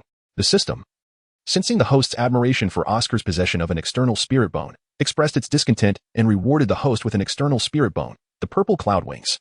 Purple cloud wings, crafted from the dual wings and essence of the 5th-tier magical beast, the black flame purple cloud eagle. Purple cloud wings? Yifeng was taken aback. Astonished by the revelation, I have unexpectedly acquired the purple cloud wings. System, this is the Douluo continent. Will the purple cloud wings evolve alongside the enhancement of my soul power? Certainly, host, the system replied. As Yifeng listened to the system's response, a smile crept across his face. The flight speed of the purple cloud wing was undeniably impressive, particularly due to its potential for evolution. Yifeng was intrigued by the extent to which the purple cloud wing could evolve within the Douluo continent. As the system's voice faded, A warm sensation enveloped Yifeng's back. 2 additional branches were beginning to manifest. Perhaps it was because the purple cloud wing was a reward from the system that Yifeng did not experience the same agonizing sensation that Oscar had moments before. Yifeng smiled as he gazed at Oscar, never anticipating that a mere expression of envy would lead to the reward of a soul bone. Now, Yifeng possessed his very own external soul bone. Oscar, Zhao Wujie's hand gently patting Oscar's shoulder, expressed his delight. I never expected you to be so fortunate as to acquire an external soul bone. With this, you have now obtained your 3rd spirit ring. We should return. That won't do. No, I fear that is not feasible. Tang San, Zhao Wu, and Yifeng interjected in unison. They exchanged contemplative glances, each pondering the implications. Why? Zhao Wujie inquired. Because my spirit power has reached level 30, Tang San replied. And you? Zhao Wujie turned to Zhao Wu. My spirit power has attained level 40, Zhao Wu replied, casting a subtle glance at Yifeng, her eyes conveying a plea for assistance. As a transformed spirit beast, Zhao Wu could only cultivate the first 6 spirit rings through training. If she did not acquire her spirit rings through the hunting of spirit beasts, her identity as a spirit beast would inevitably be revealed. Thus, she looked to Yifeng, hoping he might devise a solution for her predicament. Yifeng observed Zhao Wu's expression intently, contemplating for a brief moment before comprehending her meaning. He smiled reassuringly at her, signaling her to remain calm, assuring her that he would devise a solution. Zhao Wujie, pondering over Tang San and Zhao Wu's responses, inquired, And you, Yifeng? What is your reason? Surely your soul power has reached the 50th level? Yifeng's lips curled into a self-satisfied smile as he spoke with a calm demeanor. I apologize. But the situation is precisely as you imagined. My soul power has reached level 50. Upon hearing this, Dai Mubai, Zhu Zhuqing, Ma Hongjun, and Oscar gazed at Yifeng with envy. While they remained at levels in the 20s and 30s, Yifeng was on the verge of becoming a soul king at over 50 levels. Oscar, who had received Yifeng's assistance, gently patted Yifeng on the shoulder, genuinely delighted for him. Big brother Yi, the disparity between people is truly infuriating. I am merely at level 32, and you are about to surpass 50. Congratulations. Big brother Yi, on your imminent rise to a 5-ring soul king. Ma Hongjun, who had also benefited from Yifeng's support in recent days, similarly extended his congratulations. Big brother Yi, congratulations to you. Zhu Zhuqing, as Yifeng's partner in the 9 Hearts cat, rarely smiled as she remarked, Big brother Yi, you know, sometimes I truly wish to split open your head to see what structure lies within. Yifeng smiled softly, surveying everyone present. Among the Shrek 7 devils, Zhao Wu, Ning Rongrong, Zhu Qing, Oscar, and Ma Hongjun held a notably high regard for Yifeng. Only Dai Mubai and Tang San maintained a lukewarm attitude towards him, particularly Tang San, who at times appeared as a companion, yet often exuded a chill that felt even more distant than that of a stranger.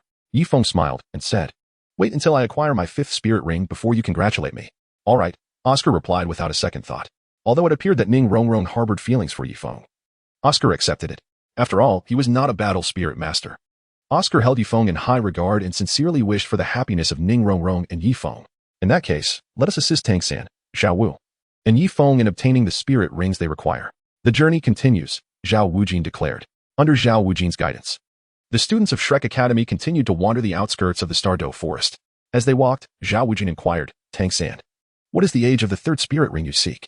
Tang San glanced at Oscar and replied, at least 1,300 years. He had initially considered stating 1,700 years, believing that since Oscar had acquired a spirit ring nearly 2,000 years old without any harm, he too could withstand such a challenge. Having diligently trained since childhood, Tang San felt his physical resilience surpassed that of Oscar. However, he recognized that encountering a spirit beast of 1,700 years was exceedingly rare, so he settled for the more attainable requirement of at least 1,300 years. 1,300 years, Zhao Wujie turned to Zhao Wu and asked, What about you, Zhao Wu? Huh?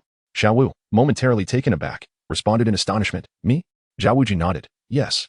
Tang San has specified his requirement for the 3rd spirit ring to be at least 1,300 years. What are your expectations for your 4th spirit ring? Zhao Wu hesitated, realizing that as a spirit beast, she did not need to hunt spirit beasts for her 4th spirit ring. To avoid raising Zhao Wujie's suspicions, she replied, 10,000 years. 10,000? 10,000? 10,000? Zhu Qing, Oscar, Dai Mubai, Tang San, Ma Hongjun, Ning Rongrong, and Zhao Wujie all gazed at Zhao Wu in disbelief. The upper limit for a spirit master absorbing a 4th spirit ring was 5,000 years, yet Zhao Wu's requirement was 10,000 years, a staggering difference of 5,000 years. Chapter 64. The King of the Forest, the Titan Giant Ape 10,000 years? Zhao Wujie's expression froze, staring at Zhao Wu in astonishment. When he realized that Zhao Wu's 3rd spirit ring was already 8,000 years old, his shock began to dissipate. Zhao Wu's demand for a 10,000-year spirit ring was not unreasonable. In truth, had Zhao Wu focused on meditative cultivation to form her 4th spirit ring, she was confident it would indeed be of 10,000-year age. Zhao Wujie then turned his gaze to Yifeng, asking, And you, little monster? Little monster? Tang San felt a chill run through him, noting Zhao Wujie's unique designation for Yifeng. Though Shrek Academy prided itself on cultivating exceptional talents, all of whom were considered monsters, Zhao Wujie reserved the term little monster solely for Yifeng. Tang San clenched his hands slightly. Not out of resentment, but rather a desire to strive harder, hoping to one day surpass Yifeng. Yifeng replied, I hope that the age of my fifth spirit ring will be 30,000 years. 30,000 years? Zhao Wujie was taken aback, standing motionless in astonishment. The upper limit for a spirit master to absorb a fifth spirit ring is 12,000 years, yet Yifeng aspired for a duration of 30,000. Zhao Wujie fixed his gaze upon Yifeng. Had he not been aware that Yifeng's fourth spirit ring was indeed a ring of 1,000 years, he would certainly have reprimanded him for his lofty ambitions. Yifeng inquired, Teacher Zhao, is there a problem? Zhao Wujie extended his hand and gently patted Yifeng's shoulder, reassuring him, Do not worry, I am a soul sage. A soul beast with a 30,000-year lifespan is merely a trifle. However, Yifeng, has your teacher imposed any particular requirements regarding your fifth soul ring? When Jian Dao Chun Xian visited Shrek Academy that evening, Zhao Wujie was well aware of it. Through Ning Rongrong, Zhao Wujie had learned that Yifeng's mentor was indeed Jian Dao Chun Xian. Each instructor maintained stringent expectations for their disciples. Zhao Wujie had no desire to provoke Jian Dao Chun Xian, well aware that he was a battle enthusiast, prone to seeking sparring matches at any given moment. Yifeng responded with a smile, My master has no particular demands regarding my fifth soul ring. He merely hopes that it will bestow a control-type soul skill that differs from the first four, or perhaps an auxiliary soul skill. Is that all he requires? Zhao Wujie inquired. Indeed, Yifeng nodded. That is reassuring, Zhao Wujie replied with a light chuckle. Suddenly, the smile vanished from Zhao Wujie's lips, replaced by an intense aura emanating from him. Accompanied by a low growl, he summoned his martial spirit, the formidable diamond bear, instantly merging with it. Teacher Zhao, what is the matter? Dai Mubai swiftly approached Zhao Wujie. Brother, Xiao Wu softly called out. Yifeng approached Xiao Wu, employing his third spirit soul, the Eye of Hell, which enabled him to clearly perceive a colossal figure advancing towards them. Xiao Wu, your moment has arrived, he whispered, ensuring only she could hear.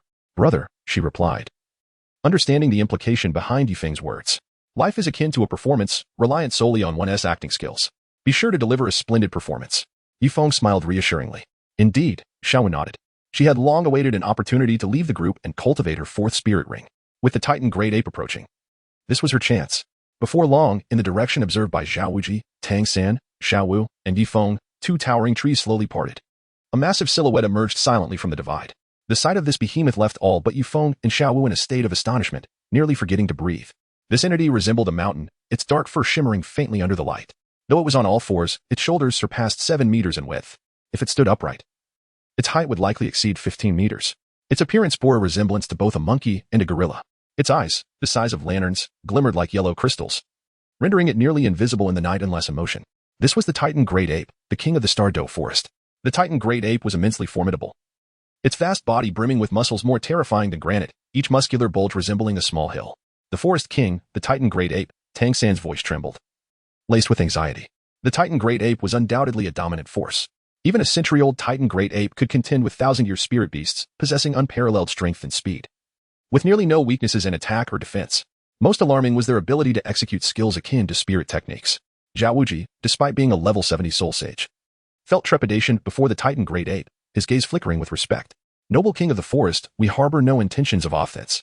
If this is your territory, we shall withdraw immediately. He uttered these conciliatory words, hoping to appease the creature.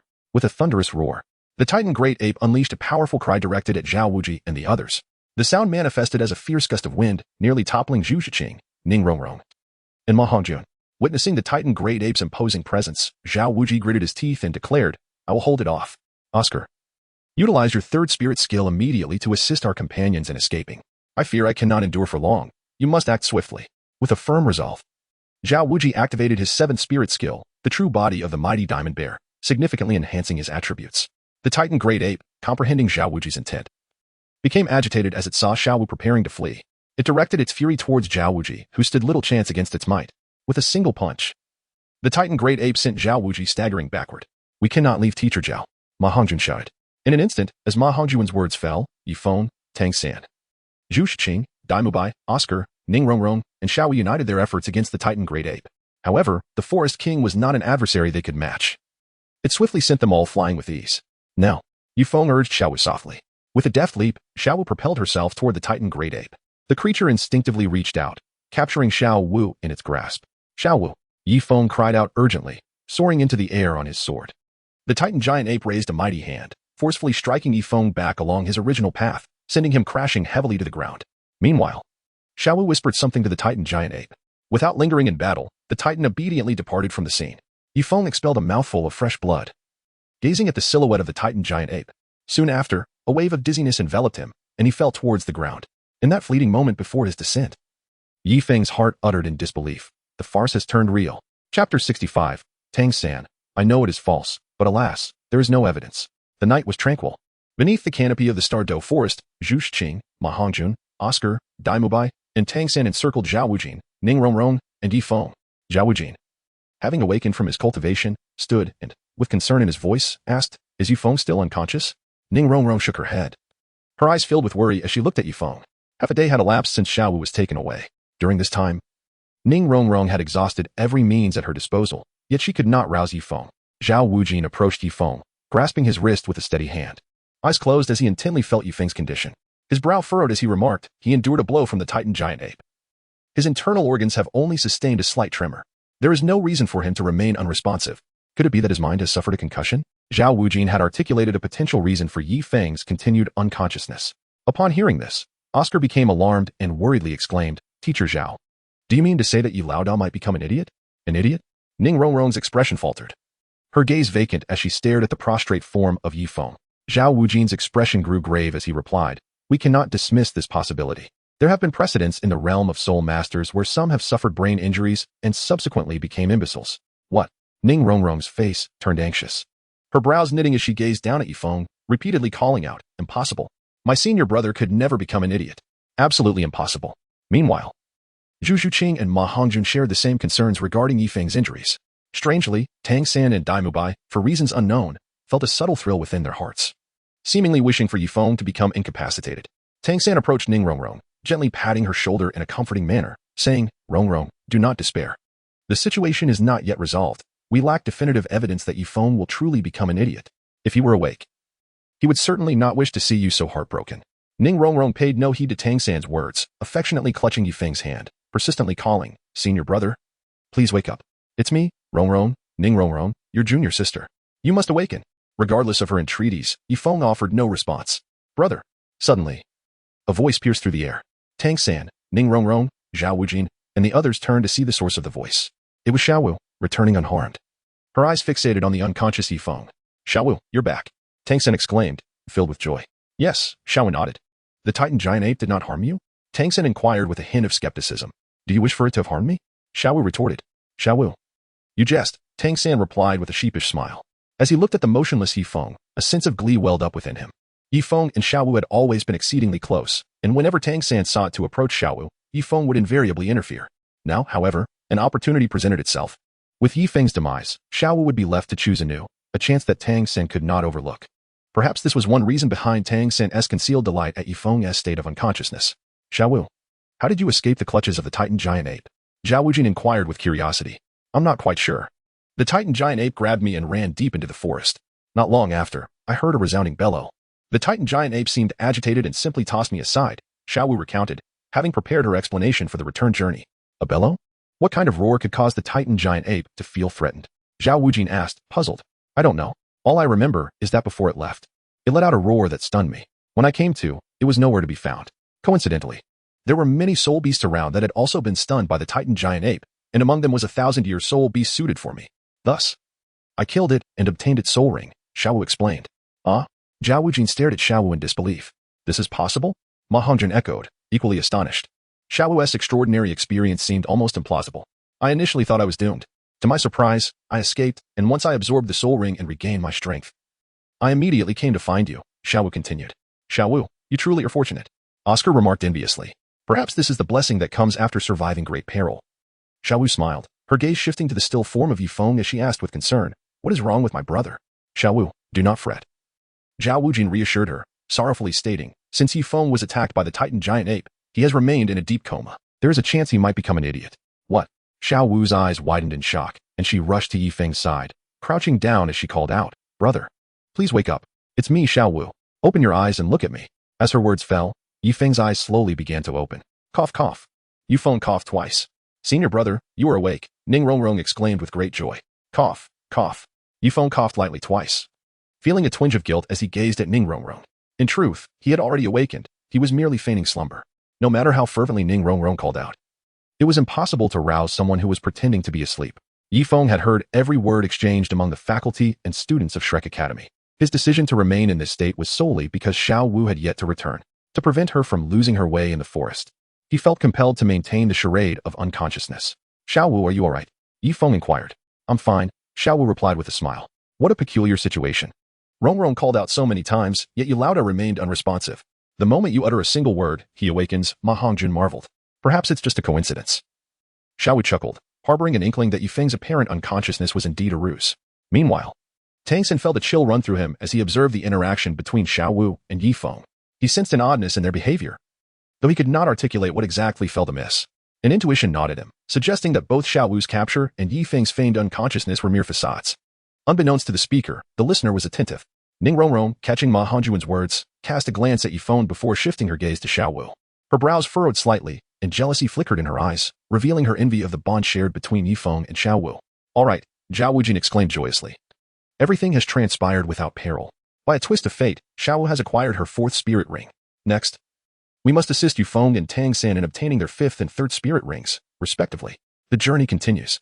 Chapter 66, The Powerful Halo of the Protagonist under Zhao Wujie's guidance, Yifeng, Xiao Wu, Ning Rongrong, Zhu Xing, Ma Hongjun, Oscar, Dai Mobai, and Tang San continued their wanderings within the Stardow Forest. To ensure everyone's safety, Zhao Wujie positioned himself at the forefront of the group. Following closely behind were the support-type Ning Rongrong and Oscar.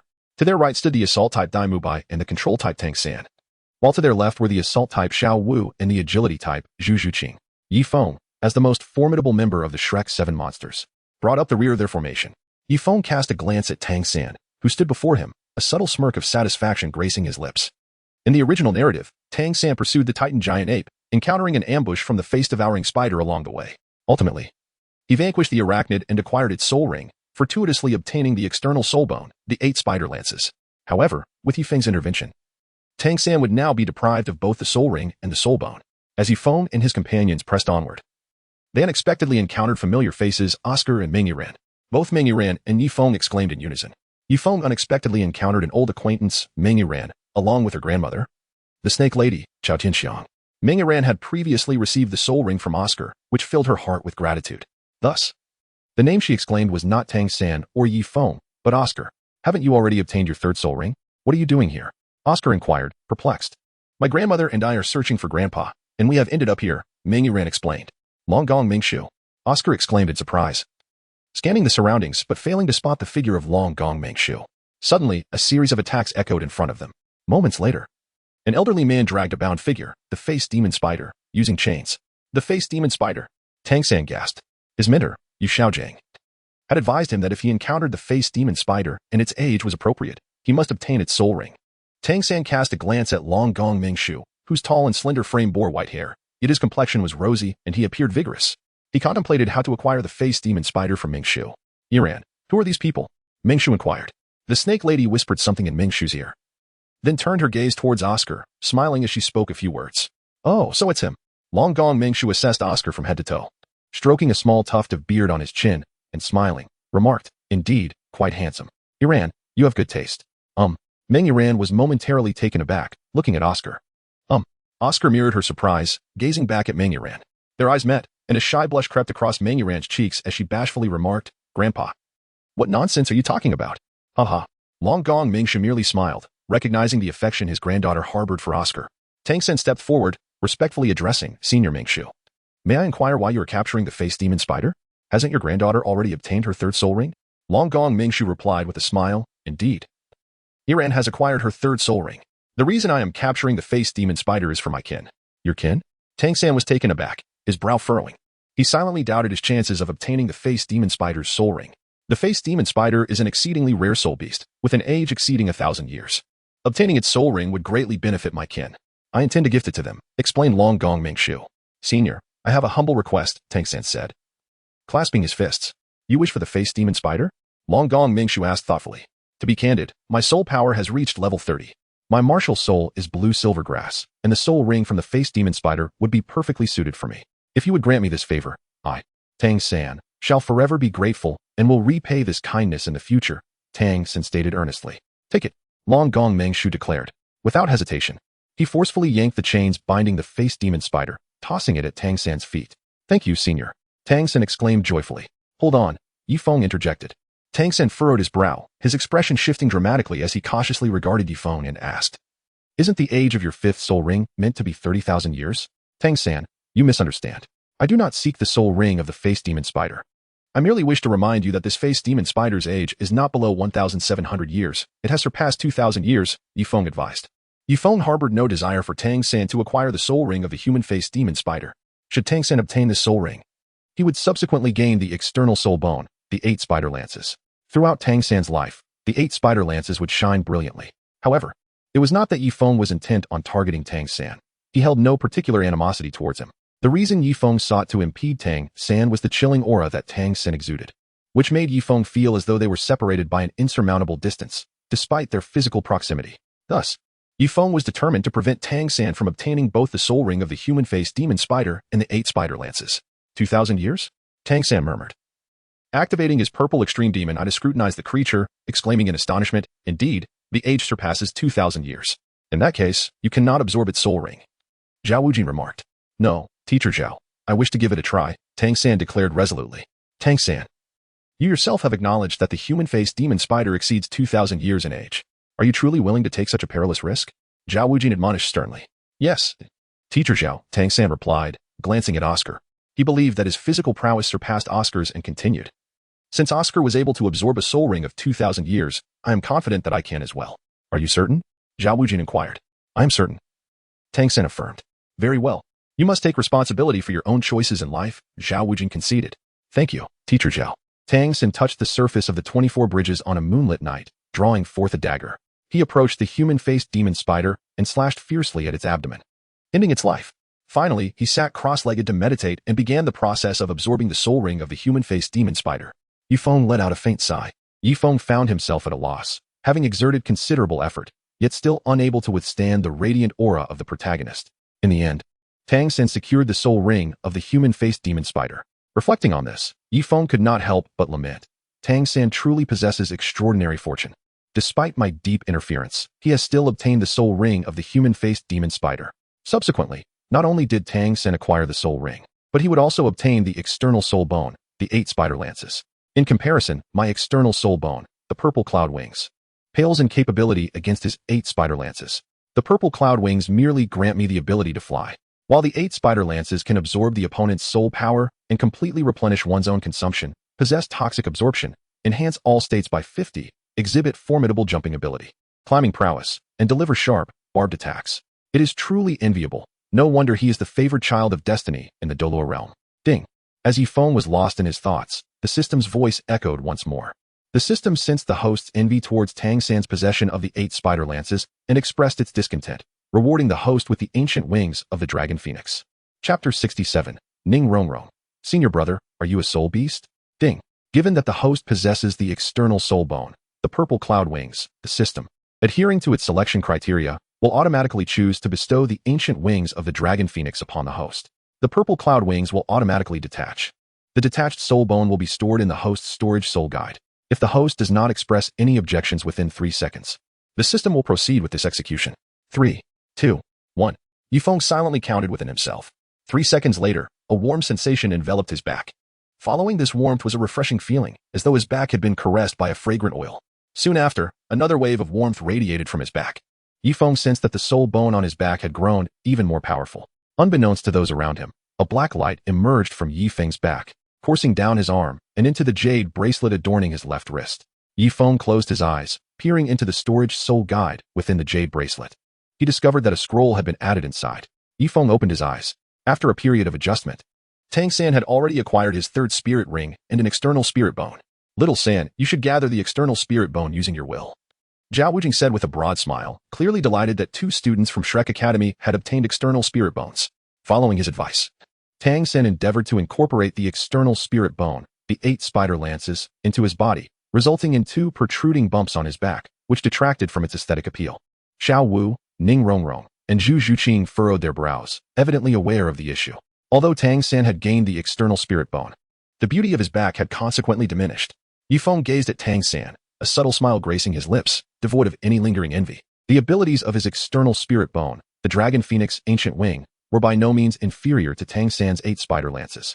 Zhao San, congratulations, Dai Mubai said, gently patting Tang San on the shoulder.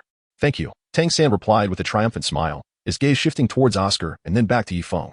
He felt, in comparison to Yifeng, that he had acquired something that Yifeng lacked, which filled his heart with uncontainable joy. However, what Tang San could never have anticipated was that Yifeng had already possessed an external spirit bone, the formidable dragon phoenix ancient wing. Zhao San, do not let pride cloud your judgment. Continue to strive diligently. You will eventually obtain your 4th, 5th, and more spirit rings. I believe your future accomplishments will lead you to become a powerful titled Douluo, Zhao Wujie encouraged, gently patting Tang San's shoulder to motivate him to persist in his training. I will, Teacher Zhao, Tang San replied resolutely. The 4th spirit ring? The 5th spirit ring? Yifeng was momentarily taken aback. Unable to suppress his thoughts, if all goes as expected, Tang San's 4th soul ring is derived from the 10,000-year-old abyssal spider, while his 5th soul ring is formed from his innate soul ring, which transformed during the second awakening of his blue-silver grass into the blue-silver emperor, thereby harnessing the immense power of blue-silver grass and the formidable essence of a 10,000-year cultivation. He couldn't help but feel a twinge of envy towards Tang San's fortuitous destiny, possessing the unparalleled skills of the Tang sect and the dual martial souls. He also bore the bloodline of the blue-silver emperor. Ding dong. The system, sensing the host's envy towards Tang San's fortunate endowments, expressed its discontent as your golden finger. Is it merely the bloodline of the blue-silver emperor? The system shall awaken the 9-hearted Xian Tang emperor bloodline for the host. The emperor bloodline. Yifeng's gaze was vacant, his mind still grappling with the bewildering words of the system. A peculiar wave emanated from him, spreading outward in a mesmerizing fashion. The luminous aura enveloped an extensive area, stretching for dozens of miles. Within this radiant expanse, all flora, flowers, grasses, and trees were cloaked in a delicate, ethereal glow. Faint glimmers seeped from the vegetation, drawn by some enigmatic summons, converging towards Yifeng's form. What is happening? Daimubai was at a loss, unable to articulate the sudden anomaly before him. What could these lights signify? Oscar's brow furrowed. He had never encountered such phenomena before. How beautiful! Ning Rongrong exclaimed, completely awestruck by the enchanting scene, in stark contrast to Daimubai and Oscar's confusion. What if? Xiaowu's expression suddenly shifted. As a transformed spirit beast, she harbored a possible theory and looked at Yifeng in disbelief. No way, it can't be. She shook her head. Can he really be condensing a spirit ring? Tang San blurted out. What? Condensing a spirit ring? That is impossible. The disbelief was palpable among the group. Yilauda didn't hunt any spirit beasts. How could he possibly condense a spirit ring? All eyes turned to Tang San, filled with incredulity. Using his purple extreme magic eyes, Tang San pondered aloud. My teacher once told me that certain transformed spirit beasts must reach level 60 and possess 6 spirit rings to be indistinguishable from humans. Prior to this, they can acquire standard spirit rings without hunting spirit beasts, and the spirit abilities within these rings would be exceptionally suited to them. Are you suggesting that Yilauda is a transformed spirit beast? Oscar gasped, staring at Tang San in shock. I merely indicated the possibility, Tang San replied cautiously. Hearing this, Long Gong Meng Shu narrowed his eyes, scrutinizing Yifeng intently. Old man. Snake Lady Tianxiang called out to Long Gong Meng Shu curiously. He shook his head slightly. As an 85-level spirit Douluo, he was certain that Yifeng was not a transformed spirit beast, but an entirely normal human. Yet, the reason behind this extraordinary phenomenon eluded him. Suddenly, Long Gong Meng Shu's gaze fell upon Xiao Wu. His eyes widened with an almost predatory glint, and he instinctively stepped closer to her. His excitement was so intense that his hand trembled slightly around his dragon-headed staff. Xiao Wu noticed the fervent gaze directed at her. Lowering her head, looking vulnerable as she discreetly moved behind Zhao Wujie. Meanwhile, Tang San observed the shift in Long Gong Meng Shu's demeanor. Following his line of sight to Xiao Wu, contemplating, he thought, why does Meng Shu look at Xiao Wu with such intensity? It's as if he wishes her harm. Could it be that Xiao Wu? Tang San dared not entertain the thought further. Could Xiao Wu actually be a spirit beast? This notion flickered through his mind. Given humanity's rampant slaughter, spirit beasts harbored a deep-seated animosity towards humans. Xiao Wu had been captured by the Titan giant ape. Did it really release her out of kindness? And how coincidentally did she obtain a spirit ring of 10,000 years? Something is amiss, he mused, realizing the implications of Meng Shu's intense focus on Xiao Wu. Chapter 68. Yifeng's 5th spirit skill. Initially, Tang San would not have suspected that Xiao Wu might be a transformed spirit beast, who would casually doubt the identity of those around them. However, reflecting on their 6 years at Notting Academy, he noted that Xiao Wu had never returned home, always celebrating festivals with him and Yifeng in Holy Soul Village. During these occasions, everyone else would reunite with family, if not for living relatives. They would at least visit graves to pay their respects. Yet Xiao Wu had not, as he reminisced about their shared moments. A growing conviction emerged within him that Zhao Wu was not human, but rather a transformed spirit beast. Tang San gazed at Zhao Wu, his heart torn. What should I do? It seems Meng Shu intends to act against Zhao Wu. Should I intervene? Yet, he was acutely aware that Meng Shu was a formidable spirit Douluo. He recalled the tales of spirit rings from 10,000 years ago, which could significantly enhance a spirit master's attributes and bestow them with 2 spirit abilities. Moreover, defeating a spirit beast of such age would certainly yield spirit bones, which would also grant 2 spirit abilities. Damn it. How could Zhao Wu's identity be revealed so quickly? I am still merely a 30-something level spirit master, incapable of absorbing a spirit ring or bone of 10,000 years. Am I to let Meng Shu take advantage of this situation? Tang San's turmoil was palpable. Zhao Wu noticed Meng Shu's fiery gaze and Tang San's conflicted expression. Frowning, she looked at Tang San with a mix of fear and uncertainty, unconvinced that he, a mere 30-something level spirit master, could discern her true identity. As Tang San wrestled with his thoughts, Meng Shu was equally conflicted. He hesitated, uncertain whether to seize Zhao Wu. She was but a rabbit, yet his martial soul was a dragon-headed staff. With his current spirit power at 85, he did not need to acquire a spirit ring to elevate his status. Zhao Wujie observed the trepidation in Zhao Wu's eyes and the predatory intent in Meng Shu's gaze. Contemplating, he wondered if Zhao Wu had unwittingly offended Meng Shu. Inciting his wrath, Zhao Wujie could not penetrate the mystery of Zhao Wu's true identity. To him, she was a student of Shrek Academy, and he could not merely watch as Meng Shu harmed or punished her. However, he was not a match for the formidable duo of the dragon and snake. After a moment of deliberation, Zhao Wujie glanced at Yifeng, who was meditating. A plan formed in his mind. He approached Long Gong Meng Shu respectfully, clasping his hands in greeting. Meng Shu, may I have a word? Meng Shu nodded, following Zhao Wujie to a secluded spot. Their conversation was straightforward. Zhao Wujie informed Meng Shu that Zhao Wu was Yifeng's girlfriend and that Yifeng's master was Jian Daochen Xian, the guardian Douluo of the 7 Treasures Glazed Tile School. Zhao Wujie hoped Meng Shu would overlook any grievances Zhao Wu may have caused. Considering the prestige of Jian Daochen Xian, Meng Shu regarded Zhao Wujie with surprise, realizing that Zhao Wujie had misunderstood his intentions. However, upon hearing the names Jian Daochen Xian and the 7 Treasures Glazed Tile School, he cautiously inquired, so, the sword Douluo has met that girl? Indeed. Zhao Wujie affirmed with a nod. Sighing, Meng Shu glanced regretfully at Zhao Wu. He recognized that he could not harm her. As an 85-level spirit Douluo, if he had discerned Zhao Wu's true nature, then Jian Daochen Xian, as a title Douluo, would surely have done the same. To attack Zhao Wu would provoke not only Jian Daochen Xian, but also the entire 7 Treasures Glazed Tile School, jeopardizing his family and legacy. Meng Shu had contemplated eliminating everyone present, for they were deep within the Star Doe forest, yet he doubted his ability to leave Shrek Academy unscathed in Zhao Wujie's presence. Should one be released, the consequences for the Dragon Lord Meng Shu and his family would be catastrophic. Sighing, Dragon Lord Meng Shu's gaze fell upon Oscar, the food system soul master, and his spirits lifted slightly. Oscar and his granddaughter, Meng Aran, appeared to share mutual feelings of affection. Under the pressure from Jian Daochen Xian and the 7 Treasure Glazed Tile School, Dragon Lord Meng Shu deliberated deeply and ultimately chose to relent, abandoning his intentions towards Zhao Wu's soul rings and soul bones. In the midst of this waiting, Yifeng opened his eyes. At that moment, a distinct golden radiance emerged from Yifeng's brow, and he joyfully rose to his feet. Senior brother, what is your 5th soul skill? Ning Rongrong inquired with curiosity. As Yifeng's thoughts stirred, he extended his left hand, revealing a crystal-clear begonia flower in the palm of his hand. The flower's heart contained 9 stamens, 5 of which were adorned with vibrant hues, red, blue, yellow, and gold, while the remaining 4 remained transparent, resembling glass. At the moment the 9 hearts begonia manifested, Tang San distinctly sensed a subtle pressure enveloping him. It felt as though his martial soul, the blue-silver grass, was quaking in fear before Yifeng's 9 hearts begonia. Beneath Yifeng's feet appeared 5 soul rings, colored 2 yellow, 1 purple, and 2 black. As for his 5th soul ring, it bore 3 black patterns and boasted an astonishing age of 30,000 years. 30,000 years, Dai Mubai exclaimed in shock. The maximum age for a soul master to absorb a 5th soul ring is 12,000 years, for a 6th, 20,000 years, and for a 7th, below 50,000 years. Yet, Yifeng's 5th soul ring was an impressive 30,000 years old.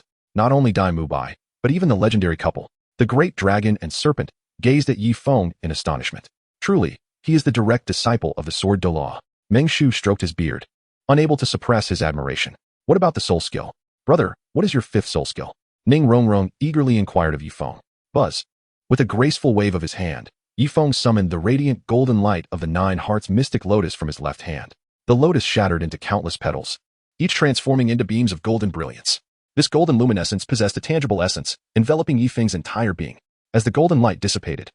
He was adorned in armor reminiscent of a formidable general preparing for battle. The armor was characterized by the form of a dragon's body, an eagle's wings, a tiger's shoulders, a mastiff's back, and the legs of a rhinoceros.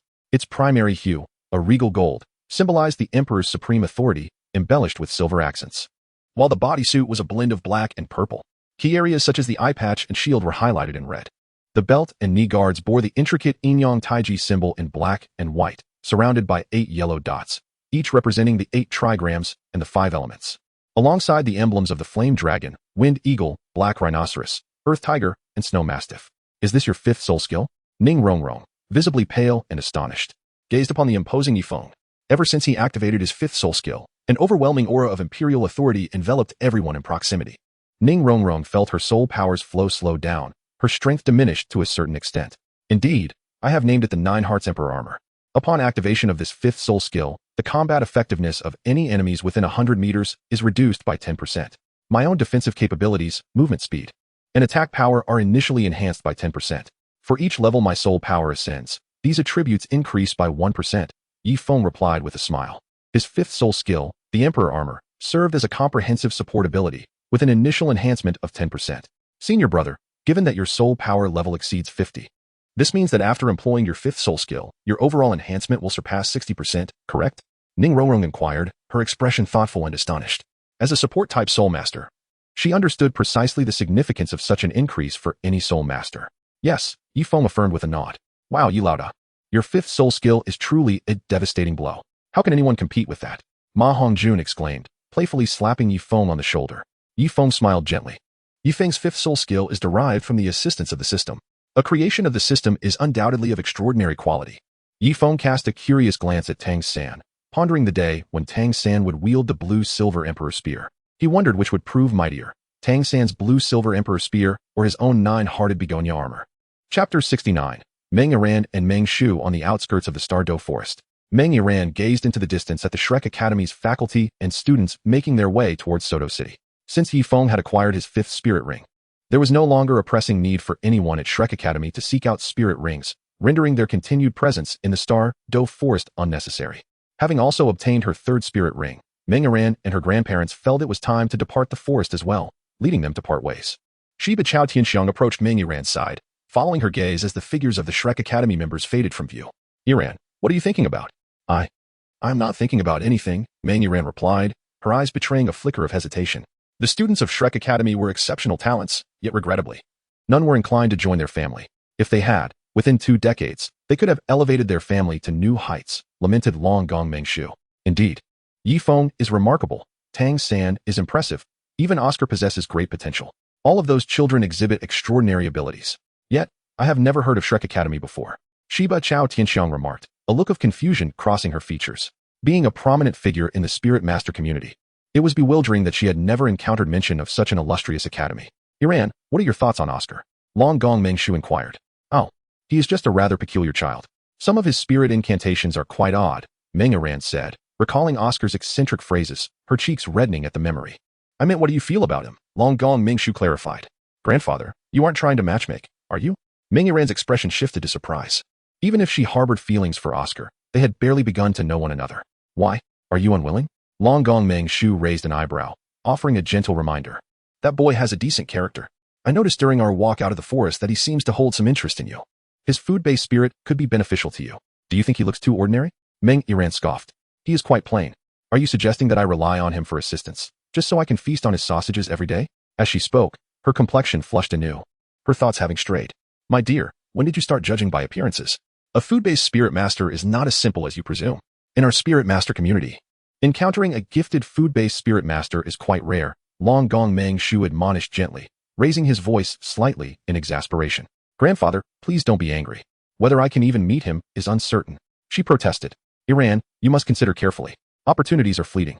You are still young. Do not leave room for regrets in life. Long Gong Mengshu advised earnestly.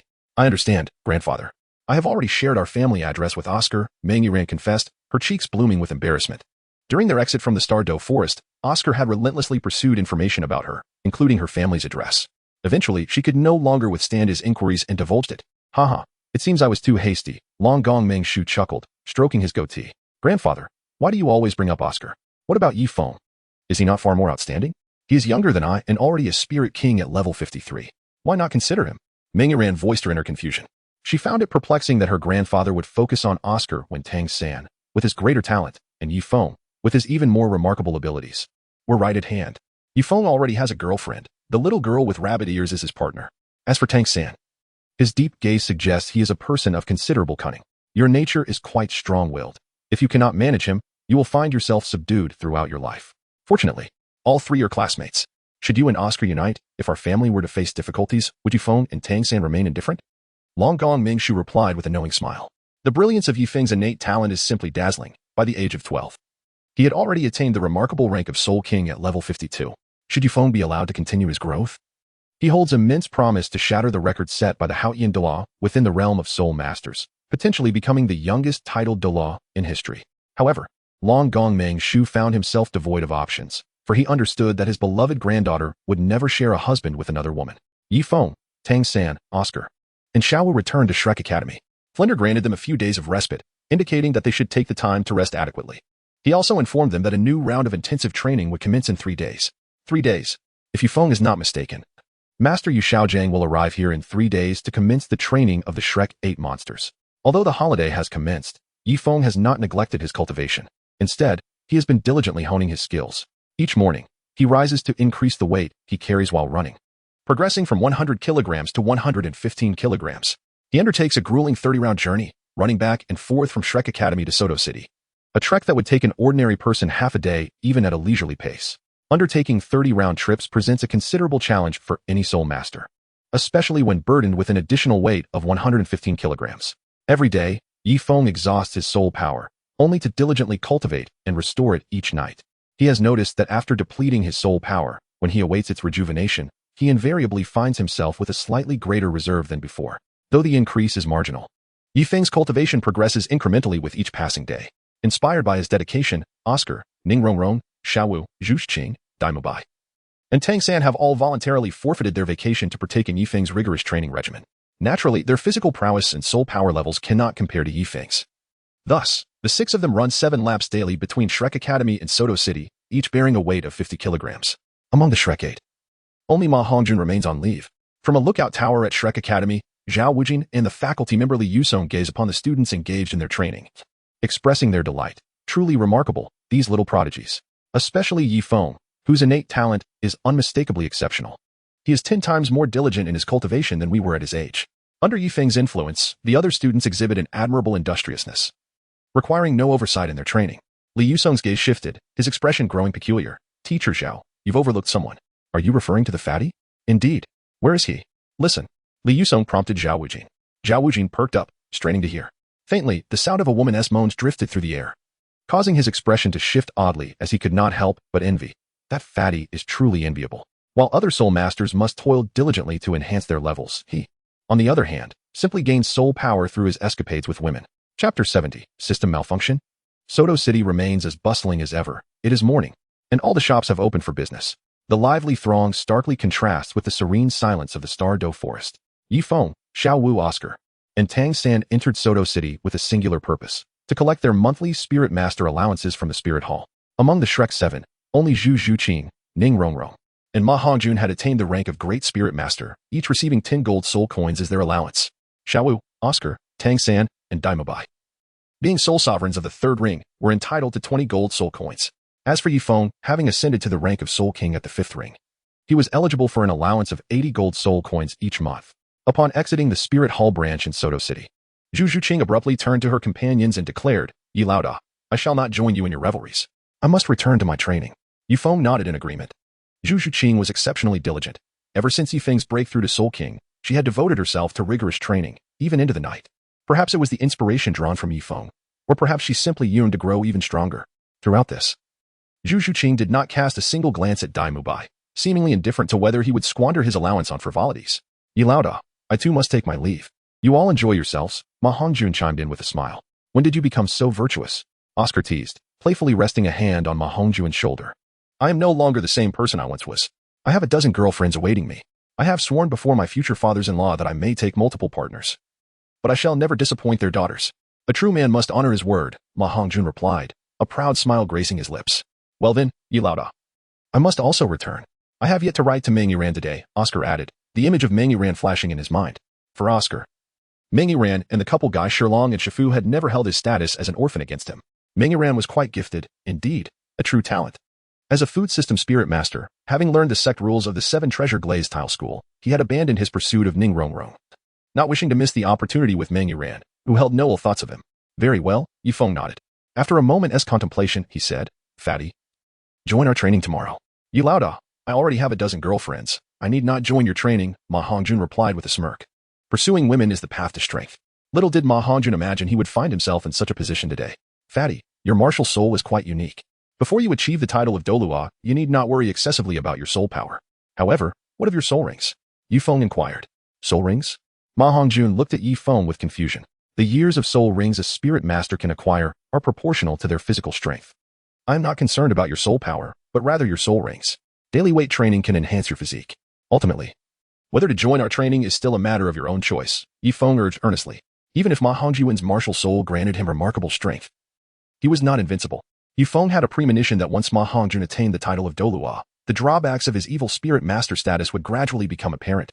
Achieving the title of Douluo was not Yifeng's goal. Attaining divinity was his first ambition. As Yifeng's companion, Ma Hongjun would undoubtedly aspire to divinity as well. When Yifeng ascended to the divine realm, he could not possibly be without a few friends to share in his feasts and festivities. Thus, Yifeng was particularly concerned about Ma Hongjun's training. Very well, Yilao. Upon my return, I shall engage in weight training, Ma Hongjun responded without hesitation. Yifeng nodded in affirmation. Thus, among the trio of Shrek Academy students known for their indulgence in carnal pleasures, only Dai Mubai remained in Soto City. Oscar Dai Mubai and Ma Hongjun typically squandered their spirit master allowances on such pursuits each month. Yet this time, it was solely Dai Mubai who lingered behind in Soto City. Yifeng cast a glance at Dai Mubai, who appeared momentarily taken aback. You all carry on. I have matters to attend to. Do not wait for my return. Dai Mubai stated, already turning away. His path was unmistakably directed towards the Rose Hotel in Soto City. It had been quite some time since he sought out those twin sisters. Since Zhu Zhuqing seemed indifferent to him, he did not wish to subject himself to undue hardship. Or perhaps he sought to capture Zhu Zhuqing's attention. Zhu Zhuqing, Ma Hongjun, Oscar, and Dai Mubai departed in succession, leaving only Yifeng, Tang San, Xiao Wu, and Ning Rongrong in the arena. Finally, Tang San spoke up, saying, Yifeng, Xiao Wu, Rongrong, I have matters to attend to as well. I shall take my leave now. I will return to the academy on my own. Yifeng replied with a slight nod. Ning Rongrong waited until Tang San had walked a considerable distance before curiously murmuring, Dai Mubai has gone to seek out women. I wonder what Tang San is up to. Could it also be in pursuit of women? That seems unlikely. He has never sought out women before. Upon hearing this, Yifeng couldn't help but smile inwardly. In the original storyline, Tang San had returned to Soto City after acquiring his 3rd spirit ring and sought out the blacksmith there. This time, Tang San aimed to collaborate with the blacksmith to create several more potent hidden weapons. The Tang sect's unparalleled techniques served as a formidable asset for Tang San, complementing his twin martial souls. Throughout the annals of history, the Tang sect's hidden weapons played an indispensable role, shining brilliantly within the realm of soul masters. Among these formidable artifacts are the Tear of Guanyin, Blood of Bodhi, King of Hell's Letter, Rainstorm Pear Blossom Needle, Peacock Feather, Zhuge Divine Crossbow, Heavenly Claw, Soul Devouring Gallbladder, Batwing Reincarnation, 1001 Nights, Dragon Whisker Needle, and the Buddha's Wrath Lotus. One cannot help but envy Tang San, in addition to his twin martial souls. He possesses the extraordinary advantage of the Tang sect's hidden weapons. This very advantage allowed him to forge connections with Ning Fengji and alter the fates of many. Yifeng gazed at Tang San's silhouette, unable to suppress his murmurs within. As he waited, the voice of the system did not resonate in his mind. Yifeng pondered deeply within himself. He was bound to an exceedingly arrogant system. Whenever Yifeng expressed envy towards certain matters, provided that the corresponding events were genuine, the system would react with indignation, subsequently granting him relevant rewards. However, this time, despite his profound envy of Tang San, the system remained unresponsive. He truly envied Tang San, who not only possessed a twin martial soul, but also wielded the extraordinary abilities of the Tang sect's hidden weapons. This time, Tang San would create numerous Juga crossbows and concealed projectiles to bestow upon the students of Shrek Academy, thereby winning the hearts of Ning Rongrong, Dai Mubai, and others through these remarkable gifts. Yifeng once again envied Tang San in his heart. However, he noticed that the system's voice still had not sounded. What could be the reason? Yifeng was taken aback. It seemed as though his system had unexpectedly malfunctioned. Chapter 71. When the Tang sect's hidden weapons encounter high technology. How could the system possibly fail? Could it be that the system was experiencing a downtime? Yifeng increasingly sensed that something was amiss. How could his system possibly malfunction? This system was not the same as any other. Although Yifeng was merely contemplating in his mind, the system indeed failed to provide him with any rewards this time. Thus, there could only be one explanation. The conditions for triggering the rewards had not yet been met. How could one acquire the system's rewards? The answer lay in subverting the storyline, or perhaps the things Yifeng envied truly existed. Clearly, at this moment, the latter was the case. Consequently, Yifeng could not help but continue to ponder deeply. Tang San's visit to the blacksmith was to forge sleeve arrows, the Zhuge divine crossbow, and the flying god claw. Since the system had not granted him any rewards, it must mean that he possessed treasures of a similar nature that were not inferior to those of Tang San. What treasures did he possess? Thus far, he had only acquired the natural hidden weapon, the dragon whisker needle. Yet, in certain aspects, the dragon whisker needle could not compare to the Zhuge divine crossbow and the flying god claw. Could it be that, as Yifeng pondered, a possible reason suddenly emerged in his mind? Yifeng patted the back of his head and chuckled at himself, saying, I truly am a fool. How could I have forgotten that? Yifeng's sudden behavior caught Ning Rongrong's attention. Concerned, she gazed at Yifeng and inquired, Senior brother, what troubles you? Is there a blacksmith shop belonging to the Seven Treasure Glazed Tile School in Soto City? Yifeng asked. Indeed, there is. Soto City is a significant stronghold of the Barak Kingdom, and our Seven Treasure Glazed Tile School enjoys a thriving business there. There is a fairly decent blacksmith shop. Ning Rongrong replied. But what do you need to go to the blacksmith for? Her eyes reflected an increasing curiosity towards Yifeng. Do not concern yourself with too many questions for now. Please lead the way to the blacksmith shop of the Seven Treasure Glazed Tile School, Yifeng instructed joyfully. Following Ning Rongrong, Yifeng and Zhao Wujie made their way to the manufacturing district of Soto City. Even before they entered the blacksmith shop, the rhythmic sound of hammering was already audible. The crisp and intense sounds indicated that many blacksmiths were diligently at work within. Upon their arrival at the shop, a blacksmith emerged and asked, Would you like to purchase? Ning Rongrong did not answer but instead touched her storage soul guide and retrieved a token. Upon seeing Ning Rongrong's token, the blacksmith's expression momentarily turned blank as he scrutinized her anew, before addressing her with profound respect. Please, follow me. Guided by the blacksmith, Ning Rongrong, Yifeng, and Zhao Wujie entered a room. Shortly thereafter, a middle-aged man walked in, with a robust physique. His hands bore the calluses of a life spent forging metal. His muscles were solid, exuding an impressive strength. The middle-aged man sized up Ning Rongrong. She extended her right hand, summoning her martial soul, the Seven Treasure Glazed Tower. 2 soul rings at such a young age. You must be a young lady of the school, the man remarked thoughtfully. For disciples of the Seven Treasure Glazed Tile School, the Seven Treasure Glazed Tower served as the finest proof of their identity. Senior brother, I'll leave the rest to you, Ning Rongrong replied, stepping aside. Eager to see what Yifeng had in mind. I wish to discuss a business proposition with you, Yifeng said with a smile. What do you wish to forge? Just tell me directly, the middle-aged man inquired. Do you have paper and a pen? Yifeng chuckled. The middle-aged man called for someone, who promptly brought paper and a pen before Yifeng. Yifeng closed his eyes for a moment to organize his thoughts, then picked up a pen and began sketching on the paper. The drawing depicted various components of an object, each measured with precision regarding size and length. Young man, what is this? Could you elaborate? The middle-aged man inquired, studying the parts illustrated on the blueprint with a puzzled expression. You need not concern yourself with what these items are. My sole question is whether you can fabricate them, Yifeng replied. It is imperative that you utilize premium iron. Ideally, you should forge them from refined iron. At this, the middle-aged man furrowed his brow and raised an eyebrow, cautioning. Do you have any idea of the cost of refined iron? When combined with manufacturing expenses, it amounts to a substantial sum. You would do well to invite your elder to negotiate. I am well aware of the price of refined iron. If you are capable of creating these items, this is the deposit I offer, Yifeng stated, his fingers brushing against the bracelet on his left wrist as he produced a pouch containing 100 golden soul coins. Senior brother, this is the shop of the Seven Treasures Glazed Tile School. There is no need for you to pay, Ning Rongrong interjected anxiously. It is necessary. Crafting an object requires not only labor, but also material costs. As a disciple of my master, I must set an example. Yifeng gently ruffled Ning Rongrong's hair. This price does not merely cover a single item, does it? The middle-aged man pondered aloud. Indeed, I require 10 pieces. Very well.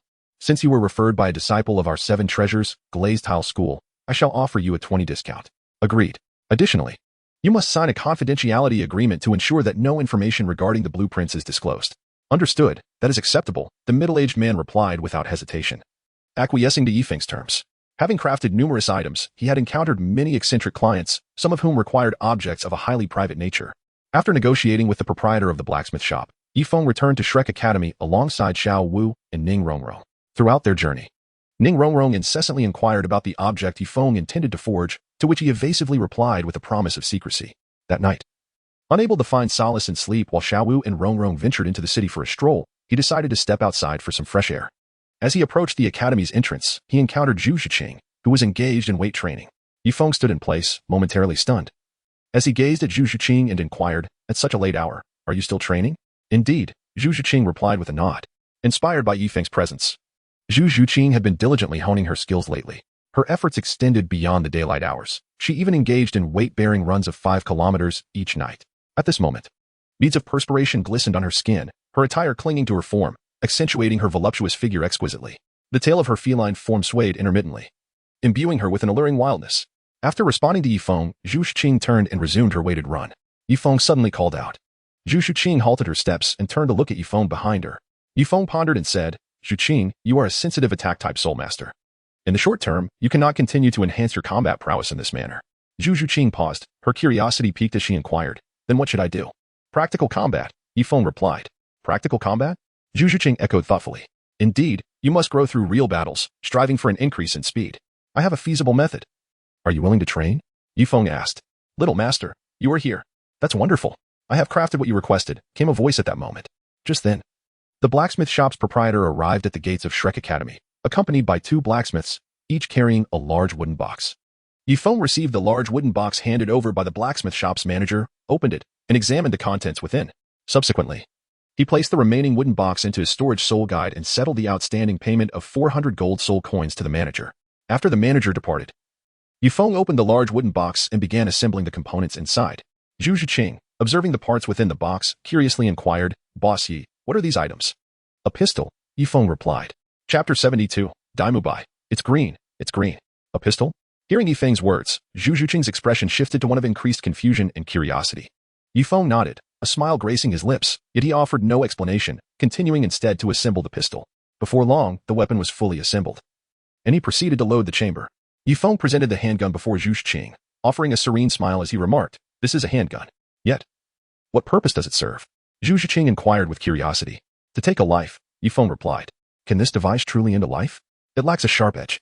Zhu Zhiqing scrutinized the handgun in Yifeng's grasp with skepticism. While she did not perceive the handgun as a means to kill, she did consider it capable of inflicting fatal blows.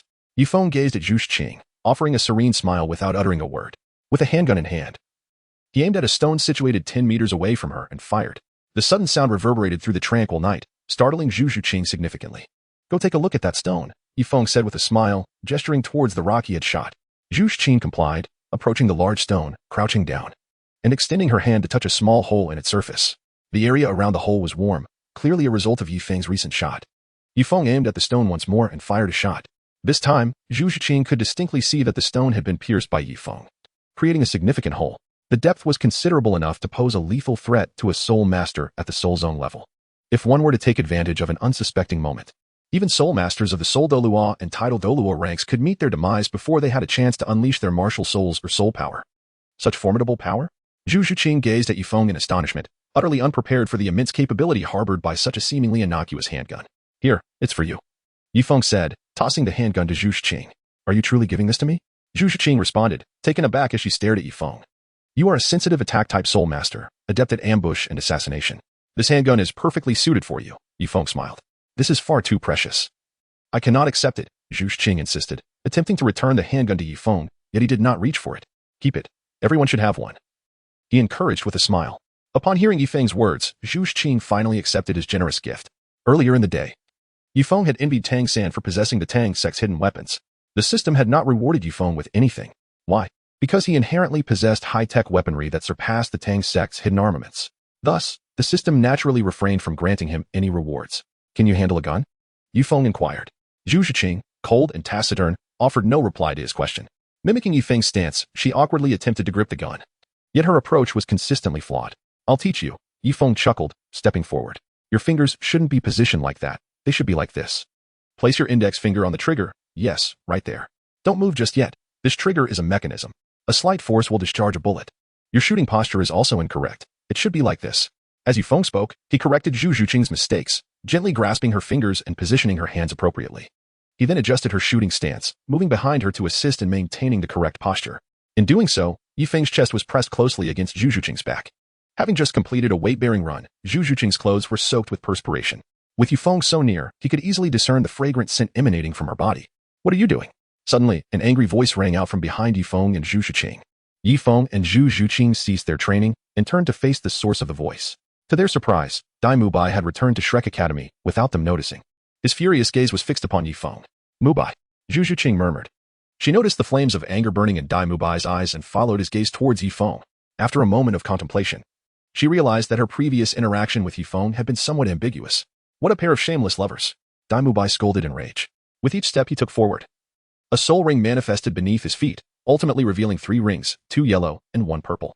Observing this, Zhu Zhuqing anxiously explained, Mubai, it's not what you think. Hearing Zhu Zhuqing defend, Yifeng only fueled Dai Mubai's ire, which erupted like a volcano.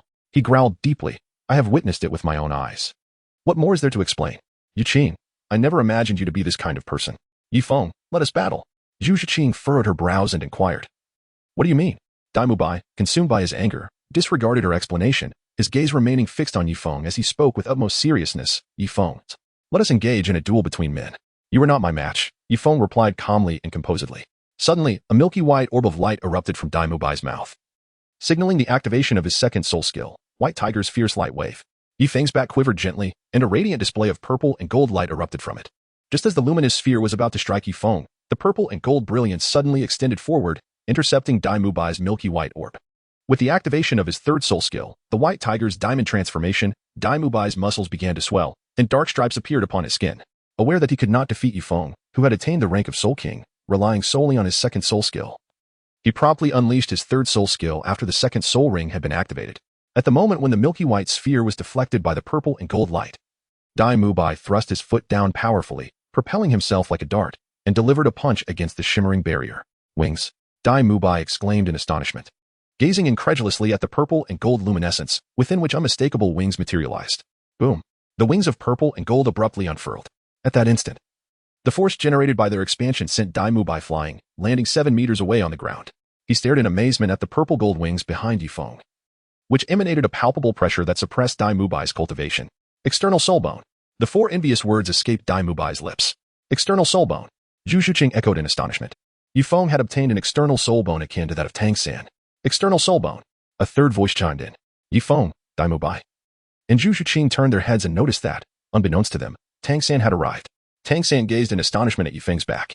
Yifeng's back was adorned with wings of purple and gold, which were the ancient dragon and phoenix wings he had acquired. Chapter 73, Strengthen, My Little Dance. Yifeng glanced at Tang San, who was drenched in sweat, carrying a bamboo basket on his back and weighted down by iron blocks strapped to his legs. It was not only Zhu Zhuqing who was diligently training late into the night. Tang San was equally committed to his practice. Positioned over 50 meters away from Yifeng, Tang San had just witnessed the scene where Yifeng utilized his external soul bone. A wave of confusion washed over him. He had believed that possessing an external soul bone granted him an advantage that Yifeng did not possess, and this thought had filled him with a sense of superiority. However, he could never have anticipated that Yifeng also possessed an external soul bone. Yifeng chose to disregard Tang San, casting a disdainful glance at Dai Mubai. With a nonchalant smile, he inquired, Shall we proceed? Dai Mubai hesitated momentarily, sensing the peculiar pressure emanating from Yifeng's external soul bone. His hands clenched tightly, and after a muffled grunt, he turned toward the gates of Shrek Academy. As Dai Mubai took 5 or 6 steps, a sudden realization struck him. He cast his gaze towards Zhu Zhuqing and Yifeng, then pivoted once more, letting out a defiant grunt before heading in the direction of Soto City. Yifeng surmised Dai Mubai's destination. Observing the retreating figure, he turned to Zhu Zhuqing and remarked, It seems he intends to indulge himself in Soto City. Yuqing, won't you clarify matters with him? Zhu Zhuqing's expression remained serene yet frosty, her gaze fixed coldly on Dai Mubai's silhouette as she replied, There is no need for explanation. It is all merely his overthinking. Meanwhile, Tang San, without pausing, silently picked up a stone weighing 1 to 2 pounds from the ground and deposited it into his backpack. Continuing his burdensome run, Yifeng gently shook his back, retracting the external spirit bone, the ancient wings of the dragon and phoenix. Unlike Tang San's external spirit bone, Zhu Zhuqing observed that Yifeng's external spirit bone was adorned with exquisite patterns, no larger than the size of a palm, which not only did not detract from the aesthetic appeal of his back, but also imbued it with an alluring, primal beauty. Recalling the suppression she had felt within her body earlier, stemming from the ancient wings of the dragon and phoenix, she curiously inquired, Yilauda, why does your external spirit bone exert a sense of suppression over me? It is due to its lineage of the dragon and phoenix, Yifeng elucidated. Dragons and phoenixes are the supreme entities among spirit beasts. Those possessing the bloodline of the dragon and phoenix are regarded as the emperors of spirit beasts, commanding even the respect of dragons and phoenixes themselves. As your martial soul is a beast martial soul, it naturally experiences a certain degree of suppression in its presence. Yifeng's external soul bone, the dragon phoenix ancient wing, lacks the devouring capacity of Tang San's 8 spider lances. However, it embodies the bloodline of the dragon phoenix, exerting a certain level of suppression over all beast martial souls. Moreover, the dragon phoenix, ancient wing, not only grants Yi Feng the ability to soar through the skies, but also bestows upon him an extraordinary defensive capability. As it is an external soul bone, it will continue to evolve alongside Yi Feng's cultivation, ensuring that the dragon phoenix ancient wing will only grow more formidable in the future. Brother Yi, you mentioned a cultivation method that suits me. I am curious to know what it is, Zhu Qing inquired with intrigue. Had it not been for the sudden appearance of the blacksmith shop's manager, Yi Feng would have already disclosed the relevant methods to Zhu Qing. Their conversation was further interrupted by Dai Mubai, which prevented Yi Feng and Zhu Qing from engaging in a proper dialogue on 2 occasions. Zhu Qing was eager to become more powerful, fueling her curiosity. I previously stated that you are a soul master. Merely training your body without honing your skills would lead to a futile endeavor in the end. To enhance your combat prowess, you must simultaneously improve your practical fighting capabilities, Yi Feng responded. How can I enhance my practical fighting capabilities? As a soul master, no one in the academy, aside from the dean, can surpass my speed, Zhu Qing questioned, gazing at Yi Feng in bewilderment. Have you forgotten about me? Yi Feng smirked with a sense of pride. You? Zhu Qing regarded Yi Feng with skepticism, suddenly recalling their previous encounter with the Qingyu eagle, realizing, Brother Yi, how do you intend for us to spar? To elevate your realm, it requires more than mere sparring. Let tonight pass. I am not in the mood. We shall meet tomorrow evening in the small forest behind the mountain, Yi Feng declared. All right. Zhu Qing nodded in agreement. Yi Feng and Zhu Qing reached an agreement. Zhu Qing chose not to attend the academy for her studies, opting instead to continue her arduous training alongside Tang San. Yi Feng, too, refrained from seeking solace within the academy, choosing instead to sit upon a large stone at the entrance, awaiting the return of Xiao Wu and Ning Rongrong, who had ventured into Soto City for a leisurely stroll. Approximately half an hour later, Xiao Wu and Ning Rongrong returned to Shrek Academy. You're back? Yes. Ning Rongrong. You should go inside and rest first. I need to speak with Xiao Wu about something. All right. Ning Rongrong nodded, casting a glance at Xiao Wu and Yi Feng. Feeling a pang of curiosity mingled with a touch of melancholy about Yi Feng's intentions towards Xiao Wu, yet she refrained from inquiring further. She entered Shrek Academy alone. Brother, what is it that you wish to discuss with me? It's rather late. You're not planning to spar with me, are you? Xiao Wu, come with me. Yi Feng walked ahead, steadily making his way towards the rear mountain of the academy. The back hill of Shrek Academy was merely a modest mound, adorned with a grove of pine trees. During the day, it was common for farmers to venture here to gather firewood or set traps to capture rabbits and wild boars. Now, in the quiet of the night, the rear mountain was tranquil. Even if one were to rendezvous with a romantic partner for a clandestine encounter, there would be no fear of being discovered by others. Yi Feng, accompanied by Xiao Wu, ascended directly to the summit of the hill before coming to a halt. Brother, why have you brought me here? Xiao Wu's gaze was unflinching. As a rabbit, she was unperturbed by the night. I have a gift for you, Yi Feng said, his right hand brushing against the jade bracelet on his left wrist, from which he retrieved a scroll. What is this? Xiao Wu inquired. Her curiosity piqued as she unfurled the scroll. It depicted a pair of jet-black wings, which fluttered gently in the breeze, the feathers stirring with a life of their own. The Ziyun wings, Yi Feng replied. Ziyun wings? Xiao Wu gazed at Yi Feng with heightened curiosity. By obtaining them, you will acquire the external soul bone known as the Ziyun wings. Until you reach level 60, your identity poses a risk. However, with the Ziyun wings, you would transform into a flying rabbit. Many soul masters lack the ability to fly, including those of the title Douluo and soul Douluo ranks. Once you possess the ability to soar through the skies, even if your identity is revealed, you can escape into the heavens, significantly enhancing your chances of survival. Yi Feng elucidated. Since returning from the Star Do Forest, he had been unable to forget the fiery gaze that Long Gong Meng Shu had cast upon Xiao Wu. Due to Yi Feng's interference, he could not guarantee that unforeseen circumstances would not arise in the future. Now, if Xiao Wu were to possess the Ziyun wings, it would grant her a preliminary means of self-preservation. Chapter 74. External Soul Bone, Ziyun Wings. Yi Feng's words resonated with profound wisdom. Once Xiao Wu acquired the ability to fly, she could swiftly escape even the most formidable adversaries, significantly enhancing her chances of survival. If she were to possess the Ziyun wings, she would become the first rabbit in history capable of flight. Captivated, Xiao Wu inquired, what must I do? Do not engage your soul power just yet. Simply place your hands upon the wings depicted on the scroll. You will face an assault from the remnants of the Ziyun Eagle's soul. Do not succumb to fear. It is merely an unconscious spirit. Refrain from resistance. Fortify your mind with your mental strength and allow its attack to wash over you. If you can withstand it, you will have proven yourself worthy of its power. Yi Feng replied. Touch the wings. Xiao Wu softly murmured to herself. The eagle wings on the scroll were as black as ink, faintly emanating a warm heat. Purple cloud patterns adorned the wings, and upon closer inspection, they resembled black steel, exuding a unique metallic aura. Listening to Yi Feng's instructions, Xiao Wu placed the scroll on the ground, positioning her palms atop the soft wings. Taking a deep breath, she slowly closed her eyes. 1 second, 3 seconds, 10 seconds. And then 30 seconds later, she opened her eyes, gazing at Yifeng with confusion. What is it? Yifeng inquired. Brother, why have I not experienced any attack? Zhao Wu questioned, her brow furrowed in perplexity. She had waited for 30 seconds, yet felt nothing. Nothing at all? Yifeng raised an eyebrow, astonished as he regarded Zhao Wu. Indeed, she affirmed with a nod. How could this be? Could it be that the treasures bestowed by the system have negated even the side effects? Yifeng mused softly to himself. What are you saying, brother? Zhao Wu asked. Intrigued. Zhao Wu, not only did you avoid the soul's attack, but now you must channel your soul power and gently press your hands against the Ziyun wings. Yifeng instructed. Understood, Zhao Wu replied, nodding. As Zhao Wu summoned her soul power into her palms, the eagle wings on the black scroll suddenly blazed with radiant light. The purple and black hues intensifying until they coalesced into two slender beams of purple-black energy, darting into her hands like lightning. Upon entering her body, the two streams of energy coursed rapidly through her meridians. When they reached the tendons along her spine, they abruptly halted, then twisted around, forcefully tearing two exceedingly thin branches from her meridians. Ah! Zhao Wu cried out in anguish, trembling violently, her complexion paling. A trickle of blood seeped from her mouth, and overwhelmed by the excruciating pain of her meridians being torn asunder, she fainted without hesitation. When Zhao Wu awoke from her slumber, she found herself nestled in Yifeng's embrace. Brother, she exclaimed shyly. Although Zhao Wu was now Yifeng's girlfriend, having surrendered her first kiss to him at the Rose Hotel, she could not help but blush whenever he displayed affectionate gestures towards her. Have I succeeded? Zhao Wu suddenly recalled the cause of her fainting spell. She quickly glanced at the scroll, only to find that the image of the eagle wings had vanished completely. Yifeng retrieved a mirror from the bracelet and handed it to Zhao Wu, instructing her to examine her back. Complying with his request, Zhao Wu took the mirror and, using its reflection, gazed at her own back. To her astonishment, she discovered a pair of palm-sized black eagle wings tattooed upon her skin. Is this my external spirit bone? She murmured in bewilderment. For her external spirit bone was vastly different from Tang San's 8 spider lances.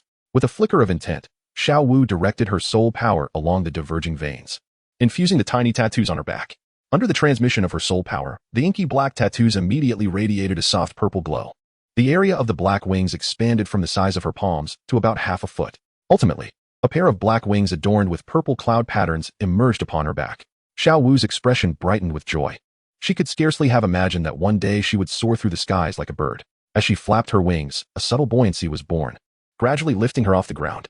In her eagerness, Zhao Wu could not resist amplifying the transmission of her soul power into the purple cloud wings, vigorously flapping her wings in tandem. With a sharp crack, a piercing sound sliced through the air as Zhao Wu shot upwards. However, her ascent was not vertical. She rose at an angle, unsteady in her newfound flight, and began to tumble toward the mountain's base. Zhao Wu! Yifeng exclaimed in alarm. With a deft flick of his toes, Yifeng summoned the Xinyuan sword, soaring through the air towards the direction where Zhao Wu had fallen. As he grasped her hand mid-flight, he exerted a gentle force, pulling her into his embrace. Yifeng deftly maneuvered the Xinyuan sword beneath him, executing a graceful spin to dissipate the impact of catching Zhao Wu. Ah! Zhao Wu exhaled a sigh of relief, finally realizing the peril she had just escaped. Gazing up at Yifeng's rather handsome visage, she smiled and said, Brother, you have saved me once again. Yifeng gently guided the Xinyuan sword to descend upon the meadow, as he gazed at the petite Zhao Wu in his embrace. He reached out to lightly brush her nose, admonishing her, You are a rabbit. You were never meant to fly. One must not rush into the art of flight. It is night. Let us practice when dawn breaks. Remember, one cannot grow plump by consuming a single meal. Zhao Wu nodded, absorbing his counsel. Well then, the night is deep. Let us return, Yifeng remarked with a smile. Brother, you gifted me this present, and I too wish to express my gratitude, Zhao Wu said. Her head bowed, a hint of shyness enveloping her demeanor. Oh, how do you intend to express that? Yifeng inquired with a gentle smile. With a swift motion, Zhao Wu tiptoed and bestowed a fleeting kiss upon Yifeng's cheek. He was taken by surprise, having received an unexpected kiss, having committed a mischievous act. Zhao Wu turned to flee, but Yifeng grasped her hand. Her cheeks flushed a deep crimson as she turned to face him. Yifeng's gaze exhibited a lecherous glint, and a tantalizing smile played at the corners of his mouth as he chided, I distinctly bestowed upon you a gift. Yet how is it that I find myself at a disadvantage? This simply cannot be allowed. The concept of intimacy and that of being intimate are entirely disparate notions. Zhao Wu's ears flushed crimson, and with a shy demeanor, she inquired, What is it that you desire? Yifeng remained silent, his gaze gradually descending from Zhao Wu's face. Startled by Yifeng's behavior, Zhao Wu instinctively stepped back, her voice tinged with urgency. This is unacceptable. I am still young. You humans have stated that such actions towards girls before they reach maturity can adversely affect their physical development.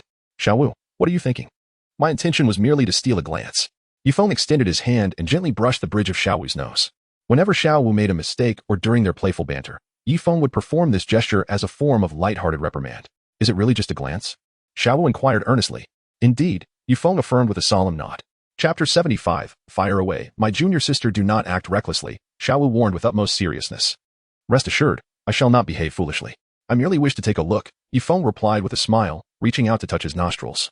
This particular gesture often signified Yifeng's embarrassment or his inclination to deceive. Yifeng arrived at the Douluo continent, equipped not only with the technological advancements of the 21st century, but also with cutting-edge skills in courtship. He had previously perused a book concerning the art of seduction, which contained a profound statement. Apart from one-night stands, prostitution, and assault, no woman would willingly surrender her body prior to a kiss or embrace. To attain a woman's physical affection, one must proceed gradually, fostering a deeper connection step by step, allowing her to gradually lower her defenses. The female anatomy is not vastly different from that of males, save for the presence of two peaks and a profound valley. Yifeng's assertion stemmed from his intentions to strategize for his next endeavor with Zhao Wu. Having observed her, he felt compelled to contemplate the possibilities that lay ahead. Zhao Wu's cheeks flushed a deep crimson as she approached Yifeng, bashfully extending her finger to tease her collar, inviting him to behold the beauty of her peaks. The following day, Yifeng approached Oscar alone, presenting him with the gentle 8-petal orchid. Is this truly an herb of such repute? Meant for me? Oscar gazed at Yifeng in astonishment. You have already referred to me as Boss Yi. Accept it. You must continually strive for excellence to match the esteemed lineage of Meng Iran. Yifeng gently patted Oscar's shoulder. Thank you, Boss Yi, Oscar replied without hesitation, accepting the 8-petal orchid from Yifeng's hand, lowering his gaze to the precious herb. He spoke with utmost sincerity. I understand that you prefer I not be so formal, yet I must express my gratitude. Your kindness will forever remain in my heart. Very well, Yifeng chuckled, playfully rubbing his nose before pausing momentarily. Absorb it for now, and remember to meet me on the playground later. I have a gift for you all. Yifeng bestowed the Oscar with the celestial herb, leaving him alone in the dormitory to absorb the essence of the 8-petal celestial orchid. Subsequently, he sought out Zhao Wu and Rong Rong to partake in breakfast together. After their meal, the trio made their way to the playground. Before long, Ma Hongjun, Oscar, and Zhu Shuqing also arrived at the scene. Yifeng flicked his fingers, retrieving 4 handguns from the jade bracelet on his left wrist, which he then handed to Ma Hongjun, Oscar, Zhao Wu, and Ning Rongrong. Ma Hongjun, examining the peculiar object in his hands along with several magazines filled with bullets, inquired with curiosity, what is this? Yifeng replied, a pistol. Ning Rongrong examined the iron object in her hand, pondering thoughtfully, is this what you intended to forge yesterday? Indeed. Yifeng nodded in agreement and remarked, the efficiency of the blacksmith workshop at the 7 Treasures Glazed Tile School is indeed remarkable. Within a single day, they forged everything I desired. Ning Rongrong, delighting in Yifeng's praise, smiled proudly as she gazed at the iron object in her hand and inquired, but what purpose does this item serve? To kill, he replied. To kill. Yifeng and Zhu Shuqing spoke in unison, simultaneously responding to Ning Rongrong's inquiry. Ning Rongrong gazed at Yifeng, then at Zhu Shuqing, pondering for a moment before asking, Zhu Qing, have you already received a gift from your senior brother? Indeed, Zhu Shuqing nodded. A faint blush crept onto her cheeks as she remembered the ambiguous scene from the previous night, when Yifeng had taught her how to use a firearm, an event that had caught Dai Mubai's attention, leading him to harbor displeasure towards both her and Yifeng. As a consequence, Dai Mubai had chosen to forego returning to Shrek Academy that night, opting instead to stay in Soto City. Zhao Wu, holding an object in her hands, couldn't suppress her curiosity and asked, but how does one use this? To kill? How does one kill? Is it akin to smashing someone with a rock? Yifeng smiled and approached Zhao Wu, saying, let me teach you. As Zhao Wu watched Yifeng draw near, memories of the previous night flooded her mind. She internally scolded herself for being so open and shameless. When Yifeng suggested admiring the mountain's breathtaking scenery, she had actually agreed. The thought of it made her cheeks flush a deep crimson, and she instinctively stepped away from Yifeng, fearing he might perceive her as a frivolous girl. Zhao Wu, are you feeling hot? Ning Rongrong inquired with concern. I'm fine, Zhao Wu replied, her heart racing and her face growing even redder at Ning Rongrong's words. Yifeng took a step closer to Zhao Wu, yet Zhao Wu retreated a step further back. Zhao Wu. Yifeng furrowed his brow, gazing at Zhao Wu with a sense of bewilderment. He could not comprehend why, after just one night, Zhao Wu exhibited such resistance towards him. Observing the shift in Yifeng's expression and demeanor, Zhao Wu, fearing a potential misunderstanding, hurriedly clarified, brother, please teach Rong Rong how to shoot, and I shall merely watch from the side. Very well. Yifeng did not hesitate to respond, approaching Ning Rongrong's side and saying, junior sister, I shall teach you. All right. Ning Rongrong replied without a moment's hesitation, accepting Yifeng's generous offer. Yifeng extended his hand, grasping Ning Rongrong's. At the moment their fingers made contact, Ning Rongrong recoiled as if electrified, instinctively withdrawing her hand from Yifeng's grasp. Senior brother, Ning Rongrong called out shyly. Yifeng may not be aware that ever since Jian Daoqian Xian took him as a disciple 6 years ago, Jian Daoqian Xian, Bon de la Gurong, and the esteemed leader of the Seven Treasures Glazed Tile School, Ning Fengji, have consistently whispered the name of Yifeng into Ning Rongrong's ear. Upon meeting Yifeng, Ning Rongrong undeniably developed a fondness for her senior brother. However, she was not a frivolous girl. She believed that her relationship with Yifeng was still in its infancy, far from reaching the stage where they could hold hands. Do not be anxious, Yifeng said earnestly, extending his hand once more to grasp Ning Rongrong's. Am I not supposed to teach you how to shoot? How am I to instruct you in this manner? Ning Rongrong's cheeks flushed crimson, and she cast a glance at Zhao Wujie, who appeared bewildered, seemingly unaware that Yifeng's teaching of shooting necessitated their fingers to make contact. Your hand should not be placed that way. It should be positioned like this. Rongrong, what are you thinking? Do not drift off. Concentrate on my words. Yes. The fingers should rest upon this component, known as the trigger. You may understand it as the mechanism that releases the bullet. Then, your palm should grip the handle like this. Yes, precisely like that. Be cautious when shooting. There will be recoil. To prevent any mishaps, try firing a shot. Do not aim at a person, nor at the sky. Simply take a shot at the ground. Yifeng patiently instructed Ning Rongrong on how to handle a firearm. Positioning himself behind her, in the midst of a crowd, he stood unwaveringly at her back, gently supporting her right hand that held the gun, urging her to take the shot. With a loud bang, Ning Rongrong followed Yifeng's instructions and pulled the trigger. The unexpected recoil knocked her off balance, causing her to lean backward. Fortunately, with Yifeng's presence behind her, she did not stumble or fall. Ah! Ning Rongrong exclaimed, her face flushed. The force of the shot pressed her body against Yifeng's chest. Chapter 76. The bewildered Yu Xiaojiang startled. Ning Rongrong quickly distanced herself from Yifeng. Xiao Yinya shyly bit her red lip, wishing she could vanish into the ground. Junior sister, do you understand how to shoot now? Yifeng inquired. Ning Rongrong nodded. And what about you all? Have you learned? Yifeng glanced at Xiao Wu, Oscar, and Ma Hongjun. Junior sister, let me teach you. Ma Hongjun said with a teasing tone, reaching out to touch Oscar's hand. Senior brother, what are you doing? Oscar retorted, shaking off Ma Hongjun's grasp. Don't be anxious. I was just going to teach you how to shoot a pistol. How can I do that with you acting like this? Ma Hongjun continued to mimic Yifeng's earlier demeanor, his tone still laced with sarcasm. Yifeng was momentarily taken aback. He lifted his foot and unceremoniously kicked Ma Hongjun's backside. Yifeng gazed at Ning Rongrong, who momentarily froze as their eyes met, her ears turning a deep shade of crimson. Her bashful demeanor evoked an irresistible desire to envelop her in a warm embrace. You incorrigible fool, Yifeng chided Ma Hongjun, his gaze shifting to Oscar, the food system soul master. In this moment, Oscar wielded a pistol, bestowing upon him a significant offensive capability that was not to be underestimated. This was of profound importance to Oscar. Indeed, Oscar nodded, suppressing his mischievous grin, his eyes filled with immense gratitude as they regarded Yifeng. Yifeng cast a glance at his companions, noting the absence of Dai Mubai and Tang San. He inquired, where are Dai Mubai and Tang San? Why are they not here? Oscar, who shared a dormitory with Dai Mubai, responded, Mubai did not return last night. As for Tang San, he left before dawn to practice. He is indeed a training fanatic, engaging in such routines daily. After Oscar finished speaking, his gaze inadvertently drifted towards Zhu Zhuqing. Though he was unaware of the nature of the relationship between Zhu Zhuqing and Dai Mubai, he could discern that Dai Mubai held a deep concern for Zhu Zhuqing. Oscar suspected that Dai Mubai had developed feelings for her. Meanwhile, Ning Rongrong composed herself and, gazing at the handgun in her hand, approached Yifeng. Brother, may I discuss something with you? She asked. What is it? He replied. Brother, would it be possible to sell the handgun to the Seven Treasure Glazed Tile School? Our school lacks offensive capabilities, and possessing the handgun would elevate our strength to a new pinnacle, Ning Rongrong articulated earnestly. Fully aware of the significance the handgun held for the Seven Treasure Glazed Tile School, Yifeng extended his hand, gently caressing Ning Rongrong's head, and smiled, Junior sister. My master is your sword grandfather. Why are you being so polite with me? He continued, the blacksmith shop in Soto City holds the blueprints I left behind. Later, I shall share with you the method to assemble the pistols. Create as many as you desire. Thank you, senior brother. Ning Rongrong exclaimed joyfully. Ah, you silly girl. Why speak of thanks? Are we strangers?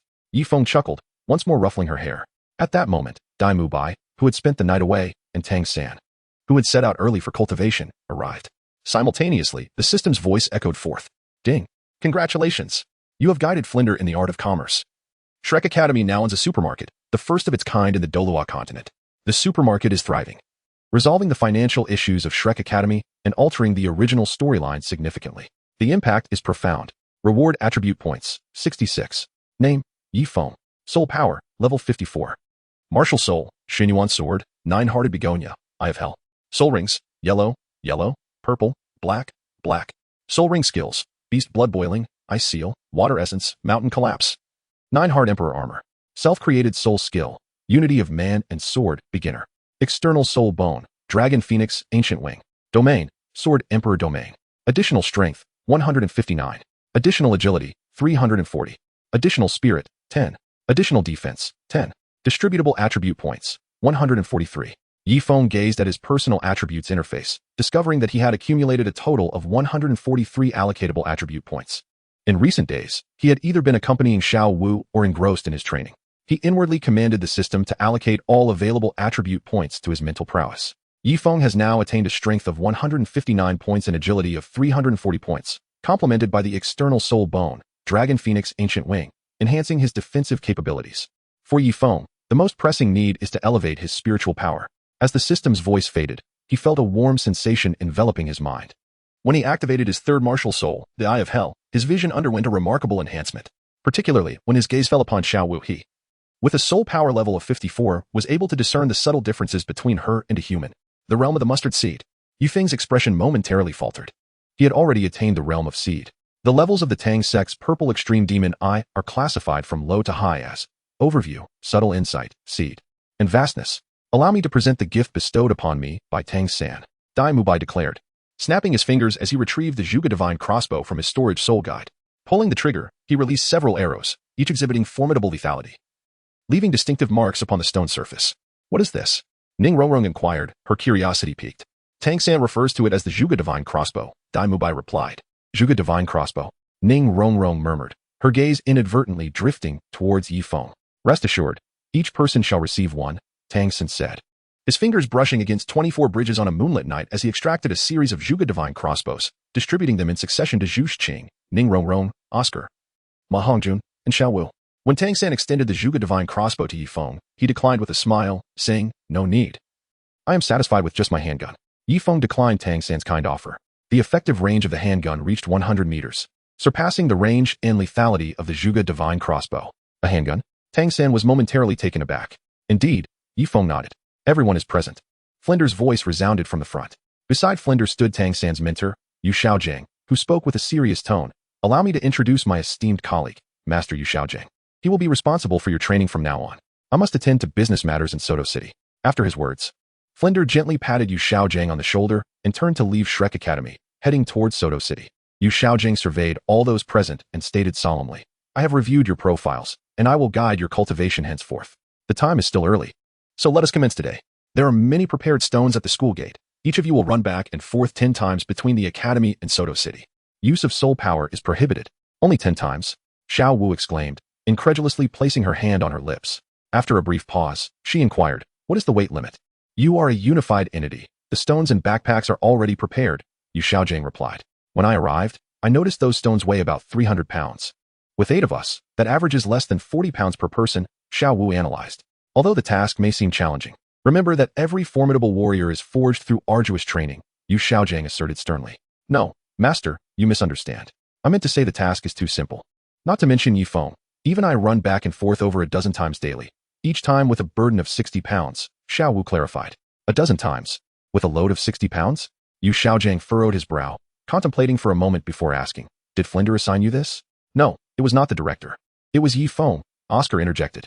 Yifeng. Yu Xiaojiang frowned, his gaze fixating on Yifeng, his expression complex, leaving one to wonder what thoughts lay beneath. Chapter 77. Unrestrained Training. In Soto City, at the Soul Arena, Yu Xiaojiang was detailing the latest training regimen. The competitions at the Soul Arena included 1-on-1, 2-on-2, and, lastly, team battles. You may form your own combinations, but each of you must participate in at least one team battle daily. As for the 1-on-1 and 2-on-2 matches, I do not oppose those wishing to partake in 3, provided you manage your soul power accordingly. What else? Ning Rongrong asked with a smile. I have something to present to you, Yu Xiaojiang said, producing several masks from an unknown source. Masks. Ning Rongrong was taken aback. What is the matter? Is there an issue? Yu Xiaojiang inquired, having noticed the peculiar expressions of the Shrek Academy students. In fact, we already have masks, Ning Rongrong replied. Is that so? Yes. Ning Rongrong confirmed, retrieving a mask from her storage soul guide. Subsequently, Dai Mubai, Ma Hongjun, Oscar, Xiao Wu, and Tang San each produced a mask from their own storage soul guides. You were prepared all along, Yu Xiaojiang remarked, astonished by the Shrek 6. Indeed, My senior brother informed us that the Soul Arena serves merely as a platform for our practical training, while the elite competition of the advanced Soul Master Academies across the continent is where we truly showcase ourselves. We must wear masks in every match leading up to the competition. Ning Rongrong reminisced about her senior brother. Senior brother? You mean Yifeng? Yu Xiaojiang asked, astonished. Yes. Ning Rongrong nodded. What else did he say? Yu Xiaojiang inquired with genuine interest. Senior brother also instructed us to avoid speaking during matches to prevent revealing our ages, and to register under pseudonyms for each competition. Ning Rongrong recounted. Yifeng, at such a young age, possesses such foresight, Yu Xiaojiang thought, bewildered. This was the second time Yifeng's thoughts aligned perfectly with his own. Since arriving at Shrek Academy, Yu Xiaojiang had faced setbacks twice. Internally, he couldn't help but wonder, am I truly superfluous at Shrek Academy?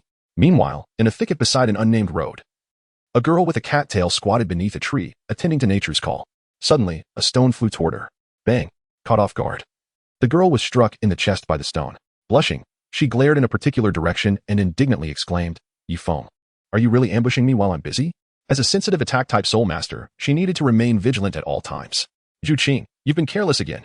In a hotel room, the door was tightly shut, and the windows were sealed. The girl with the cattail lay comfortably in a wooden bathtub, enjoying a bath. Suddenly, a stone flew through the window, striking her while she bathed. Yifeng, I'm in the middle of washing up. Perched on a tree trunk outside the window, Yifeng conversed with Zhu Qing through the curtain. I told you, you must always be on guard against my ambushes. Of course. I also eagerly welcome your attempts to ambush me. If I had thrown a dagger instead of a stone, you would be injured by now. That night, unable to sleep, Zhu Qing stepped out of the tavern and wandered to an open space in the town, gazing at the moon. As memories of recent days flooded her mind, her heart wavered. She pondered whether she should terminate the training imposed by Yifeng. Ever since Zhu Qing's soul power broke through to the 30th level, Flinder had instructed Yifeng and Zhao Wujie to accompany her into the Douluo forest to acquire her third soul ring. Initially, Zhao Wujie had insisted he need not accompany her, trusting in Yifeng's strength. Yifeng possesses the ancient wing of the dragon phoenix, an external spirit bone that enables him to escape peril alongside Zhu Qing. Ultimately, Zhao Wujie could not resist the persuasive words of Flinder and thus accompanied Yifeng into the Douluo forest to procure the soul ring that Zhu Qing required. Flinder had initially suggested that other exceptional talents from Shrek Academy join their expedition, but this proposal was dismissed by Yu Xiaojiang, who emphasized the paramount importance of practical combat experience. Consequently, the less experienced group comprising Xiao Wu, Tang San, Oscar, Dai Mubai, Ning Rongrong, and Ma Hongjun remained at Shrek Academy. Before their departure, Zhu Qing had mentioned to Yifeng the training regimen he had devised. The training was deceptively simple. Zhu Qing was to traverse with a weight of 30 kilograms strapped to her hands, feet, and torso, all the while remaining vigilant against potential ambushes from Yifeng. Of course, Zhu Qing was also permitted to counterattack. Initially, she believed that as an agility-based soul master, her speed, even under the burden, would suffice to evade Yifeng's assaults. However, the reality proved otherwise, as Zhu Qing found herself continuously on the receiving end of Yifeng's surprise attacks. Remarkably, he seized every opportunity to launch an ambush, even during her most mundane activities such as eating, bathing, and attending to nature's call. Each of Yifeng's assaults left Zhu Qing blushing and utterly defenseless. Rising from the stone, Zhu Qing treaded along the tranquil path toward the town's end. Suddenly, from the shadowy recesses beside the path, a dark figure leaped forth, launching an attack on Zhu Qing. With instinctive reflex, she summoned her martial spirit, unleashing her first soul skill, Phantom Stab. Yet, instead of directing it at the shadow, she propelled herself in the opposite direction. Another ambush attempt? Zhu Qing smiled, her lips curving in a self-satisfied grin. Indeed, my awareness has significantly heightened, almost to the point of reflex. I can now utilize my first soul skill with remarkable agility, Yifeng remarked approvingly. Zhu Qing remained silent, a hint of pride dancing at the corners of her mouth. After days of rigorous training, her sensitivity to attacks had undoubtedly improved, particularly under Yifeng's guidance. She realized that her first soul skill was not merely a tool for offensive strikes against adversaries. It could also be employed for evasion and retreat from enemy assaults. Shall we continue? Yifeng inquired with a smile. I can't sleep. Join me for some warm-up exercises, Zhu Qing requested, with her words barely leaving her lips. She sprang forward, her toes barely touching the ground as she charged at Yifeng. His recently augmented agility had reached an astonishing 340 points. Even without summoning his soul power or martial spirit, Yifeng's speed had attained a terrifying rate of 34 meters per second, sufficient to counter all of Zhu Qing's assaults. Are you closing your eyes? Zhu Qing felt a shiver run down her spine. She noticed that Yifeng was not engaging her with open eyes. Instead, he moved like a master, relying solely on the sounds around him and the flow of air to evade her strikes. Yifeng was not merely training Zhu Qing.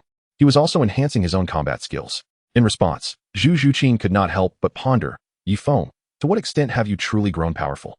Witnessing Yifeng's formidable strength, her previously hesitant heart became resolutely steadfast. She resolved to continue under Yifeng's tutelage, aspiring to become a powerhouse like him one day. Chapter 78. Hair like grass. A week later, Zhu Zhuqing, Yifeng, and Zhao Wujie returned to Shrek Academy. Their expedition to hunt spirit beasts had been remarkably smooth. On the very day they entered the Star Doe forest, they encountered a Millennium Spirit Ring suitable for Zhu Zhuqing. Fulfilled, she obtained her third spirit ring, which she named Phantom Slash. The night at Shrek Academy was profoundly tranquil, the sky adorned with countless stars, occasionally punctuated by the distant hoot of an owl. In such a serene setting, Yifeng yearned to compose a poem, but lacking the literary flair, he could only internally exclaim, "What a beautiful night." "Well, it is late. You two should retire early," Zhao Wujie remarked as he stepped through the gates of Shrek Academy, making his way inside. "Shall we also enter?" "It feels good to be back," Yifeng reflected. "Did you truly wish to return?" Zhu Zhuqing inquired with an unusual tone. "Of course. However, I am not yet ready to rest. You do not intend for me to accompany you in training again, do you?" Yifeng, lost in thought, turned his head to glance at Zhu Zhuqing beside him. "Are you willing?" Zhu Zhuqing asked earnestly. "Very well, let's work up a sweat. Then take a bath and get some sleep," Yifeng replied with a smile, turning to face Zhu Zhuqing and closing his eyes. With a swift motion, Zhu Zhuqing executed a horizontal sweep, her leg technique slicing through the air as it struck at Yifeng. Yifeng sensed the flow of air, his toes subtly shifting as if he were a master of martial arts, effortlessly evading Zhu Zhuqing's strike. When Zhu Zhuqing's initial attack failed, she lightly pivoted on her toes, launching her other leg towards Yifeng. He raised his hand to deflect her assault. However, at that moment, a shadow descended towards Yifeng's head. How is there a third leg? Yifeng's expression momentarily froze, and he suddenly opened his eyes wide. With a swift motion, he pushed off with his toes and retreated backwards. A tail? Yifeng gasped in surprise as he glanced at his third leg, which turned out to be Zhu Zhuqing's tail. He couldn't help but commend her. "Impressive, your practical experience has significantly improved." Upon hearing this, a proud smile graced Zhu Zhuqing's lips. Her tail, a perceived flaw, also served as an asset. Through her combat with Yifeng, she discovered that her tail could be wielded like a whip. Beneath the silvery moonlit sky, Zhu Zhuqing and Yifeng engaged in a delightful exchange of blows. "What are you two doing?" Suddenly, Dai Mubai's voice pierced the air. Zhu Zhuqing and Yifeng paused, momentarily taken aback. "Dai Mubai? Mubai?" they exclaimed in astonishment, realizing that he had appeared 30 meters away from them. It is worth noting that at that moment, Yifeng had one hand gripping Zhu Zhuqing's foot while the other held her feline tail. From Yifeng's perspective, he was relieved that Zhu Zhuqing was not wearing a skirt that evening. Otherwise, it would have been quite revealing. Nevertheless, their current positions remained undeniably suggestive. "Yifeng, what are you staring at?" Dai Mubai admonished coldly. Yifeng instinctively released Zhu Zhuqing's cat tail and her feet. Yifeng anxiously elucidated, "Dai Mubai, the situation is not as you perceive it." With a sullen expression, Dai Mubai retorted furiously, "How is it not as I perceive? Zhu Qing, have you forgotten my words? You are not to grow overly familiar with Yifeng. Have you forgotten your own identity?" Zhu Zhuqing, inherently proud and aloof, retorted sharply in response to Dai Mubai's humiliating reprimand, "My affairs are none of your concern." "Very well, I shall not concern myself," Dai Mubai replied, seething with rage as he hurled the items in his hand onto the ground, forcefully stamping his foot. With a huff of indignation, he turned and strode towards the direction of Sotoa City. It was only at this moment that Yifeng noticed the object in Dai Mubai's hand as he approached the shattered remnants. The object was a crystal. From the fragmented pieces, one could discern that the crystal originally resembled a cat and a tiger. Yifeng gazed at Dai Mubai's retreating figure and reminded Zhu Zhuqing. "Zhuqing, he was likely intending to present you with a gift. He must have learned from the dean that we would return tonight, having waited nearby for your arrival. You ought to go and clarify matters, lest he misunderstand." Zhu Zhuqing's expression was intricate as she looked down at the crystal on the ground. "I am aware. For today is my birthday." Upon hearing these words, Yifeng was momentarily taken aback. It turned out that Dai Mubai intended to present a birthday gift to Zhu Zhuqing. As Yifeng observed Dai Mubai's retreating figure, he urged, "Shouldn't you hasten to clarify your intentions with him?" Zhu Zhuqing lifted her gaze, watching Dai Mubai grow increasingly distant, her indifferent eyes betraying a flicker of anger.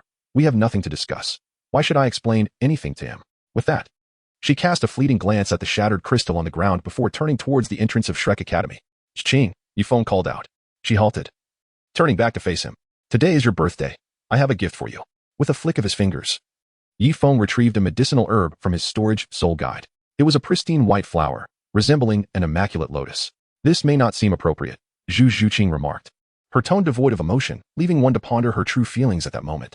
"Do not misunderstand. This is no ordinary flower, but rather the celestial herb. Water fairy jade skin. Consuming it will nourish your tendons and bones, enhancing the flow of vital energy through the 8 extraordinary meridians, Yifeng elucidated. Yifeng presented flowers to a young lady, and in his perspective, Zhu Zhiqing appeared to be reluctant to deepen the misunderstandings held by Dai Mubai and himself regarding her. Zhu Zhiqing sought Yifeng's guidance in her training, driven solely by her desire to become increasingly formidable. Is that so? Zhu Zhiqing felt a stirring within her. For her, the singular aspiration was to grow ever stronger. If matters were indeed as Yifeng suggested, it would present a fortuitous opportunity for her. Indeed. Yifeng extended the water fairy jade bone in his hand to Zhu Zhiqing, smiling as he said, "Accept this. Your soul power has just surpassed level 30. Consuming the water fairy jade bone at this moment will yield maximum benefits. The method of consumption is quite simple. Merely eat the petals and then suck the stamen, necessitating the use of soul power to absorb it. I have just learned that today is your birthday. Consider this as your birthday gift." "Thank you." Zhu Zhiqing did not hesitate to accept the water fairy jade bone from Yifeng. A familiar voice caused both Yifeng and Zhu Zhiqing to startle. They turned their heads towards the source of the sound, only to see Dai Mubai, who had previously stormed off to Soto City, returning just in time to witness Yifeng gifting Zhu Zhiqing the precious herb. As he walked, Dai Mubai realized his error. He should not allow jealousy to consume him upon seeing Yifeng and Zhu Zhiqing spar, nor should he be overly concerned about Zhu Zhiqing's affairs. Acknowledging his mistake, Dai Mubai intended to return to the academy to resolve the misunderstanding with Zhu Zhiqing. However, he inadvertently caught sight of Yifeng bestowing the water fairy jade bone upon her. At that moment, Dai Mubai felt as though all his hair had turned green. Humph. He let out a loud grunt and walked towards Soto City without looking back. Chapter 79. The transformation of Zhu Zhiqing. Please summon the Copper Douluo, the thousand-handed Shura, and the Copper Douluo, the Netherworld Spirit Cat, to the 15th battle arena. In the resting room of the Great Soul Arena, the students of Shrek Academy were taking a breather. The announcer's voice echoed through the room. "My one-on-one opponent is actually Zhiqing?" Tang San exclaimed in surprise, gazing at Zhu Zhiqing sitting not far away. Zhu Zhiqing's icy demeanor remained unchanged as she rose, opened the door, and stepped out of the resting room. Dai Mubai wanted to say something. Perhaps he had realized his mistake from the previous night. Yet, before he could utter a word, Zhu Zhiqing had already exited the room. With no other option, Dai Mubai could only pat Tang San's shoulder, advising, "Xiao San, be gentle when you strike." Understood. Tang San smiled softly and nodded. After Tang San and Zhu Zhiqing departed, Yifeng also rose to leave the resting room. The faculty and students of Shrek Academy all stood up to exit the resting room, proceeding to watch the battle between Tang San and Zhu Zhiqing. As they walked, Zhao Wujie curiously inquired, "Brother, did you place a bet?" Yifeng nodded. The Great Soul Arena serves as a venue where soul masters realize their intrinsic value. And it is also a haven for gamblers who place their bets with unwavering conviction. For the competitors, the arena imposes no restrictions on betting by others, provided they are not participants themselves. "Brother, how many gold soul coins did you wager on Tang San?" "I did not bet on Tang San's victory." "Are you seriously betting on Zhu Zhiqing to win?" "Indeed." "No way. Brother, Tang San's combat prowess is formidable, apart from you and me. He is undoubtedly the strongest among us. Although Zhu Zhiqing boasts a winning odds ratio of 1-1. 2, surpassing Tang San's 1-1. 1. Zhu Zhiqing is simply no match for Tang San. I have faith in my chosen champion." Yifeng observed Zhu Zhiqing as she gracefully ascended the soul duel platform. He noticed a fervent gaze directed towards him and, glancing sideways, discovered Dai Mubai's complex and piercing stare fixed on him. Dai Mubai subsequently remarked, "One trained by me." Hearing Yifeng's words, Dai Mubai felt a slight sense of relief within. In the one-on-one arena of the Soul Duel, the third match featured the Soul Emperor, Qianshou Shilua, pitted against the Soul Emperor, Yuming Lingmao. It is noteworthy that Qianshou had achieved an impressive 9 consecutive victories. Should he triumph once more, he would claim a 10th victory. If he were to win his next match thereafter, he would secure 100 points. Yuming Lingmao had also secured 5 consecutive wins, and a victory in this match would grant her 10 points. The host had articulated the stakes clearly. This battle held immense significance for both Tang San and Zhu Zhiqing. Despite their acquaintance, neither would yield the victory lightly. Tang San sought a 10-match winning streak to directly earn 100 points in his next bout, while Zhu Zhiqing aimed for victory to gain 10 points. Though allies, neither would concede in this confrontation. Accumulating points was not our ultimate goal, rather, honing practical experience in combat was our true aim. Tang San stood with his hands clasped behind his back, exuding the composure of a master. His demeanor was remarkably calm, especially given that he was facing Zhu Zhiqing, a control-type soul master, which afforded him greater confidence in securing victory. Hypocritically, Tang San, intent on giving his all, uttered some grandiloquent phrases. "You may exert your utmost, and let me discern whether a gap remains between us," Zhu Zhiqing replied in a tone devoid of emotional inflection. Her demeanor diverged from the narrative's portrayal. She did not prepare herself with tension, but rather stood still, as if indifferent to the imminent battle with Tang San. Furthermore, she closed her eyes. Tang San's brow twitched, and a sense of disarray coursed through him. Zhu Zhiqing's profound calmness presented a formidable challenge. He was unperturbed by her aggressive stance, but rather intimidated by her unyielding composure, akin to a towering mountain. The match commenced. The first soul skill, Entangle, was activated as Zhao Wujie deftly evaded the approaching blue-silver grass. Skillfully, she closed the distance to Tang San, counterattacking with precision. The first soul skill, Yuming Thrust, saw Tang San's pupil shift to a violet hue as he employed the purple extreme demon eye, narrowly avoiding Zhao Wuji's onslaught. He swiftly retreated, and with a change of his palm, a multitude of blue-silver grass sprouted from the arena floor, forming a massive blue-silver cage that ensnared Zhao Wuji within. Alas, Daimubai furrowed his brow in concern. My little kitty, you are in trouble now. Your speed advantage is rendered moot within that cage. The captivating battle captured the audience's attention, who were intrigued to see how the entrapped beauty would respond. There's no other option. Zhao Wuji sighed, her sharp claws tearing through her hands, chest, and pants. Is she removing her clothes? Gasps erupted from the crowd. However, they soon realized she wore a form-fitting outfit beneath, with 5 iron-laden garments dropping to the ground. At that moment, Tang San launched his assault. The blue-silver grass, resembling tendrils, surged once more towards Zhao Wuji. With a swift motion, Zhao Wuji evaded the attack effortlessly. Look, the contestant Qianshou Xiaoluo is unleashing a fierce attack on Yuming Lingmao. But our Yuming Lingmao's speed is simply astounding. The blue-silver grass cannot even graze her tail. The first soul skill, Yuming Thrust, saw Zhao Wuji dashing like the wind as she launched another strike at Tang San. In desperation, Tang San resorted to his Tang sect's ultimate skill. Yet, this time, he realized his speed could not evade Zhao Wuji's pursuit. Why is her speed so extraordinary? Tang San's mind was awash with astonishment. He found himself in a decidedly passive position. That speed is beyond the grasp of a soul emperor, exclaimed Yu Xiaojing in surprise. Zhao Wuji, fully exerting her speed, had surpassed the capabilities of a soul emperor, rivaling even the agile attackers of the Soul King level. A smirk curled at the corner of Yifeng's mouth. Under his guidance, Zhao Wuji's speed had indeed transcended that of a typical agile attacker at the Soul Emperor level. Furthermore, having consumed the divine herb, Xian Xiao Shui Xian Yu Ji Gu, her form became even more ethereal.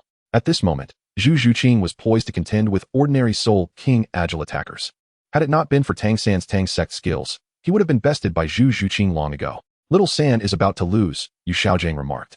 The purpose of Tang San's blue-silver grass cage was not to restrain, but to initiate aerial assaults. Yet, even so, under the constant threat of Yifeng's ambushes, Zhao Wuji had nearly developed a reflexive response to the flow of air around her. Regardless of how Tang San's blue-silver grass attacked, Zhao Wuji evaded all with finesse.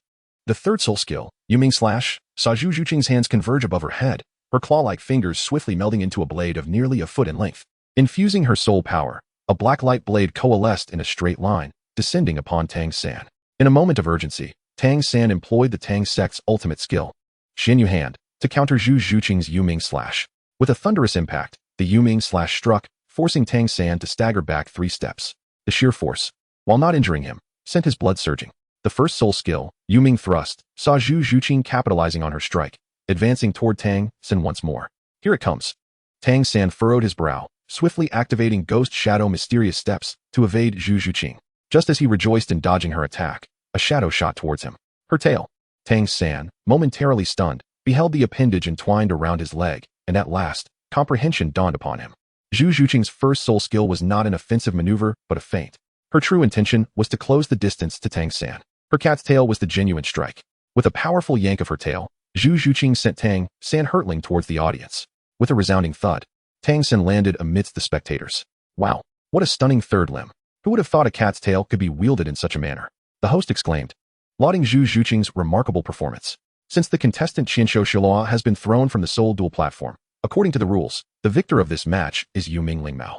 Congratulations to Yuming Lingmao for winning this match and securing 10 points, with an impressive record of 6 victories and no defeats. Let us extend a warm round of applause to express our gratitude for the thrilling battle presented by the beautiful Yuming Lingmao. As the host concluded, the audience erupted in enthusiastic applause. Zhao Wuji displayed no trace of pride, her expression betraying no emotion. Silently, she approached the weighted items, collecting them into her storage soul guide before stepping off the Soul Duel platform. Did she win? Dai Mubai stood in astonishment, unable to believe his eyes as he beheld Zhao Wuji approaching him. He had advised Tang San to take it easy on her, yet she emerged victorious. Shortly after Zhao Wuji rejoined the team, Tang San also returned. The expressions of Xiao Wu, Oscar, Ma Hongjun, and Ning Rongrong were filled with discontent as they gazed at Tang San. Noticing their looks, which seemed to convey a sense of grievance as if he owed them money, Tang San inquired, "What troubles you?" Xiao Wu pouted, hands on her hips, and chided, "Little San, how could you have lost?" Oscar chimed in, "Indeed. I placed my entire stash on you, betting that you would win. Now, I've lost everything and will need to sell countless sausages to recover. Tang San was rendered speechless, feeling as though the blame for his defeat rested squarely on his shoulders. Ning Rongrong, having lost a substantial sum herself, joined Oscar in lamenting. Zhiqing is a sensitive attack-type soul master, excelling in assassination, reconnaissance, and ambush. It wasn't a complex terrain, even if Zhiqing has a higher soul power. You are both soul venerates. How could you, as a control-type soul master, have lost? Tang San was utterly at a loss for words, turning his gaze towards Ma Hongjun. With a sigh, Ma Hongjun added, "Fourth brother, I wish I could offer words of comfort, but my trust in you has led to significant losses for me as well. You truly are a disappointment." Tang San felt as though he had been struck with 1,000 points of mental anguish. Although Ma Hongjun's words lacked the overt reproach of Zhao Wu, Oscar, and Ning Rongrong, the implicit criticism bore a deeper sting. The phrase "too disappointing" left him feeling utterly humiliated. Yu Xiaojing, whose demeanor was already stern, appeared even more displeased. He had placed a substantial wager on Tang San, and with the latter's loss, he faced considerable financial setback. Not only had he lost money, but his student had also been bested by an opponent guided by a mere 12-year-old, resulting in both a loss of pride and funds. Thus, Yu Xiaojing's mood was far from pleasant. "Does it hurt?" he inquired, refraining from blaming Tang San, as he still relied on him for validation. Observing the bump on Tang San's forehead, he expressed genuine concern. "It doesn't hurt?" Tang San felt a warmth in his heart. He had finally encountered someone who cared. Yu Xiaojing gently patted his shoulder, advising, "When you return, apply an egg to it. However, you were indeed too careless tonight, even against a sensitive attack-type soul master. Seeing your opponent composed should have kept your heart steady. Once your heart falters, failure is not far behind." "Agreed." Tang San nodded, his gaze shifting to Zhu Zhiqing. Curiously, he asked, "Zhiqing, is your soul power above level 35?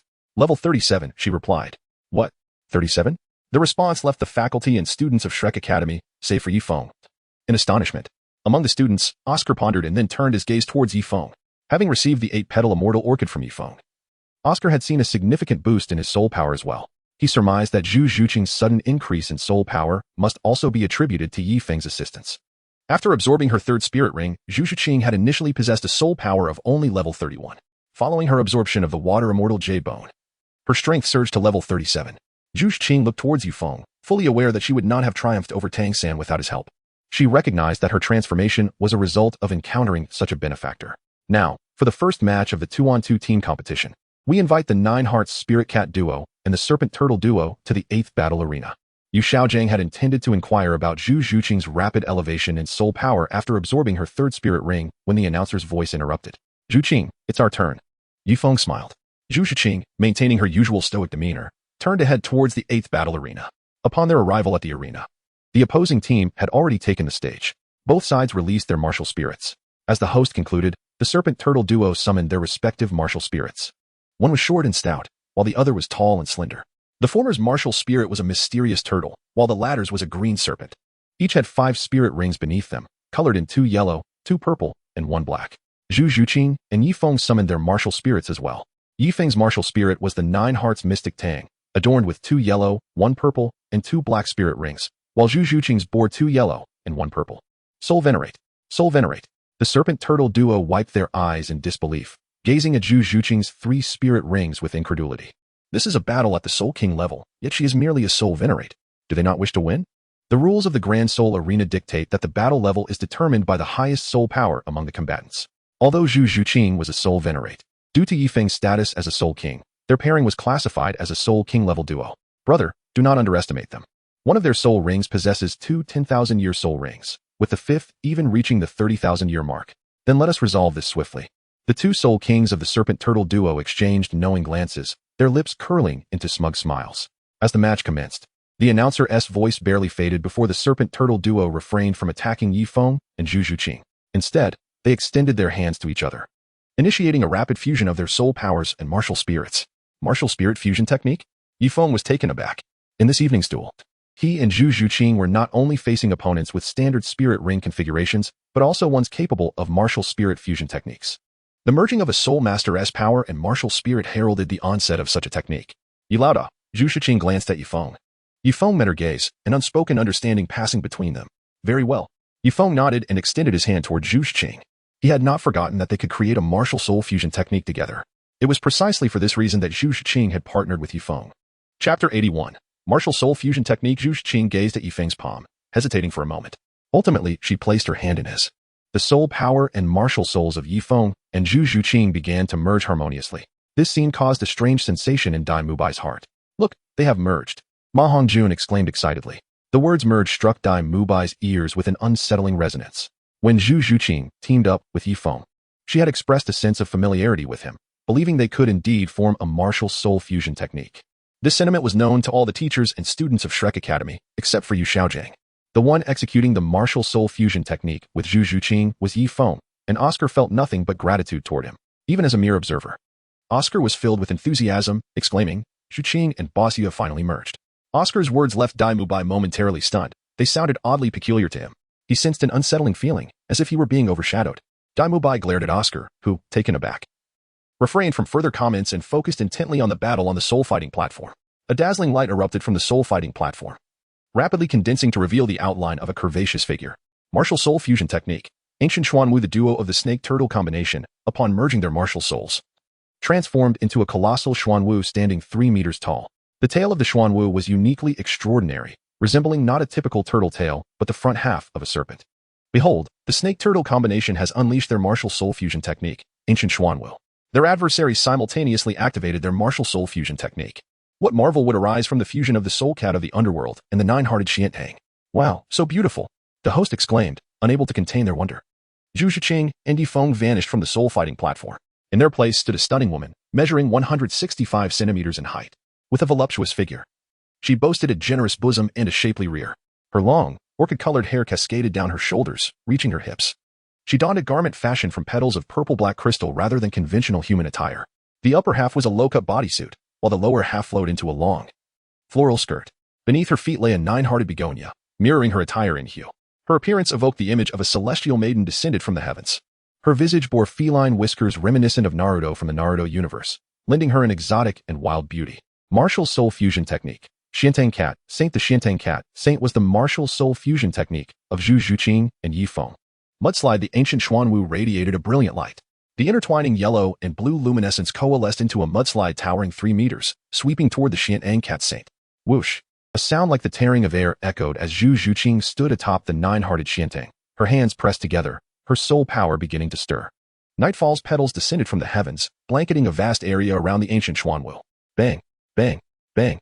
The petals erupted, transforming into clouds of purple-black mist that enveloped the ancient Xuanwu entirely.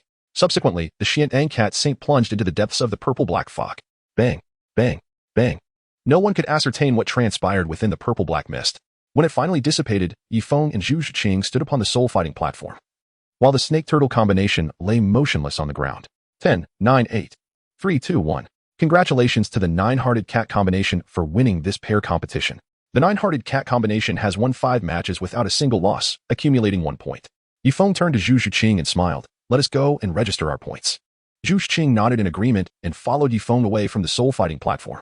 Along the way, she murmured, Boss Yi, I sense that we could form another type of martial soul fusion technique.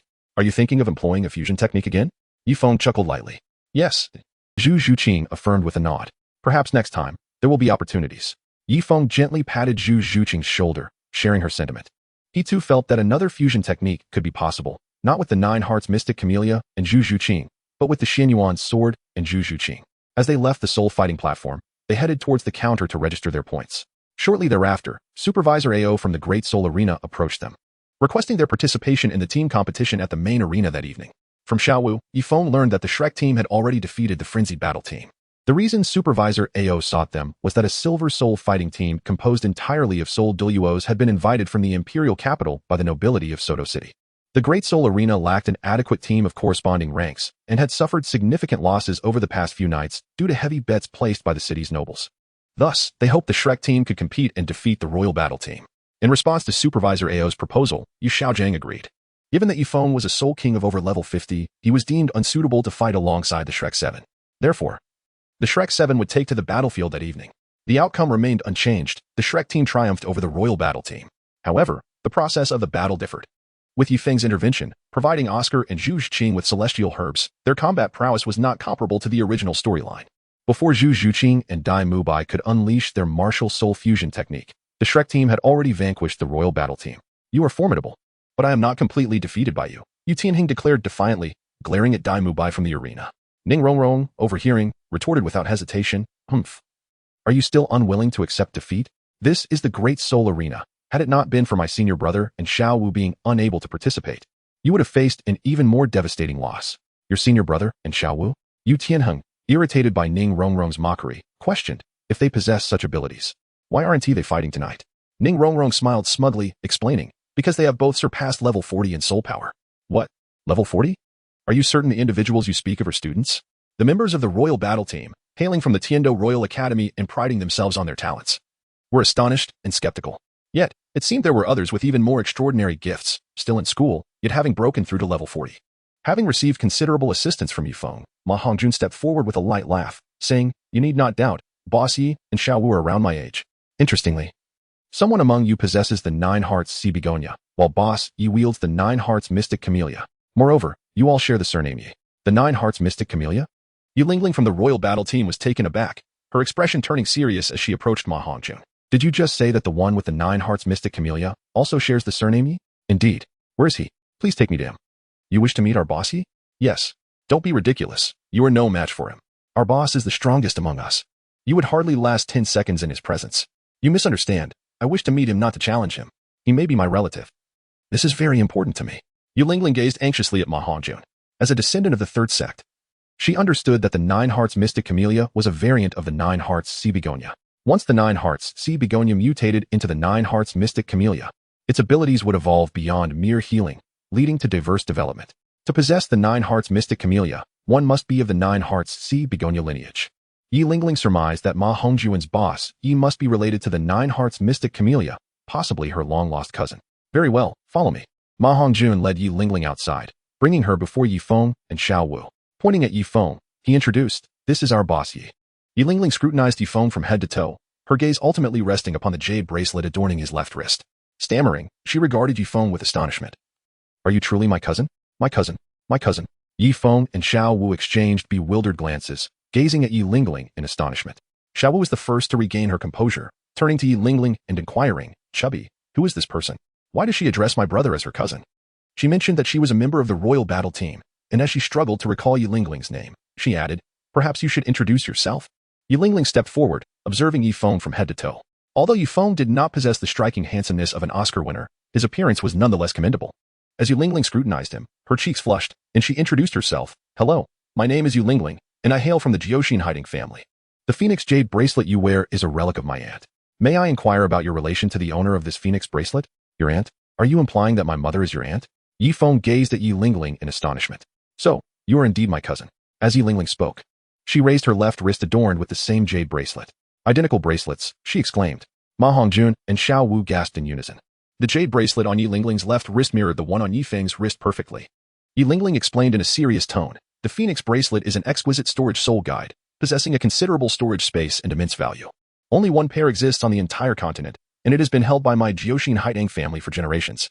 Upon my aunt's birth, my grandfather bestowed one of the bracelets upon her. When I was born, my father passed this bracelet to me. These two bracelets form a pair, and the golden patterns adorning them are not mere embellishments, but rather crafted from a meteorite from beyond the heavens. When brought together, they create a mutual attraction, requiring a fair amount of effort to separate them." After Yi Lingling concluded her introduction, she extended her wrist towards Yifeng, her gaze fixed upon the jade bracelet adorning his wrist. Yifeng, understanding her intent, gently brought his bracelet into contact with Yi Lingling's. As the two identical bracelets made contact, a mysterious force emerged, binding them together with a tenacity that could only be overcome with a measure of effort. The authenticity of the bracelets was undeniable. "You are indeed my cousin." Yi Lingling spoke with great excitement, casting a subtle glance, her gaze fixed upon Yifeng, who stood before her. "Cousin." Yi Lingling was filled with excitement and yearned to impulsively embrace Yifeng, but he took a step ahead, moving away from her. "Cousin?" Yi Lingling frowned slightly, sensing a chilling aura emanating from Yifeng's gaze. "How did my parents die?" Yifeng inquired with a grave tone. "You said that aunt and uncle have passed away?" Yi Lingling looked at Yifeng in astonishment. Yifeng meticulously observed the subtle shifts in Yi Lingling's expression. Discerning that her demeanor was genuine, she appeared unaware of the circumstances surrounding the demise of his parents. Nevertheless, Yifeng inquired, "Are you truly oblivious?" Despite his soul originating from the Huaxia realm and subsequently inhabiting this corporeal form as an infant, he had long since bid farewell to all remnants of his previous existence. Yifeng had always considered himself an orphan, never anticipating that he hailed from the Jioshin Haitang sect of the Third Earth sect. He was aware of a peculiar phenomenon within the sect. Only two individuals could simultaneously awaken the Jioshin Haitang martial spirit. and the birth of a new disciple possessing this spirit could only occur upon the death of one of the existing bearers. Throughout the esteemed history of the Jiuxin Haidang sect, there had been numerous instances where individuals sought to acquire the Jiuxin Haidang martial spirit, resorting to nefarious means against fellow disciples. Now, with Yu Lingling revealing that his mother was from the Jiuxin Haidang sect, Yifeng harbored suspicions that a sinister machination was afoot, orchestrating the death of his mother to pave the way for the emergence of a new soul master endowed with the Jiuxin Haidang martial spirit. Yet, he fervently hoped that this suspicion was merely a figment of his imagination. For Yu Lingling's narrative, he learned that his mother was named Yi Waner and his father Yi Aotian. It is noteworthy that although Yi Aotian shared the Yi surname, he was not a disciple of the Jiuxin Haidang sect, instead claiming to be an orphan without clan or faction. Yi Lingling learned from her father, the Si Tang Douluo, that many years ago, Yi Aotian had taken Yi Waner on an outing, after which they never returned. The information her father possessed was limited to this. Over the years, the Si Tang Douluo had utilized his connections, searching the continent thoroughly, yet no trace could be found. He only knew that when Yifeng's parents had gone out, they were said to have encountered a friend, after which they vanished without a trace. Are you saying the last time my parents were seen was when they were taken away by someone? Yifeng gazed intently at Yu Lingling. This was the sole piece of information he had regarding the mysterious demise of his parents. My father's information indeed suggests so.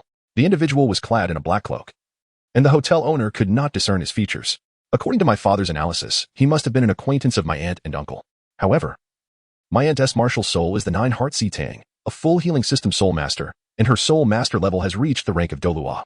Brother, you should understand that soul masters often require healing, so generally, no one would dare to target our 9-heart Si Tang family, not even the spirit hall. Yu Lingling recounted all the information she had meticulously gathered. P.S. I recommend a book titled Douluo, the strongest village chief of all realms, which embarks on a new journey centered around the Holy Soul Village and is worth a read. Chapter 83, Saving the Beauty. Yifeng nodded. As a soul master, Yifeng is acutely aware of the invaluable benefits that healing soul masters provide to their peers. Yu Lingling once wisely remarked that everyone encounters injuries at some point, and soul masters are no exception. Consequently, the esteemed healing soul masters, particularly those of exceptional prowess, are seldom trifled with. In truth, within the realm of soul masters, there exists a widespread willingness to owe favors to healing practitioners. Thus, healing soul masters possess a remarkable influence. However, a pressing question arises. The adversary bold enough to assassinate Yifeng's mother must be an individual of considerable skill or possess formidable backing. The perpetrator shows no fear of retribution from the Jiuxin Haidang family. This leads Yifeng to draw pertinent conclusions regarding the tragic demise of his parents based on the latest information he has received. Cousin, when do you intend to return with me to the Jiuxin Haidang sect? If father were to learn of your survival, he would undoubtedly be overjoyed, Yu Lingling inquired. Yifeng gazed at Yu Lingling.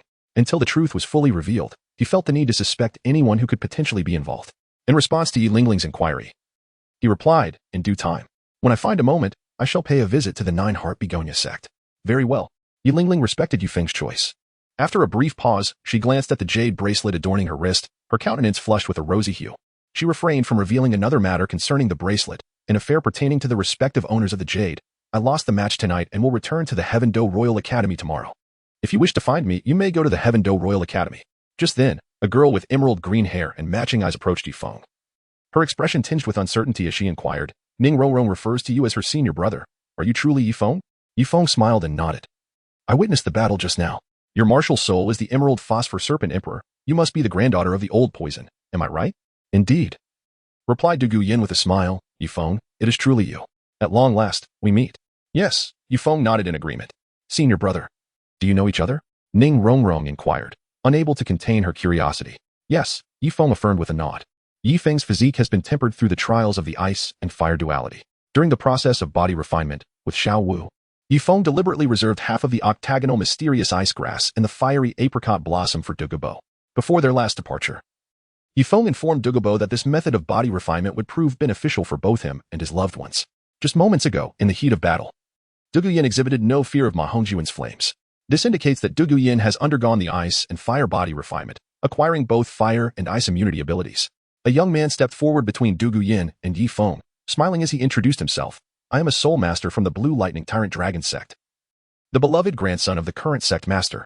My name is Yu Tianheng. Yin Yin, might you introduce me to your friend? As Yifeng listened to the young man's self-introduction, he furrowed his brows. The individual approached with an air of self-importance, providing an excessively detailed account of his background, laden with a palpable tension that seemed to challenge Yifeng to retreat.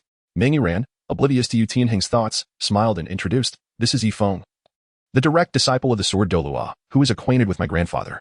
My ability to wield both ice and fire is, in fact, thanks to his assistance. Oh. So he is the direct disciple of the sword Douluo. My apologies, Yu Tianheng exclaimed, his expression one of astonishment. As a spark of intrigue ignited in his eyes while he regarded Yifeng with newfound respect, Yifeng's initial impression of Yu Tianheng was far from favorable.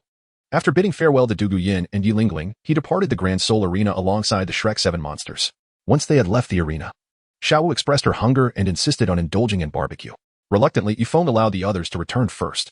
After enjoying the barbecue with Zhao Wujie, the night had deepened, and the streets were nearly deserted. Wow, this is truly delicious.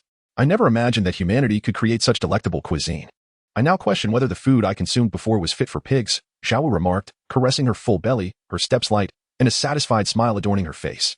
Zhao Wujie, if you continue to eat like this, are you not concerned about gaining weight? Yifeng teased. What, do you find me too plump? Zhao Wujie replied. Hands on her hips. Words spoken without intent can often be taken to heart, especially by women, none of whom are indifferent to their weight. This sentiment was particularly poignant when expressed by Yifeng, whom Zhao Wujie held in high regard. Even if I were as plump as a pig, I would still be your kin. Suddenly, a loud thud echoed down the quiet corridor ahead. Thud. The sound resonated once more. Yifeng and Zhao Wujie's expressions changed dramatically. They could distinctly sense the fluctuations of soul power in the air. After all, this was Soto City. What could possibly cause soul masters to engage in battle at such a late hour? Yifeng and Zhao Wujie exchanged a glance. A silent communication passing between them in their eyes. With a gentle push from their toes, they leaped towards the direction of the fluctuating soul energy. The location of the soul master battle was not far from Yifeng, merely a street away. They stood atop a rooftop beside the street, overlooking the scene below. The combatants were a man and a woman. The man donned a spiked leather jacket and wore a hat atop his head. Beneath him lay 5 soul rings, colored white, yellow, purple, and purple. The woman possessed a striking figure, adorned with 3 soul rings, colored 1 yellow and 2 purple. The man's martial spirit was rather peculiar, resembling a device used by men to entice women. The woman's appearance was somewhat unusual, featuring a cat's tail protruding from her back. The dark spirit cat, could it be Zhu Qing? Zhao Wujie exclaimed in astonishment. Yifeng's expression hardened as he pondered why Zhu Qing was still in Soto City, and moreover, why she appeared here alone. She was engaged in a battle with the notorious thief, Douluo. Douluo possessed the realm of a soul king, and the cumulative age of his soul rings surpassed that of Zhu Qing. Having already activated his martial spirit, he, as a control-type soul master, seized an opportunity to ensnare Zhu Qing. A sticky substance bound her tightly. What a beautiful young lady, Douluo exclaimed, his eyes gleaming with a lascivious light as he gazed at Zhu Qing. Let me go, Zhu Qing commanded fiercely. She struggled against the binding force, but found herself as immobile as if ensnared by ropes. Fear not, I shall treat you well, Douluo replied with a mischievous grin. What do you intend to do? What do you think? I warn you, do not act recklessly. Rest assured, I shall not act recklessly. I will merely make you feel as if you were floating amidst celestial bliss, a state of longing where death feels unattainable. You are shameless. Oh. Your face has turned red. Could it be that you are still a maiden? TSK, who would have thought that Douluo would stumble upon such treasure tonight? Douluo continued to lewdly chuckle, his hands itching with desire as he inched closer to Zhu Qing. He reached her side, extending his hand to grasp her clothing, and yanked it forcefully. The sound of fabric tearing pierced the stillness of the night, echoing loudly. Chapter 84. Release that girl, let him go. Zhao Wujie, unable to bear the sight any longer, shouted as she gracefully leapt from the rooftop to the ground. Oh. Another beautiful girl has arrived. TSK, it seems my fortune tonight is truly exceptional, Douluo remarked, extending his hand and licking his lips. His gaze fixed fervently on Zhao Wujie. Seeking death, Yifeng landed gracefully, 5 soul rings materializing beneath his feet, adorned in 2 yellow, 1 purple, and 2 black hues. As the second soul ring illuminated, the second soul skill, Ice Seal, was unleashed instantaneously, encasing Douluo in a frigid grasp. With a loud thud, as Douluo broke free from Yifeng's icy hold, Yifeng propelled himself forward with the swift precision of an arrow, arriving before Douluo in an instant. With a mighty swing of his fist, he struck toward Douluo's jaw. Yifeng's strength has now reached 16 newtons, and with a single punch, he sent Douluo flying 10 meters away. Just as Douluo attempted to rise and retaliate, Yifeng had already arrived at his side, placing a foot upon him, forcibly pressing him back to the ground. To insult Zhu Qing is to court death. Yifeng's gaze was sharp, with a flick of his right hand. The first martial soul, the Xianyuan sword, materialized in his grasp. Whoosh! With a swift motion of his hand, Yifeng sealed the throat with a sword strike. Blood gushed forth from the wound in Douluo's throat. Douluo convulsed in agony several times before ultimately lying still. Thus, the notorious flower thief who plagued Suatua City was consigned to the annals of history. Yifeng, having dealt with Douluo, approached Zhu Qing.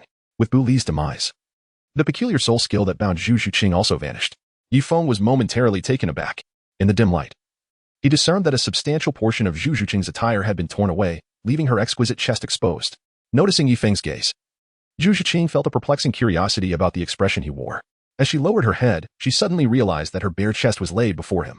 Ah! Zhu Shiqing exclaimed in alarm, hurriedly attempting to cover her exposed skin with the remnants of her garment. Her face flushed a deep crimson, reminiscent of a ripe peach, evoking an irresistible urge to take a bite. We should return. Yifeng averted his gaze from Zhu Shiqing and turned towards the direction of Shrek Academy. Xiao Wu trailed behind, retrieving a cloak from her storage soul guide to envelop Zhu Shiqing's form. Through the conversation between Xiao Wu and Zhu Shiqing, Yifeng came to understand why Zhu Shiqing remained alone in Soto City, while Yifeng and Xiao Wu were indulging in barbecue delicacies. Oscar mentioned his intention to send a gift to Meng Yiran, deciding to venture alone to the department store. Ma Hongjun expressed his longing for his girlfriend within the academy, though in truth, he sought to relieve his pent-up frustrations by visiting her. Ning Rongrong, Yu Xiaojiang, and Tang San returned to the academy for rest, while Dai Mubai forcibly took Zhu Shiqing to a secluded place. Dai Mubai aimed to resolve their misunderstandings. However, after exchanging only a few words, they fell into a quarrel. In a fit of anger, Dai Mubai departed. Zhu Shiqing, feeling disheartened, wandered alone by the riverside in Soto City.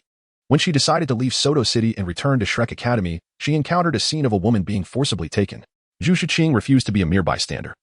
She intervened to rescue the girl from the clutches of the assailant, only to discover that she was no match for him. This led to the scene that Yifeng had witnessed. Yifeng's heart comprehended the situation at last, realizing why Zhu Shiqing had encountered Douluo. Simultaneously, he sensed that his interference was causing numerous events to deviate from their original narrative trajectory. In the initial storyline, it was Ma Hongjun who sought to woo a girl, intending to rescue her from Bu Li's clutches, only to find himself thoroughly chastised by Douluo. Ultimately, Tang San, Xiao Wu, and others intervened to avenge Ma Hongjun.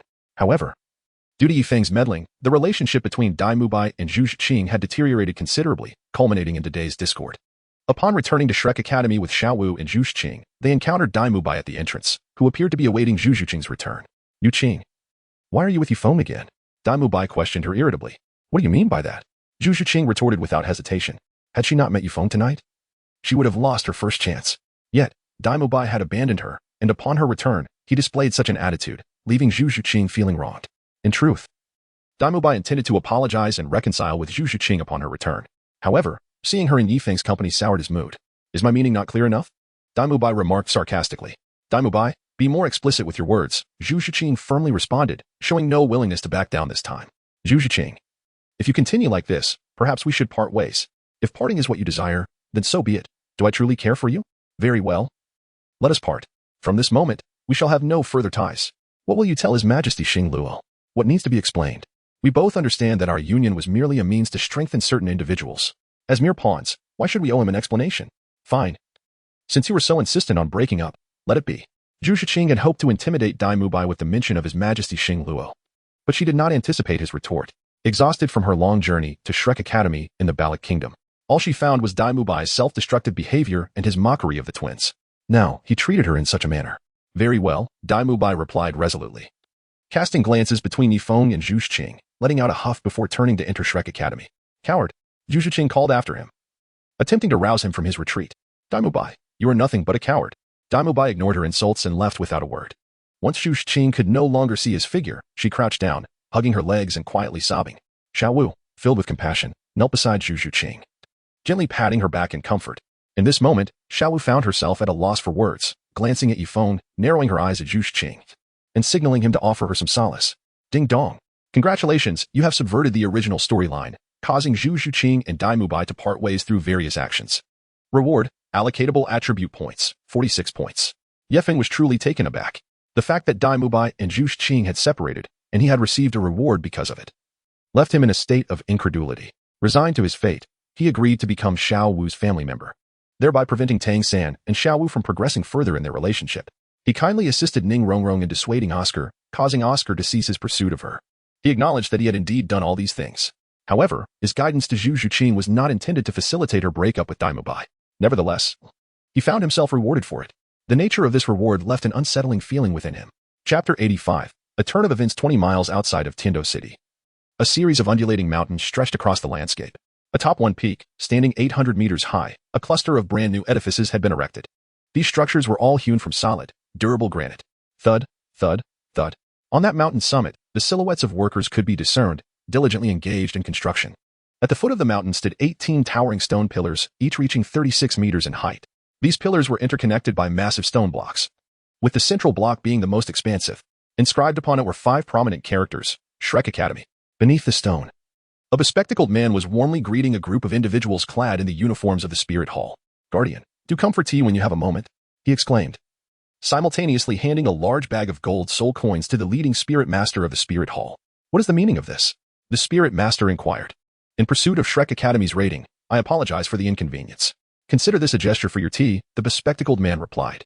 "Very well, we shall await news. The results will be available next year," the Spirit Master responded. "Guardian, do contemplate a solution.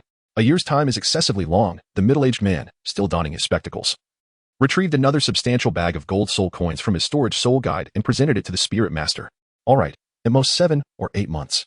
The approval will surely come through by then," the Spirit Master conceded. "By that time, winter will have set in. It would be quite arduous for the Guardian to make a journey in such cold weather," the bespectacled man remarked, producing an even larger bag of gold soul coins to hand over to the Spirit Master. "Indeed, it will be too cold then.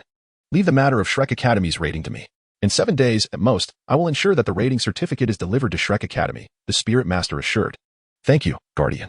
Please take care," the bespectacled man replied, watching as the Spirit Master departed. Flender observed the Spirit Master retreating into the distance. And once he was far enough away, Flender muttered under his breath, "These old foxes are clearly after money. A lion's appetite. They have taken 2,000 gold soul coins from me. If it weren't for the upcoming elite competition among the continent's advanced Spirit Master Academies, they wouldn't have gotten a single gold soul coin from me." Yu Xiaojiang placed a comforting hand on Flender's shoulder and said, 2,000 gold soul coins is merely a trifling sum for us." "Indeed," Flender nodded, feeling considerably reassured by Yu Xiaojiang's words. He turned to gaze up at the flamboyant characters spelling out Shrek Academy, exclaiming joyfully, "Ha! Who would have thought that Shrek Academy would reach this day? Yefeng, you have done well. The credit for our Academy's achievements today belongs to you most of all." Yifeng guided Flander, imparting the principles of commerce from the forefront of the 21st century. Initially, Flander established a supermarket in Soto City, marking the first of its kind on the Douluo continent, which experienced remarkable success. Subsequently, Flander implemented the real estate model advocated by Yifeng, using the supermarket under Shrek Academy as collateral to secure substantial financing. With this capital, he acquired a piece of inexpensive land and swiftly constructed a shell building. At the time of opening, he sold all the units at a price 20% below the market rate.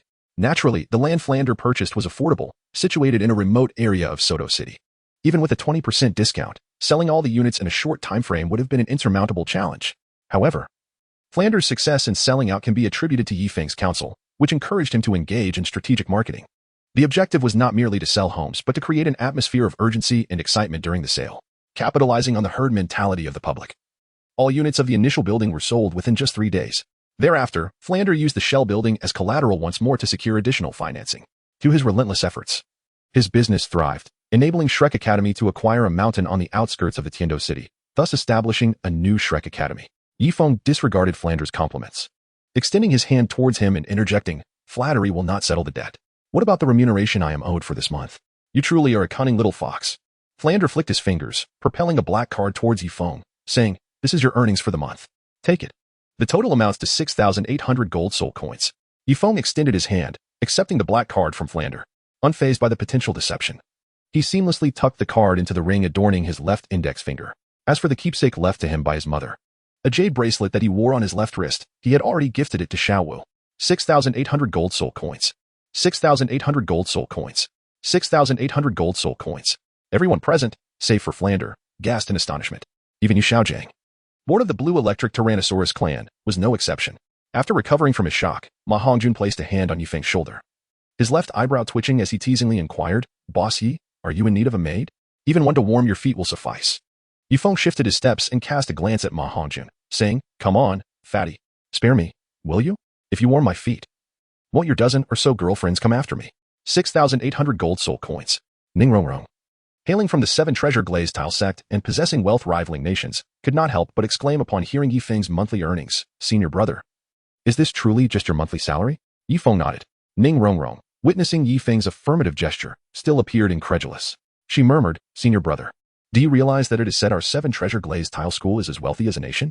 Yet, your monthly remuneration surpasses our sect's net income for half a year." Yifeng smiled softly, harboring inner joy while refraining from outward displays of arrogance or pride. The real estate market in this world remains in its infancy. The art of commerce, when juxtaposed with the 21st century of Earth, is akin to that of a novice compared to a master.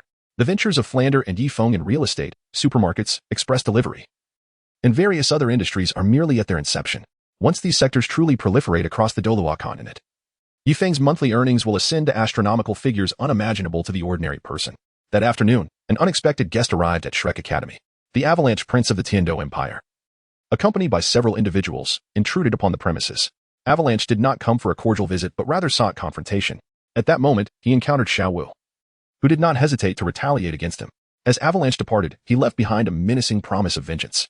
While Zhao Wujie and Yifeng were engrossed in their romantic interlude on the mountain, Oscar approached them with urgency, exclaiming, "This is bad, Zhao Wujie. The individuals you confronted this morning have returned, accompanied by soldiers, and they demand your surrender." Chapter 86, The Uninvited Guest. Soldiers? Yifeng felt a sudden jolt in his heart. If his intuition served him right, the visitor should be the influential Prince Xuexing of the Tiando Empire. If Xuexing wished to regain his standing, he could only seek assistance from his uncle, Prince Xuexing. Zhao Wujie, with her hands on her hips, exclaimed in anger. That fellow was already disrespectful. How dare he come here with others? I am quite eager to see the strength of those he brings. Brother, shall we go and take a look? Very well. Yifeng nodded. Yifeng pondered whether Dong Gu Bo had arrived. If he were indeed present and Yifeng was absent, then Shrek Academy and Zhao Wujie might find themselves in grave peril. After Yifeng and Zhao Wujie accompanied Ma Hongjun, they arrived at the entrance of Shrek Academy. At the grand gate stood 2 rows of soldiers clad in armor, numbering approximately 100. Leading them was an elderly man with hair and beard as white as snow. Dressed in resplendent robes, he exuded an air of distinction, characteristic of those in positions of authority. Simply standing there, he imparted a subtle pressure upon the soul. Beside him lingered the Avalanche Prince, his face a portrait of fury. Yifeng had never encountered Prince Xuexing. The only individual capable of commanding the Avalanche Prince was, perhaps, Prince Xuexing himself. Douluo was conspicuously absent from this gathering, the reasons for which remained unclear. Yifeng was aware that when the Spirit Hall pursued Douluo, it was precisely during an inspection by Prince Xuexing that the Spirit Hall's members hesitated, allowing Douluo to narrowly escape danger. Ever since, Douluo had harbored profound gratitude, choosing to remain by Prince Xuexing's side, becoming a distinguished guest in the Heavendo Empire. Yifeng, Zhao Wujie, you have arrived. This individual is... I know. It is Prince Xuexing. Before Flander could finish his introduction, Yifeng interrupted him. Oh, do you know him? Flander inquired with a tone of surprise. I do not. Yifeng replied with a shake of his head. Then how did you recognize him at a glance? Flander pressed on. In our Heavendo Empire, I ask, who else would dare to commit such shameless acts? The young lack skill, and the old come forth to reclaim their dignity. Is there any shame left? Yifeng spoke without reservation, his tone sharp as he reprimanded Prince Xuexing. As Yifeng's words faded, the soldiers led by Prince Xuexing brandished their long spears, the gleaming tips aimed directly at Yifeng. Prince Xuexing fixed his gaze upon Yifeng, gesturing with his hand to signal the soldiers to remain calm. Under the scrutiny of the soldiers, Prince Xuexing noted that Yifeng's expression remained unperturbed. Such composure in Yifeng intrigued Prince Xuexing, leading him to perceive that Yifeng was no ordinary individual. What a Douluo? Yifeng inquired curiously. I have heard that there is a titled Douluo known as poisoned by the side of Prince Xuexing. Why have we not seen him? Uncle, it was she who struck me. Snow Avalanche pointed at the petite figure of Zhao Wujie beside Yifeng. Unfazed, Zhao Wujie stepped forward, her gaze laced with derision, and asked, is it that my previous actions were insufficient? If so, I would not mind delivering another blow. Upon hearing Zhao Wujie's words, Snow Avalanche cried out once more, Uncle, are you not going to stand up for me? Xuexing's eyes narrowed as he scrutinized Zhao Wujie. Adorned with the heartbroken red, Zhao Wujie's true identity eluded Xuexing's perception. He said, young lady, are you aware that the one you have struck is none other than His Highness, the Prince of the Tiando Empire? And what of it? The law applies equally to the sovereign and the commoner. Is His Highness not human? Indeed, the prince is human, and his dignity is intertwined with the honor of the Tiando royal family. You shall accompany me. I shall not make things difficult for others. I refuse. Yifeng stepped forward, interrupting the conversation between Zhao Wujie and Prince Xuexing, positioning Zhao Wujie behind him. A glimmer ignited in Prince Xuexing's eyes as he declared without a moment's hesitation, if you wish to avoid punishment, that is feasible, provided that the talents nurtured by Shrek Academy are directly assigned to the Tiando royal family. Impossible, Flander responded without a hint of hesitation. The financial struggle Shrek Academy previously faced stemmed from their unwillingness to acquiesce to the demands of the Balak royal family. Shrek Academy had refused to assist the Balak royal family in cultivating talents for entry into their political arena. Consequently, the nobility and officials of the Balak kingdom had made things exceedingly difficult for Shrek Academy.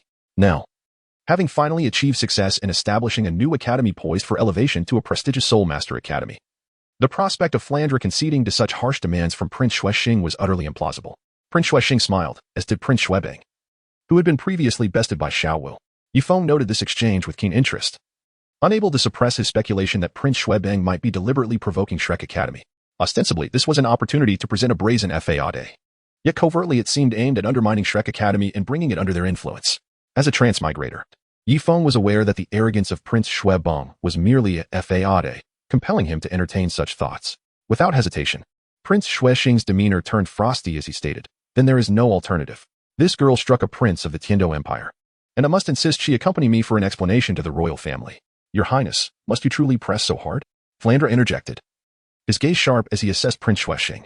With a flicker of intent, 7 soul rings manifested around him, a clear indication that he would not yield to the prince's demands. "I have presented you with options. I do not desire this outcome. The gravity of the situation can vary. How you choose to proceed is for you to decide," he asserted. With a slight gesture, Prince Shuexing summoned 8 soul rings. Their colors a combination of 2 yellow, 2 purple, and 4 black. "Soul Douluo?" Flandre's expression shifted in alarm. He was merely a soul sage of over 70 levels, while Prince Shuexing had surpassed 80. Flandre, previously curious about how the Night Emperor had delegated authority to his brother, now recognized the formidable power of Prince Shuexing. Yet, even as a soul Douluo, he would not let Shao be taken. Zhao Wujie, sensing the urgency, summoned his own 7 soul rings, resolutely aligning himself with Flandre against Prince Shuexing. The atmosphere buzzed as not only Flandre and Zhao Wujie, but also Tang San, Oscar, Zhu Zhuqing, Dai Mubai, Ma Hongjun, and Ning Rongrong called forth their respective martial souls. The 7 treasures glazed pagoda? Prince Shuexing's expression shifted to surprise as he noticed Ning Rongrong among the crowd. He surveyed the Shrek faculty and students, fully aware that his intent was not to engage in combat, but rather to subdue Shrek Academy. He proposed, "Here is an alternative. Director Flandre, since you are reluctant to make a choice, allow me to offer you another. I will refrain from using soul techniques, relying solely on my soul power. If this girl can withstand my presence for the duration of a single incense stick, I shall take my leave. If not, she will have no choice but to accompany me and face the Empire's legal retribution." Chapter 87. Trouble arises. The system is unyielding. Shao Wu, unwilling to burden Shrek Academy, stepped forward and disdainfully remarked, "Is it merely about enduring for the duration of an incense stick? Very well, I shall comply with your request. Hold on." Yifeng stepped forward, positioning himself protectively behind Shao Wu, his gaze filled with derision as he addressed Prince Shuexing, rebuking, "It is unbecoming for a man to trouble a young girl. Allow me to take her place instead." Prince Shuexing surveyed Yifeng from head to toe, showing no hesitation, convinced that Yifeng could not endure even the duration of an incense stick in his presence. With a swift motion, he conjured an incense stick that shot forth and embedded itself into the stone slab. The tip of the incense was firmly planted, yet the rest remained unscathed, indicating the extraordinary prowess of Prince Shuexing. A hum resonated as Prince Shuexing summoned 8 soul rings beneath his feet, their hues comprising 2 yellow, 2 purple, and 4 black. Behind him loomed the ethereal silhouette of a swan, representing his martial soul. He extended a hand toward Yifeng, and his soul power radiated outward, enveloping Yifeng like a tidal wave. Instantly, Yifeng felt an overwhelming pressure bearing down upon him. 55? Prince Shuexing's expression faltered. Upon making contact with Yifeng, he realized that Yifeng's soul power had indeed reached the 55th level. He examined Yifeng anew. Despite appearing only 13 or 14 years of age, Yifeng had already attained the rank of a soul king at such a tender age. Prince Shuexing was internally astounded. As the overseer of the Tiando Royal Academy, he was well aware of the Academy's most exceptional talent, Yu Tianhing, who had only just crossed the threshold of 40. Yu Tianhing was 5 or 6 years older than Yifeng, yet Yifeng's cultivation surpassed his considerably, continuing to exert his soul power. Prince Shuexing sought to further pressurize Yifeng. Yet, he was once again astonished to find that, despite the immense strain, Yifeng had not summoned his martial soul. Moreover, there was no trace of pain upon Yifeng's countenance. Meanwhile, Flandre, Yu Shaojiang, and Zhao Wujie looked on with unwavering confidence in Yifeng. His physical resilience was unparalleled. The Dragon Phoenix Ancient Wing and External Soul Bone had elevated Yifeng's physical strength to extraordinary heights. Prince Shuexing was left in a state of profound shock, muttering to himself, "His body is astonishingly resilient. This child has yet to even unleash his martial soul." It was rare for a low-ranking soul master to withstand the direct pressure of a high-ranking soul master up to 2/3 of their own level. And to endure until their soul powers were equal was a remarkable feat, yet this required the release of a martial soul, especially for a resilient beast soul master. With the soul power I am exerting, even a soul emperor of level 60 would be compelled to manifest their martial soul. Yet this child remains so composed. This youth is remarkably young. If allowed to develop further, he is destined to become a titled Douluo. Was my decision to heed Shuebing's instigation and seek trouble today a grave error? Regardless, the deed is done. Thus, I shall pursue this path to its conclusion. If exerting 60-level soul power proves ineffective, I shall escalate to 61, 62, 63. Prince Shuexing relentlessly released his soul power, intensifying the pressure on Yifeng. 68, 69, 70. As Prince Shuexing unleashed his 70th level soul power, countless petals were set adrift, swirling around Yifeng's form, dissipating the pressure of Prince Shuexing's soul power. For ounces can indeed move 1,000 pounds. Prince Shuexing was momentarily taken aback, astonished to witness Yifeng employing such a technique. The 4th soul ring is a 10,000-year soul ring. Prince Shuexing exclaimed in surprise. As Yifeng activated his martial soul, the 9-heart mystic Tang, 5 soul rings appeared beneath his feet, their colors transitioning from yellow to yellow, purple, black, and black. Prince Shuexing gazed at Yifeng in disbelief. The 4th soul ring being of 10,000-year caliber surpassed standard configurations. Flander, who was closely monitoring the situation between Prince Shuexing and Yifeng, knew who Yifeng's master was and prudently advised Prince Shuexing. Perhaps it would be wise to conclude this here. Continuing down this path may yield no benefits for you and could lead to significant trouble. Humph. Prince Shuexing disregarded Flander's well-meaning counsel. As a prince, his pride and dignity surged, his gaze fixated on Yifeng as he declared. 4 ounces can indeed move 1,000 pounds, but what of 10,000 or even 100,000? 71, 72, 73. Unfazed by the odds. Prince Shuexing persisted in amplifying his soul power output. A golden light suddenly materialized before Yifeng.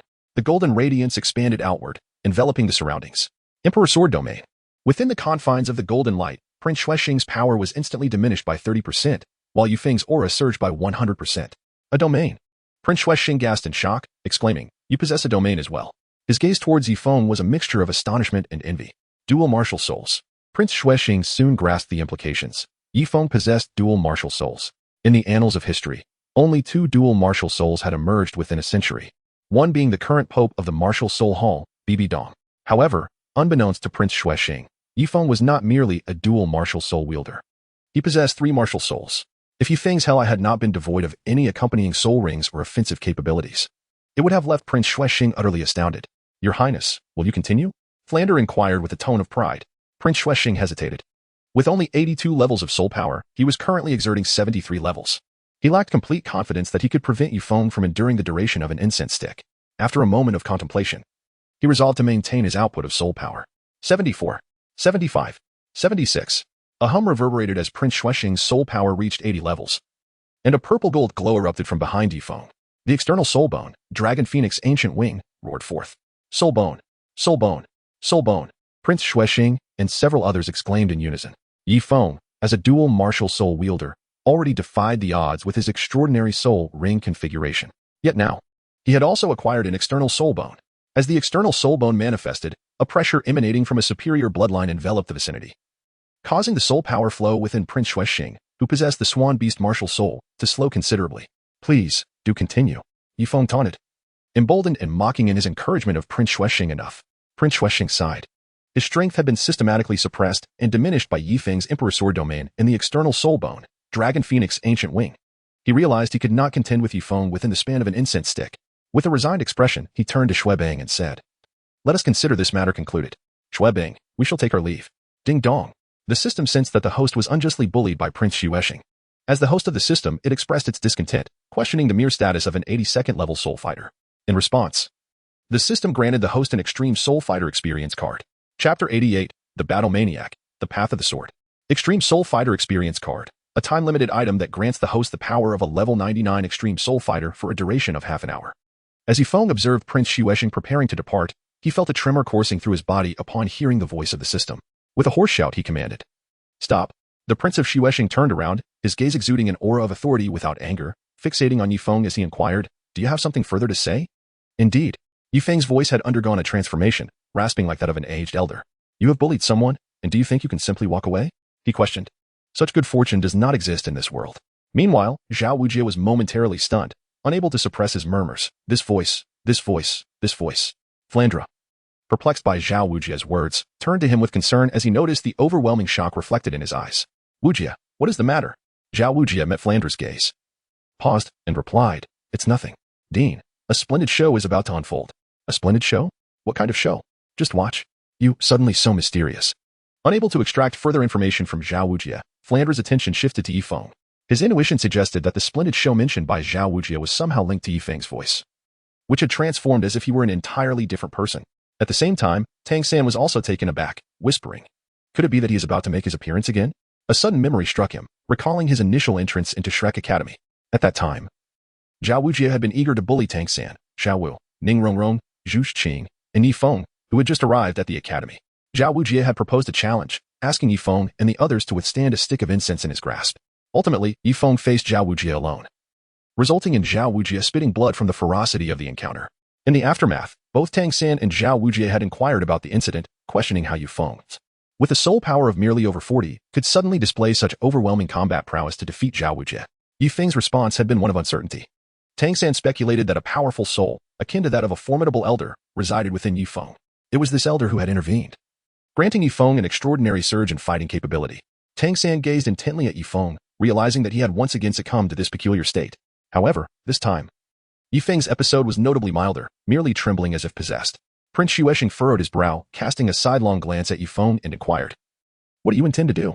Simply put, in order to elucidate, Yifeng continued to orchestrate his own narrative, stating, "You allow this lad to endure for the duration of an incense stick in your presence, and I shall grant you the same opportunity in mine.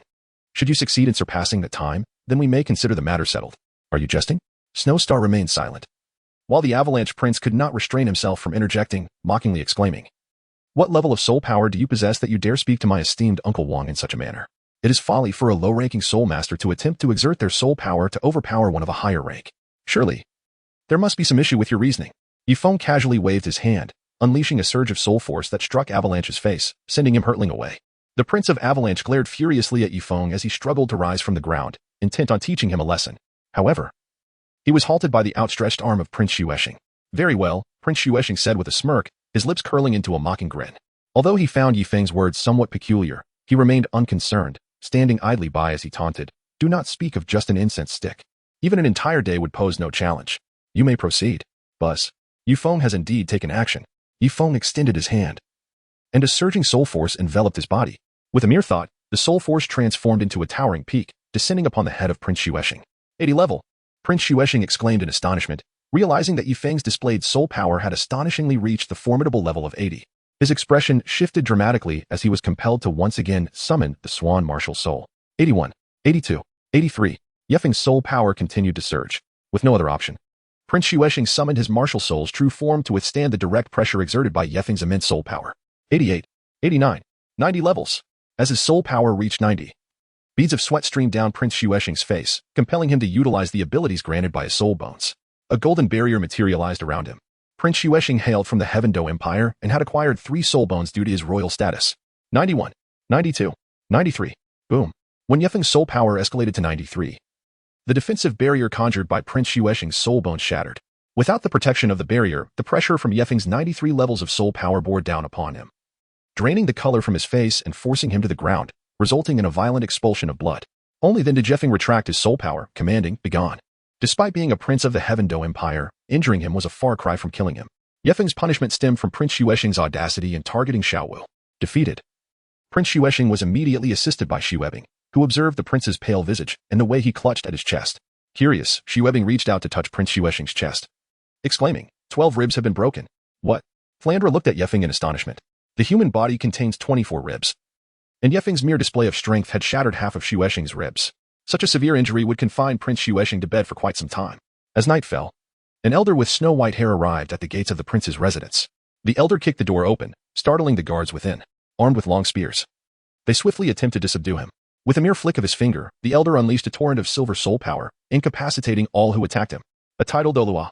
The commotion drew even more guards, who were horrified to discover that the intruder was a title Douluo of over 90 levels. Sword Daochen Shin. Shortly thereafter, Prince Xuesheng arrived at the scene, his eyes wide with shock at the sight of the elder, whose martial soul was the 7 killing sword. The elder was none other than the guardian Douluo of the 7 treasures glazed tile school, Sword Daochen Shin. Despite his royal status, Prince Xuesheng dared not treat the sword Douluo with disdain. Although he did not bow, his tone remained exceedingly polite and respectful as he inquired, "Your Excellency, who has provoked your ire so greatly? Tell me, and I shall personally bring them before you. Aside from you, who else?" The voice of Sword Daochen Shin resonated in Prince Xuesheng's ears, cutting through his very soul. Prince Xuesheng's heart sank.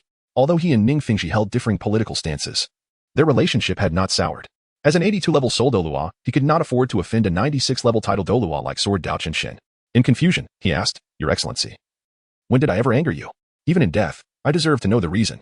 During the day, you bullied a child. Did you not find it amusing? Your Excellency, I have been reduced to this state. He is he, and I am I. How dare you bully my direct disciple, Sword Daochen Shin? If you find life too comfortable, allow me to assist you." Upon finishing his words, Sword Daochen Shin extended his hand, enveloping Prince Xuesheng in a domineering wave of soul power, causing the prince's complexion to pale. The pressure exerted by the sword Douluo exacerbated Prince Xuesheng's injuries, forcing him to spit out another mouthful of blood. Boom. The immense pressure forced Prince Xuesheng to the ground, and the sound of cracking bones echoed ominously. All 12 of Prince Xuexing's ribs were broken under Sword Dao Qinshin's might. Withdrawing his soul power, Sword Dao Qinshin summoned his martial soul, the 7-killing sword, and with a casual slash, unleashed a terrifying blade of light that reduced a significant portion of the prince's residence to ruins. Despite this, Prince Xuexing dared not call for help, fearful of once again inciting the wrath of the battle-crazed Sword Dao Qinshin. This is the first and last warning. Should there be a next time, I shall show no mercy. With that, Sword Dao Qinshin soared away on his sword, departing the prince's residence. Once he was far enough, the butler and guards cautiously approached Prince Xuexing, seeking to assist him, but their efforts only aggravated his injuries, eliciting cries of pain. Ah, it hurts, Your Highness. That sword Douluo is too oppressive. Should I go to the palace tonight to see His Majesty? Do you think my imperial brother will help me or him? Your Highness, you are the emperor's own brother. He is Sword Dao Qinshin, a formidable title Douluo. I know my brother's character and methods. Even if Sword Dao Qinshin were to sleep with his empress, he would hardly be concerned. Today's events were my folly. I did not anticipate that the youth would be the direct disciple of Sword Douluo. I have truly kicked a steel plate. The following day, Ning Fengji, the leader of the 7 Treasures Glazed Tile School, learned of Sword Dao Qinshin's disturbance at the prince's residence and sought him out. Sword Uncle, did you go to the prince's residence last night? Ning Fengji inquired. Sword Dao Qinshin grunted in response. Do you believe I should not have? Ning Fengji offered his characteristic smile, responding calmly. Sword Uncle, you jest. The prince was so brazen as to bully others, and he reaped what he sowed. Moreover, the one he bullied was Yefeng. Sword Dao Qinshin nodded slightly, satisfied with Ning Fengji's attitude and response. In truth, as long as Sword Dao Qinshin did not kill the Pope of the Spirit Hall, nothing else mattered. Ning Fengji was acutely aware that the 7 Treasures Glazed Tile School could not be without a guardian Douluo. Currently, the school's protectors were Sword Douluo Qinshin and Bone Douluo Gu Rong. However, what would happen a century from now? Who would safeguard the 7 Treasures Glazed Tile School once Sword Douluo and Bone Douluo had passed? Though the 7 Treasures Glazed Tile School was reputed as the foremost auxiliary martial soul, it bore a critical flaw. Soul masters possessing the 7 Treasures Glazed Tile Martial Soul could only reach a maximum level of 80 and could not acquire additional soul rings to break through to the realm of Soul Douluo. With such a limitation, the immense wealth of the 7 Treasures Glazed Tile School would inevitably draw covetous gazes from outsiders, and it could not afford to be without a guardian Douluo in a century's time. Ning Fengji felt a surge of joy as he considered that Sword Douluo had a disciple, Yefeng, whose unparalleled talent marked him as the greatest soul master in a millennium. Ning Fengji harbored immense hopes for Yefeng, envisioning him as the future guardian Douluo of the 7 Treasures Glazed Tile School. Thus, whether it was Sword Dao Qinshin's confrontation with Prince Xuexing or Yefeng's injury of the prince, neither mattered in Ning Fengji's eyes. Teacher. At that moment, His Highness Xuexinghe, the crown prince of the Tiando Empire, entered the room and offered a slight bow to Ning Fengji. Ning Fengji nodded gently and turned to Jian Dao Qinshin, saying, Uncle Jian, the crown prince has expressed a desire to venture outside the city to visit Shrek Academy. I wonder if you would be interested in accompanying us. Let us go. It has been several months since I last saw that fellow Yifeng. It is indeed time to pay him a visit, Jian Dao Qinshin replied, his tone shifting to one of seriousness as he inquired, Fengji, how have you fared with the task I entrusted to you? Uncle Jian, thus far, I have located 3 suitable soul beasts, Ning Fengji responded. And the soul beasts? Jian Dao Qinshin asked with concern. They have already been captured by someone. They will be transported to Tiando City shortly. Excellent, Jian Dao Qinshin said, a smile breaking across his face. Listening to their conversation, Xuexinghe curiously interjected, Teacher, Your Highness, what are you two discussing? It is a secret, Ning Fengji replied with a knowing smile. Shrek Academy lies only a few dozen kilometers from Tiando City. Soon, Ning Fengji, Jian Dao Qinshin, and Xuexinghe arrived at the bustling site of the academy's construction. Upon their arrival, they found Yu Xiaojing in conversation with Yifeng. Yifeng, this cannot continue. Your levels and combat experience are sufficient, but you lack a certain fierceness, Yu Xiaojing remarked. Are you suggesting that soldiers should possess a certain brutality? Yifeng inquired. Precisely. Do not be anxious. I have a plan for this. Once the person I am waiting for arrives, training will commence. Since his arrival at Shrek Academy, Yu Xiaojing had refrained from intervening in the training of the Shrek's 7 monsters, as he found himself unable to do so. The path Yu Xiaojing had envisioned had already been traversed by Yifeng. He often questioned whether his presence was indeed necessary. May I ask which of you is the direct disciple of the Sword Douluo, Yifeng? A kind voice suddenly resonated, drawing the attention of everyone present. Aside from Jian Dao Qinshin and Ning Fengji, a stranger had arrived at Shrek Academy. The newcomer appeared to be in his early 20s, with skin as pale as snow, a straight nose, and slightly slender phoenix eyes, exuding an aura of striking beauty. Had this individual been a woman, she would have undoubtedly been a captivating beauty. Alas, he was a man, an exceptionally handsome man. Chapter 90. Yifeng seeks to force Qian Renxue to appear. Yifeng scrutinized the man before him, stepping forward to respond. I am indeed Yifeng. The man appraised Yifeng with a smile, remarking, truly a talented individual. Greetings, Yifeng. I am Xue Qinghe, a disciple of the master. Xue Qinghe. With the surname Xue, could he be none other than the crown prince of the Tiando Empire? Zhu Zhuqing, Dai Mubai, and Flander exchanged whispers, speculating on Xue Qinghe's identity. Ning Rongrong stepped forward with a smile, elucidating. Indeed, he is the crown prince of the Tiando Empire, Xue Qinghe. He is also my senior brother. Senior brother? Xiao Wu noted Ning Rongrong's address towards Xue Qinghe. With curiosity, she murmured, Rongrong, you call him senior brother. Yet you refer to Yifeng as senior brother too? Ning Rongrong approached Xiao Wu, affectionately gazing at her arm, and explained, the crown prince is my father's direct disciple. Thus he is naturally my senior brother. I also refer to Yifeng as senior brother. To be precise, he should be called my second senior brother. Second senior brother. Yifeng raised an eyebrow, his expression peculiar. The title second senior brother struck Yifeng oddly in his heart. Ning Rongrong nodded emphatically, continuing. My father accepted the crown prince as his disciple even earlier than Grandpa Jian accepted you. Therefore, the crown prince is undoubtedly my senior brother. And you are naturally the second senior brother. Second senior brother. Listening to Ning Rongrong address him, Yifeng felt a peculiar sensation within. Greetings to His Highness the Prince. Fran and Yu Xiaojiang bowed respectfully to Xue Qinghe. There is no need for such formalities. This is not a grand occasion. You are my elders. So you may simply call me Qinghe. As for the others, I am but a few years your senior, so addressing me as Brother Xue suffices. Xue Qinghe said with a smile. Xue Qinghe was remarkably eloquent, exuding a sense of calm and poise in his speech. Despite his profound depth, he emanated an aura of comfort. He displayed none of the arrogance typically associated with royalty, and his approachable demeanor was readily embraced by those around him. His open-mindedness was so evident that even Tang San failed to sense any unusualness. Among all present, perhaps only Yifeng was aware of Xue Qinghe's true identity. Xue Qinghe's visit today had two objectives, one of which was to make the acquaintance of Jian Dao Qinxin's disciple, Yifeng. Yifeng, Xue Qinghe smiled. Would it be acceptable for me to call you junior brother from now on? Yifeng did not immediately respond to Xue Qinghe, for he was aware that Xue Qinghe was not who he appeared to be, but rather the esteemed young lady of the spirit hall, Qianrenxue. As for the path that lay ahead, Yifeng had yet to contemplate how to proceed. Thus, he found himself uncertain about whether to cultivate a profound connection with Xue Qinghe. Was there something amiss? Xue Qinghe inquired with a hint of disappointment in her tone. She waited for a few seconds, yet Yifeng offered no reply. Yifeng gazed at his master, Chen Xian, then turned his attention to Ning Fengji, the esteemed leader of the Seven Treasure Glazed Tile School, before finally resting his eyes on Xue Qinghe.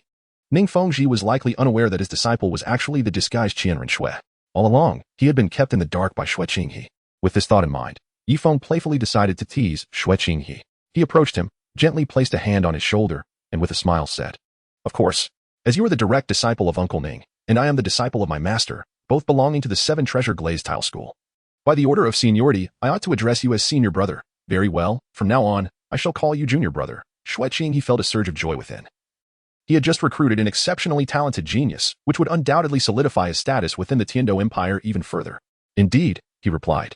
Yifeng nodded and approached Xue Qinghe, intending to tease him. He scrutinized Xue Qinghe from head to toe, extending his hand to pinch the arm, complimenting, quite impressive. Your physique is remarkably robust. The muscles on your arm are commendable. However, as he hesitated and uttered, Your, what? Xue Qinghe's eyes instinctively widened in surprise, a flicker of astonishment passing through them. For Xue Qinghe was not merely Xue Qinghe, she was, in fact, Qianrenxue, the esteemed young lady of the spirit hall. In other words, the person standing before Yifeng, subjected to his probing, was a woman. Xue Qinghe's immediate instinct was to retreat, seeking to evade Yifeng's grasp. Yifeng sensed the movement of the air, realizing that Xue Qinghe intended to retreat. However, he would not allow Xue Qinghe to have his way. The speed of his outstretched claws surged forward abruptly. Before Xue Qinghe could react, Yifeng's two claws had already launched an assault towards Qianrenxue. Indeed, impressive. The muscles exuded a remarkable sense of strength. It appears that my esteemed senior brother has devoted considerable time to training. Seizing the opportunity, Yifeng did not hesitate to compliment Xue Qinghe, rendering him speechless with indignation. As the esteemed crown prince of the heavenly empire, your dedication to cultivation serves as an exemplary model for our generation. Xue Qinghe lowered his gaze to Yifeng's mischievous hands, then forcefully stepped back, retreating 3 paces to extricate himself from Yifeng's grasp. Raising his head, he glared furiously at Yifeng, feeling an overwhelming urge to summon his martial spirit and teach Yifeng a lesson. Yifeng, in a most public setting, dared to assault Xue Qinghe, or rather, to assault her, Qianrenxue. Such behavior is intolerable. However, Xue Qinghe retained a semblance of composure, refraining from impulsively invoking his martial soul. His face flushed with embarrassment. He endeavored to calm the tumult within. In response to Yifeng's words, he dignifiedly remarked, With great power comes great responsibility. While others perceive the status of the crown prince of the Heaven Do Empire as an unparalleled honor, to me, it represents an immense burden. This identity constantly reminds me of my duty to protect the citizens of the Heaven Do Empire and ensure their peace and prosperity. The words of Xue Qinghe garnered praise from all present, with the sole exception of Yifeng. Yifeng secretly acknowledged that he had indeed underestimated Qian Rinxue. Despite his audacious advances, she remained remarkably composed. It is no wonder she has managed to infiltrate the Tiando Empire for such an extended period as a spy. Simultaneously, Yifeng uncovered a startling secret. Qian Rinxue's soul bone possessed the ability to disguise not only appearance but also the very sensation of touch. His earlier attempt to expose her through an intimate maneuver was intended to provoke her into revealing her true identity. However, Yifeng soon realized that the sensation he encountered was that of a man's chest. Yifeng cast a sympathetic glance at Ning Fengji. Inwardly reflecting, no wonder Ning Fengji had been deceived for such an extended period. The camouflage ability of the angel soul bone is indeed terrifying to such an extent. Even the tactile sensation can be disguised. Chapter 91. Ning Fengji's heart is stirred. Yifeng gazed at Xue Qinghe, harboring no intention of letting him off so easily.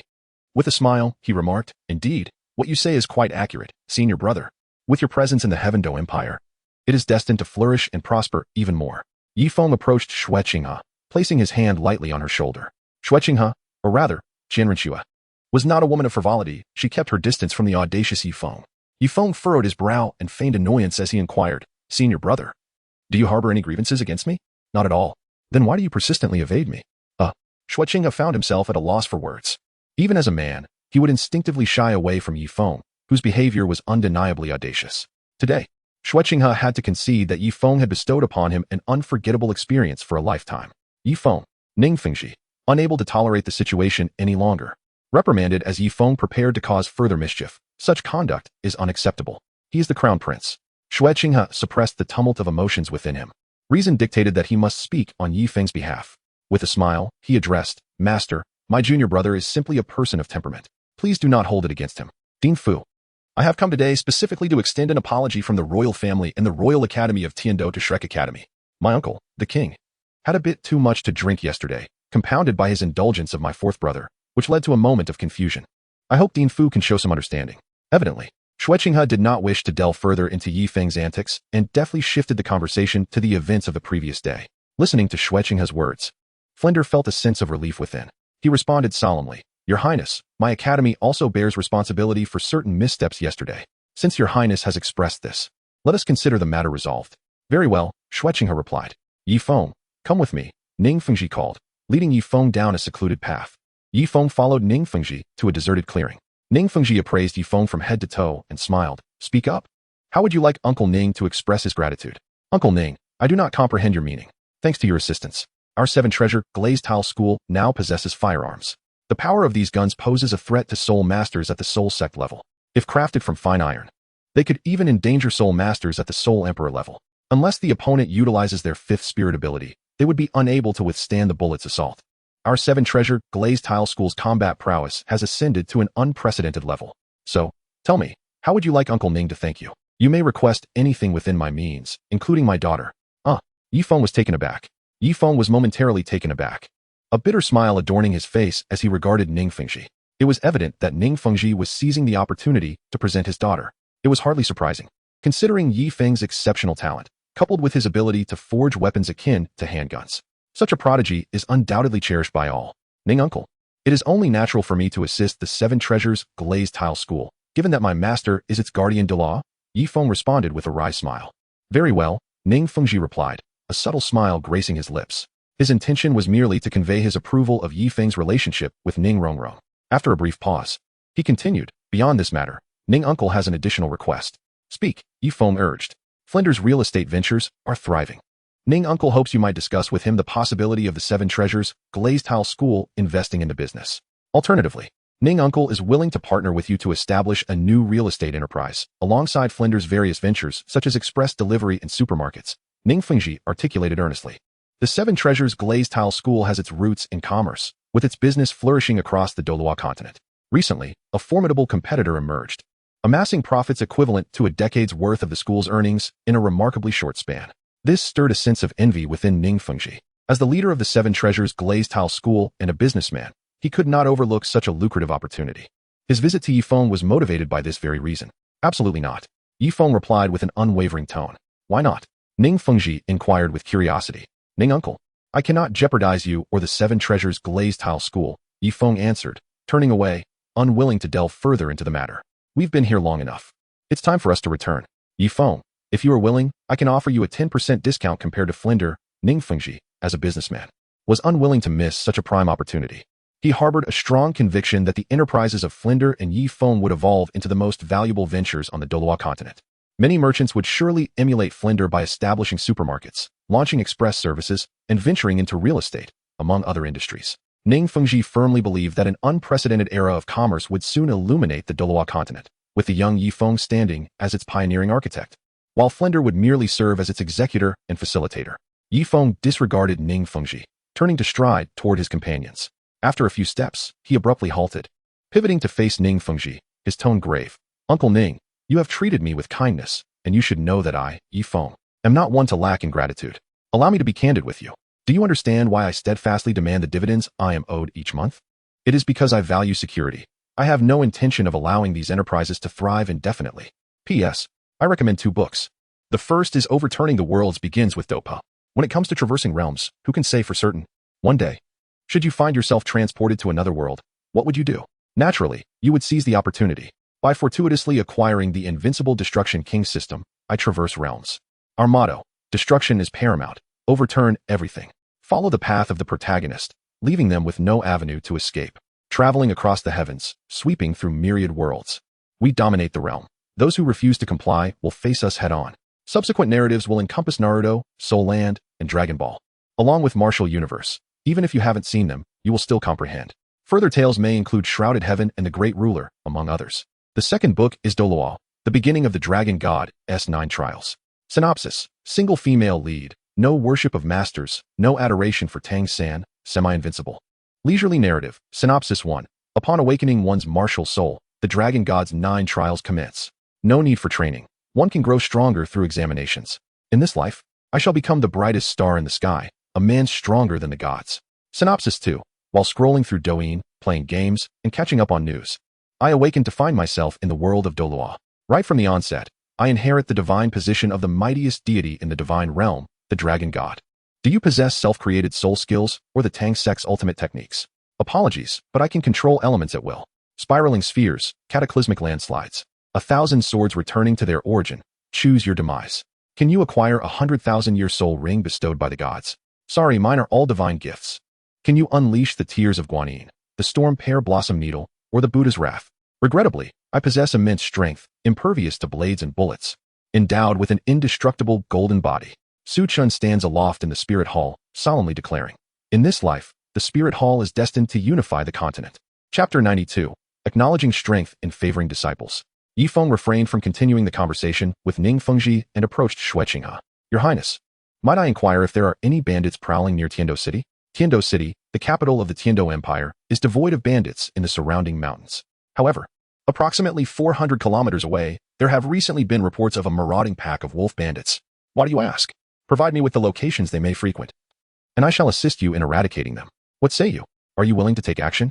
Xue Qinghe gazed at Yi Feng in astonishment. The wolf bandits were notoriously brutal, and he did not expect Yi Feng to proactively seek to eliminate them. Indeed, Yi Feng nodded. I possess several documents detailing the villages that have fallen victim to the wolf bandits.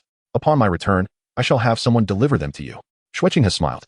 Your Highness, what reward might the government bestow upon us for vanquishing the wolf bandits? Flander inquired, his eyes sparkling with anticipation.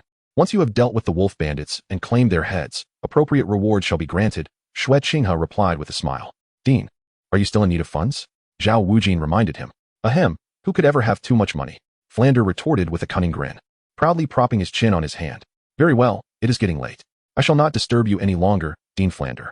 Rong, Yi Feng, I shall visit you again soon, Ning Fengji declared. As Ning Fengji, Xue Qinghe, and Jian Dao Qinxin departed, Yu Xiaojing finally comprehended the implications of Yi Feng's earlier words. Yu Xiaojing had previously remarked that Yi Feng and his companions possessed sufficient rank and combat experience, merely lacking a certain ferocity. Yi Feng's response indicated that training would commence once the individual he awaited arrived. Now, Yu Xiaojing realized that Yi Feng had anticipated Xue Qinghe's visit to Shrek Academy all along.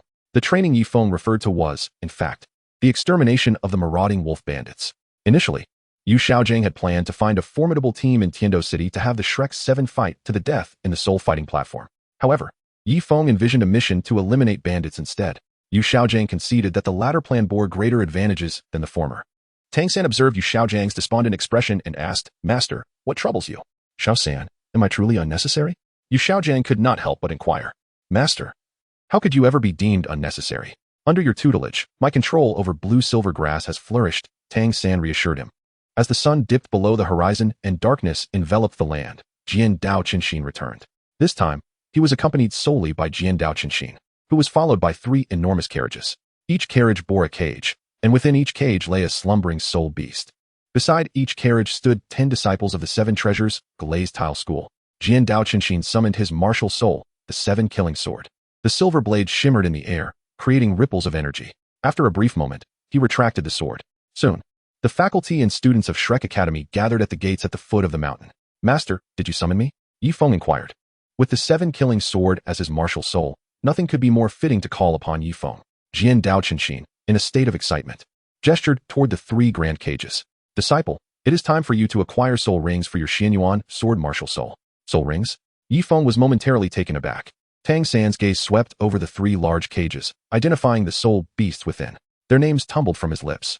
Earth-shaking dragon, thunderbolt unicorn, thousand-needle silver hedgehog. The earth-shaking dragon was said to possess a trace of dragon lineage, its massive form moving slowly, yet capable of shaking an entire mountain with its might. The thunderbolt unicorn, adorned with a spiraling silver horn, resembled a horse and was 10 times swifter than an ordinary steed, earning it the epithet of heavenly. Its horn could unleash a bolt of lightning, making it exceedingly difficult to capture due to its incredible speed.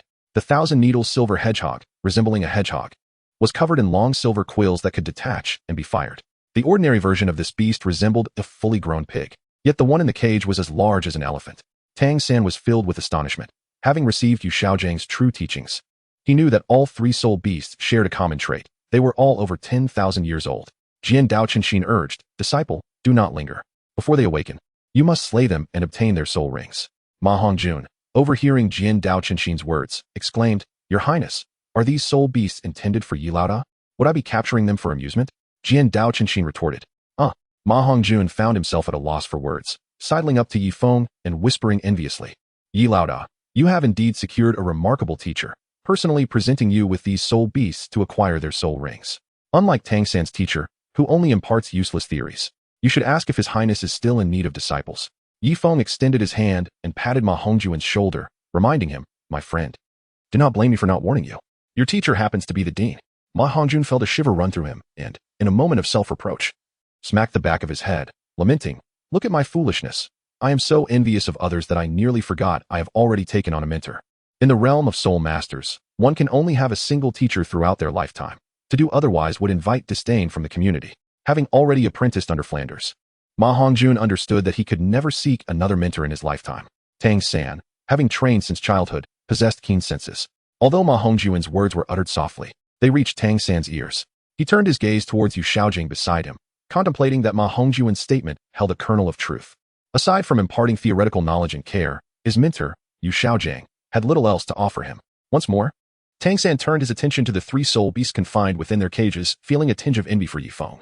After all, Yi Feng had indeed chosen a remarkable teacher. "Disciple, begin the process of obtaining your soul rings. Start with the earth-shaking dragon. Its age is merely 20,000 years. Sword Path Qinshin urged once more. "Master, how did you capture them and bring them here?" Yi Feng inquired, his curiosity piqued. The 7-treasure glazed tile school is immensely wealthy. With sufficient resources, capturing a few soul beasts poses no challenge. These creatures were administered a potent sedative to render them unconscious. The concoction is not easily prepared. Now, let us proceed. "Very well." Yi Feng approached the cage of the earth-shaking dragon, unsheathed his dagger, and with a swift motion, severed the creature's throat. The earth-shaking dragon awoke from its slumber, blood gushing from its throat, struggling and convulsing for a brief moment before falling silent. With a thought, Yi Feng formed a seal with his hands, and a black soul ring emerged from the dragon's lifeless body. Chapter 93. The Fate of Flinder. 15 minutes later, Yi Feng opened his eyes. "What skill?" inquired Jian Dao Qinshin. "The might that shakes the world," Yi Feng responded, summoning his martial soul, the Xianyuan sword. Beneath his feet, a black soul ring materialized.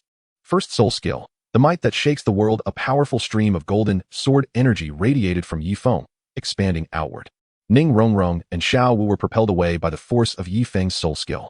Both possessed considerable combat experience and, upon landing, executed a graceful spin to dissipate the impact from Yi Feng's first soul skill. Why is the power of a 20,000-year soul skill so feeble? Zhao Wu frowned. Fool.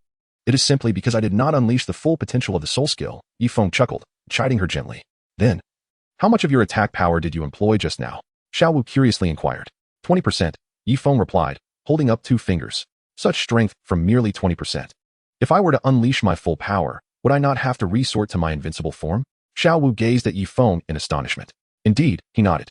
The might that shakes the world. This is not the 5th soul skill of Grandfather's sword, is it? Ning Rongrong interjected. Correct. My 5th soul skill at that time was derived from the earth-shaking dragon, which is a 10,000-year creature. If I am not mistaken, Yifeng will soon acquire my 4th and 6th soul skills from the unicorn thunderhorse and the 10,000-needle silver porcupine, namely, the killing intent and the return of 10,000 swords. Jian Dao Qinshin gazed at Yifeng with admiration and urged, Disciple, the next target is the 10,000-needle silver porcupine. Its back is covered in spines, and its vital point lies 10 inches beneath its neck. In the past, I obtained the soul skill, the return of 10,000 swords, from the 10,000-needle silver porcupine. Yifeng complied with the instructions and approached the second cage. He drew forth his dagger and dispatched the 1,000-needle silver hedgehog, commencing the absorption of its soul ring. Subsequently, he also absorbed the soul ring of the unicorn thunder horse. The lifespan of the 1,000-needle silver hedgehog was recorded at 40,000 years, while that of the unicorn thunder horse reached an impressive 50,000 years. As expected by Chun Xian, Yifeng ultimately acquired the 2 soul skills, return of 1,000 swords and manifestation of killing intent. Yifeng gazed contemplatively at the 3 spirit beasts sprawled upon the ground. While others had mentors who led their students into the forest to hunt for spirit beasts, Yifeng's master had directly presented the spirit beasts before him, allowing Yifeng to acquire the spirit rings from them. Yifeng felt an overwhelming sense of gratitude as he gazed at Jian Dao Qinshin and inquired, Master, how is it that you possess a solution to prevent the soul masters with twin martial souls from meeting their demise due to the explosive acquisition of soul rings for both souls?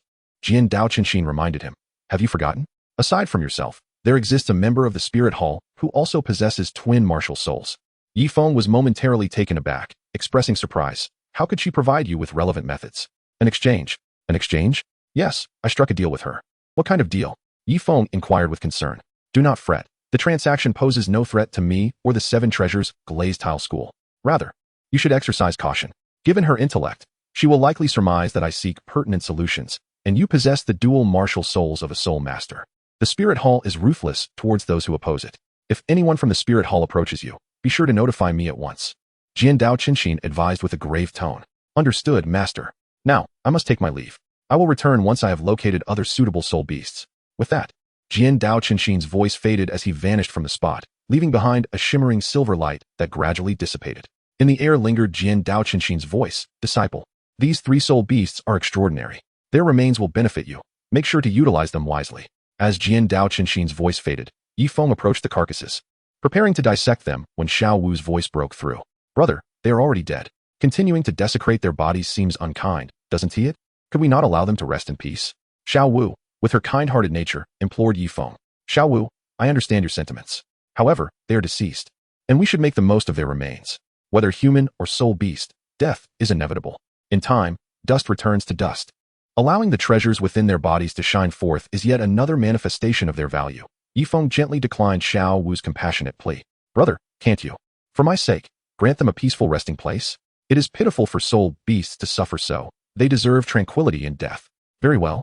Yifeng nodded, rising to his feet and sheathing his dagger. Thank you, brother. Zhao Wu exclaimed, her excitement prompting her to plant a quick kiss on Yifeng's cheek. Realizing the boldness of her action, especially with Ning Rongrong present, her face immediately flushed crimson. Fidgeting and stammering, she stuttered, I merely wanted to ensure they rest in peace. Feeling the weight of Ning Rongrong's astonished gaze, Zhao Wu could no longer remain in the vicinity.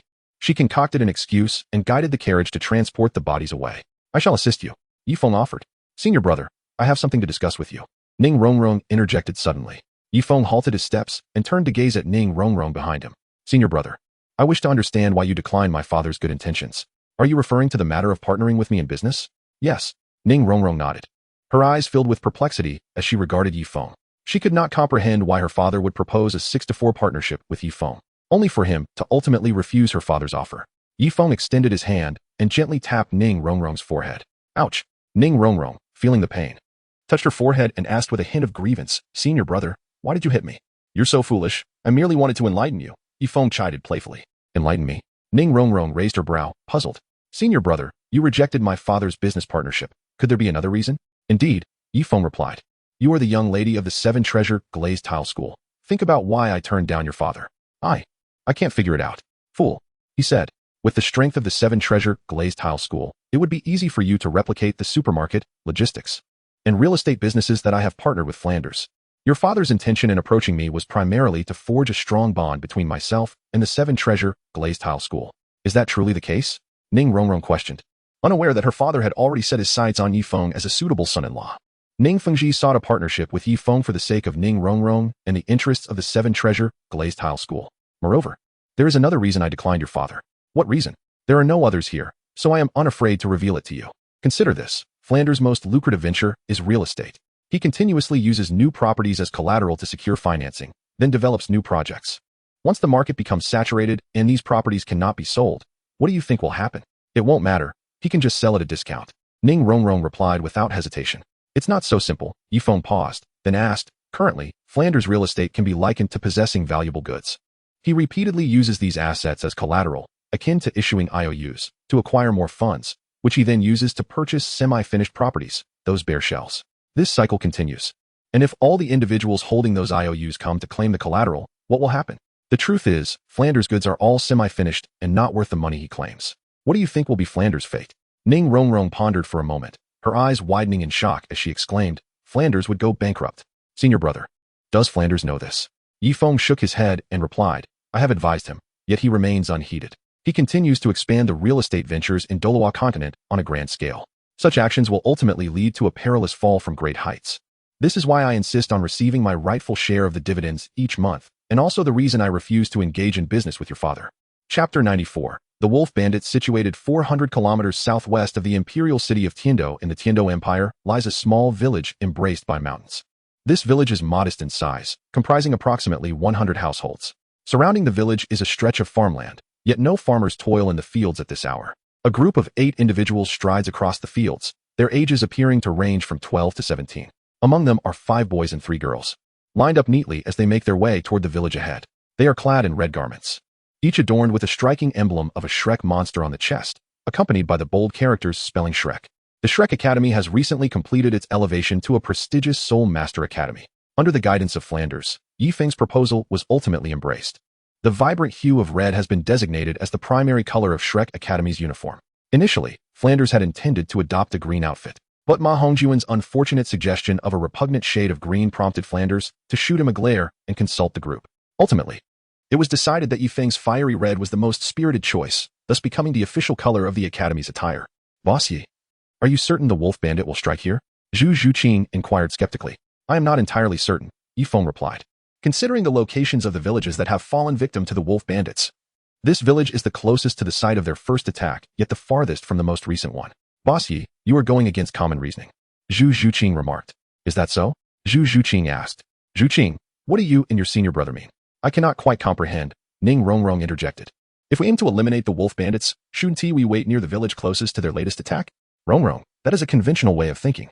If my guess is correct, Boss Yi is wagering on the intelligence of the Wolf Bandit leader. If the leader is indeed astute, they would refrain from striking near the site of their most recent attack to avoid being encircled by the forces of the Tiando Empire. Conversely, it is the ordinary mind that would not suspect them to strike again near the site of their first attack, Zhu Zhuqing elaborated. Is that so, senior brother? Ning Rongrong turned her head towards Yifeng. Indeed, Yifeng nodded, proceeding to share his insights from the locations and times of the Wolf Bandits' previous attacks provided by the prince. I have observed that they strike every 2 to 3 months. The locations are seemingly random, yet the 3 sites of their attacks suggest a trajectory heading eastward. It has now been over 4 months since their last attack, and they have yet to emerge. Considering the distance, they could have reached the vicinity of this mountain range within that time frame. If the Wolf Bandit leader has indeed chosen to strike here, this village would be their preferred target, as it is the only one for miles around that is surrounded by mountains, facilitating an easy retreat post-attack. As Yifeng's words fell, Tang San and Dai Mubai instinctively came to a halt, their gazes, laden with complexity, fixated on Yifeng. Tang San could hardly fathom that Yifeng possessed such formidable strength and a depth of character akin to his own. A sense of lament washed over him, pondering why fate had allowed him to traverse worlds, only to present an even more exceptional Yifeng in this realm. He felt an echo of the sentiment that questions the necessity of 2 remarkable individuals coexisting. Dai Mubai, on the other hand, was taken aback by Yifeng's astuteness. contemplating that if he were ever to return to the Star Luo Empire, he would surely entrust significant responsibilities to Yi Feng. He believed that with Yi Feng's capabilities, the dream of unifying the continent could very well come to fruition. Zhu Zhuqing halted, her brow furrowed as she gazed into the distance, remarking, "The atmosphere feels rather unsettling. Indeed, I sense something amiss as well. Why is this village so eerily quiet?" Ning Rongrong, with a furrowed brow, pondered aloud. It is still morning, and being summer, it should be the season of rampant growth. Yet, there is not a single farmer to be seen laboring in the fields, nor any sign of life at the village entrance. Could it be that the wolf bandits have already struck? Zhao Wu speculated. It is quite possible, Yi Feng replied, snapping his fingers to retrieve a pistol from his storage soul guide. He cautioned, from this moment on, everyone must remain vigilant, regardless of what may transpire. Do not stray from the group. Xiao Wu, Zhu Zhuqing, Ning Rongrong, Oscar, Ma Hongjun, Dai Mubai, and Tang San all nodded in agreement. As auxiliary soul masters, Ning Rongrong and Oscar swiftly drew the pistols gifted to them by Yi Feng. For safety's sake, Xiao Wu, Zhu Zhuqing, and Ma Hongjun also brandished their pistols. Meanwhile, Dai Mubai and Tang San produced the Zhuge Divine crossbows crafted by Tang San himself. Yi Feng harbored an aversion towards Dai Mubai and Tang San, and coincidentally, when he was bestowing handguns upon others, Dai Mubai and Tang San appeared wielding the Zhuge Divine crossbow. Consequently, Yi Feng refrained from presenting them with firearms. The purpose of the Shrek 8 monsters entering this village was to augment their practical combat experience, wagering their lives in the process. To achieve optimal results, Yi Feng insisted on proceeding without the accompaniment of teachers. Considering that their adversaries were merely wolf bandits, Shrek Academy acquiesced to Yi Feng's request. Yi Feng and his group of 8 cautiously entered the village. The roads and walls were stained with fresh crimson blood, indicative of a recent battle. Upon reaching the rear of the village, they were taken aback by a harrowing sight. All the men and several elderly women had met a tragic end here. Some of the bodies had been grotesquely mutilated, their abdomens slashed open, revealing entrails, livers, and stomachs spilling out from the gaping wounds. Ning Rongrong, raised in privilege, had never witnessed such horror. Her face turned pale, trembling as she bent over to retch. Not only her, but even Zhu Zhuqing, typically composed and reserved, appeared as pale as snow, her delicate frame shivering slightly. Among the Shrek 8, Yi Feng noted that aside from himself, Tang San was the most composed. Yi Feng's calm demeanor stemmed from his previous life, where he had viewed countless zombie and horror films. Additionally, during his medical visits, he had encountered anatomical diagrams and skeletons adorning the walls of doctors' offices, thus enabling him to withstand the gruesome scene before him. Yet, he was puzzled by Tang San's tranquility, as it was the first time he had confronted such bloody carnage. This must be the fate of those who perished in this village, Xiao Wu surmised. She, alongside Yi Feng and Tang San, displayed a surprising level of composure. Yi Feng understood Xiao Wu's steadiness well, for she was a transformed spirit beast. In her 100,000 years of existence, she had undoubtedly encountered even more horrifying corpses, such as those infested with maggots. Yi Feng surveyed his surroundings, his gaze directed toward the mountain behind the village, stating, "There are traces of blood here. The blood on the ground, and the grass has yet to congeal. It appears to have been dragged. The wolf bandits fled in the direction of this mountain. Let us pursue." Chapter 95. A shocking discovery of soul bones following the trail of blood atop the mountain. Yi Feng and his companions ultimately encountered the wolf bandits responsible for the village's devastation. The bandits were notably massive, their fur displaying a striking bluish hue. As they moved, they emitted not a single sound. A faint azure glow swirled around their robust forms. There were no fewer than 30 of these marauders, their collective combat prowess rivaling that of 1,000 seasoned soldiers.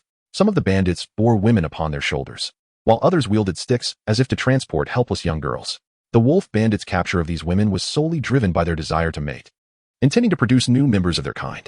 Should a woman fail to bear offspring or prove incapable of reproduction, she would meet a grim fate at their hands. As for the young girls, once they matured, they would inevitably face a similar destiny as that of the women. Ma Hongjun gazed in astonishment at the creatures before him, unable to contain his exclamation. Are these monsters truly the wolf bandits? Indeed. Yi Feng nodded and softly explained, "Everyone, be cautious. The wolf thief is a ferocious hybrid of humans and Gale demon wolves. When we engage, show no mercy." "Are you implying a beastly offspring?" Ma Hongjun inquired, astonished. "Indeed." Yi Feng affirmed with a nod. "Then do they belong to the category of spirit beasts or humans?" Ma Hongjun pressed on. "Neither human nor wolf," Yi Feng replied. "I shall eradicate these beasts," Xiao Wu declared, filled with fury, having witnessed a child awaken and playfully engage with a wolf thief, only to be met with the merciless slaughter of the innocent girl.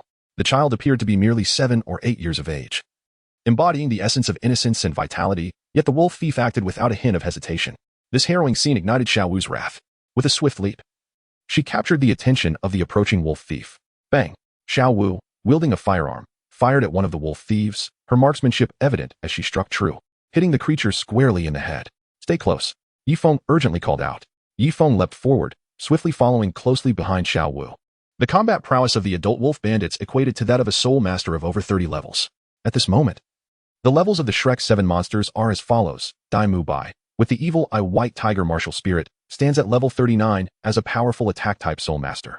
Tang San, wielding the blue silver grass and the Haotian hammer, is a level 37 control and attack-type soul master. Zhu Qing, with the spectral cat martial spirit, is a level 42 agile attack-type soul sovereign. Oscar, possessing the sausage martial spirit, is a level 42 food-type soul sovereign. Ning Rongrong, with the 9 treasure glazed tile pagoda martial spirit, is a level 42 support-type soul sovereign. Ma Hongjun, with the evil fire phoenix martial spirit, is a level 47 powerful attack-type soul sovereign.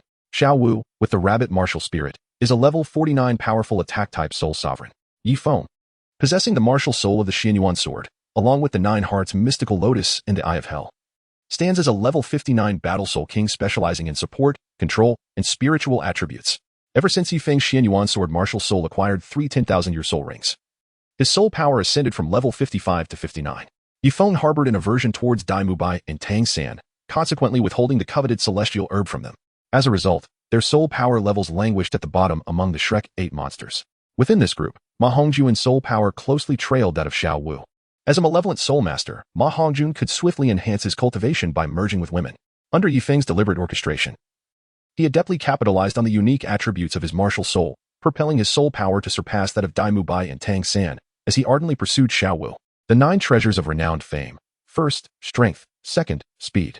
Under Ning Rongrong's distracted guidance, the majority of their companions experienced a significant augmentation in both power and attack speed.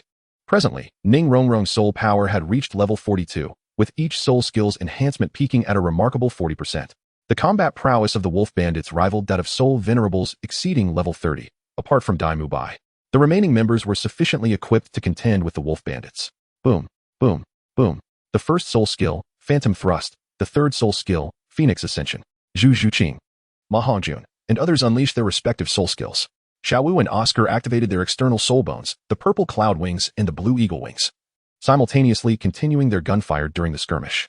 The claws of the wolf bandit transformed into a luminous slash, aiming to assail Zhu Qing and the others. However, the wolf bandit could not lay a finger on them. One wolf bandit's gaze fell upon Ning Rongrong, recognizing her presence, and uttered an incomprehensible sound, seemingly commanding, "Eliminate her first." Subsequently, several wolf bandits lunged towards Ning Rongrong. With a swift motion of her toes, she assisted herself. Enveloped in a cerulean glow that drastically accelerated her movement, coupled with her recent intensive training under load, her agility could no longer be viewed through the lens of an auxiliary soul master. In the face of the wolf bandits' assault, Ning Rongrong remained poised in battle. Although she could not shake off their pursuit, their attacks failed to land upon her. The velocities of both parties astonishingly matched. A smirk of satisfaction graced the corner of Ning Rongrong's lips as she fired her pistol at a wolf bandit, who was instantly slain. The battle raged fiercely, with the tide overwhelmingly favoring the Shrek 8 monsters. In a short span, the majority of the wolf bandits fell to their blades. Despite their awareness of being outmatched by Yifeng and his comrades, the wolf bandits persisted in their struggle against them, refusing to yield. "Allow me to demonstrate my new soul skill," Yifeng thought, as the second soul ring around him ignited with a black luminescence. Golden soul power coalesced into a myriad of sword shadows surrounding him. The second soul skill, 10,000 swords, returned to origin.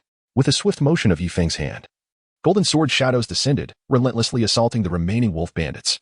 "Oh, brother, look over there. What is that?" Xiao Wu exclaimed, pointing at one of the bandits' corpses. To their astonishment, a faint azure glow emanated from the right leg of the lifeless body. Tang San pondered thoughtfully, speculating, could it be a soul bone? Yifeng's expression faltered as he approached the body of the wolf bandit. Utilizing the Xianyuan sword in his hand, he sliced open the bandit's right leg. His eyes widened in delight as he exclaimed, "Indeed, it is a piece of soul bone." Ma Hongjun echoed his astonishment, exclaiming, "Wow, have we truly stumbled upon immense fortune? We have actually acquired a piece of soul bone." Yifeng gazed at the crimson soul bone in his hand and speculated, this soul bone likely originates from a wolf thief, perhaps acquired from a soul beast. I believe its abilities may manifest in 2 potential forms. Either the wolf thief skill that significantly diminishes physical attacks through phasing, or the wolf thief's bloodthirsty ability. Regardless of which skill it embodies, it surely enhances the wielder's speed and overall attributes. As Yifeng's words fell, he cast a sweeping glance over all his companions. Tang San, Dai Mu Bai, Ma Hongjun, and Xiao Wu gazed fervently at the soul bone in Yifeng's hand, each yearning to possess it. In the original storyline, Daimubai had acquired a soul bone from the corpse of the wolf bandit leader. At this moment, the elite competition of the continent's advanced soul master academies had yet to commence, and Yifeng could not ascertain whether this soul bone was indeed the one that originally belonged to Daimubai. Tang San observed Yifeng's gaze and silently pondered. If I am not mistaken, the Yifeng appears to be my ally. He is inwardly distant from me. It is unlikely that Yifeng would bestow this soul bone upon me. Chapter 96. Brother, please massage my legs indeed. Yifeng's gaze shifted away from Tang San without hesitation. His eyes lingered on Daimubai for a brief moment, but before Daimubai could express his gratitude, Yifeng's attention had already moved to Zhu Shiqing. Yifeng approached Zhu Shiqing and presented to her a soul bone emanating a crimson glow. Big brother Yi, you cannot possibly be giving this to me, can you? She inquired. No, that is out of the question, big brother Yi. It is far too precious. The wolf thief we encountered was slain by you. It is your trophy. I specialize in the paths of assault, control, and support, he replied. This soul bone is not suited for me. Regardless of the abilities it possesses, it undoubtedly enhances the bearer's agility. As a sensitive attack soul master, this soul bone is indeed perfectly suited for you. Do not refuse, accept it. As Yifeng's words fell, he grasped Zhu Shiqing's hand and placed the soul bone into her palm. Tang San sighed, silently acknowledging that Yifeng had indeed not considered him. Zhu Shiqing was momentarily taken aback, her gaze sweeping across her companions. She continued, Big brother Yi, what you said is indeed correct. However, this soul bone would greatly benefit you as well. Shiqing, you should accept it, Zhao Wu encouraged with a smile. When we acquire more soul bones in the future, if one is suitable for me, you need not compete with me. Precisely, Ning Rongrong added, affectionately linking her arm with Zhao Wu's in agreement. We are dear friends. Zhao Wu is right. When we encounter soul bones that suit us later, you can let us have our share. With Zhao Wu and Ning Rongrong voicing their support, Ma Hongjun and Oscar, also benefiting from Yifeng's arrangement, refrained from contending with Zhu Shiqing for the soul bone. Daimubai and Tang San recognized the inevitability of the situation and could only utter some kind words, voluntarily relinquishing their claim to the soul bone. Very well. Zhu Shiqing nodded, storing the soul bone, which emanated a red glow, into her storage soul tool. Ding. At that moment, the system's voice echoed in Yifeng's mind. Congratulations. Due to the host's intervention, the bloodthirsty frenzy right leg bone, originally destined for Daimubai in a few years, now belongs to Zhu Shiqing. The original storyline has been altered. Reward, 30 distributable attribute points. In their mission to eliminate the wolf bandits, Yifeng and his companions severed the heads of these marauders. Taking a life was one matter, yet the act of decapitating a wolf bandit with a blade was another entirely. Throughout the ordeal, Ning Rongrong, Zhu Shiqing, Zhao Wu, Oscar, Daimubai, Ma Hongjun, and Yifeng felt an overwhelming sense of aversion. Nevertheless, they suppressed their disgust and queasy stomachs to collect the severed heads of all the wolf bandits, placing them into a bag. They then journeyed to the nearest city to exchange their grim trophies for the rewards they had earned. The wolf bandits, who preyed on humans, posed a significant threat. The Douluo Empire and the Heaven Do Empire encouraged soul masters to eradicate these marauders. For each wolf bandit slain, one could receive a reward of 10 gold soul coins, proven by the severed head of the bandit. After Yifeng and his companions exchanged their rewards, they set forth on their journey back to Shrek Academy. As the elite competition of the advanced soul master academies approached, they had no choice but to hasten their pace. That night, they took refuge in an inn within a village. Calculating the distance, they anticipated returning to the academy by the following afternoon. While Yifeng was resting in his room, a knock echoed from outside. Upon opening the door, he discovered it was Zhao Wu. She playfully winked at him, prompting Yifeng to step outside and shut the door behind him. After a long day of travel, his legs ached terribly. Brother, could you please massage my legs? Zhao Wu asked, her demeanor shy and her cheeks flushed with embarrassment, resembling a ripe peach that one could not resist wanting to bite into. Of course. Yifeng replied without hesitation. Noticing their surroundings, he inquired, not here, I hope? Yes, right here. Zhu Qing and Rongrong are already asleep, Zhao Wu murmured. Her head bowed, her face still blushing. Yifeng approached Zhao Wu, who lowered her head in bashfulness, extending her arms towards him. Yifeng knelt down and lifted Zhao Wu into a princess embrace. With a swift movement of his toes, he leaped into the air, cradling her. And with a few graceful descents, they landed upon the trunk of a millennium-old tree just outside the village. Yifeng gently placed Zhao Wu down and had her sit on a tree trunk. He extended his hand to begin massaging her legs. Brother, will we have to travel like this again tomorrow? Zhao Wu inquired. Yes, I understand that this journey is arduous, but I firmly believe that extraordinary people accomplish extraordinary tasks. One must endure hardships to rise above others, Yifeng replied. All right then, it's actually quite nice. This way. I have a reason to ask you for a leg massage, Zhao Wu said with a blissful smile, relishing Yifeng's touch. Your massage feels truly wonderful. Brother, how are you so skilled at this? It's a natural talent, Yifeng replied, evading the truth with a harmless fib. What was he supposed to say? In his previous life, he had frequented massage and foot spa establishments, and with such experiences, he had learned the art of massage. The places Yifeng had visited offered comprehensive massage services. Brother, are you feeling hot? Zhao Wu asked. Could you change your position, please? Yifeng couldn't help but steal a glance at Zhao Wu, his breath quickening slightly. She was wearing a short pink skirt that evening. Why?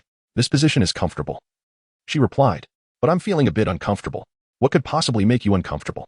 Your massage is excellent, she retorted. I'm not referring to my hands. I'm speaking of my eyes and my heart. What is wrong with your eyes and heart? Zhao Wu inquired, beginning to ponder.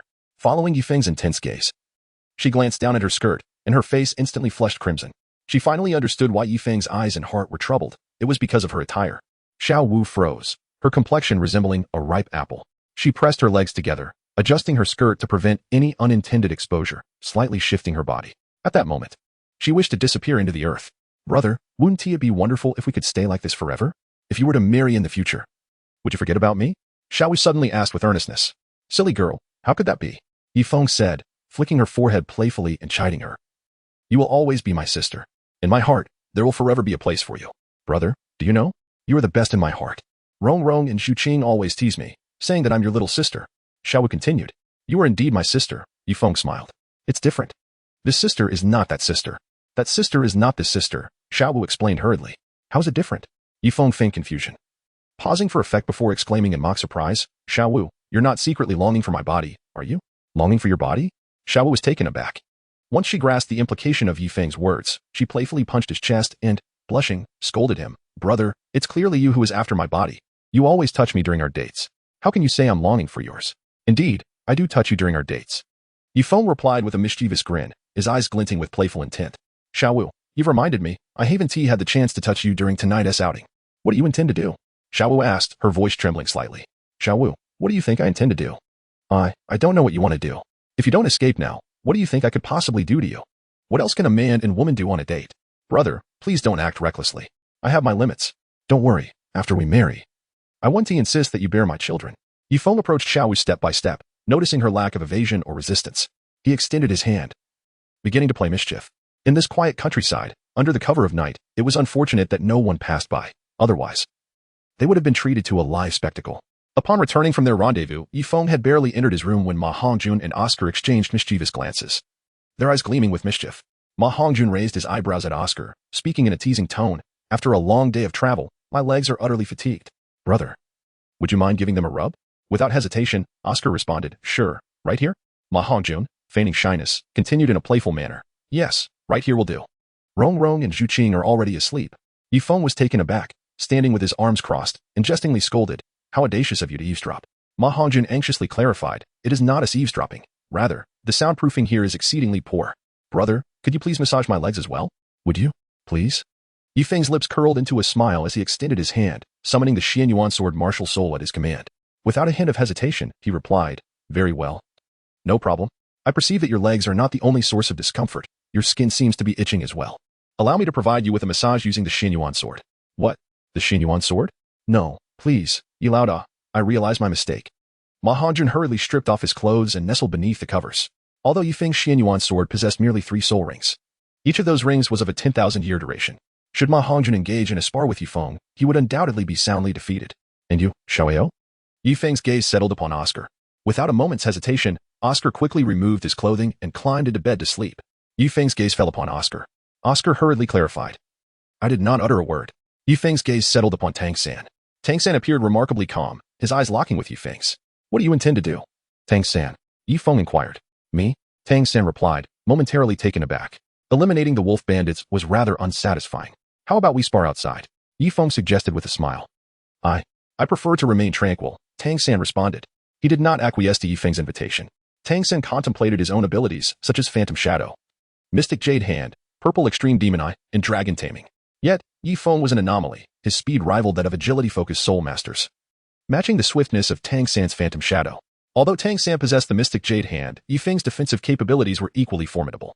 With the Purple Extreme Demon Eye, a meticulous Tang San noticed that Yifeng's eyes occasionally turned entirely black.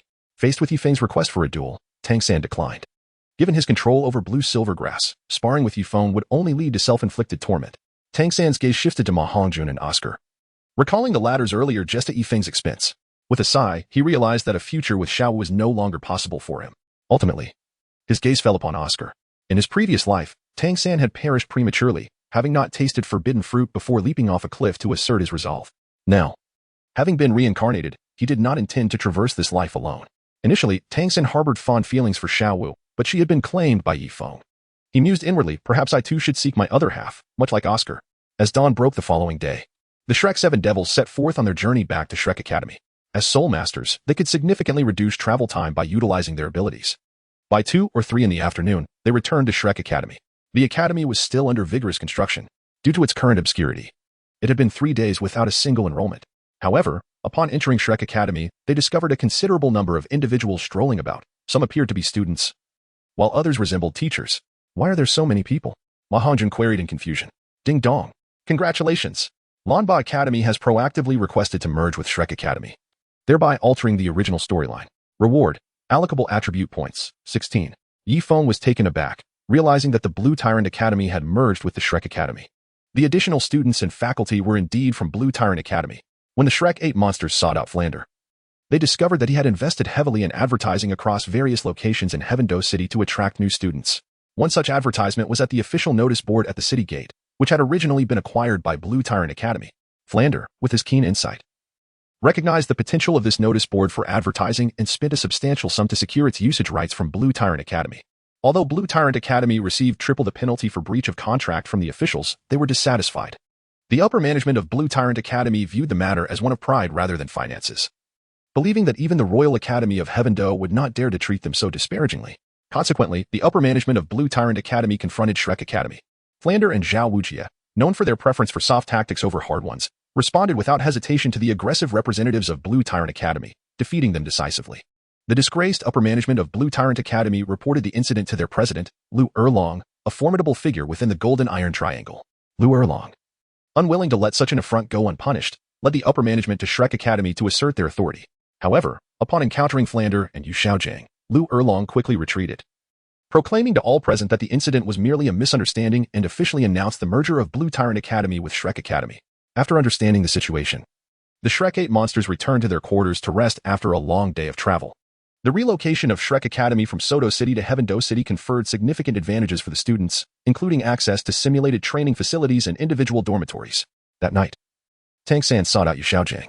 Teacher, didn't you say you would inquire with Sword Douluo or Yifeng about how to resolve the issue of dual martial souls not being able to simultaneously attach spirit rings?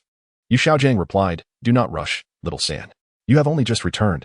I will speak with Yifeng tomorrow to see if he is willing to share the solution. Teacher, I have already asked Yifeng. Did he tell you? Yes, he did. Surprisingly, he was somewhat elusive yet revealed the solution to me. Teacher, can I now attach spirit rings to my Haotian Hammer Martial Soul? Indeed, but only spirit rings of 10,000 years or more. However, your current physical capacity may not withstand the impact of such powerful spirit rings. The disparity between Tang San and Yifeng had become increasingly apparent. Yifeng possessed the Xianyuan sword, while Tang San wielded the Haotian hammer. Tang San believed that only by diligently training with the Haotian hammer could he hope to surpass Yifeng. As he exited Yu Xiaojiang's room and made his way back to his own dormitory, he happened to pass by Yifeng's quarters. He paused momentarily at the door, a confident smile gracing his lips as he mused. The Xianyuan sword is a formidable offensive martial soul, but the Haotian hammer is the nemesis of all offensive martial souls. Yifeng, you have long desired to spar with me. Once I attach spirit rings to the Haotian hammer, I will surely challenge you. You must be ready to accept. Chapter 98, The Bloodthirsty Frenzy of the Hurricane Right Leg Bone. Upon entering his room, Tang San failed to notice that Yifeng and Zhao Wu had already appeared in the corridor. Just moments before, Tang San had lingered at Yifeng's door, and they had caught sight of him. Brother, did little San stop by your door just now? Was he looking for you? Yifeng replied. What could he possibly want with me? Yifeng did not engage in profound contemplation regarding Zhao Wu's words. Yifeng and Tang San. Although both are students of Shrek Academy, Yifeng harbors a genuine dislike for Tang San. On the journey back to the academy during the day, Tang San inquired about how Yifeng resolved the issue of dual martial souls not being able to simultaneously attach soul rings. Yifeng disclosed the solution to Tang San, as doing so would be advantageous for him. There are 2 reasons for this. Firstly, regardless of whether Yifeng shares the information with Tang San will eventually find a resolution to this problem. Thus, why not inform him and gain a favor in return? Secondly, by informing Tang San sooner, he may expedite the process of attaching soul rings to his Haotian Hammer Martial Soul. Yifeng is well acquainted with the storyline of Douluo and understands that Tang San's final Haotian Hammer Martial Soul is augmented by extraordinary soul rings. Had Tang San obtained soul rings for his Haotian Hammer Martial Soul earlier, he might have been able to achieve the goal of weakening himself. Yifeng escorted Zhao Wu to her room before returning to his own. Just as he stepped inside, a shadow abruptly emerged behind him, launching an assault on his back. The attack from the shadow produced a sharp, slicing sound as it cut through the air, revealing that the assailant was undoubtedly formidable. Yifeng furrowed his brow, and with a swift motion of his toes, propelled himself forward with 3 decisive steps. His adversary, undeterred, continued to pursue him, brandishing sharp claws and launching yet another assault against Yifeng. Yifeng furrowed his brows as the 9 Hearts mystical Tang weapon spirit was summoned. The second soul skill, I seal. Yifeng, guided by instinct, unleashed his second soul skill in an instant. Seizing the moment, he swiftly turned to confront the assailant. Zhu Qing. Yifeng was taken aback. The one who had ambushed him was unexpectedly Zhu Qing. Yifeng stared blankly, astonished as he gazed at Zhu Qing. At that moment, she was enveloped in a crimson aura. Her figure appeared slightly larger than before, and her attire was strained to the point of rupture, revealing ample porcelain skin. In certain areas, it even encroached upon the boundaries of modesty. Suddenly, the red radiance surrounding Zhu Qing surged, and her icy essence erupted in all directions. With a swift motion, she brandished her claws once more, launching an assault towards Yifeng. As Yifeng made his move, intending to evade Zhu Qing with his agility, he was astonished to discover that despite his own formidable status as a Soul King specializing in agility, he was unable to create any distance between himself and Zhu Qing. The confined space of the room proved advantageous for Zhu Qing, whose speed and pursuit surpassed that of his opponent. With a swift motion, Zhu Qing's sharp claws tore through the fabric of Yifeng's arm, and in the silvery moonlight streaming into the room, blood could be seen oozing from the wound on Yifeng's arm. Yifeng exclaimed in fury, Zhu Qing, have you lost your mind? However, Zhu Qing disregarded Yifeng's words, relentlessly brandishing her sharp claws as she lunged toward his head. Instinctively, Yifeng leaned back, narrowly avoiding the sharp claws that severed his hair. Had his reflexes been any slower, the consequences for Yifeng would have been unimaginable. Yifeng rolled out of his room and, upon seeing Zhu Qing before him, exclaimed, Qing, you have returned. Oh, what has happened to your eyes? Yifeng had just reprimanded Zhu Qing when he noticed her eyes were filled with blood vessels. Her gaze was evidently abnormal, and the sudden surge of her speed raised a troubling possibility in Yifeng's mind. The sharp and piercing sound of breaking air echoed once more as Zhu Qing charged towards him again, unleashing her 5th soul skill, Nigh Heart Emperor Armor. A radiant glow enveloped Yifeng, and a suit of armor materialized around him, fully equipping him for battle.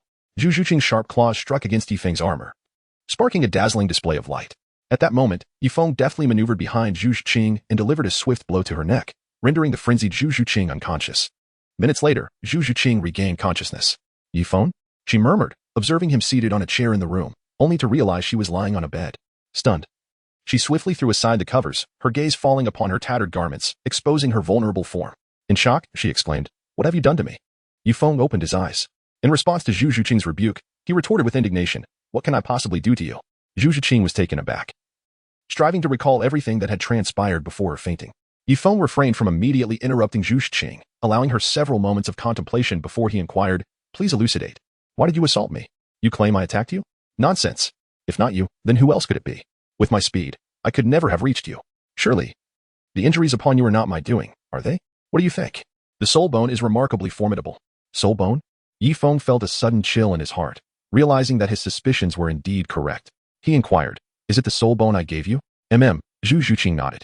Through her account, Yifeng grasped the situation's intricacies.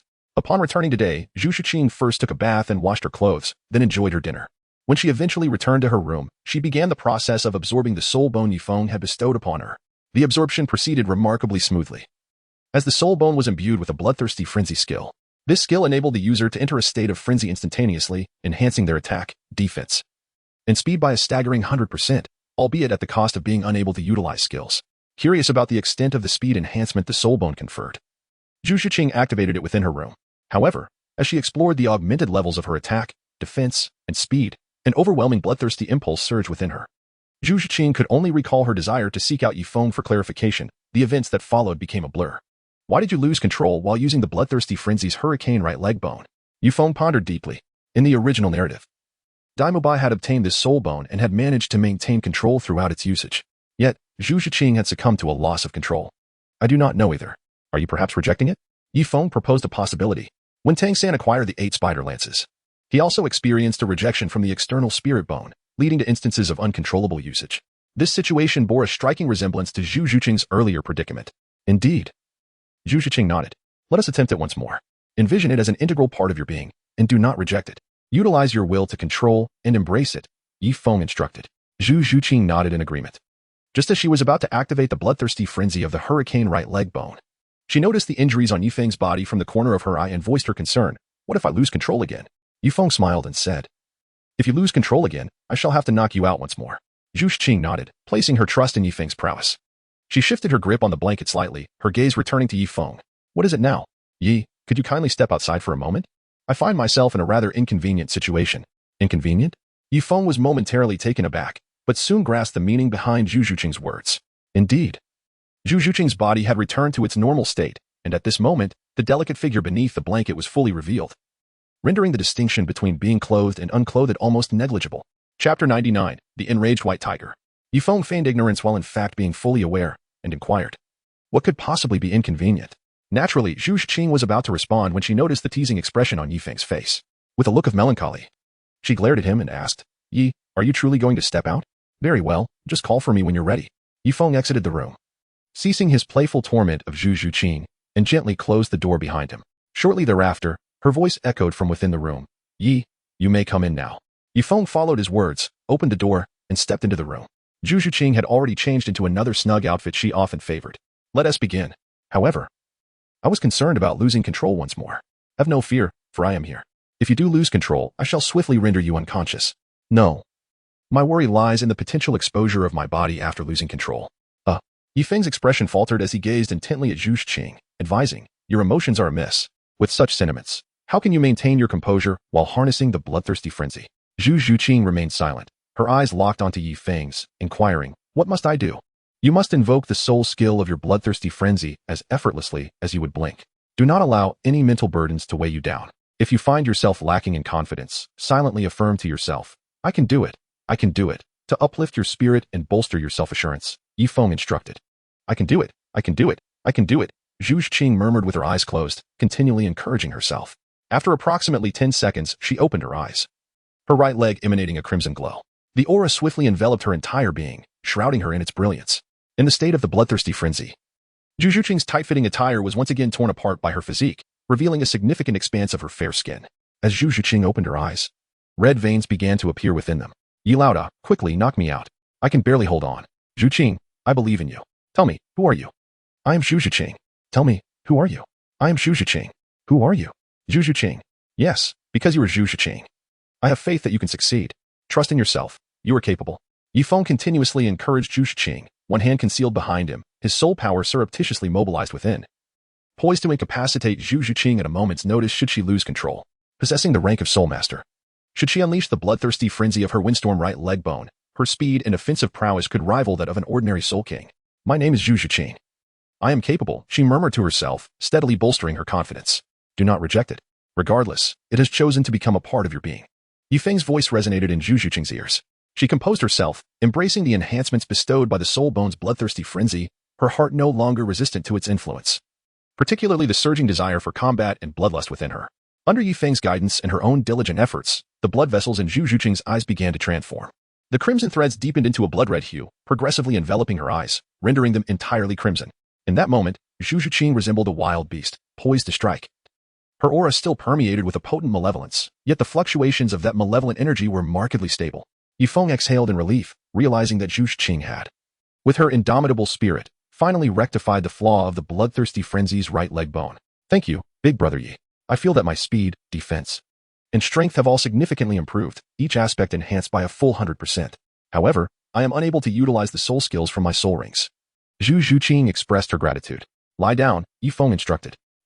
I said lie down. Assume a position like a cat. Why? Just do as I say. Yifeng instructed Zhu Qing, a playful smirk gracing his lips. Obediently, Zhu Qing mimicked a cat, gracefully descending to the ground. Yifeng approached Zhu Qing from behind, his gaze lingering on her alluring figure, accentuated by a sleek black cat tail that extended from her form. In addition to the tail, she possessed a pair of feline ears, categorizing her as a cat girl. Indeed, my assumptions were correct. In this posture, you have become even more exquisite. Exuding a primal beauty that evokes a deep desire for conquest, Yifeng mused earnestly. Primal? Conquest? Desire? Zhu Qing's expression momentarily froze, her eyes widening in astonishment. Rising from the ground, she turned to glare at Yifeng, indignantly questioning, Boss Yi, is that why you had me do this? Just to say such things? Of course. What else could it be? Did you think it was for cultivation? Yifeng remarked nonchalantly, playfully touching his nose. Zhu Qing, feeling speechless internally, had genuinely believed Yifeng sought to guide her in her training. Instead, it appeared he was merely interested in unlocking a certain position, a position of intimate union. Boss Yi, I wish to spar with you, Zhu Qing declared with sharp intensity. Although her words were assertive, Yifeng's flirtatious remarks caused her heart to race uncontrollably, a blush creeping across her cheeks. Tomorrow would be preferable. It's getting late, Yifeng suggested. Tonight, she insisted. No, it must be tomorrow. In a swift motion, Zhu Zhiqing disregarded his words entirely. Even Dai Mubai had never spoken to her so brazenly. With a flourish of her claws, she lunged toward Yifeng, ready to engage in a fierce confrontation. With a deft movement, Yifeng evaded Zhu Zhiqing's attack, the tip of his foot barely grazing the ground. In this confined space, the two engaged in a spirited exchange of blows, each relishing the contest. After an extended bout, Zhu Zhiqing was drenched in fragrant sweat, yet her soul power, barely above level 40, rendered her unable to continue the duel. Were it not for the aid of her soul bone, she would have found herself utterly outmatched by Yifeng. Shall we continue? If you do, you'd better consider where you will spend the night. Yifeng teased with a mischievous grin. Where to spend the night? Zhu Zhiqing paused momentarily, her expression shifting from surprise to embarrassment as she grasped the implication of his words, her ears flushing a deep crimson. With a flash of defiance, she bit her red lip and glared at Yifeng before turning on her heel and leaving his room. After Zhu Zhiqing's departure, Yifeng reclined on his bed, reflecting inwardly on the formidable power of soul bones. It was astonishing that a soul master of Zhu Zhiqing's caliber could contend with one of the Soul King realm. It was no wonder that soul masters aspired to possess a soul bone. Their sparring session had nearly compelled him to resort to utilizing his external soul bone. In this encounter, Yifeng emerged victorious, yet he could not help but marvel at the advantages conferred by the soul bone. Yifeng, let us engage in battle, came the unexpected voice of Dai Mubai from just outside the door. Chapter 100. In a world devoid of troubles, it is the foolish who create their own disturbances. Yifeng tilted his head, glancing at Dai Mubai. Just as Zhu Zhiqing had left, Dai Mubai arrived at his doorstep. What could Dai Mubai possibly want? Is he, perhaps, feeling envious again? I have no time for this. Yifeng, if you are a man, come and face me in a duel. I shall await you at the academy's training grounds. Let us engage in a contest befitting men. Dai Mubai, you are not my equal. Yifeng gently reminded Dai Mubai. At present, Dai Mubai remained a three-ring soul master, without the aid of celestial herbs. Yifeng genuinely worried whether he could elevate his soul power to the 40th level before the elite competition among advanced soul master academies across the continent. While Dai Mubai was a three-ring soul scholar, Yifeng had already ascended to the rank of a five-ring soul king. Furthermore, two of Yifeng's three martial souls had begun to accumulate soul rings. The disparity between Dai Mubai and Yifeng was not solely measured by their respective soul power levels but also by the differences in their soul rings. Ignoring Yifeng's words, Dai Mubai turned and headed directly to the training ground of the new Shrek Academy. It was already past 11 o'clock in the evening, and even the couples engaged in wild battles within the academy had retired to their rooms for the night. The training ground, spanning 3,000 square meters, was devoid of any students. Yifeng followed Dai Mubai to the training ground. Unbeknownst to Yifeng, Dai Mubai was restless that night, troubled by the realization that his soul power level was inferior to both Oscar and Ma Hongjun in their recent endeavor to eradicate the wolf bandits. Accepting that his soul power was less than Ma Hongjun's weighed heavily on Dai Mubai's heart, especially given Ma Hongjun's unique ability to fuse with women to enhance his soul power. Such an uncanny method of acquiring strength was beyond the reach of any ordinary soul master. Meanwhile, Oscar, who had previously neglected his training, had now surpassed the 40th level, while Dai Mubai remained a mere three-ring soul master, leaving him in a state of discontent. Although among the Shrek 8 monsters there was also Tang San, a three-ring soul master, Dai Mubai, being older, found no solace in comparing himself to Tang San. Thus, he found himself unable to sleep. In search of distraction, he heard the sounds of a struggle emanating from Yifeng's room.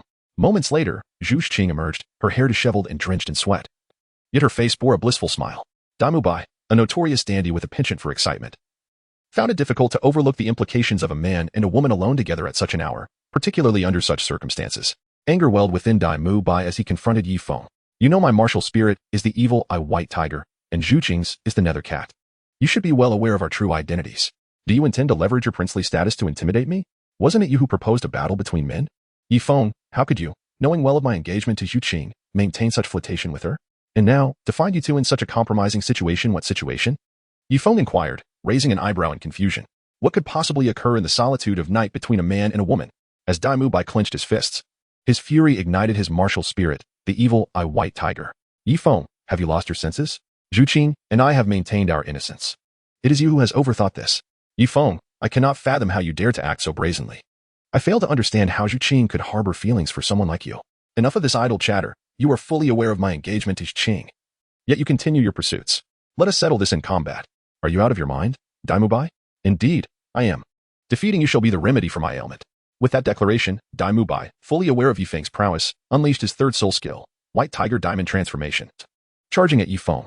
With a mere flick of his toes, Yifeng effortlessly evaded the assault and countered with a powerful strike to Dai Mubai. That is enough. Yifeng commanded.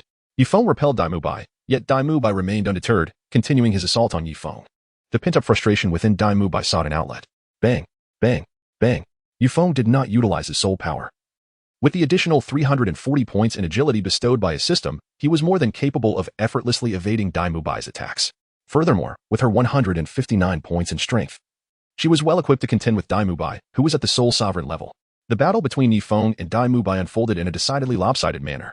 Throughout the entire ordeal, Dai Bai was mercilessly subjected to Yifeng's overwhelming prowess. After approximately 10 minutes, Dai Bai found himself in a state of profound discomfort. Crouching on the ground, gazing at Yifeng with a sense of unwillingness. Are we not fighting anymore? Did you not claim we would engage in a contest of true warriors? Is this truly what you refer to as a battle? Forgive my candor, Dai Bai, but you are exceedingly feeble. Yifeng, with an unyielding demeanor, calmly reprimanded Dai Bai. Dai Bai attempted to rise, but his footing faltered, causing him to stagger as if about to fall. Dai Bai, you are indeed bound by an engagement to Zhu Qing, but have you forgotten? In a moment of impulsiveness, you severed ties with Zhu Qing. Your dissolution of the betrothal is merely pending the emperor's approval from the Star Luo Empire. Yifeng reminded him. A chill ran down Dai Bai's spine, and he felt an overwhelming sense of regret. Indeed, Yifeng spoke the truth. He had broken off with Zhu Qing, yet it was a hasty decision he now lamented. Moreover, I did not err. Zhu Qing and I are innocent. She aspires to grow stronger, believing my master is Jian Daochen Xin. My intellect is rather astute, which is why I offered her guidance. All along. It has been your own overthinking, Yifeng reiterated with a serious tone. Innocent? Do you expect me to believe that? Dai Bai glared fiercely at Yifeng. Whether you believe it or not is of no concern to me, Yifeng replied dismissively. As Dai Bai rose, intent on confrontation, Zhao Wujie's voice interjected. Bai, you are no match for Yifeng. Zhao Wujie emerged from the corner of the training hall. Teacher Zhao, Yifeng acknowledged. Just now, Yifeng did not even utilize his martial soul. Otherwise, you would have sustained far greater injuries. I will not interfere in your youthful affairs. But if you wish to defeat Yifeng, you must strive harder, Zhao Wujie counseled earnestly. Teacher Zhao, since you are here, I shall leave him in your capable hands. I am going to rest, Yifeng declared, turning away from Dai Bai and leaping towards his quarters. On his way, Yifeng encountered 3 individuals, Yu Xiaogang, Tang San, and Lu Erlong. Chapter 101. System. Is Yifeng envious of Yu Xiaogang? On a bridge over a small stream, Yu Xiaogang halted. Tang San, trailing behind, silently observed Yu Xiaogang's silhouette. Nearby, against a tree trunk by the stream, stood a graceful figure in simple attire. Further away, another young man lingered by another tree. Yu Xiaogang gazed into the stream while Tang San watched him, and Lu Erlong's gaze shifted between the two. After a moment of silence, Yu Xiaogang slowly spoke. Tang San, are you curious about my relationship with Erlong? Why I have evaded her for 2 decades? Allow me to share a story. Tang San responded softly. Over 20 years ago, a young man from a prestigious family was ostracized due to a mutation in his martial soul. To prove himself, he departed from his sect and devoted himself to learning, hoping one day to gain recognition from the world and his clan. During his travels, he met a formidable soul master, and they became close friends. Traversing the soul master realm together, one day they encountered a lovely girl in the soul beast forest. Her vivacious personality quickly captivated both young men, and they became inseparable friends. As time passed, both young men fell for the girl, who possessed a fire dragon martial soul, yet neither dared to confess their feelings. Especially the one with the mutated martial soul who lacked formidable power. Gradually, the trio achieved a golden triangle status in the soul master community. Affection is a sentiment that accumulates over time. The deeper the concealment, the more intense it may become. Eventually, the capable young man confessed his feelings, only to be gently rejected. The girl revealed she favored the young man with the mutated martial soul, who was more inclined toward theoretical knowledge. You should have guessed by now, the girl is Erlong, and the 2 young men are myself and Franda.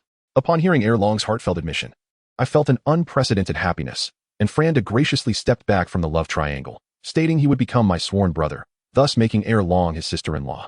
Tang San listened patiently to Yu Xiaogang's tale, and once he concluded, he summarized, Director Franda is truly a good man. Perhaps this is the best outcome.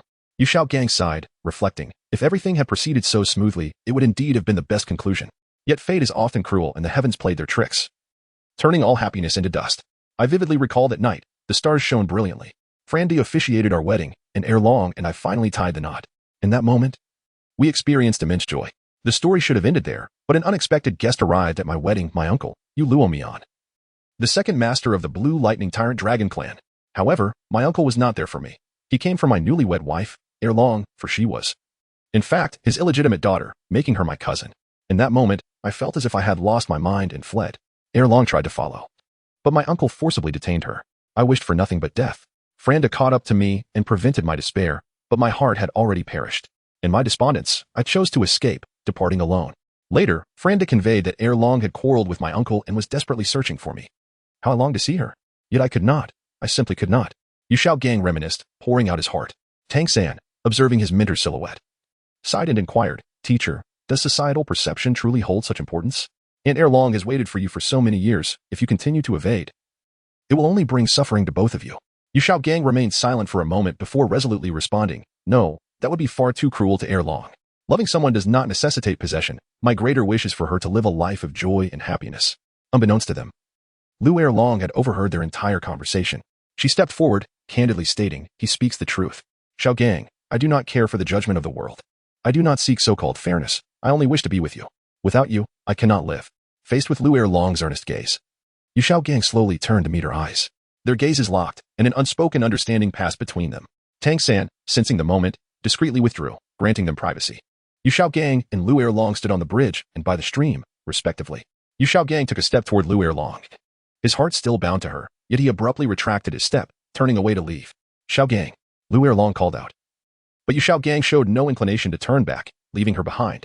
In his heart, he felt unprepared to confront the emotions that lay between them. Disappointment clouded Lu ere long's eyes as she watched Yu Xiaogang's retreating figure, a mist gathering in her gaze, yet she stubbornly held back her tears. Is this truly happiness for you? Lu ere long was startled by a sudden voice from behind. Turning, she found Yi Feng had quietly approached her. Yi Feng, Lu ere long said, momentarily taken aback. A forced relationship bears no sweetness. Is this truly happiness for you? Are you unaware of the real reason Yu Xiaogang avoids you? Reason? What reason? Do you mean societal judgment? No, it is not merely societal judgment. There are also blessings from elders, and what about your children? Children? Lu Erlong was momentarily taken aback, as she had never contemplated this aspect. You and Yu Xiaogang are cousins, sharing a very close blood relation. If you were to unite with Yu Xiaogang, there is a significant likelihood that your future offspring might be intellectually challenged. Yi Feng patiently elucidated this to Lu Erlong in order to gain distributable attribute points. Intellectually challenged? Lu Erlong appeared dazed. Indeed, Yu Xiaogang harbors a strong sense of pride, which fuels his desire to prove himself. Do you believe he could accept the reality of having a child with such limitations? Yu Feng inquired. Lu Erlong fell into a contemplative silence. Given her understanding of Yu Xiaogang, it was evident that he would struggle to accept such a truth. Moreover, he had made an erroneous statement. Upon hearing your rejection of Dean Flinder's proposal, he claimed to have felt an unparalleled happiness in his life. He was lying, to my knowledge. He has a first love as well, Yi Feng continued. A first love? Yes. Yi Feng, what do you mean by that? What do you mean? Why are you maligning and slandering Xiaogang? Enough.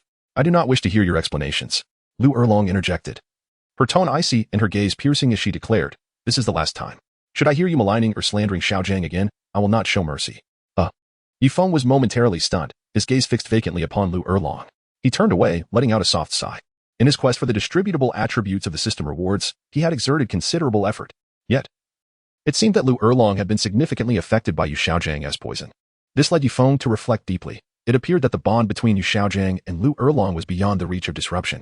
He couldn't help but marvel at the extraordinary fortune that Yu Xiaogang must have accrued over lifetimes to attract such a devoted woman.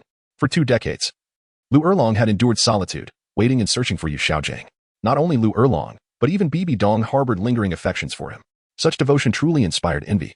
Chapter 102. If you cannot shake it off, then accept your fate, Ding Dong. The system detected the host's silent envy towards Yu Xiaogang, particularly regarding his unwavering admirer, Lu Erlong. As the host of the system, this sentiment was met with discontent from the system, utilizing its powers of transference. The system had redirected Lu Erlong and Bibi Dong's infatuation for Yu Xiaogang onto the host. Transference? System, what are you talking about? Yi Feng's forward march was abruptly halted by the astonishment of the system. Surely he had not misheard. The system had actually proclaimed that the infatuation of Bibi Dong and Lu Erlong for Yu Xiaogang had been transferred to him. Yi Feng was taken aback. Yi Feng, halt. The voice of Lu Erlong resonated from behind him. Yi Feng turned around and locked eyes with Lu Erlong. He was momentarily taken aback, for in Lu Erlong's gaze, he discerned the same look that Xiao Wu had when she gazed upon him. He stammered, Teacher Lu, do you need something from me? Am I that old? Lu Erlong placed her hands on her hips, casting a wistful glance at Yi Feng. Not at all. You don't look a day older. To put it another way, an 18-year-old girl is as pure as a flower, while a 28-year-old woman is as mature as a peony. Each has its own merits, Yi Feng explained with a smile. Now that's more like it. You certainly have a way with words, unlike Xiaogang, who is rather dull. You made a point earlier that struck home. I had it wrong. My affection for Xiaogang stemmed from an innate sense of familiarity. I now realize that familiarity arises from the blood ties we share. Lu Erlong's tone was exceedingly serious, as if wary of misunderstandings. Oh, Yifeng replied nonchalantly. Do you understand? Lu Erlong's gaze bore into Yifeng, clearly invested in his response. Given how clearly you've articulated it, I certainly do. That's good to hear. Well, it's getting late. I must take my leave. Yifeng was eager to distance himself from Lu Erlong and turned to depart. Just as he took a step, Lu Erlong appeared before him as if by magic. Yifeng was momentarily taken aback. Could it be that the system's words had truly taken effect? The system had indeed transferred Lu Erlong's infatuation for Yu Xiaojiang onto him. Lu Erlong's gaze conveyed her current dissatisfaction. With hands on her hips, she inquired, Do you dislike conversing with me? Teacher Erlong. Just call me Erlong. Very well, Erlong. What troubles you? Why has your attitude towards me shifted so dramatically? You can't possibly have developed feelings for me, can you? Upon uttering this, Yifeng began to discreetly channel his soul power, preparing for any sudden actions from Lu Erlong. You noticed? Lu Erlong looked at Yifeng in astonishment. Ah? Yifeng was stunned, genuinely taken aback by her words. Did you not realize that I like you? Why else would I ask? All right, Yifeng. I shall formally declare it. I like you. I wish to be your girlfriend. What? You don't intend to reject me, do you? Lu Erlong's brows furrowed slightly. Not at all. It's just that you and Yu Xiaojiang are already wed. Yifeng reminded her. Merely a ceremonial union. We have not consummated the marriage. Moreover, my father disapproves of my relationship with Xiaojiang. Besides, you made a valid point. We share a familial bond. If I were to be with Xiaojiang, the likelihood of producing less than brilliant offspring would be substantial. I realize now that I have been exceedingly selfish. Oh no, what am I saying? I have never truly acknowledged the affection I felt towards Xiaojiang. It was merely a familial connection. In any case, Xiaojiang wishes for me to find my happiness. And I too must seek my own joy.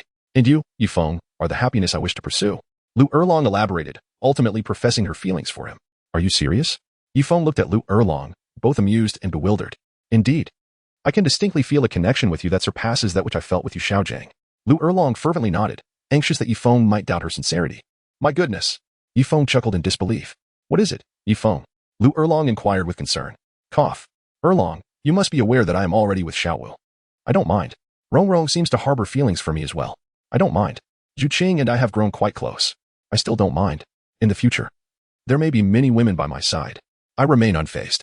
To love someone is to embrace all aspects of them. Very well, Erlong, I will confide in you. I am drawn to the allure of a more intense passion. What do you mean by intense passion? It refers to a love marked by a certain level of pain, particularly in a romantic context. Are you implying intimacy? Yes, that sounds rather exhilarating. Yifeng, I never expected you to be such a man of taste. It seems I have indeed stumbled upon a treasure. Yifeng was rendered speechless, uncertain of how to converse with Lu Erlong. He had witnessed the formidable power of the system. Even a person's infatuation for another could be seamlessly redirected towards a third party. This was merely Lu Erlong. One could only imagine how Bibi Dong would treat Yifeng. System, I no longer envy Yu Xiaojiang. Perhaps you should retract your influence and allow Lu Erlong and Bibi Dong to remain devoted to Yu Xiaojiang, he pondered internally. Yet, regardless of Yifeng's thoughts, the system remained unresponsive. No matter what Yifeng and Lu Erlong discussed, Lu Erlong's unwavering affection for Yifeng persisted. Yifeng and Lu Erlong, as they walked, arrived at the base of Yifeng's dormitory. I have arrived, Yifeng announced. Being with you makes time seem to fly, Lu Erlong remarked. Will you not invite me up for a glass of water? She gazed at Yifeng with affectionate eyes. After drinking, perhaps a shower would be in order? Yifeng stated candidly. Yifeng, you truly are remarkably astute. As the vice president of the academy, I feel it is imperative to personally assess the dormitory's shower facilities. Only through first-hand experience can one discern the areas that require enhancement, Lu Erlong replied, her cheeks flushing, her gaze dreamy as she looked at Yifeng. And perhaps, while showering, one might also evaluate whether the bed is up to standard and in need of any improvements. Yifeng asked with a mischievous smile. That may not be appropriate. After all, we have only just begun our acquaintance, Lu Erlong said, taken aback by Yifeng's words. Yifeng let out a sigh of relief, secretly thinking that Lu Erlong had not yet reached that level. However, Lu Erlong immediately added, this is the student dormitory. If any commotion arises, it would not reflect well on the academy. How about you come to my place for a drink? I happen to brew Huahua wine, which is exceptionally delightful and sure to satisfy you.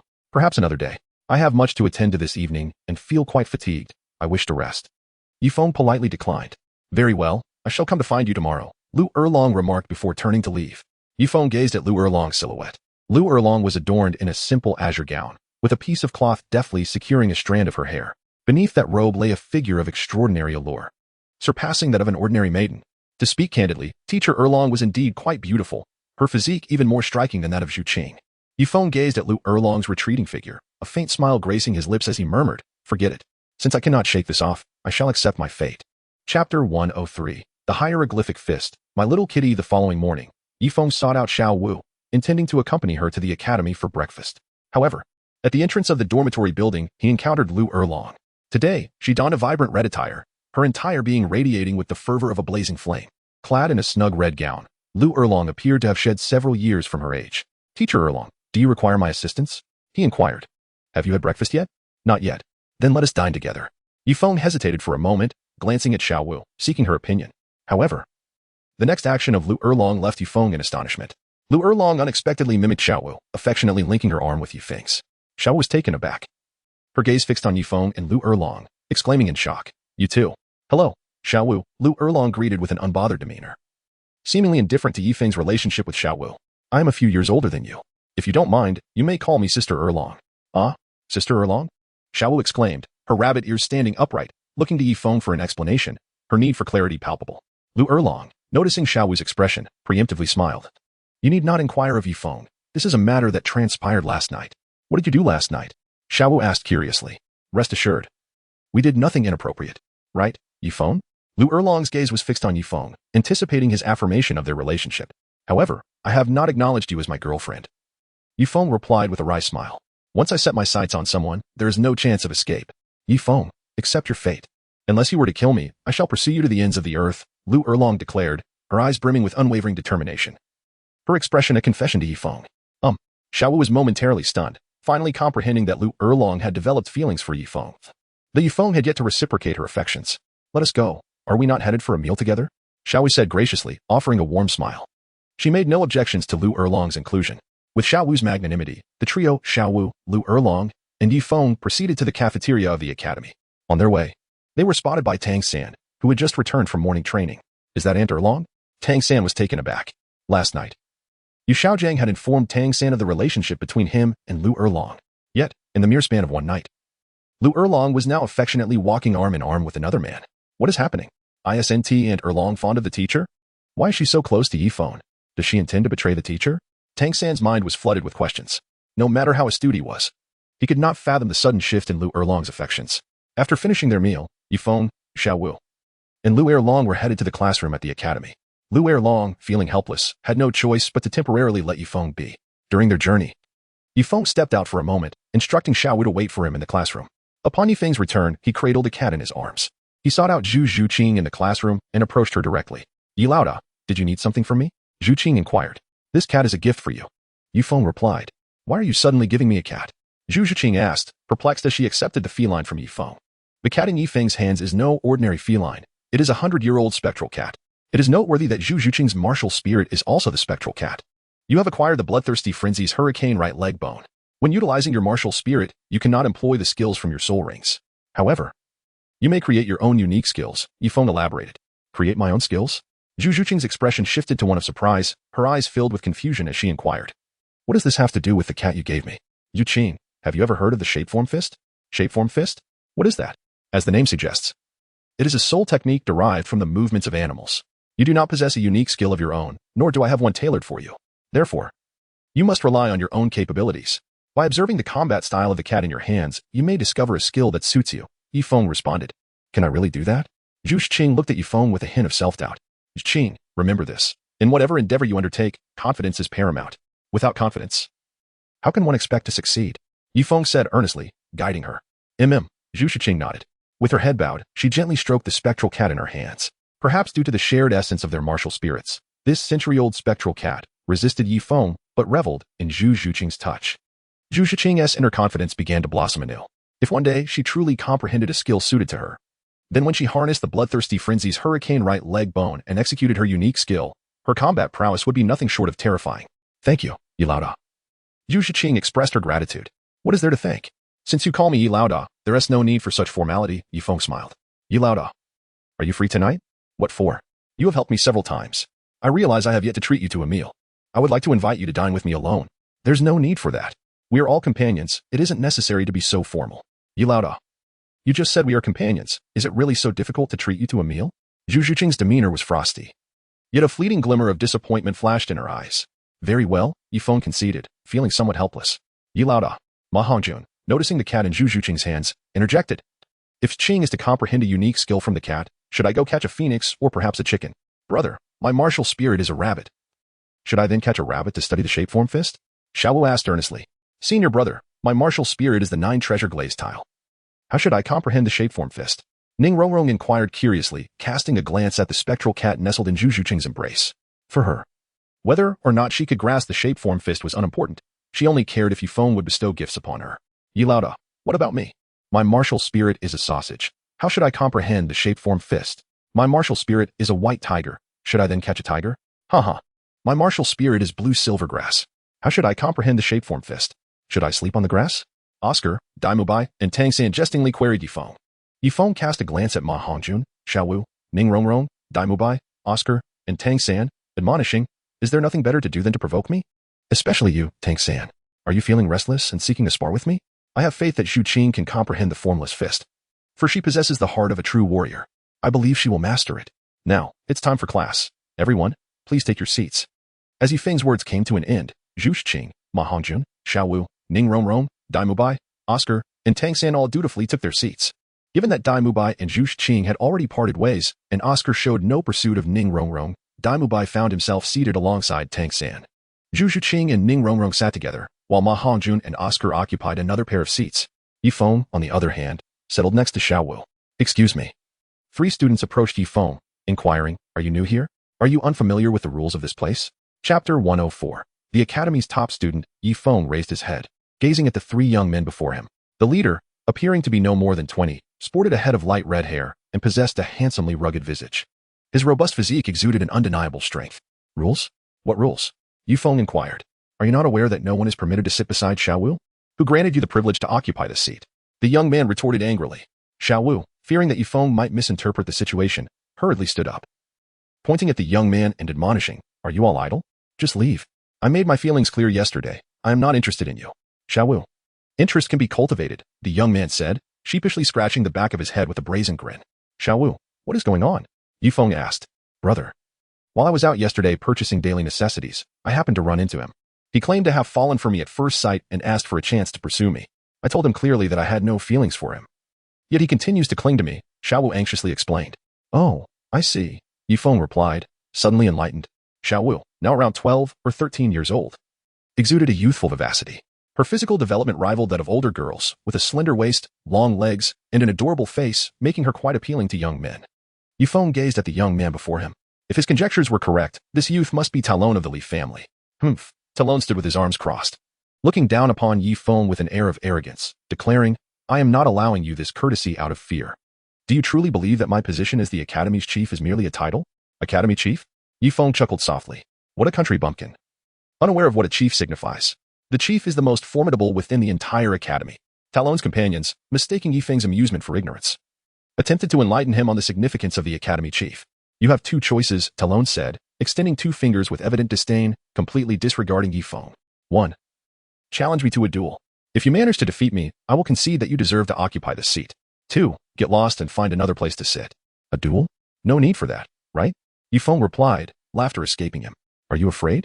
If you are, then just leave at once. I am indeed afraid. Yifeng retorted mockingly, afraid that I might accidentally kill you. Would your family come looking for me? Such audacity. Talon exclaimed, his bravado unshaken. Very well, let us duel. Rest assured, I shall not employ my 3rd soul skill, lest it be said that I am taking advantage of you.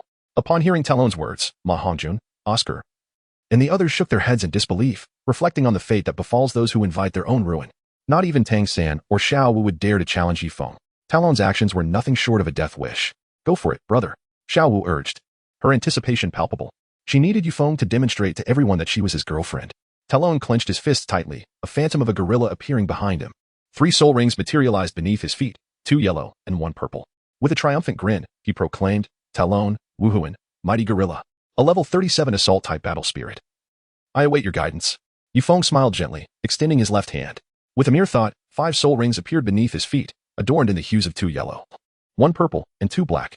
He proclaimed, I am Yifeng, the martial soul 9 hearts mystic begonia. I am a dual system soul king at level 59, specializing in control and support.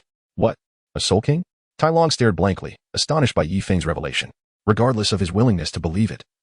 He could not ignore the truth. The 5 soul rings beneath Yifeng's feet confirmed his status as a soul king of over 50 levels. Notably, Yifeng's 4th soul ring possessed an extraordinary age that surpassed the standard configuration, boasting a 10,000-year limit. Tai Long, overwhelmed with shock, found himself at a loss for words. What is the matter? Yifeng smirked, tauntingly inquiring. Tai Long remained silent, his mind racing as he contemplated a retreat. A Soul King of over 50 levels, particularly one focused on control, was far beyond his capacity to contend with, especially given his own strength. In this moment, Tai Long admitted to himself that he felt intimidated. Do you believe my soul power is too formidable and my soul rings too exceptional, to the point of bullying you? Yifeng boldly mocked him. Tai Long's heart sank. Hearing Yifeng's words left him feeling quite unsettled. This was not mere bravado, it was unabashed arrogance. Indeed, you are correct. You are merely at level 37 with only 3 soul rings, while I possess 5. This is undeniably a significant disparity. Yifeng unabashedly continued his mockery of Tai Long.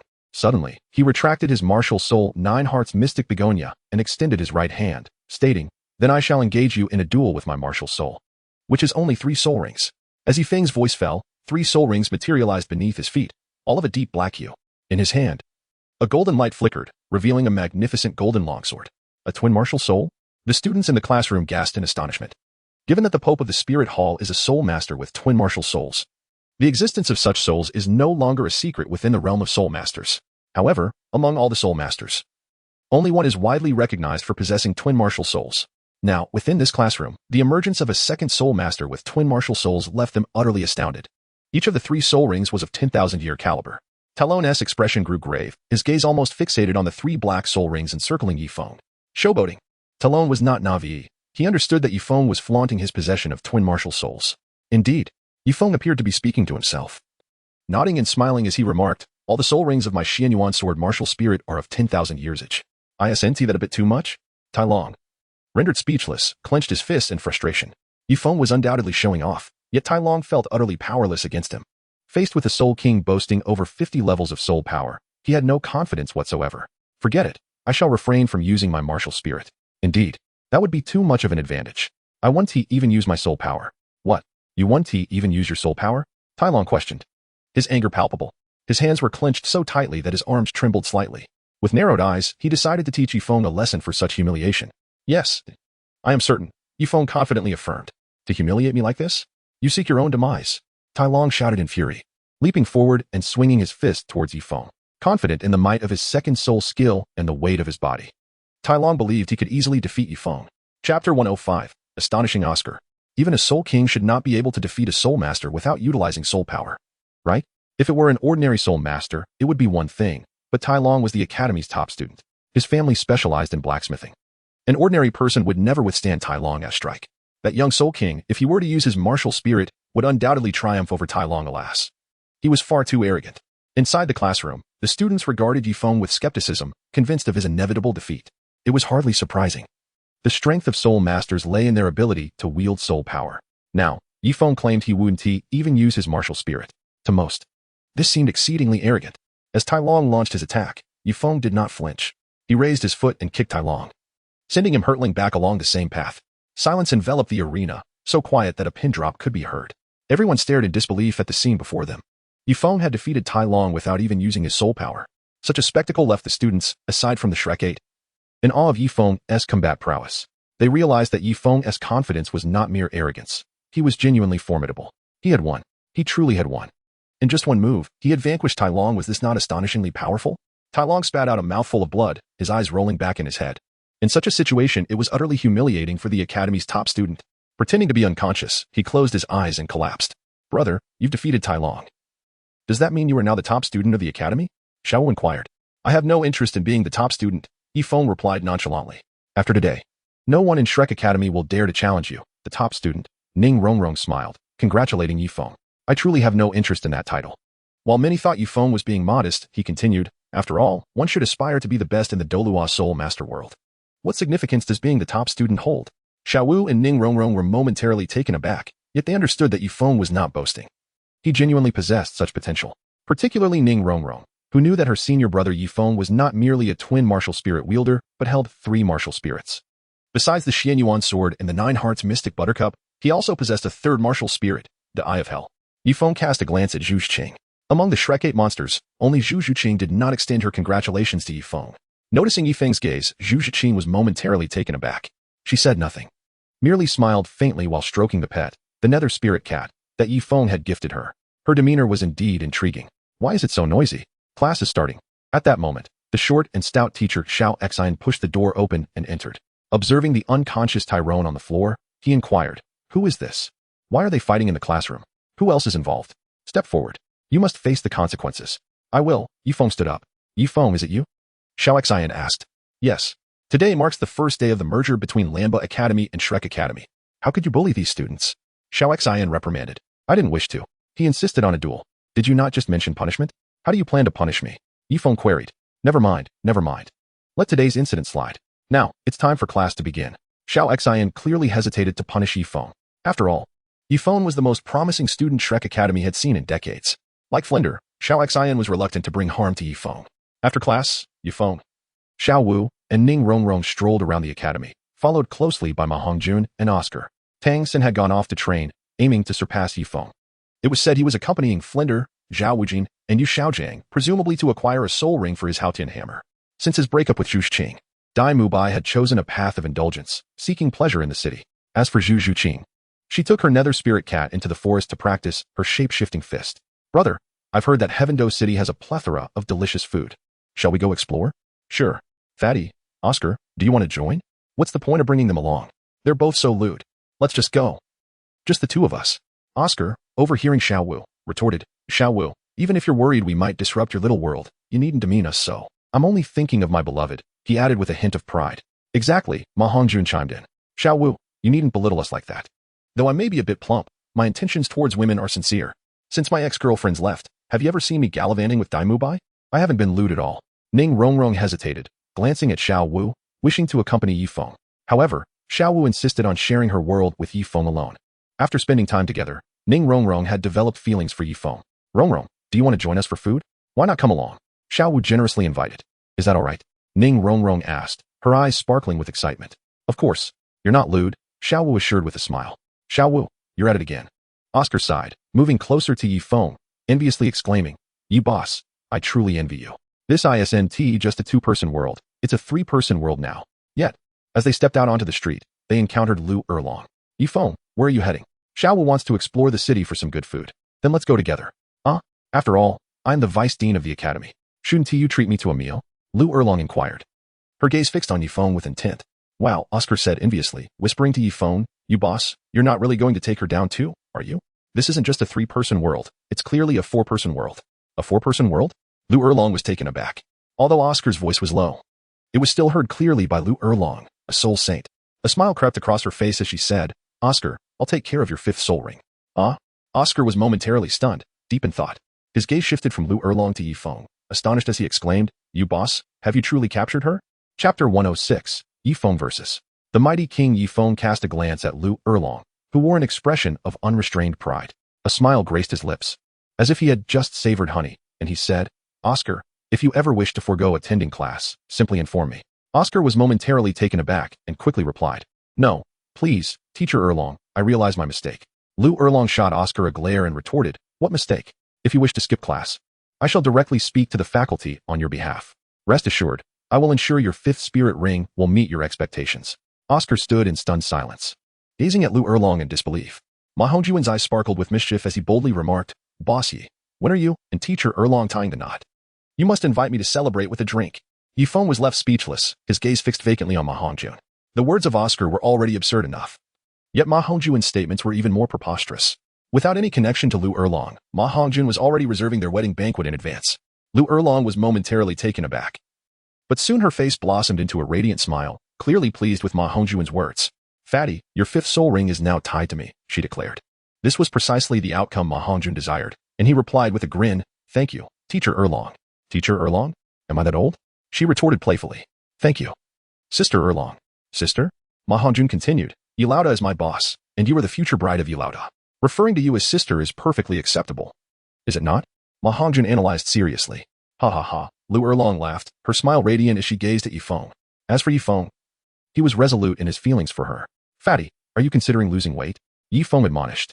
Yifeng, apprehensive about the antics of the lively duo, Ma Hongjun and Oscar, cast a stern glance at Ma Hongjun. Sensing the gravity of the situation, they prudently refrained from further disturbing the intimate gathering of Yifeng, Xiao Wu, Ning Rongrong, and Lu Erlong. Oscar excused himself to pen a letter to Meng Aran, while Ma Hongjun sought the company of his several romantic interests for dual cultivation. The quartet of Yefeng, Xiaowu, Ning Rongrong, and Lu Erlong embarked upon their journey to Tiando City, the illustrious capital of the Tiando Empire. The towering walls, reaching heights of 100 meters, presented an awe-inspiring sight, resembling a mountain rising from the earth. Standing beneath the walls imparted a profound visual impact. As the foremost city of the Tiando Empire, throngs of people ebbed and flowed through the city gates. To gain entry, one must be a soul master, otherwise, they would inevitably face scrutiny from the gatekeepers. Upon their arrival at the gates of Tiando City, a familiar voice resonated through the air. Father, you should return. This matter concerns the students alone. I have lost, which is already humiliating enough. Your presence would only exacerbate my shame. A father whose son had been bested could hardly remain composed. If I can endure this, am I truly worthy of being called the Great Strength King, Tainua? I am determined to discover who dared to lay a hand on my son. Father, your actions will complicate my situation. How can I continue my training at the academy? Training? What is there to train for? You have been thoroughly beaten. And the academy remained silent. Once I apprehend that young man, I shall demand an audience with your instructors. Father, it was my suggestion to engage in a duel. This has nothing to do with Yefeng. And what of that? A duel between students should not involve broken ribs, especially coming from you. How can you even show your face after provoking someone and ending up in this state? Truly disgraceful. From a distance, the commanding voice of Tainua could be heard growing ever closer. Tainua, did you just mention Yefeng? Ning Rongrong inquired. The young lady of the Seven Treasures Glazed Tile School? Tainua paused, a flicker of concern crossing his countenance as he regarded Ning Rongrong. Though Tainua, as the Great Strength King, held no fear of Ning Rongrong, he was wary of the formidable sword Douluo and bone Douluo who stood behind her. Rongrong, are you all entering the city? Please, do proceed quickly, Tainua urged, casting anxious glances at Yefeng and the others.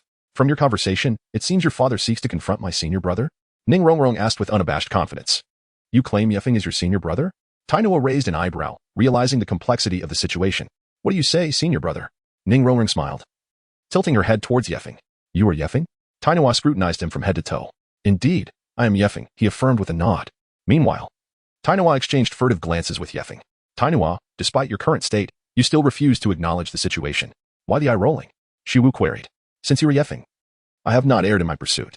With a firm step, the Great Strength King Tainua leapt towards Yefeng, ready to unleash a powerful punch. Yifeng swiftly evaded with the tip of his toes, inquiring, Who are you? I am Tai Long's father, the mighty King Taino, came the response. You are Tai Long's father? Yifeng was taken aback, pondering how the narrative had abruptly shifted. If he were to engage with Taino today, would Tai Long's grandfather, Titan, also make an appearance? Indeed. Having harmed my son, I am here to demand an explanation, Taino declared with an unflinching demeanor. Lu Erlong could no longer tolerate the scene before her. How could someone leverage their status to bully her beloved? An explanation? What sort of explanation? Lu Erlong queried. With a thought, 7 spirit rings manifested around her, their colors transitioning from the innermost to the outermost as 2 yellow, 2 purple, and 3 black.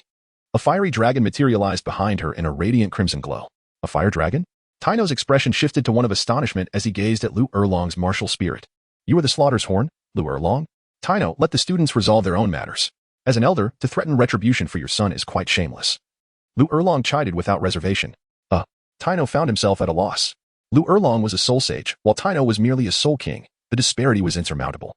Erlong, permit me to handle this myself. Yifeng stepped forward, positioning himself in front of Lu Erlong as he locked eyes with Taino. If you seek to avenge Tai Long, as an elder, I shall grant you this opportunity. You may strike. Are you certain? Taino asked, his expression a mixture of surprise and skepticism. I am certain. Yifeng affirmed. With a swift movement, Taino lunged toward Yifeng, launching another attack. Yifeng subtly shifted to evade Tyrant's punch. Why do you not utilize your martial spirit? Tyrant inquired. There is no need to employ my martial spirit against you, Yifeng replied with a calm smile. Name, Yifeng Soul Power, level 59 martial spirits, Xianyuan Sword, 9 Hearts Mysterious Begonia, Hell's Eye 9 Hearts Mysterious Begonia Soul Rings. Yellow, yellow, purple, black. Black Xianyuan Sword Soul Rings. Black, 20, 000 years, black, 40, 000 years, black, 50, 000 years, Soul Ring abilities, Beast Blood Boiling, Ice Seal, Essence of Water, Mountain Collapse. 9 Hearts Emperor Armor Self-Created Soul Ability, Unity of Man and Sword, Beginner, External Soul Bone, Dragon Phoenix Ancient Wing Domain, Sword Emperor Domain Additional Strength, 159 Additional Agility, 340 Additional Spirit, 245 Additional Defense, 10 Distributable Attribute Points, 0 in Chapter 107.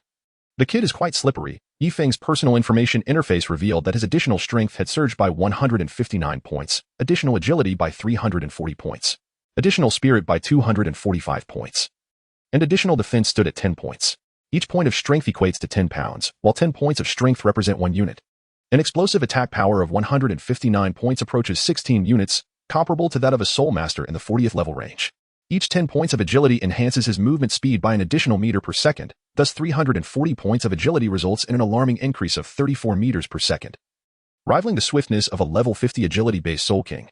As for Yifeng's spirit power, he possesses an additional 245 points, having now entered the realm of the seed. Notably, these attributes have been conferred upon Yifeng by the system. As a level 59 Soul King, he has already begun to affix soul rings to his two martial spirits while possessing physical attributes that surpass the realm of a Soul King. Yifeng's overall combat prowess is sufficient to contend with a Soul Emperor of over 60 levels. In contrast, Tainua is merely a power-type Soul King of just over 50 levels.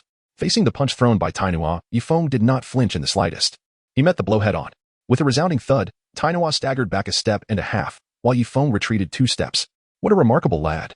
Your raw physical strength is indeed capable of contending with me. I shall see how many more of my strikes you can endure, Tainua remarked confidently, a smile gracing his lips as he began to harness his soul power.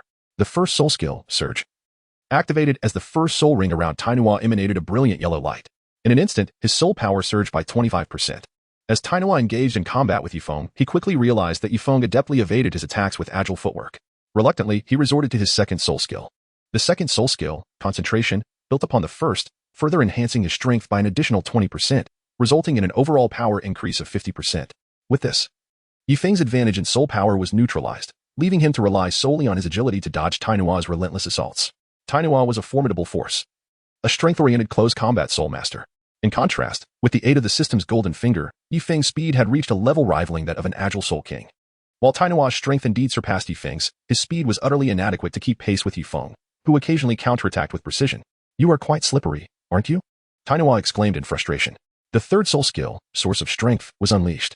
This skill further amplified his power by 50%, resulting in Tainua's strength doubling. With this newfound might, he was capable of competing with an average Soul Emperor of over 60 levels. As Tainua activated his third soul skill, the ground beneath him cracked and crumbled under the immense weight of his presence. Yifeng furrowed his brows, swiftly retreating as he deftly evaded Tainer's relentless onslaught. Tainer mocked. Dodge, dodge, dodge. I shall escalate my power to a level from which you cannot escape. I am eager to see how you will evade me now. With a flourish, Tainer unleashed his fourth soul skill, Shock of Strength, propelling himself forward like an arrow released from a bow. He launched a punch aimed directly at Yifeng.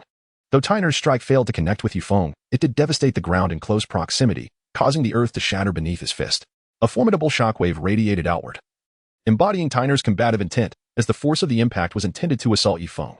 A smirk graced Tainer's lips as the dust stirred by his punch settled, revealing a massive pit, 2 meters deep, carved into the earth. However, Yifeng was nowhere to be found within its depths. Tainer leaped out of the crater, scanning the vicinity as he inquired, "Where is he?" Zhao pointed skyward, responding, "He is up in the air." Tainer looked up to behold Yifeng, suspended in the air, adorned with a pair of resplendent violet golden wings.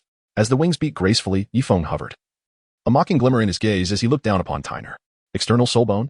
Tainer exclaimed in astonishment. At such a tender age, Yifeng astonishingly possesses the rare and extraordinary external soul bone. Beneath Yifeng's resplendent purple golden wings, the formidable titan, endowed with the mighty gorilla martial soul, senses an overwhelming pressure. Under the supreme bloodline suppression of Yifeng's external soul bone, the dragon phoenix ancient wing, Titan's combat prowess, is diminished by 20%. Shall we continue? Yifeng inquires. You have guts, come down here, Titan retorts angrily.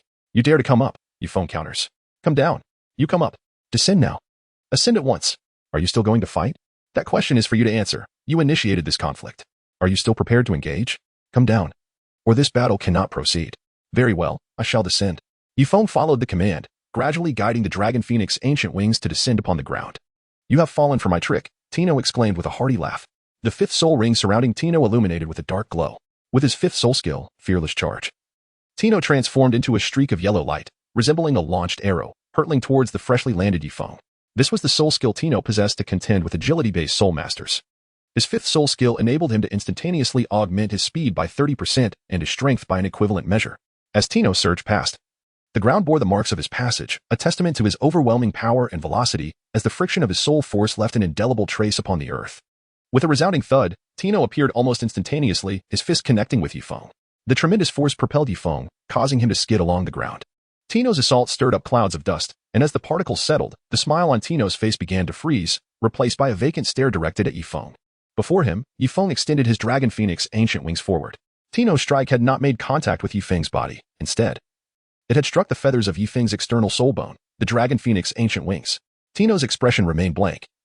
For his earlier punch possessed the power to shatter a boulder weighing 10 tons. Yet, his fist had met Yifeng's external soul bone without inflicting any damage whatsoever. It was over. Yifeng's voice resonated, immediately followed by a radiant purple-golden glow emanating from the ancient wing of the dragon phoenix. The wings of the dragon phoenix unfurled with tremendous force, propelling Tai Nua over 30 meters away, crashing heavily to the ground, creating a significant indentation in the earth. Father! Tai Long cried out, rushing to Tai Nua's side to assist him. Shall we continue? Yifeng inquired with a smile. Humph, Tai Nua grunted in frustration. Anger simmering within him, yet he refrained from aggravating his injuries. A trickle of blood escaped from the corner of his mouth, which he wiped away. Despite being older than Yifeng, he had initially intended to reclaim his son Tai Long's honor, only to find himself defeated. Tai Long, let us return, Tai Nua called. Dejectedly turning back towards the city of Tiando, Lu Erlong observed Tai Nua's retreating figure and kindly cautioned, Yifeng. You must stay close to me in the coming days. Why is that? Yifeng replied with confidence. I have heard that Tai Long's grandfather is a man who holds grudges. You have harmed his son and grandson. He will surely seek retribution. Let him come. Do I appear to be afraid of him? Yifeng smiled confidently. The formidable Tai Nua, at over level 50, could not summon Yifeng's martial spirit. Yifeng was deeply intrigued. With his many hidden cards, could he truly contend with the titan of over level 80? Chapter 108, Douluo versus Douluo. After the tumult caused by the mighty Tai Nua, Yifeng, Xiao Wu, Ning Rongrong, and Lu Erlong entered the city. Embarking on their intimate journey as a quartet, it was not until the afternoon that they departed Tiando City, heading towards the Shrek Academy outside the city. As they walked between two mountains, Lu Erlong suddenly halted. A powerful surge of soul power emanated from the nearby forest. Title Douluo? Lu Erlong's expression shifted. What? Title Douluo? Ning Rongrong echoed in surprise, glancing in the direction Lu Erlong was observing. Her strength paled in comparison to Lu Erlong's, allowing her only to sense the fluctuations of soul power without discerning the precise level of the opponent. Let us investigate, Yifeng declared, leaping towards the source of the soul power without hesitation. As far as Yifeng knew, there was a title Douluo within Tiando City and 9 others outside. The one within the city was the poison Douluo, Douluo. The 9 title Douluo outside included the 2 guardian Douluo from the 7 treasure glazed tile school. Jin Douluo and Gu Douluo, the blue lightning tyrant dragon school's leader, Yi Yuanjin, and the 6 title Douluo of the reclusive Haotian school. If one were to include Tang Hao, who secretly protected Tang San, the total gathered within and around Tiando City would amount to 10 title Douluo. Regardless of who was battling in the forest, Yifeng felt compelled to witness it. Yifeng, do not. Lu Erlong cautioned. That is a battle of title Douluo level. She reached out, attempting to grasp Yifeng's hand, but missed. With determination, Lu Erlong, concerned for Yifeng's safety, could only chase after him. Yifeng is well versed in the narrative of Douluo and believes that at this juncture, the only title Douluos capable of igniting a battle would likely be the poison Douluo and the chrysanthemum Douluo. If indeed it is the poison Douluo engaged in combat with the chrysanthemum Douluo, due to Yifeng's interference, the relationship between Douluo and Tang San is no longer one of close friendship. Douluo no longer possesses the hidden weapons gifted to him by Tang San. Given Douluo's current prowess, it is highly probable that he may not stand a chance against the chrysanthemum Douluo. Before Yifeng and his companions arrived at the battlefield, an ominous voice resonated from ahead. After a decade, have you finally accepted your fate? 10 years ago, I was nearly slain by you and that old ghost. Now that we meet again, let us settle our scores. Settle scores? Huh. Who was it that fled in a panic just moments ago? Humph, old poisoner. You should accept your fate. Should you join the Spirit Hall, wealth and honor will be at your fingertips. Your granddaughter will also receive the Spirit Hall's nurturing. Humph. Our paths are too divergent for us to conspire together. Old poisoner, if it weren't for your fortuitous encounter with the patrol of Prince Xuexing, you would not stand here today. It was the might of the Heavendo Empire that forced me and the old ghost to retreat. That was merely fate's design. One last chance. Will you join the Spirit Hall? Let's talk. If a fight is to ensue, let it begin. Old poisoner, since you are so resolute in your stubbornness, I shall grant you your wish. This time, Prince Xuexing will not come to your aid. Duke Zhu, the flower Douluo, wished to persuade further, but unfortunately, Douluo had already summoned his martial spirit, the Phosphor Serpent Emperor. Duke Zhu scoffed and summoned his own martial spirit, revealing 9 rings beneath his feet, 2 yellow, 2 purple, and 5 black. With his 5th soul skill, Gathering of Cold Blossoms, the flower Douluo unleashed a torrent of petals that spiraled towards Douluo with ferocity. Douluo dodged left and right, narrowly evading the flower Douluo's flying daggers, all the while depleting his stamina. He understood that once his energy was exhausted, he would be at the mercy of his foe. With his 3rd soul skill, Phosphor Enchantment, the 3rd soul ring around Douluo illuminated with black luminescence, releasing a green toxic mist that allowed him to escape the flower Douluo's pursuit. Just as the flower Douluo was searching for him, Douluo suddenly appeared beside him, launching a punch. Since receiving guidance from Yifeng, Douluo had effectively controlled his poison, significantly enhancing his speed. even when facing an opponent 3 levels above him. He remained composed. Douluo and the flower Douluo exchanged blows, engaged in a thrilling skirmish within the forest. The Phosphor Serpent Emperor's poison, golden petals in the dusk, roared forth as both combatants unleashed their soul skills. Douluo forced his poison into the Medusa's soul bone, resulting in a more potent toxin. Has the poison grown stronger? The flower Douluo asked, astonished. Indeed, Douluo replied with a triumphant smile. Do not be so pleased. Even if your poison has intensified, how can you possibly overcome a 3-level disparity in soul power? I am a level 95 title Douluo, the flower Douluo taunted. For soul masters, reaching level 90 signifies a monumental leap. The difference of even 1 level thereafter is akin to a chasm, let alone 3 levels. With the Medusa's gaze, Douluo attempted to immobilize the flower Douluo, yet he underestimated him. The flower Douluo's 9th soul ring glowed ominously. With his 9th soul skill, withered blossoms, wounded earth. The flower Douluo's martial spirit transformed into a storm of petals, creating a tremendous vortex of destruction that clashed with Douluo's Medusa's gaze. The ensuing shockwaves obliterated the flora and fauna surrounding them. With a resounding crash, the level 92 Douluo ultimately fell short against the level 95 flower Douluo. He was left battered and bloodied, a crimson stain at the corner of his mouth. Old poisoner, I grant you one more opportunity. Will you join the spirit hall? The flower Douluo inquired. Go ahead and make your move, Douluo replied. Very well, I shall grant you your wish, the flower Douluo declared. Gesturing with his hand as his remaining soul power coalesced into a flurry of petals, launching toward Douluo. Just then, the crack of a gunshot rang out. The flower Douluo winced in pain as her soul skill dissipated into a gust of wind. She looked at her right hand, blood streaming from her palm where a bullet had struck. Who dares to ambush me? Show yourself. I do, Yifeng answered. Yifeng leapt gracefully several times, arriving beside Douluo. His gaze met that of Zhu Douluo with an air of calm assurance. Who are you? Zhu Douluo bellowed in fury. Little monster. What brings you here? Douluo remarked, wiping the blood from the corner of his mouth, his expression one of astonishment as he regarded Yifeng. I heard the sounds of a battle and was curious to see what was happening, Yifeng replied. Boy, this is a matter of my spirit hall. Do you seek death? Zhu Douluo roared. Yifeng chuckled softly, blowing at the muzzle of his handgun. With a slight arch of his brow and a grin upon his lips, he aimed the pistol directly at Zhu Douluo and mockingly declared, if you seek death, I shall oblige you. Do you truly believe that this contraption could inflict harm upon me once more? Zhu Douluo retorted with fury, asserting that had it not been for Yifeng's surprise attack, the handgun's power would not have been sufficient to wound a title Douluo of level 95. He was confident that should another attempt be made, he could effortlessly deflect Yifeng's bullets. Chapter 109, the gift Yifeng bestowed upon Zhuhua Pass, feel free to try. Yifeng replied with a smile. As Yifeng's words fell, Lu Erlong and the others arrived at the scene. Lu Erlong, Xiao Wu, and Ning Rongrong summoned their respective martial spirits.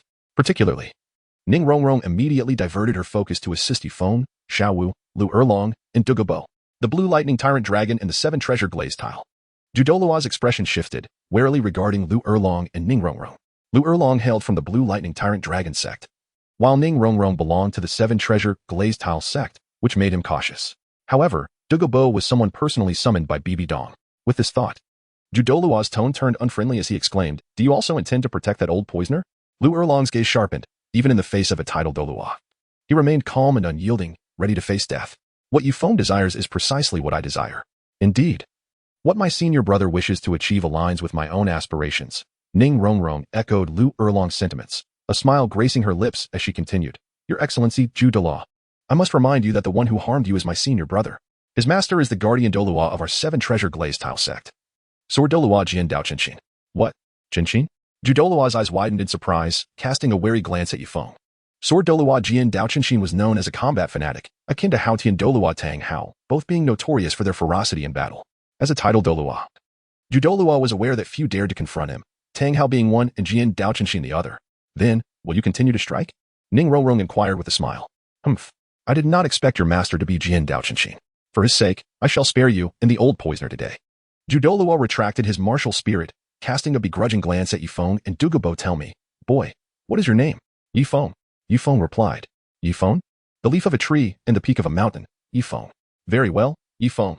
I shall remember this incident. As you wish, came Yifeng's nonchalant response. Humph. Zhu Douluo grunted, about to leave when Yifeng interrupted him. Are you planning to depart? Yifeng, do not think I genuinely fear your master. You misunderstand. I intend to offer you compensation. Compensation for what? I inadvertently injured you. As a senior, it is only natural to compensate you. There's no need. Unacceptable. I must provide something beneficial to your cultivation. Is that so? Upon hearing it would aid his cultivation, Zhu Douluo's interest piqued. However, noticing Yifeng's youth, he sarcastically remarked, Do you truly believe I would trust your empty promises? Your Excellency, did you not notice that the poison of the old poisoner has grown even more potent? Is it related to you? Indeed, Yifeng nodded. Really? Zhu Douluo skeptically glanced at Douluo. His words ring true, Douluo assured, though he was uncertain of Yifeng's intentions. And how do you propose to assist my cultivation? Zhu Douluo inquired, still skeptical. Follow me, Yifeng instructed. Having already revealed his identity as the direct disciple of Sword Douluo Jian Daochenshin, Yifeng was unafraid of Zhu Douluo's potential lethal intentions. He was confident he could endure until Douluo arrived. Thus, Yifeng led Zhu Douluo to a great tree. Shortly thereafter, a distinctive sound, both yin and yang, echoed from above. Old poisoner, consider yourself fortunate this time. When we meet again, you had better pray for similar luck. As Zhu Douluo's voice faded, Yifeng returned to the company of Douluo, Xiao Wu, Ning Rongrong, and Lu Erlong. Upon his return, he noticed two new figures in the forest, Dugu Yin and her boyfriend Yu Tianheng. Through Dugubo's narration, Yifeng learned that Dugubo had ventured into the Sunset Forest to obtain Dugu Yan's fourth spirit ring, but encountered Zhu Douluo Yueguan along the way.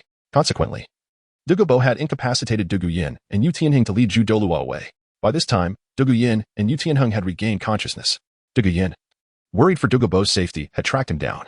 Little monster, how did you manage to guide Zhu Guanguan? Have you forgotten he is an elder of the Spirit Hall? Dugubo asked with concern, casting a reproachful look at Yifeng. Dugubo was upset with Yifeng for knowingly directing Zhu Douluo, his adversary, in cultivating his abilities. Thanks to Yifeng's guidance, Dugubo managed to control the poison within him and even acquired a more potent toxin. Dugubo feared that if Yifeng had indeed assisted Zhu Douluo, it would empower him further, which would not bode well for Dugubo. Sharing this with you is of no consequence. Yifeng grinned mischievously, whispering a secret into Dugubo's ear. What? You advised him to sever his lifeline? Dugubo stared, aghast at Yifeng. Not only Dugubo but also Lu Erlong, Ning Rongrong, Dugu Yin, and Yu Tianheng looked at Yifeng in stunned disbelief. Yifeng instructed Zhu Douluo to the extent that he urged him to sever his own vital essence. Remarkably, Yifeng even suggested that Zhu Douluo embrace the life of a eunuch. Brother, what is vital essence? Xiao Wu inquired, her brow furrowed in confusion. Lu Erlong's face flushed crimson as she leaned closer to Xiao Wu and whispered a few words in her ear. What? Xiao Wu's complexion turned a deep shade of red. And with a mix of astonishment and concern, she exclaimed, Brother, are you not putting him in jeopardy? If he were to realize that this would bring him no benefit in his cultivation, would he not go mad and seek your life? Yifeng, as the direct disciple of the Sword Dao's pure heart, possessed a protective talisman that instilled a sense of trepidation in Zhu Douluo. When Yifeng offered his insights to Zhu Douluo, should the latter discover that he had lost his very essence, and that this method bore no benefit to his cultivation, the consequences would be dire. Zhu Douluo would undoubtedly descend into madness, pursuing Yifeng with a frenzied intensity, devoid of any restraint. I harbor no ill intentions towards him. I merely informed him that self-castration could render him increasingly powerful, aligning his martial soul and soul power attributes more harmoniously with his physical attributes. Whether he chooses to proceed with this is entirely at his discretion. Yifeng extended his finger, idly toying with his nostrils. Yifeng contemplated the advantages of possessing a system that rewarded him with distributable attribute points for subverting storylines.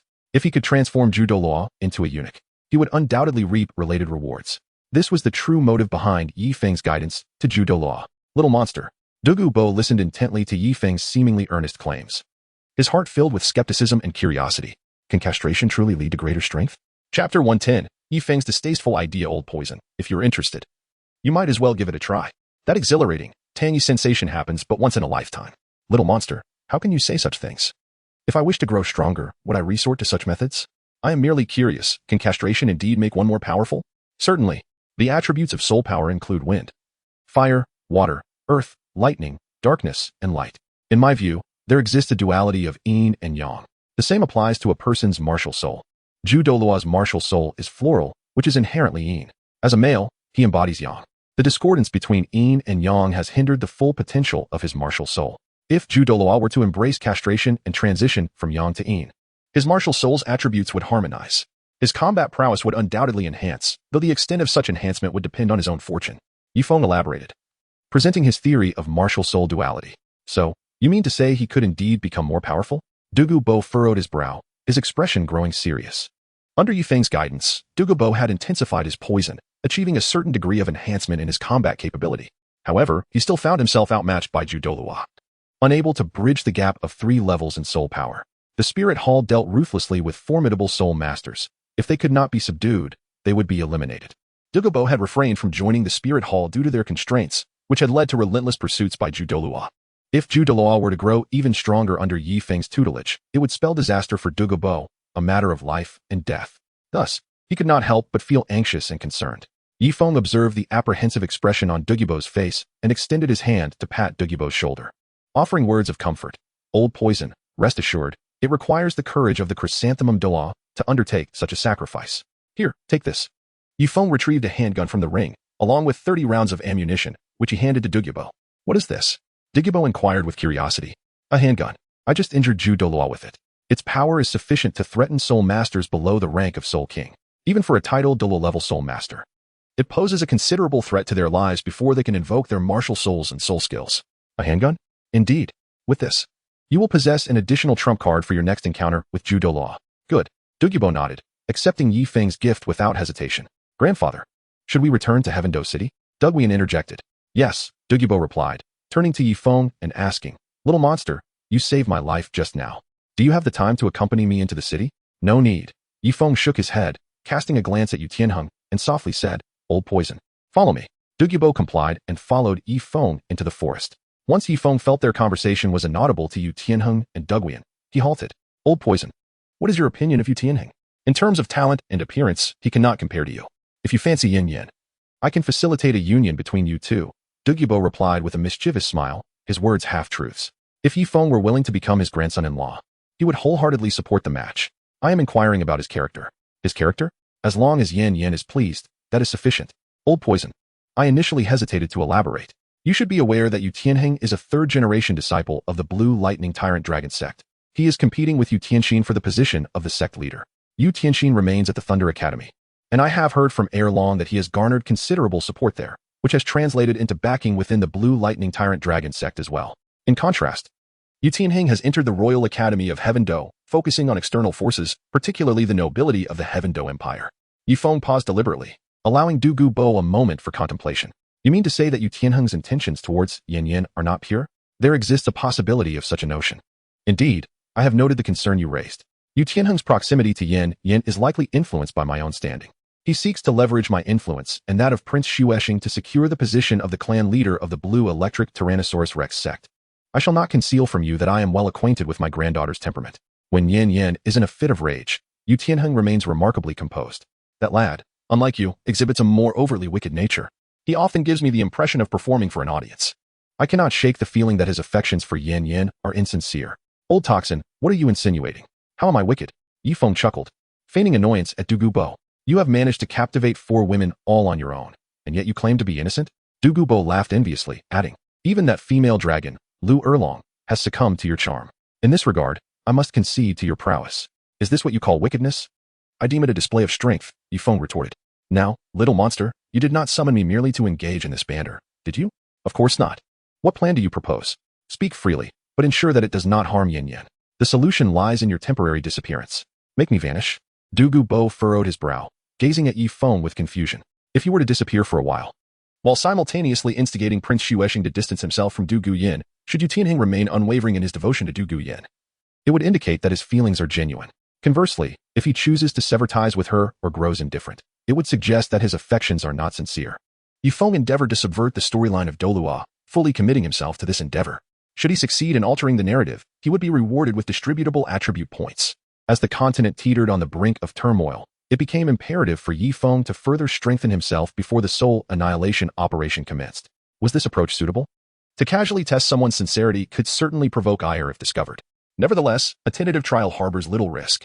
This matter rests solely between us. How could a third party possibly discern it? As long as we execute our plans with authenticity, no issues should arise. Douluo nodded in agreement, accepting Yifeng's guidance, resolving to devise a comprehensive strategy upon his return. With age weighing heavily upon him, his greatest concern was Douluo. He yearned to ascertain the genuineness of Yu Tianheng's affections toward her. Subsequently, Douluo, and Yu Tianheng made their way into Heaven Do City, while Yifeng, Xiao Wu, Ning Rongrong, and Lu Erlong continued their journey back to Shrek Academy. Brother, why did you not eliminate the chrysanthemum Douluo when he was caught off guard by your shot? One must consider the master when striking a dog.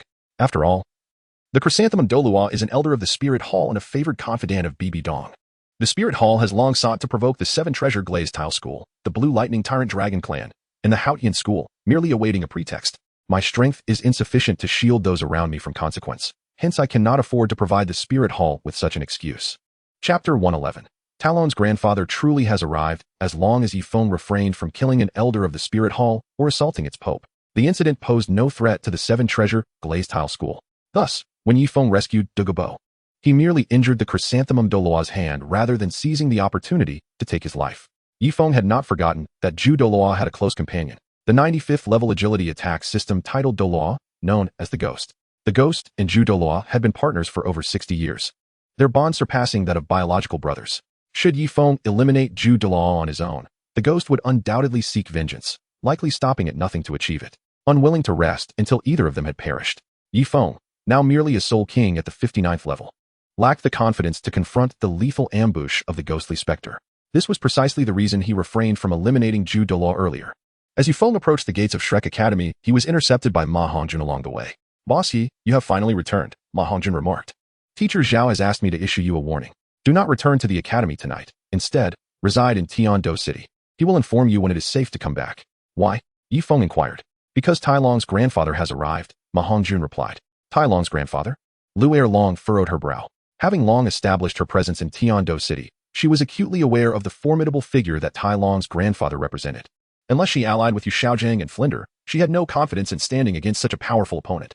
However, Flinder was preoccupied with expanding business interests and was not present at Shrek Academy. He had entrusted the management of all academy affairs to Yu Xiaojiang and Zhao Wujie. This meant that Yifeng was indeed in a precarious situation. "Indeed, Teacher Zhao instructed me to wait here for you. To convey this news," Ma Hongjun nodded. Upon hearing this, Xiao Wu was incensed. This Tai Long is truly shameless. He has already been dealt with, and now his grandfather appears. Does he truly believe we are easy prey?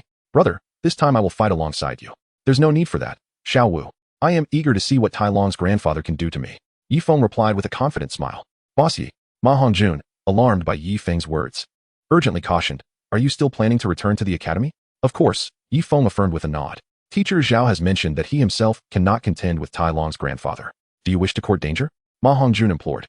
"Indeed, senior brother. Taking a step back is not a sign of weakness. But then again, does Tai Long's grandfather not know that you are the direct disciple of Sword Grandfather?" Ning Rongrong, while attempting to persuade Yifeng, felt a profound sense of confusion within herself. Yifeng is the esteemed direct disciple of Jian Daochen Xian, a fact that has been the subject of much discussion in Tiando City for several years. Logically, Yifeng had already defeated Tai Long and his father, Tai Nuo. Thus, Tai Long's grandfather could not possibly be unaware that Yifeng is indeed that Yifeng, the direct disciple of the Sword Douluo. If Tai Long's grandfather were aware, how could he possibly dare to continue to provoke Yifeng? This left Ning Rongrong utterly perplexed. Therefore, it was imperative for them to investigate further. Yifeng smiled. "Brother, have you discerned the thoughts of Tai Long's grandfather?" Ning Rongrong gazed at Yifeng in astonishment. His expression radiated a self-assured confidence, indicating that he was completely in command of the situation. By the time Yifeng, Ma Hongjun, Ning Rongrong, Xiao Wu, and Lu Erlong arrived at the gates of Shrek Academy, a throng of students had already gathered outside. They were pointing and whispering about Tai Long. From a distance, amidst the cacophony, Yifeng discerned Tai Long's voice. Yifeng has now reached the pinnacle of the GZ realm in terms of spiritual power, with significant enhancements in both vision and hearing, allowing him to perceive sounds from a kilometer away. "Grandfather, I implore you, please return. At this rate, I truly cannot continue at the academy." "Silence. If this escalates, I will be expelled from the academy. This matter originated from my own words. I am simply outmatched. Be quiet." Through the throng, Yifeng spotted Tai Long, whose face bore a look of dismay as he stood behind an elderly man. Beside Tai Long was the formidable titan, Tai Nuo. The elder's hair was entirely white, his short strands erect like steel needles atop his head. He bore a physique comparable to that of Titan Tai Nuo, yet his gaze was far more profound, revealing a wisdom cultivated through the trials of life. Standing there, he emanated an aura of authority that commanded respect without the need for anger. The looks exchanged between Tai Long and Tai Nuo towards the elder were imbued with a sense of reverence. Tai Long, still in his youth, dared to utter a few words, while his father, Tai Nuo, remained silent. He was acutely aware of his father's temperament, which was fiercely protective and often impulsive. At that moment, Tai Nuo could only pray that the elder would not act rashly, for he was indeed a disciple of the Sword Dao's Dust Heart. The Sword Dao's Dust Heart was known for frequently seeking opponents for sparring, earning the moniker of the Combat Maniac. Should the elder truly harm Yifeng, Tai Nuo feared it would spell catastrophe for the Li family. Titan noticed the return of Lu Erlong, his gaze shifting to the two young men accompanying him. He inquired, "Who is Yifeng?" His tone was calm, yet it resonated with a powerful intensity, causing the very air to tremble. "I am," Yifeng replied, unperturbed. As he stepped forward confidently, Yifeng discovered that the commotion here had also attracted the attention of Tang San. Not only Tang San, but also Yu Xiaojiang. A few days ago, Tang San, Yu Xiaojiang, and several instructors from the academy had ventured out to hunt soul beasts for Tang San, in order to augment the Haotian Hammer Martial Soul with suitable soul rings. Now that they had returned, could it be that Tang San had successfully added fitting soul rings to the Haotian Hammer? Curiously, Yifeng opened his personal attribute interface. Name: Yifeng Soul Power, Level 59 Martial Souls, Xinyuan Sword, 9 Hearts Black Bamboo. I have held 9 Hearts Black Bamboo Soul Rings. Yellow, yellow, purple, black. Black Xinyuan Sword Soul Rings. Black, 20,000 years. Black, 40,000 years. Black, 50,000 years. 9 Hearts Black Bamboo Soul Skills. Beast Blood Boiling, Ice Seal. Essence of Water, Mountain Shattering. 9 Hearts Emperor Armor Xinyuan Sword Soul Skills. Dominance of the 4 Directions, all swords return to origin. Aura of Slaughter Self-Created Soul Skill. Unity of Man and Sword. Beginner, External Soul Bone. Ancient Wings of Dragon and Phoenix Domain. Sword Emperor Domain Additional Strength. 159 Additional Agility. 340 Additional Spirit. 245 Additional Defense. 10 Distributable Attribute Points. 100 points 100? Yifeng was taken aback. He had unexpectedly acquired 100 distributable attribute points. As he browsed through the historical records of the system, he indeed discovered a passage regarding Tang San. Congratulations. You have informed Tang San of the method to simultaneously attach soul rings to his twin martial souls, allowing his Haotian Hammer Martial Soul to prematurely obtain 3 soul rings. This action has subverted the original storyline, resulting in a one-time reward of 100 distributable attribute points. Chapter 112. So this is the true purpose of the Titan. How could one possibly acquire 100 attribute points? Yifeng displayed a look of astonishment. Yifeng informed Tang San on how to navigate the challenges posed by the twin martial souls, not out of a desire to assist him, but rather to undermine him. In the original narrative, Tang San's Haotian Hammer Martial Soul had acquired remarkable spirit rings. However, this storyline is now destined to shift. Tyron, witnessing Titan preparing to confront Yifeng, anxiously inquired, "Father, what should we do?" Grandfather seems eager to teach Yifeng a lesson as well. I initially intended to ask your grandfather what other bloodlines Yifeng possesses, apart from the 9 Hearts Si Tang lineage, which grants him such formidable power. His presence here is truly unexpected. Why don't you persuade grandfather? If your grandfather were to heed my advice, he would no longer be your grandfather. Dali Wang Titan observed his father Titan with a sense of helplessness in his words. Simultaneously, he was curious about the extent of Yifeng's power. Having already defeated him and his son, Titan believed that his father's intervention would surely reveal Yifeng's true capabilities. The scene unfolding before them was not lost on Yu Xiaojiang and Tang San. Tang San quietly remarked, Tyron's grandfather possesses an astonishing aura. Indeed, he has connections with the Haotian sect, Yu Xiaojiang reflected. Connections? Teacher, what do you mean? Tang San asked with curiosity. As a bearer of twin martial souls, having received Yu Xiaojiang's profound teachings, he possessed a deep understanding of martial souls and was aware that his Haotian hammer was a soul unique to the direct disciples of the Haotian sect. Now, hearing Yu Xiaojiang mention that this elderly man with white hair had ties to the Haotian sect piqued Tang San's interest in the matter. Yu Xiaojiang briefly recounted the relationship between the Li family and the Haotian sect to Tang San. So, it appears that the Haotian sect has wronged them, Tang San mused. His brow furrowed as he began to contemplate. The formidable elder before him was not merely seeking to establish the Tang sect. He felt that an opportunity might arise soon. Titan's voice, resonating powerfully through the air, echoed once more, Yifeng, you have injured my son and grandson, while they may lack skill. It does not reflect the ineptitude of the Li family. Shall we engage in a wager? What shall we wager? With a swift motion, Titan produced an incense stick, which he thrust into a stone without causing any damage to the stick itself, demonstrating his mastery over his strength. I shall not strike nor unleash my martial soul. If you can endure the pressure of my spirit power until the incense has burned away, you shall be deemed the victor. I will have my descendants bow to you in apology. Otherwise, you must join our Li family. Senior, Ning Rongrong interjected anxiously, this cannot be allowed. He is the direct disciple of my grandfather, the sword master. How could he possibly join another family? A soul master can only belong to one force throughout their life. Otherwise, they risk being targeted by other soul masters. Little Ning, I am aware of what you say. However, as far as I know, he is yet to align himself with any force or family, Titan replied, taking pride in his knowledge. This was, indeed, the true purpose of his visit. Yifeng, despite his tender age, possesses an extraordinary talent, destined to become a title Douluo in the future. For such an individual, Titan, as the patriarch of the Strength clan, cannot help but feel a stirring of ambition. Titan is confident that if Yifeng were to join the Strength clan, it would surely ascend to new heights within the next 2 decades. However, this notion falters. You have lost. All your son and grandson need to do is bow and apologize. Though it may be a source of embarrassment, it bears little consequence for them. Ning Rongrong mused, thinking that every second she could delay was valuable, deliberately slowing her speech as she continued. What if, Hypothetically, if my senior brother were to lose and must join your family, bound for a lifetime, what sort of wager is that? Very well, simple enough, Titan responded, not being foolish. He recognized Ning Rongrong's intention to stall for time. Yet he remained steadfast in his confidence. He added, if we lose, we shall also join Yi Feng's family or faction. How does that sound? Yi Feng stood in stunned silence.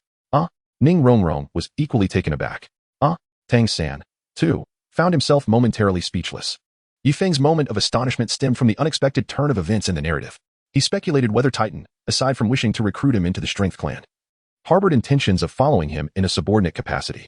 In truth, this was indeed Titan's inner contemplation. Having learned from Talon and Tenno of Yi Feng's exceptional prowess, his possession of an external soul bone, and his status as a soul master with dual martial souls, Titan recognized the urgent need for a formidable individual to uphold the Strength Clan. Alternatively, the clan required a strong leader to ascend to greater heights. Thus, when Titan approached, he had already formulated a strategy. Regardless of whether he won or lost the wager, it would ultimately benefit the Strength Clan. The potential outcomes were simply Yi Feng joining the clan or the clan pledging allegiance to him, no matter the result. Even if Jian Daochenshin were to learn of it afterward, he would be powerless to intervene. Tang San was taken aback. As the situation had deviated significantly from his expectations, Titan's conditions were such that, unless Yi Feng were to lose, he had little confidence in reclaiming the Strength Clan. Ning, what do you think? Titan inquired further. Senior brother, what is your perspective? Ning Rongrong tilted her head to pose the question to Yi Feng. Yi Feng nodded. In this battle, if he were to lose, he would be subjected to the control of the Li family. However, should he emerge victorious, he would gain a force comparable to the lower four sections. Naturally, Yi Feng hoped for victory. In his pursuit of winning the wager, a sense of envy welled up within him. How he envied Tang San. With the Haotian hammer as his martial soul, and his father being the Haotian Douluo. Tang San's origins in the Haotian sect, coupled with the Titan's profound admiration for the Haotian sect, led the Titan to bend the rules and submit to Tang San. Despite his oaths, Yi Feng pondered this in his heart, yet he discovered that the system exhibited no response whatsoever. Yi Feng was momentarily taken aback. His system seemed to have malfunctioned once again. Before him stood a Titan of the Soul Douluo realm, and he felt an overwhelming lack of confidence. Alone, without assistance from others, he had to endure the Titan's onslaught for the length of a burning incense stick. Very well, it is decided. As the Titan's voice fell, he blinked his eyes open and closed. Soul power began to emanate from him, exerting immense pressure upon Yi Feng. If the pressure exerted on Yi Feng by Prince Xuexing had felt like the relentless flow of the Yangtze River, then the pressure from the Titan was akin to the weight of a towering mountain. The differing attributes of their soul powers imparted a distinct sensation to Yi Feng. The Titan, intrigued, found himself favoring Yi Feng even more, for Yi Feng had managed to withstand his initial strike. Chapter 113. The awakening of Bibi Dong. The Titan could not help but question Yi Feng's true strength, pondering to himself. Does he truly possess only a level in the 50s? With that thought, the Titan focused his mind, and yellow soul power coalesced into a humanoid silhouette. As the soul power continued to flow, the figure expanded, growing taller and larger, its outline mirroring that of the Titan perfectly. Bang! The colossal yellow silhouette brought down its palm upon Yi Feng. The terrifying force was as heavy as a mountain, shattering the stone slab beneath Yi Feng's feet. In his mind, Yi Feng commanded the system to allocate all 100 available attribute points to defense. As Yi Feng's words fell, a warm current coursed through his entire being. He could sense that every cell in his body was indulging in the act of breathing freely. The oppressive sensation emanating from the Titan immediately lightened. The pressure exerted by the soul force upon Yi Feng was no longer as intense. Why does he appear to be even more relaxed? The Titan was profoundly intrigued by this, despite having intensified the pressure of his soul force. Yi Feng seemed to grow increasingly at ease, a conundrum that left the Titan perplexed. The Titan let out a muffled grunt. He was a pure power-type soul Douluo, specializing in strength. When it came to raw power, he was confident he could contend with an ordinary title Douluo. He could hardly believe he was unable to subdue Yi Feng. Boom! The enormous yellow phantom's other colossal hand descended from the sky. The two massive palms converged, pressing down on Yi Feng together. The pressure Yi Feng endured suddenly doubled. As a result of the surge in pressure, the shattered stone slabs beneath his feet disintegrated into dust. One could only imagine the terrifying weight of the pressure he was currently facing. Dragon Phoenix, ancient wings. Yi Feng's expression shifted as a radiant purple-gold light erupted from behind him. The ancient wings of the Dragon Phoenix unfurled, resisting the oppressive force emanating from the Titan's soul power. This was precisely what Tainua referred to as the external soul bone. A shiver ran through the Titan. As a beast martial soul user, he could sense an overwhelming pressure upon the emergence of the Dragon Phoenix's ancient wings. The supreme bloodline contained within the wings significantly diminished his strength. Whoosh! Yi Feng spread his wings and, seizing the opportunity, escaped the oppressive range of the Titan's soul power. soaring into the sky and gazing down upon the Titan below.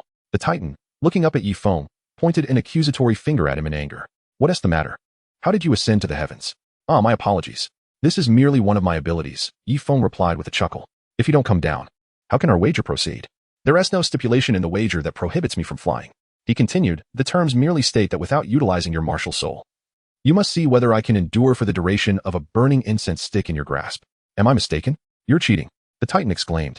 Can I interpret that as a sign of cleverness? Yi Feng retorted, looking down with a sense of triumph. After all, old senior, cunning is indeed a human attribute. The Titan paused, momentarily taken aback as he gazed up at Yi Feng. He found himself increasingly impressed by Yi Feng, not only for his formidable talent, but also for his intellect. In contrast, the members of the Power Clan were quite different, whether due to their martial souls or not. Each disciple possessed immense strength but was often recklessly bold. Traits like cunning and treachery were conspicuously absent from their character. After a moment of contemplation, the Titan suddenly withdrew his soul power. Are we not continuing? Yi Feng asked, perplexed. The Titan felt a sense of resignation. Even if he were to employ his martial soul, there was no way for him to ascend into the air and strike Yi Feng. With Yi Feng being so shrewd, he was undoubtedly destined to lose this wager. Yi Feng, before the incense burns out, I have heard from Talon that you possess dual martial souls. May I have the honor of witnessing both? Of course, Yi Feng replied. Yi Feng did not deny the peculiar request of Titan. As he extended his right hand, a strange wave emanated around him, causing all the flora to subtly lean in his direction. The Xianyuan sword, his martial spirit, materialized in his right hand. Subsequently, he reached out with his left hand, revealing a crystal nine-heart sea peony flower nestled in his palm, which was none other than his other martial spirit, the nine-heart mystic peony. Beneath his feet, 3 black soul rings appeared in succession, accompanied by 5 rings of 2 yellow, 1 purple, and 2 black hues. Indeed, he possessed dual martial spirits. Titan gasped in astonishment, raising his hand to extinguish the remaining incense. He clasped his fist towards Yi Feng and declared, in the spirit of fair play, I concede. Since I have lost, I shall not resort to trickery. How may I address you? Just a name will suffice. Feel free to choose. Yi Feng replied in a neutral tone. Do you currently belong to any faction? I have yet to align myself with any forces. In that case, may I address you as young master? That is acceptable, Yi Feng responded nonchalantly. Titan knelt on one knee, clasping his fists towards Yi Feng and proclaimed, I am Titan, the chieftain of the clan of strength, and I pay my respects to the young master. Yi Feng was taken aback. The wager had been established by Titan, and it was Titan who had ultimately exhausted his flames. Yi Feng couldn't shake the feeling that Titan was deliberately pursuing him. With astonishment, he inquired, Old senior, are you truly serious? Is there any doubt? The onlookers around are all witnesses. Titan remained on one knee, tilting his head to glance at the mighty King Tano and his grandson Talon behind him, calling out, You two rascals. Why aren't you hurrying over to pay your respects to the young master? Tano and Talon, realizing the gravity of the moment, approached Titan and mimicked his stance. Kneeling before Yi Feng and in unison proclaimed, Tano, Talon, we pay our respects to the young master. Yi Feng was taken aback, casting a meaningful glance at Tang San. Murmuring, young master? Ding dong. Congratulations, you have outpaced Tang San, defeating Talon and attracting the attention of his father, the formidable King Tainua, and his grandfather, Titan, the leader of the Li family. This has fundamentally altered the original storyline. You are awarded 88 distributable attribute points. Tang San noticed Yi Feng's gaze, a spark igniting within his profound eyes. What thoughts swirled within his mind? At the spirit hall, Elder Zhu inquired, Your Majesty, is there something amiss? My lord, during my recent excursion, I encountered an old acquaintance. Who? The poisoned Douluo, Douluo. He still refuses to join the spirit hall? Indeed. So, you have eliminated him? Bibi Dong glanced at Zhu Douluo, Yue Guan, who stood at the foot of the stairs. Your Majesty, I was so close. But then I encountered a young man named Yi Feng. Zhu Douluo clenched his fists, vexed that his opportunity had been disrupted by Yi Feng. Otherwise, he would have achieved great merit. Yi Feng. Bibi Dong's expression grew vacant. The name struck a chord within her. Your Majesty, have you heard of him? That name resonated pleasantly and seemed familiar. Something within her soul stirred. Bibi Dong fell into contemplation. What stirred within your soul? Zhu Douluo queried, puzzled. Elder Zhu, could you produce his portrait? Of course, Your Majesty. Please wait a moment. Zhu Douluo took out his writing materials and promptly sketched a simple portrait, respectfully presenting it to Bibi Dong. Oh, is there truly such a handsome individual in this world? Bibi Dong exclaimed. Handsome? Zhu Douluo was taken aback. Elder Zhu, did you not just say you could have killed Douluo, but instead, he was rescued? Yes, Your Majesty. Elder Zhu, I can overlook others. But this individual must not be harmed, Bibi Dong commanded sternly. Your Majesty, may I inquire as to the reason? Zhu Douluo asked, both puzzled and curious. Zhu Douluo was deeply perplexed. How could Pope Bibi Dong, who had never met Yi Feng, be so protective of him? Unbeknownst to Zhu Douluo, When Yifeng witnessed Lu Erlong's unwavering affection for Yu Xiaojiang, the two women who envied Yu Xiaojiang were equally infatuated with him. The system, feeling unjust, transferred the infatuation of Lu Erlong and Bibi Dong for Yu Xiaojiang entirely onto Yifeng. This was why Bibi Dong forbade Zhu Douluo from killing Yifeng. She had already fallen for him at first sight. Chapter 114. Another Nalan Yanran Elder Zhu, follow my instructions. Bibi Dong clearly did not wish to delve further into this matter. In truth, she could not articulate a rationale herself, so how could she respond to Zhu Douluo's inquiries? Noticing Zhu Douluo's reluctance to depart, she asked, "Is there anything else? Your Majesty, during my outing, I obtained some news. Master Yu Xiaojiang is also at Shrek Academy." Master? Yu Xiaojiang? Which one? Indeed him. That one. A figure surfaced in Bibi Dong's mind, her expression turning icy and filled with disdain. Zhu Douluo nodded. Why bring up this person? Bibi Dong's gaze sharpened, her displeasure evident. Your Majesty, have you forgotten? This was your previous command. You instructed me to track his whereabouts. Did I issue such a command? Indeed. How could I have given such an order? Bibi Dong furrowed her brow, regret flickering in her eyes. Zhu Douluo noted Bibi Dong's expression, feeling immense confusion. As an elder of the Spirit Hall, he was aware of the complex relationship between Bibi Dong, Qian Xuanji, and Yu Xiaojiang. During her youth, Bibi Dong had met Yu Xiaojiang, and they had developed a romantic connection, even after being forcibly taken by Qian Xuanji. Zhu Douluo knew Bibi Dong had always held affection for Yu Xiaojiang. Whenever she heard his name, her gaze would soften with tenderness. Yet this time, her eyes were filled with disdain and chill. Zhu Douluo remained silent in the face of Bibi Dong's words, realizing he could not ascertain her true thoughts while seated upon the throne. Kill him. What? Bibi Dong's sudden command left Zhu Douluo momentarily stunned. I said, kill him. Very well. Zhu Douluo nodded, contemplating for a moment, then stated, Yifeng possesses exceptional talent. Should we allow him to grow unchecked, he would indeed be a significant threat to our Spirit Hall. I shall travel to the Heaven Do Empire and eliminate him. Who are you referring to? Bibi Dong inquired. Yifeng. Your Majesty, did you not just say you intended to kill Yifeng? Zhu Douluo pressed. Who said I was referring to Yifeng? He is still so young. Elder Zhu, how could you harbor such malicious thoughts? Your Majesty, then who do you mean to kill? Yu Xiaojiang. Zhu Douluo stared at Bibi Dong in disbelief. Is there a problem? Bibi Dong asked. No problem. It's just that you have always defended Yu Xiaojiang. Why now do you seek to kill him? Zhu Douluo questioned curiously. Bibi Dong did not respond to Zhu Douluo's inquiry. Had it been the Bibi Dong of the past, she would never have considered harming Yu Xiaojiang and would have instead ensured his safety. However, the current Bibi Dong, influenced by the system regarding Yifeng, had shifted her affections. The love she once held for Yu Xiaojiang was now eclipsed by her feelings for Yifeng. Notably, Bibi Dong and Yu Xiaojiang had a history of unpleasant encounters, while her relationship with Yifeng had been untainted by any discord. Bibi Dong's love for Yifeng would surpass that which she once felt for Yu Xiaojiang. If a reason must be sought, it is that Bibi Dong now shares a mindset akin to that of Nalan Yanran from the Dopa universe. As the Pope of the Spirit Hall, Bibi Dong no longer wished to associate with the negative aspects of her past that did not align with her current identity, especially if she wished to be with Yifeng. Never mind, I shall step out for a moment. You need not concern yourself with this matter. Bibi Dong changed her mind, deciding to personally journey to the Heaven Do Empire. Your Majesty, you intend to personally eliminate Yu Xiaojiang? Zhu Douluo gazed at Bibi Dong in astonishment. At Shrek Academy, on a stretch of open ground, Yifeng, Ning Rongrong, Xiao Wu, Zhu Zhuqing, Tang San, Ma Hongjun, Oscar, and Dai Mubai sat upon the grass. Upon seeing Lu Erlong approach with 3 companions, they all rose from their seats. Among the 3 young men beside Lu Erlong, one was already known to them, Talon of the Li family. As for the other 2 individuals, one male and one female, the woman possesses striking emerald green hair, an oval face, a delicate jade-like nose, stands approximately 1.65 meters tall, and has a curvaceous figure. The man sports bangs, is tall and slender, and his eyes, when they open and close, exude an aura of mischief. These 3 are your substitute team members. Please introduce yourselves, Lu Erlong instructed. The first, a 35th level agile attack spirit master, Jing Ling, wields the skeletal martial spirit. The second, a 35th level healing system weapon spirit master, Jiang Zhu, possesses the healing scepter as his martial spirit. Both Jing Ling and Jiang Zhu have soul ring configurations of 2 yellow and 1 purple. With their soul power exceeding 30 levels, they can already be classified as prodigies in a prestigious Soul Master Academy. Reaching the rank of Soul Master qualifies one for immediate graduation. Had it not been for the imminent competition, Jiang Zhu, Jing Ling, and Tai Long would have already graduated. Tai Long scratched his head and chuckled innocently, saying, I need not introduce myself. Everyone knows me. Lu Erlong approached Yifeng, smiling as she said, These 3 are my carefully nurtured elites who remain in the academy. If it weren't for this competition, they would have graduated long ago. Yifeng, they are now entrusted to you. Entrusted to me? Yifeng responded, astonished. Indeed, you may not be aware, but I have been appointed by the academy as the teacher leading the competition team. Therefore, you ought to heed my words." Lu Erlong smiled. You? Yi Feng gazed at Lu Erlong in a state of disbelief. "Aunt Erlong." Tang San began to speak, but was promptly interrupted by Lu Erlong. "Tang San, mind your words."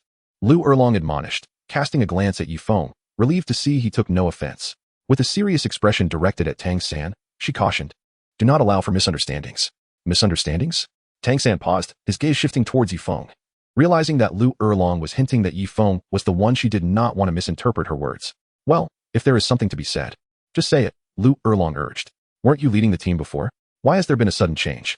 Tang San questioned, aware that his teacher, Yu Xiaojiang, intended to prove himself through this competition.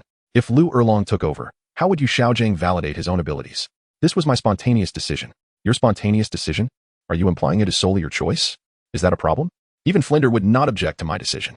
"Now, Yi Feng, I leave the subsequent matters in your capable hands." Lu Erlong beamed with pride as she affectionately linked her arm with Yi Feng's. This scene left everyone present momentarily stunned, gazing at Lu Erlong in astonishment. Her actions were quite evident. Her self-appointment as the team leader was a facade, while her genuine desire was to be close to Yi Feng. Lu Erlong was unwilling to miss such a splendid opportunity to pursue and accompany him. Chapter 115. Lu Erlong's ambition entrusted to me? Yes, but you are the team leader. Indeed. Hence, I now place this responsibility upon you. Are you not concerned that under my leadership, our academy may fail to advance to the next round? Yi Feng asked with a wry smile. "I have faith in your abilities." "It will not happen." Lu Erlong, still linked to Yi Feng, smiled and continued. "I heard from old Flinder that during your time in Soto City, that person did not provide any guidance to the academy's students. Under your influence and mentorship, that person had no opportunity to intervene. Yi Feng, you are the one I, Lu Erlong, have chosen. I believe in your capabilities. Yi Feng, you are the individual I, Lu Erlong, have set my sights upon. I have unwavering faith in your capabilities." Yi Feng felt a chill in his heart. He discerned the double entendre in Lu Erlong's words, as did Tang San and others present. Lu Erlong's remarks implied her desire to forge a lifelong bond with Yi Feng, while simultaneously acknowledging his capability to lead the Shrek Academy's team in the competition. Concurrently, Lu Erlong's once fervent affection for Yu Xiaojiang had morphed into disdain, to the extent that she refrained from uttering his name, preferring to refer to him simply as that person. After waiting for Yu Xiaojiang for 2 decades, enduring a prolonged state of emotional widowhood, she had transformed from a youthful beauty into a mature woman. This evolution elucidated Lu Erlong's aversion towards Yu Xiaojiang. When the system shifted Lu Erlong's infatuation for Yu Xiaojiang onto Yi Feng, the latter had been reduced in her eyes to a mere nuisance. Although Lu Erlong did not harbor intentions as extreme as Bibi Dong's, who sought to eliminate her painful memories through violence, she certainly wished to avoid Yu Xiaojiang entirely, even secretly hoping he would flee again, wishing to never encounter him again. "Very well," Yi Feng conceded with a nod. Pausing to acknowledge the significance of the competition to Yu Xiaojiang, he inquired, "And what about the master? He need not concern himself with it. He can remain in the academy quietly," Lu Erlong replied. "Would he be willing?" Yi Feng asked skeptically. "The competition holds immense importance for Yu Xiaojiang. He must prove himself through it," Yi Feng reasoned, convinced that Yu Xiaojiang would insist on participating. "He is neither the dean nor the vice dean. My word is final." And even old Fu would not object. Whether he wishes it or not, he must comply. Lu Erlong clearly preferred to steer the conversation away from Yu Xiaojiang. Changing the subject, "All right, let us move on to the next topic. Ding dong. Congratulations, you have replaced Yu Xiaojiang in the Continental Advanced Soul Master Academy Elite Competition. Overturning the original storyline, you have been awarded 6 distributable attribute points." 6 points? Yi Feng listened to the voice of the system, expressing his skepticism. "System. Yu Xiaojiang has garnered attention through the competition, earning the favor of His Majesty Shui Yi of the Tiando Empire. Subsequently, Yu Xiaojiang even pledged to train the army for the Tiando Empire. This significantly delayed the Wuhan Empire's assault on the Tiando Empire, profoundly affecting the subsequent narrative. Now, with Yu Xiaojiang unable to make an appearance in the competition, how could such a pivotal storyline be overturned and yet only yield 6 assignable attribute points as a reward?" The system responded to the host. According to the system's analysis, there is a 99% probability that Yu Xiaojiang will seek alternative paths. This could potentially influence the future dynamics of the Douluo continent. Based on the system's calculations, the total assignable attribute points that can be awarded to the host is precisely 6. Alternative paths? Yi Feng's expression momentarily froze as he fell into deep contemplation, pondering how Yu Xiaojiang might seek an alternative path. Just as Yi Feng was on the verge of discovering the answer, Lu Erlong gently nudged him with the hand that was linked to his arm. Lu Erlong softly remarked, "Yi Feng, everyone is waiting for you to speak." Yi Feng interrupted his contemplation, his gaze settling upon Tai Long, Jing Ling, and Jiang Zhu. He remarked, "You are the substitute players, yet your soul power remains insufficient. To aspire for victory, it is essential to possess the rank of Soul Master. After all, substitutes are still part of the team. Tai Long, Jiang Zhu, and Jing Ling were taken aback, staring intently at Yifeng. The words he spoke left them feeling rather displeased, as they perceived him to be boasting. Indeed, the unabashed Ma Hongjun chimed in, "Leader Yi, it's only natural for substitute players to have lower soul power. We simply need to enhance our synergy in the time to come." Tai Long, Jiang Zhu, and Jing Ling glared at Ma Hongjun in anger. Though they were intimidated by Lu Erlong's authority, they felt no fear towards the seemingly unassuming Ma Hongjun. Tai Long, brimming with youthful vigor, had witnessed the subjugation of the Li family under Yifeng's command. Out of respect for Yifeng, he chose to endure the situation. Jiang Zhu, being a woman, exhibited a greater capacity for resilience than her male counterparts. However, Jing Ling could no longer hold his composure.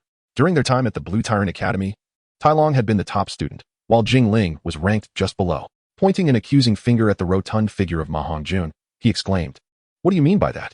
Are you looking down upon us?" Ma Hongjun was incensed and was about to erupt in anger when Oscar intervened. Grasping Ma Hongjun's hand, Oscar exchanged knowing glances with Yifeng, signaling for Ma Hongjun to show deference.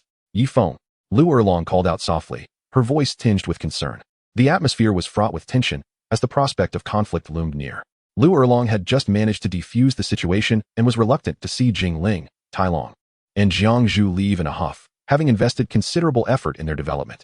Furthermore, failing to assemble a full team of 11 would render them ineligible for the competition. Yifeng spoke in a calm tone, explaining, "Jing Ling, you have misunderstood. We are merely stating a fact. Self-awareness is a sign of wisdom. Having self-knowledge is not a matter of shame. The reason I mention those words is that I have a gift to present to you." "A gift? A gift? A gift?" Tai Long, Jing Ling, and Jiang Zhu exclaimed in astonishment, completely unprepared for such a significant turn of events. Yifeng nodded, touching the ring. And with a flick of his finger, 3 herbs floated before the trio: the earth rock vine, the white spirit flower, and the 100-life grass. The names of these 3 herbs slipped effortlessly from Tang San's lips. "What is the earth rock vine?" Talon inquired with curiosity. "What is the white spirit flower?" Jingling asked, equally intrigued. "And what is the 100-life grass?" Xiang Zhu echoed their curiosity. Tang San glanced at Yifeng, noting his silence, and simply replied, "The earth rock vine is a high-grade herb of the earth attribute. Once consumed, it can fortify the body, granting strength akin to that of an ox. The white spirit flower, another high-grade herb, is beneficial solely to soul masters whose martial spirits are of the skeletal or ghostly variety. As for the 100-life grass, it is a resilient herb,